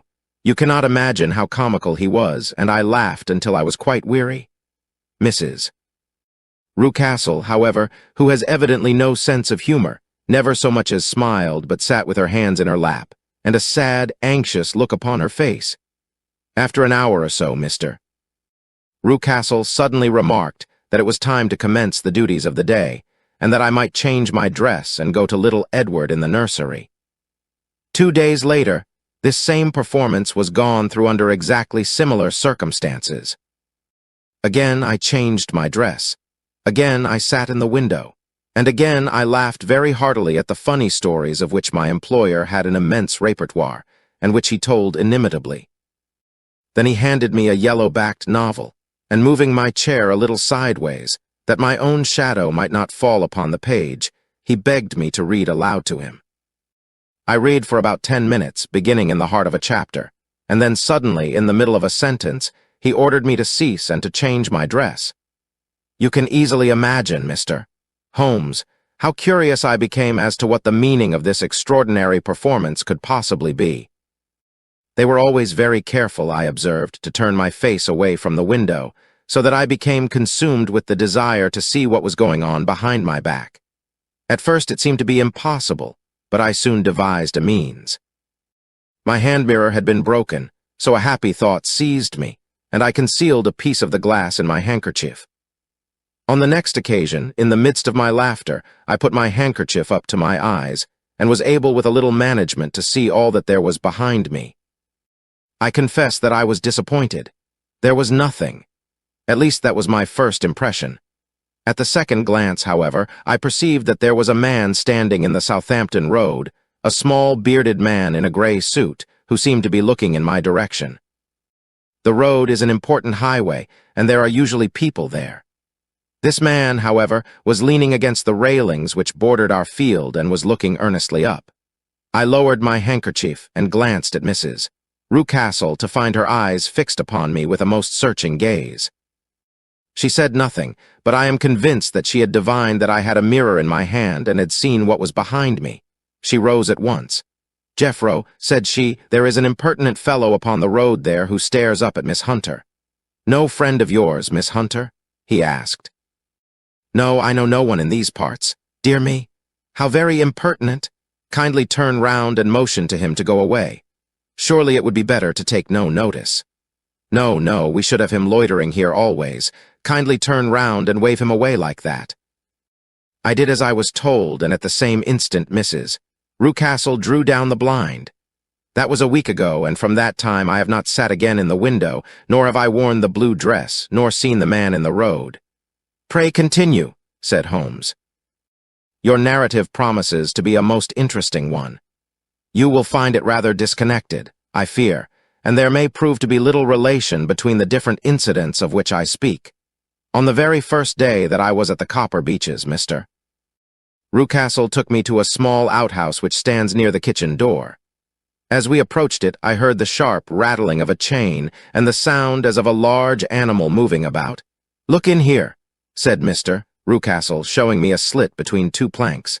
"Is he not a beauty?" I looked through and was conscious of 2 glowing eyes, and of a vague figure huddled up in the darkness. "Don't be frightened," said my employer, laughing at the start which I had given.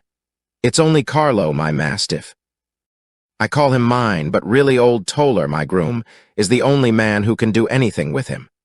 We feed him once a day, and not too much then, so that he is always as keen as mustard. Toller lets him loose every night, and God help the trespasser whom he lays his fangs upon. For goodness' sake, don't you ever on any pretext set your foot over the threshold at night, for it's as much as your life is worth.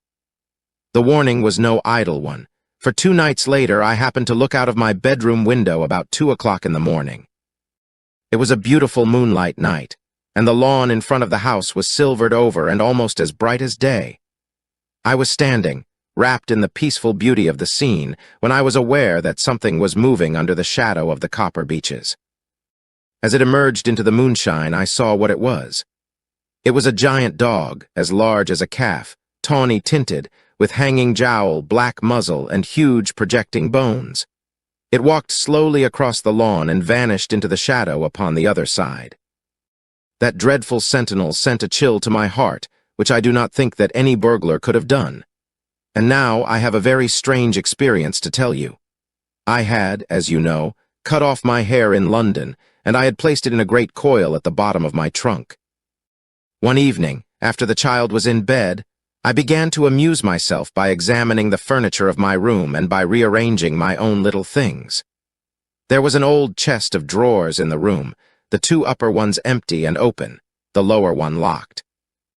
I had filled the first 2 with my linen, and as I had still much to pack away, I was naturally annoyed at not having the use of the 3rd drawer.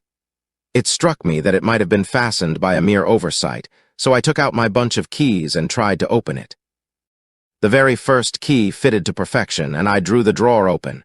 There was only one thing in it, but I am sure that you would never guess what it was. It was my coil of hair. I took it up and examined it. It was of the same peculiar tint and the same thickness. But then the impossibility of the thing obtruded itself upon me. How could my hair have been locked in the drawer? With trembling hands I undid my trunk, turned out the contents, and drew from the bottom my own hair. I laid the 2 tresses together, and I assure you that they were identical. Was it not extraordinary? Puzzle as I would, I could make nothing at all of what it meant. I returned the strange hair to the drawer, and I said nothing of the matter to the Rucastles, as I felt that I had put myself in the wrong by opening a drawer which they had locked. I am naturally observant, as you may have remarked, Mr. Holmes, and I soon had a pretty good plan of the whole house in my head. There was one wing, however, which appeared not to be inhabited at all. A door which faced that which led into the quarters of the Tollers opened into this suite, but it was invariably locked. One day, however, as I ascended the stair, I met Mr. Rucastle coming out through this door, his keys in his hand, and a look on his face which made him a very different person to the round, jovial man to whom I was accustomed. His cheeks were red, his brow was all crinkled with anger, and the veins stood out at his temples with passion. He locked the door and hurried past me without a word or a look. This aroused my curiosity, so when I went out for a walk in the grounds with my charge, I strolled round to the side from which I could see the windows of this part of the house. There were 4 of them in a row, 3 of which were simply dirty, while the 4th was shuttered up. They were evidently all deserted. As I strolled up and down, glancing at them occasionally, Mr. Rucastle came out to me, looking as merry and jovial as ever. "Ah," said he, "you must not think me rude if I passed you without a word, my dear young lady. I was preoccupied with business matters." I assured him that I was not offended. "By the way," said I, "you seem to have quite a suite of spare rooms up there, and one of them has the shutters up." He looked surprised and, as it seemed to me, a little startled at my remark. "Photography is one of my hobbies," said he. "I have made my dark room up there, but, dear me, what an observant young lady we have come upon. Who would have believed it? Who would have ever believed it?" He spoke in a jesting tone, but there was no jest in his eyes as he looked at me. I read suspicion there and annoyance, but no jest. Well, Mr. Holmes, from the moment that I understood that there was something about that suite of rooms which I was not to know, I was all on fire to go over them. It was not mere curiosity, though I have my share of that. It was more a feeling of duty, a feeling that some good might come from my penetrating to this place. They talk of woman's instinct. Perhaps it was woman's instinct which gave me that feeling. At any rate, it was there, and I was keenly on the lookout for any chance to pass the forbidden door. It was only yesterday that the chance came. I may tell you that, besides Mr. Rucastle, both Toller and his wife find something to do in these deserted rooms, and I once saw him carrying a large black linen bag with him through the door. Recently he has been drinking hard, and yesterday evening he was very drunk, and when I came upstairs there was the key in the door. I have no doubt at all that he had left it there. Mr. and Mrs. Rucastle were both downstairs, and the child was with them, so that I had an admirable opportunity. I turned the key gently in the lock, opened the door, and slipped through. There was a little passage in front of me, unpapered and uncarpeted, which turned at a right angle at the farther end. Round this corner were 3 doors in a line, the first and third of which were open. They each led into an empty room, dusty and cheerless, with 2 windows in the one and one in the other, so thick with dirt that the evening light glimmered dimly through them. The center door was closed, and across the outside of it had been fastened one of the broad bars of an iron bed, padlocked at one end to a ring in the wall and fastened at the other with stout cord. The door itself was locked as well, and the key was not there. This barricaded door corresponded clearly with the shuttered window outside, and yet I could see by the glimmer from beneath it that the room was not in darkness. Evidently, there was a skylight which let in light from above. As I stood in the passage gazing at the sinister door and wondering what secret it might veil, I suddenly heard the sound of steps within the room and saw a shadow pass backward and forward against the little slit of dim light which shone out from under the door. A mad, unreasoning terror rose up in me at the sight, Mr. Holmes. My overstrung nerves failed me suddenly, and I turned and ran as though some dreadful hand were behind me clutching at the skirt of my dress. I rushed down the passage, through the door, and straight into the arms of Mr. Rucastle, who was waiting outside. So, said he, smiling, "It was you, then. I thought that it must be when I saw the door open." "Oh, I am so frightened," I panted. "My dear young lady, my dear young lady." You cannot think how caressing and soothing his manner was, and what has frightened you, my dear young lady. But his voice was just a little too coaxing. He overdid it. I was keenly on my guard against him. "I was foolish enough to go into the empty wing," I answered. "But it is so lonely and eerie in this dim light that I was frightened and ran out again. Oh, it is so dreadfully still in there."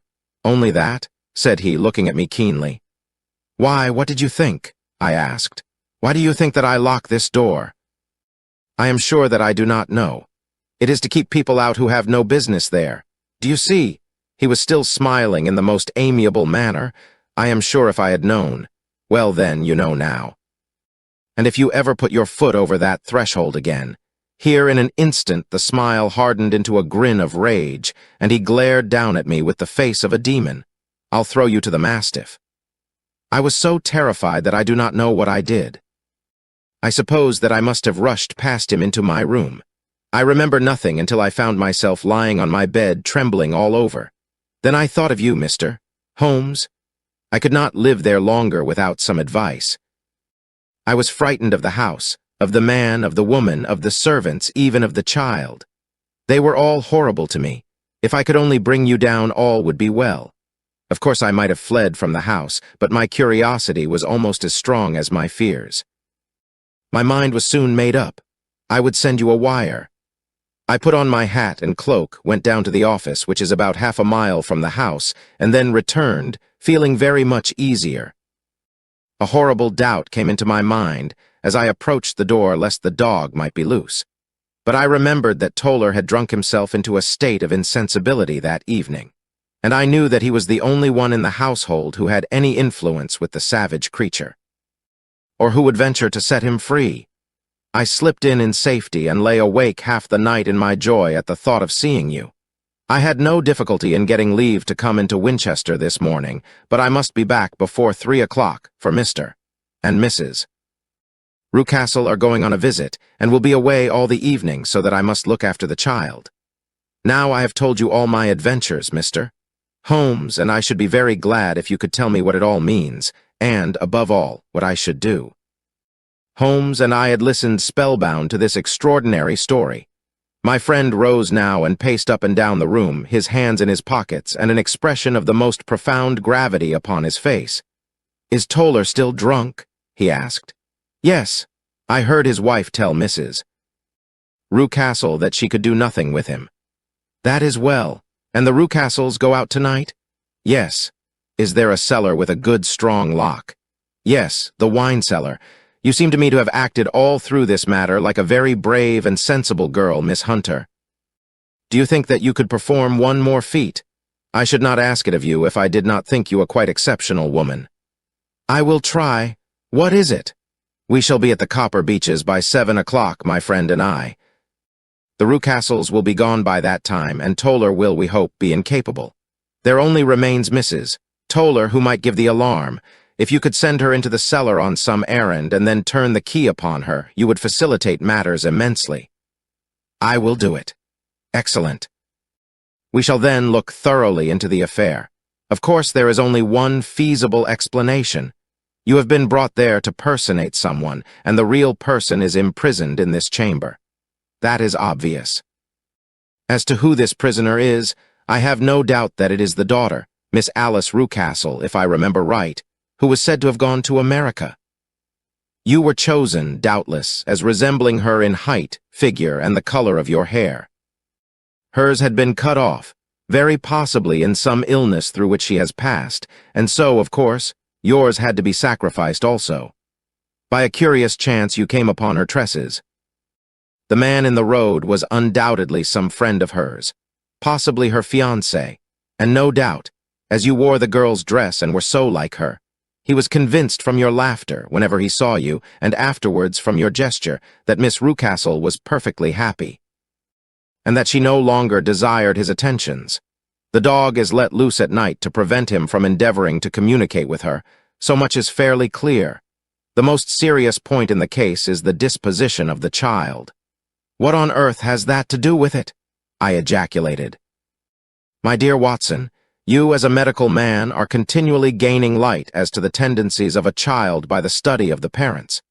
Don't you see that the converse is equally valid? I have frequently gained my first real insight into the character of parents by studying their children. This child's disposition is abnormally cruel, merely for cruelty's sake, and whether he derives this from his smiling father, as I should suspect, or from his mother, it bodes evil for the poor girl who is in their power." "I am sure that you are right, Mr. Holmes," cried our client. "A thousand things come back to me which make me certain that you have hit it. Oh, let us lose not an instant in bringing help to this poor creature. We must be circumspect, for we are dealing with a very cunning man. We can do nothing until 7 o'clock. At that hour we shall be with you, and it will not be long before we solve the mystery." We were as good as our word, for it was just 7 when we reached the Copper Beeches, having put up our trap at a wayside public house. The group of trees, with their dark leaves shining like burnished metal in the light of the setting sun, were sufficient to mark the house even had Miss Hunter not been standing smiling on the doorstep. "Have you managed it?" asked Holmes. A loud thudding noise came from somewhere downstairs. "That is Mrs. Toller in the cellar," said she. "Her husband lies snoring on the kitchen rug. Here are his keys, which are the duplicates of Mr. Rucastle's." "You have done well indeed," cried Holmes with enthusiasm. "Now lead the way, and we shall soon see the end of this black business." We passed up the stair, unlocked the door, followed on down a passage, and found ourselves in front of the barricade which Miss Hunter had described.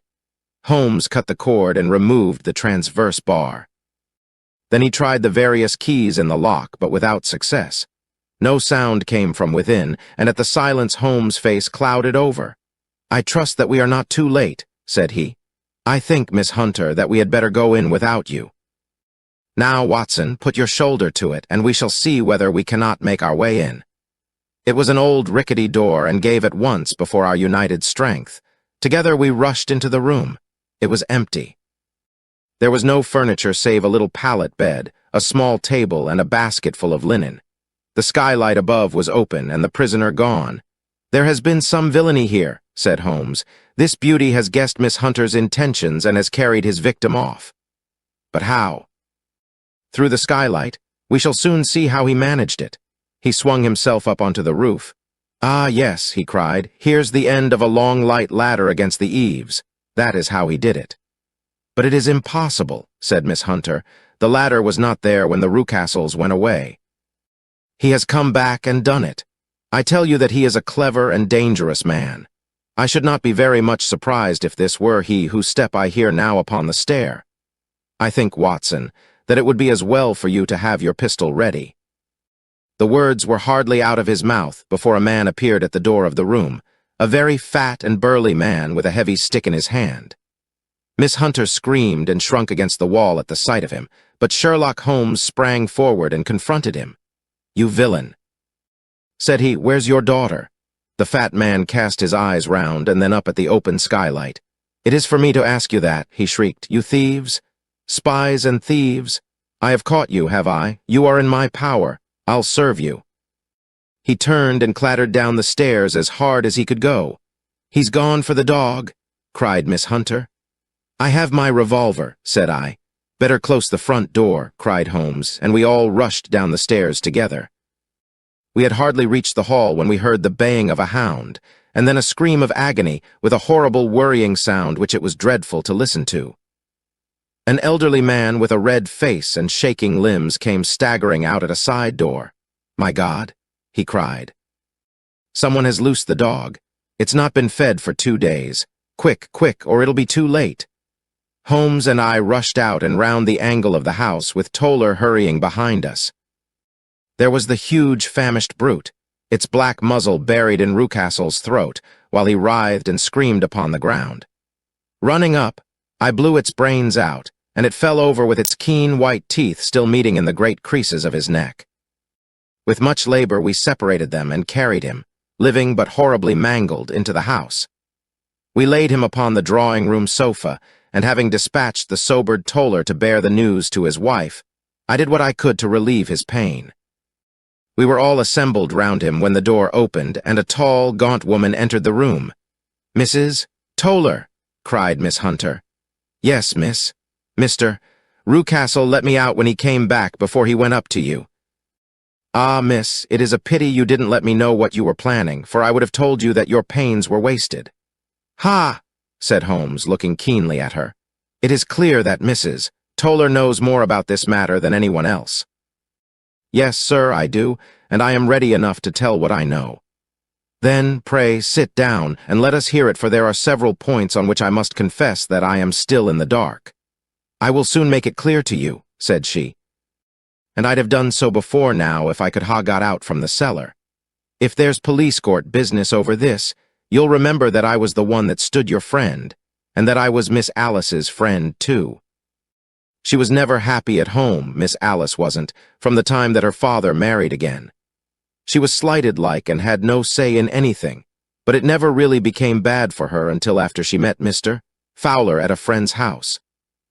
As well as I could learn, Miss Alice had rights of her own by will, but she was so quiet and patient, she was, that she never said a word about them but just left everything in Mr.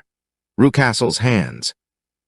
He knew he was safe with her, but when there was a chance of a husband coming forward who would ask for all that the law would give him, then her father thought it time to put a stop on it. He wanted her to sign a paper, so that whether she married or not, he could use her money. When she wouldn't do it, he kept on worrying her until she got brain fever, and for 6 weeks was at death's door. Then she got better at last, all worn to a shadow and with her beautiful hair cut off. But that didn't make no change in her young man, and he stuck to her as true as man could be. "Ah," said Holmes, "I think that what you have been good enough to tell us makes the matter fairly clear, and that I can deduce all that remains. Mr. Rucastle then, I presume, took to this system of imprisonment." "Yes, sir." "And brought Miss Hunter down from London in order to get rid of the disagreeable persistence of Mr. Fowler." "That was it, sir. But Mr. Fowler, being a persevering man, as a good seaman should be, blockaded the house, and having met you succeeded by certain arguments, metallic or otherwise, in convincing you that your interests were the same as his. Mr. Fowler was a very kind-spoken, free-handed gentleman," said Mrs. Toller serenely, And in this way he managed that your good man should have no want of drink, and that a ladder should be ready at the moment when your master had gone out. You have it, sir, just as it happened. I am sure we owe you an apology, Mrs. Toller, said Holmes, for you have certainly cleared up everything which puzzled us. And here comes the country surgeon and Mrs. Rucastle, so I think, Watson, that we had best escort Miss Hunter back to Winchester, as it seems to me that our locus standi now is rather a questionable one. And thus was solved the mystery of the sinister house with the copper beeches in front of the door. Mr. Rucastle survived, but was always a broken man, kept alive solely through the care of his devoted wife. They still live with their old servants, who probably know so much of Rucastle's past life that he finds it difficult to part from them. Mr. Fowler and Miss Rucastle were married, by special license, in Southampton the day after their flight, and he is now the holder of a government appointment in the island of Mauritius. As to Miss Violet Hunter, my friend Holmes, rather to my disappointment, manifested no further interest in her when once she had ceased to be the center of one of his problems, and she is now the head of a private school at Walsall, where I believe that she has met with considerable success.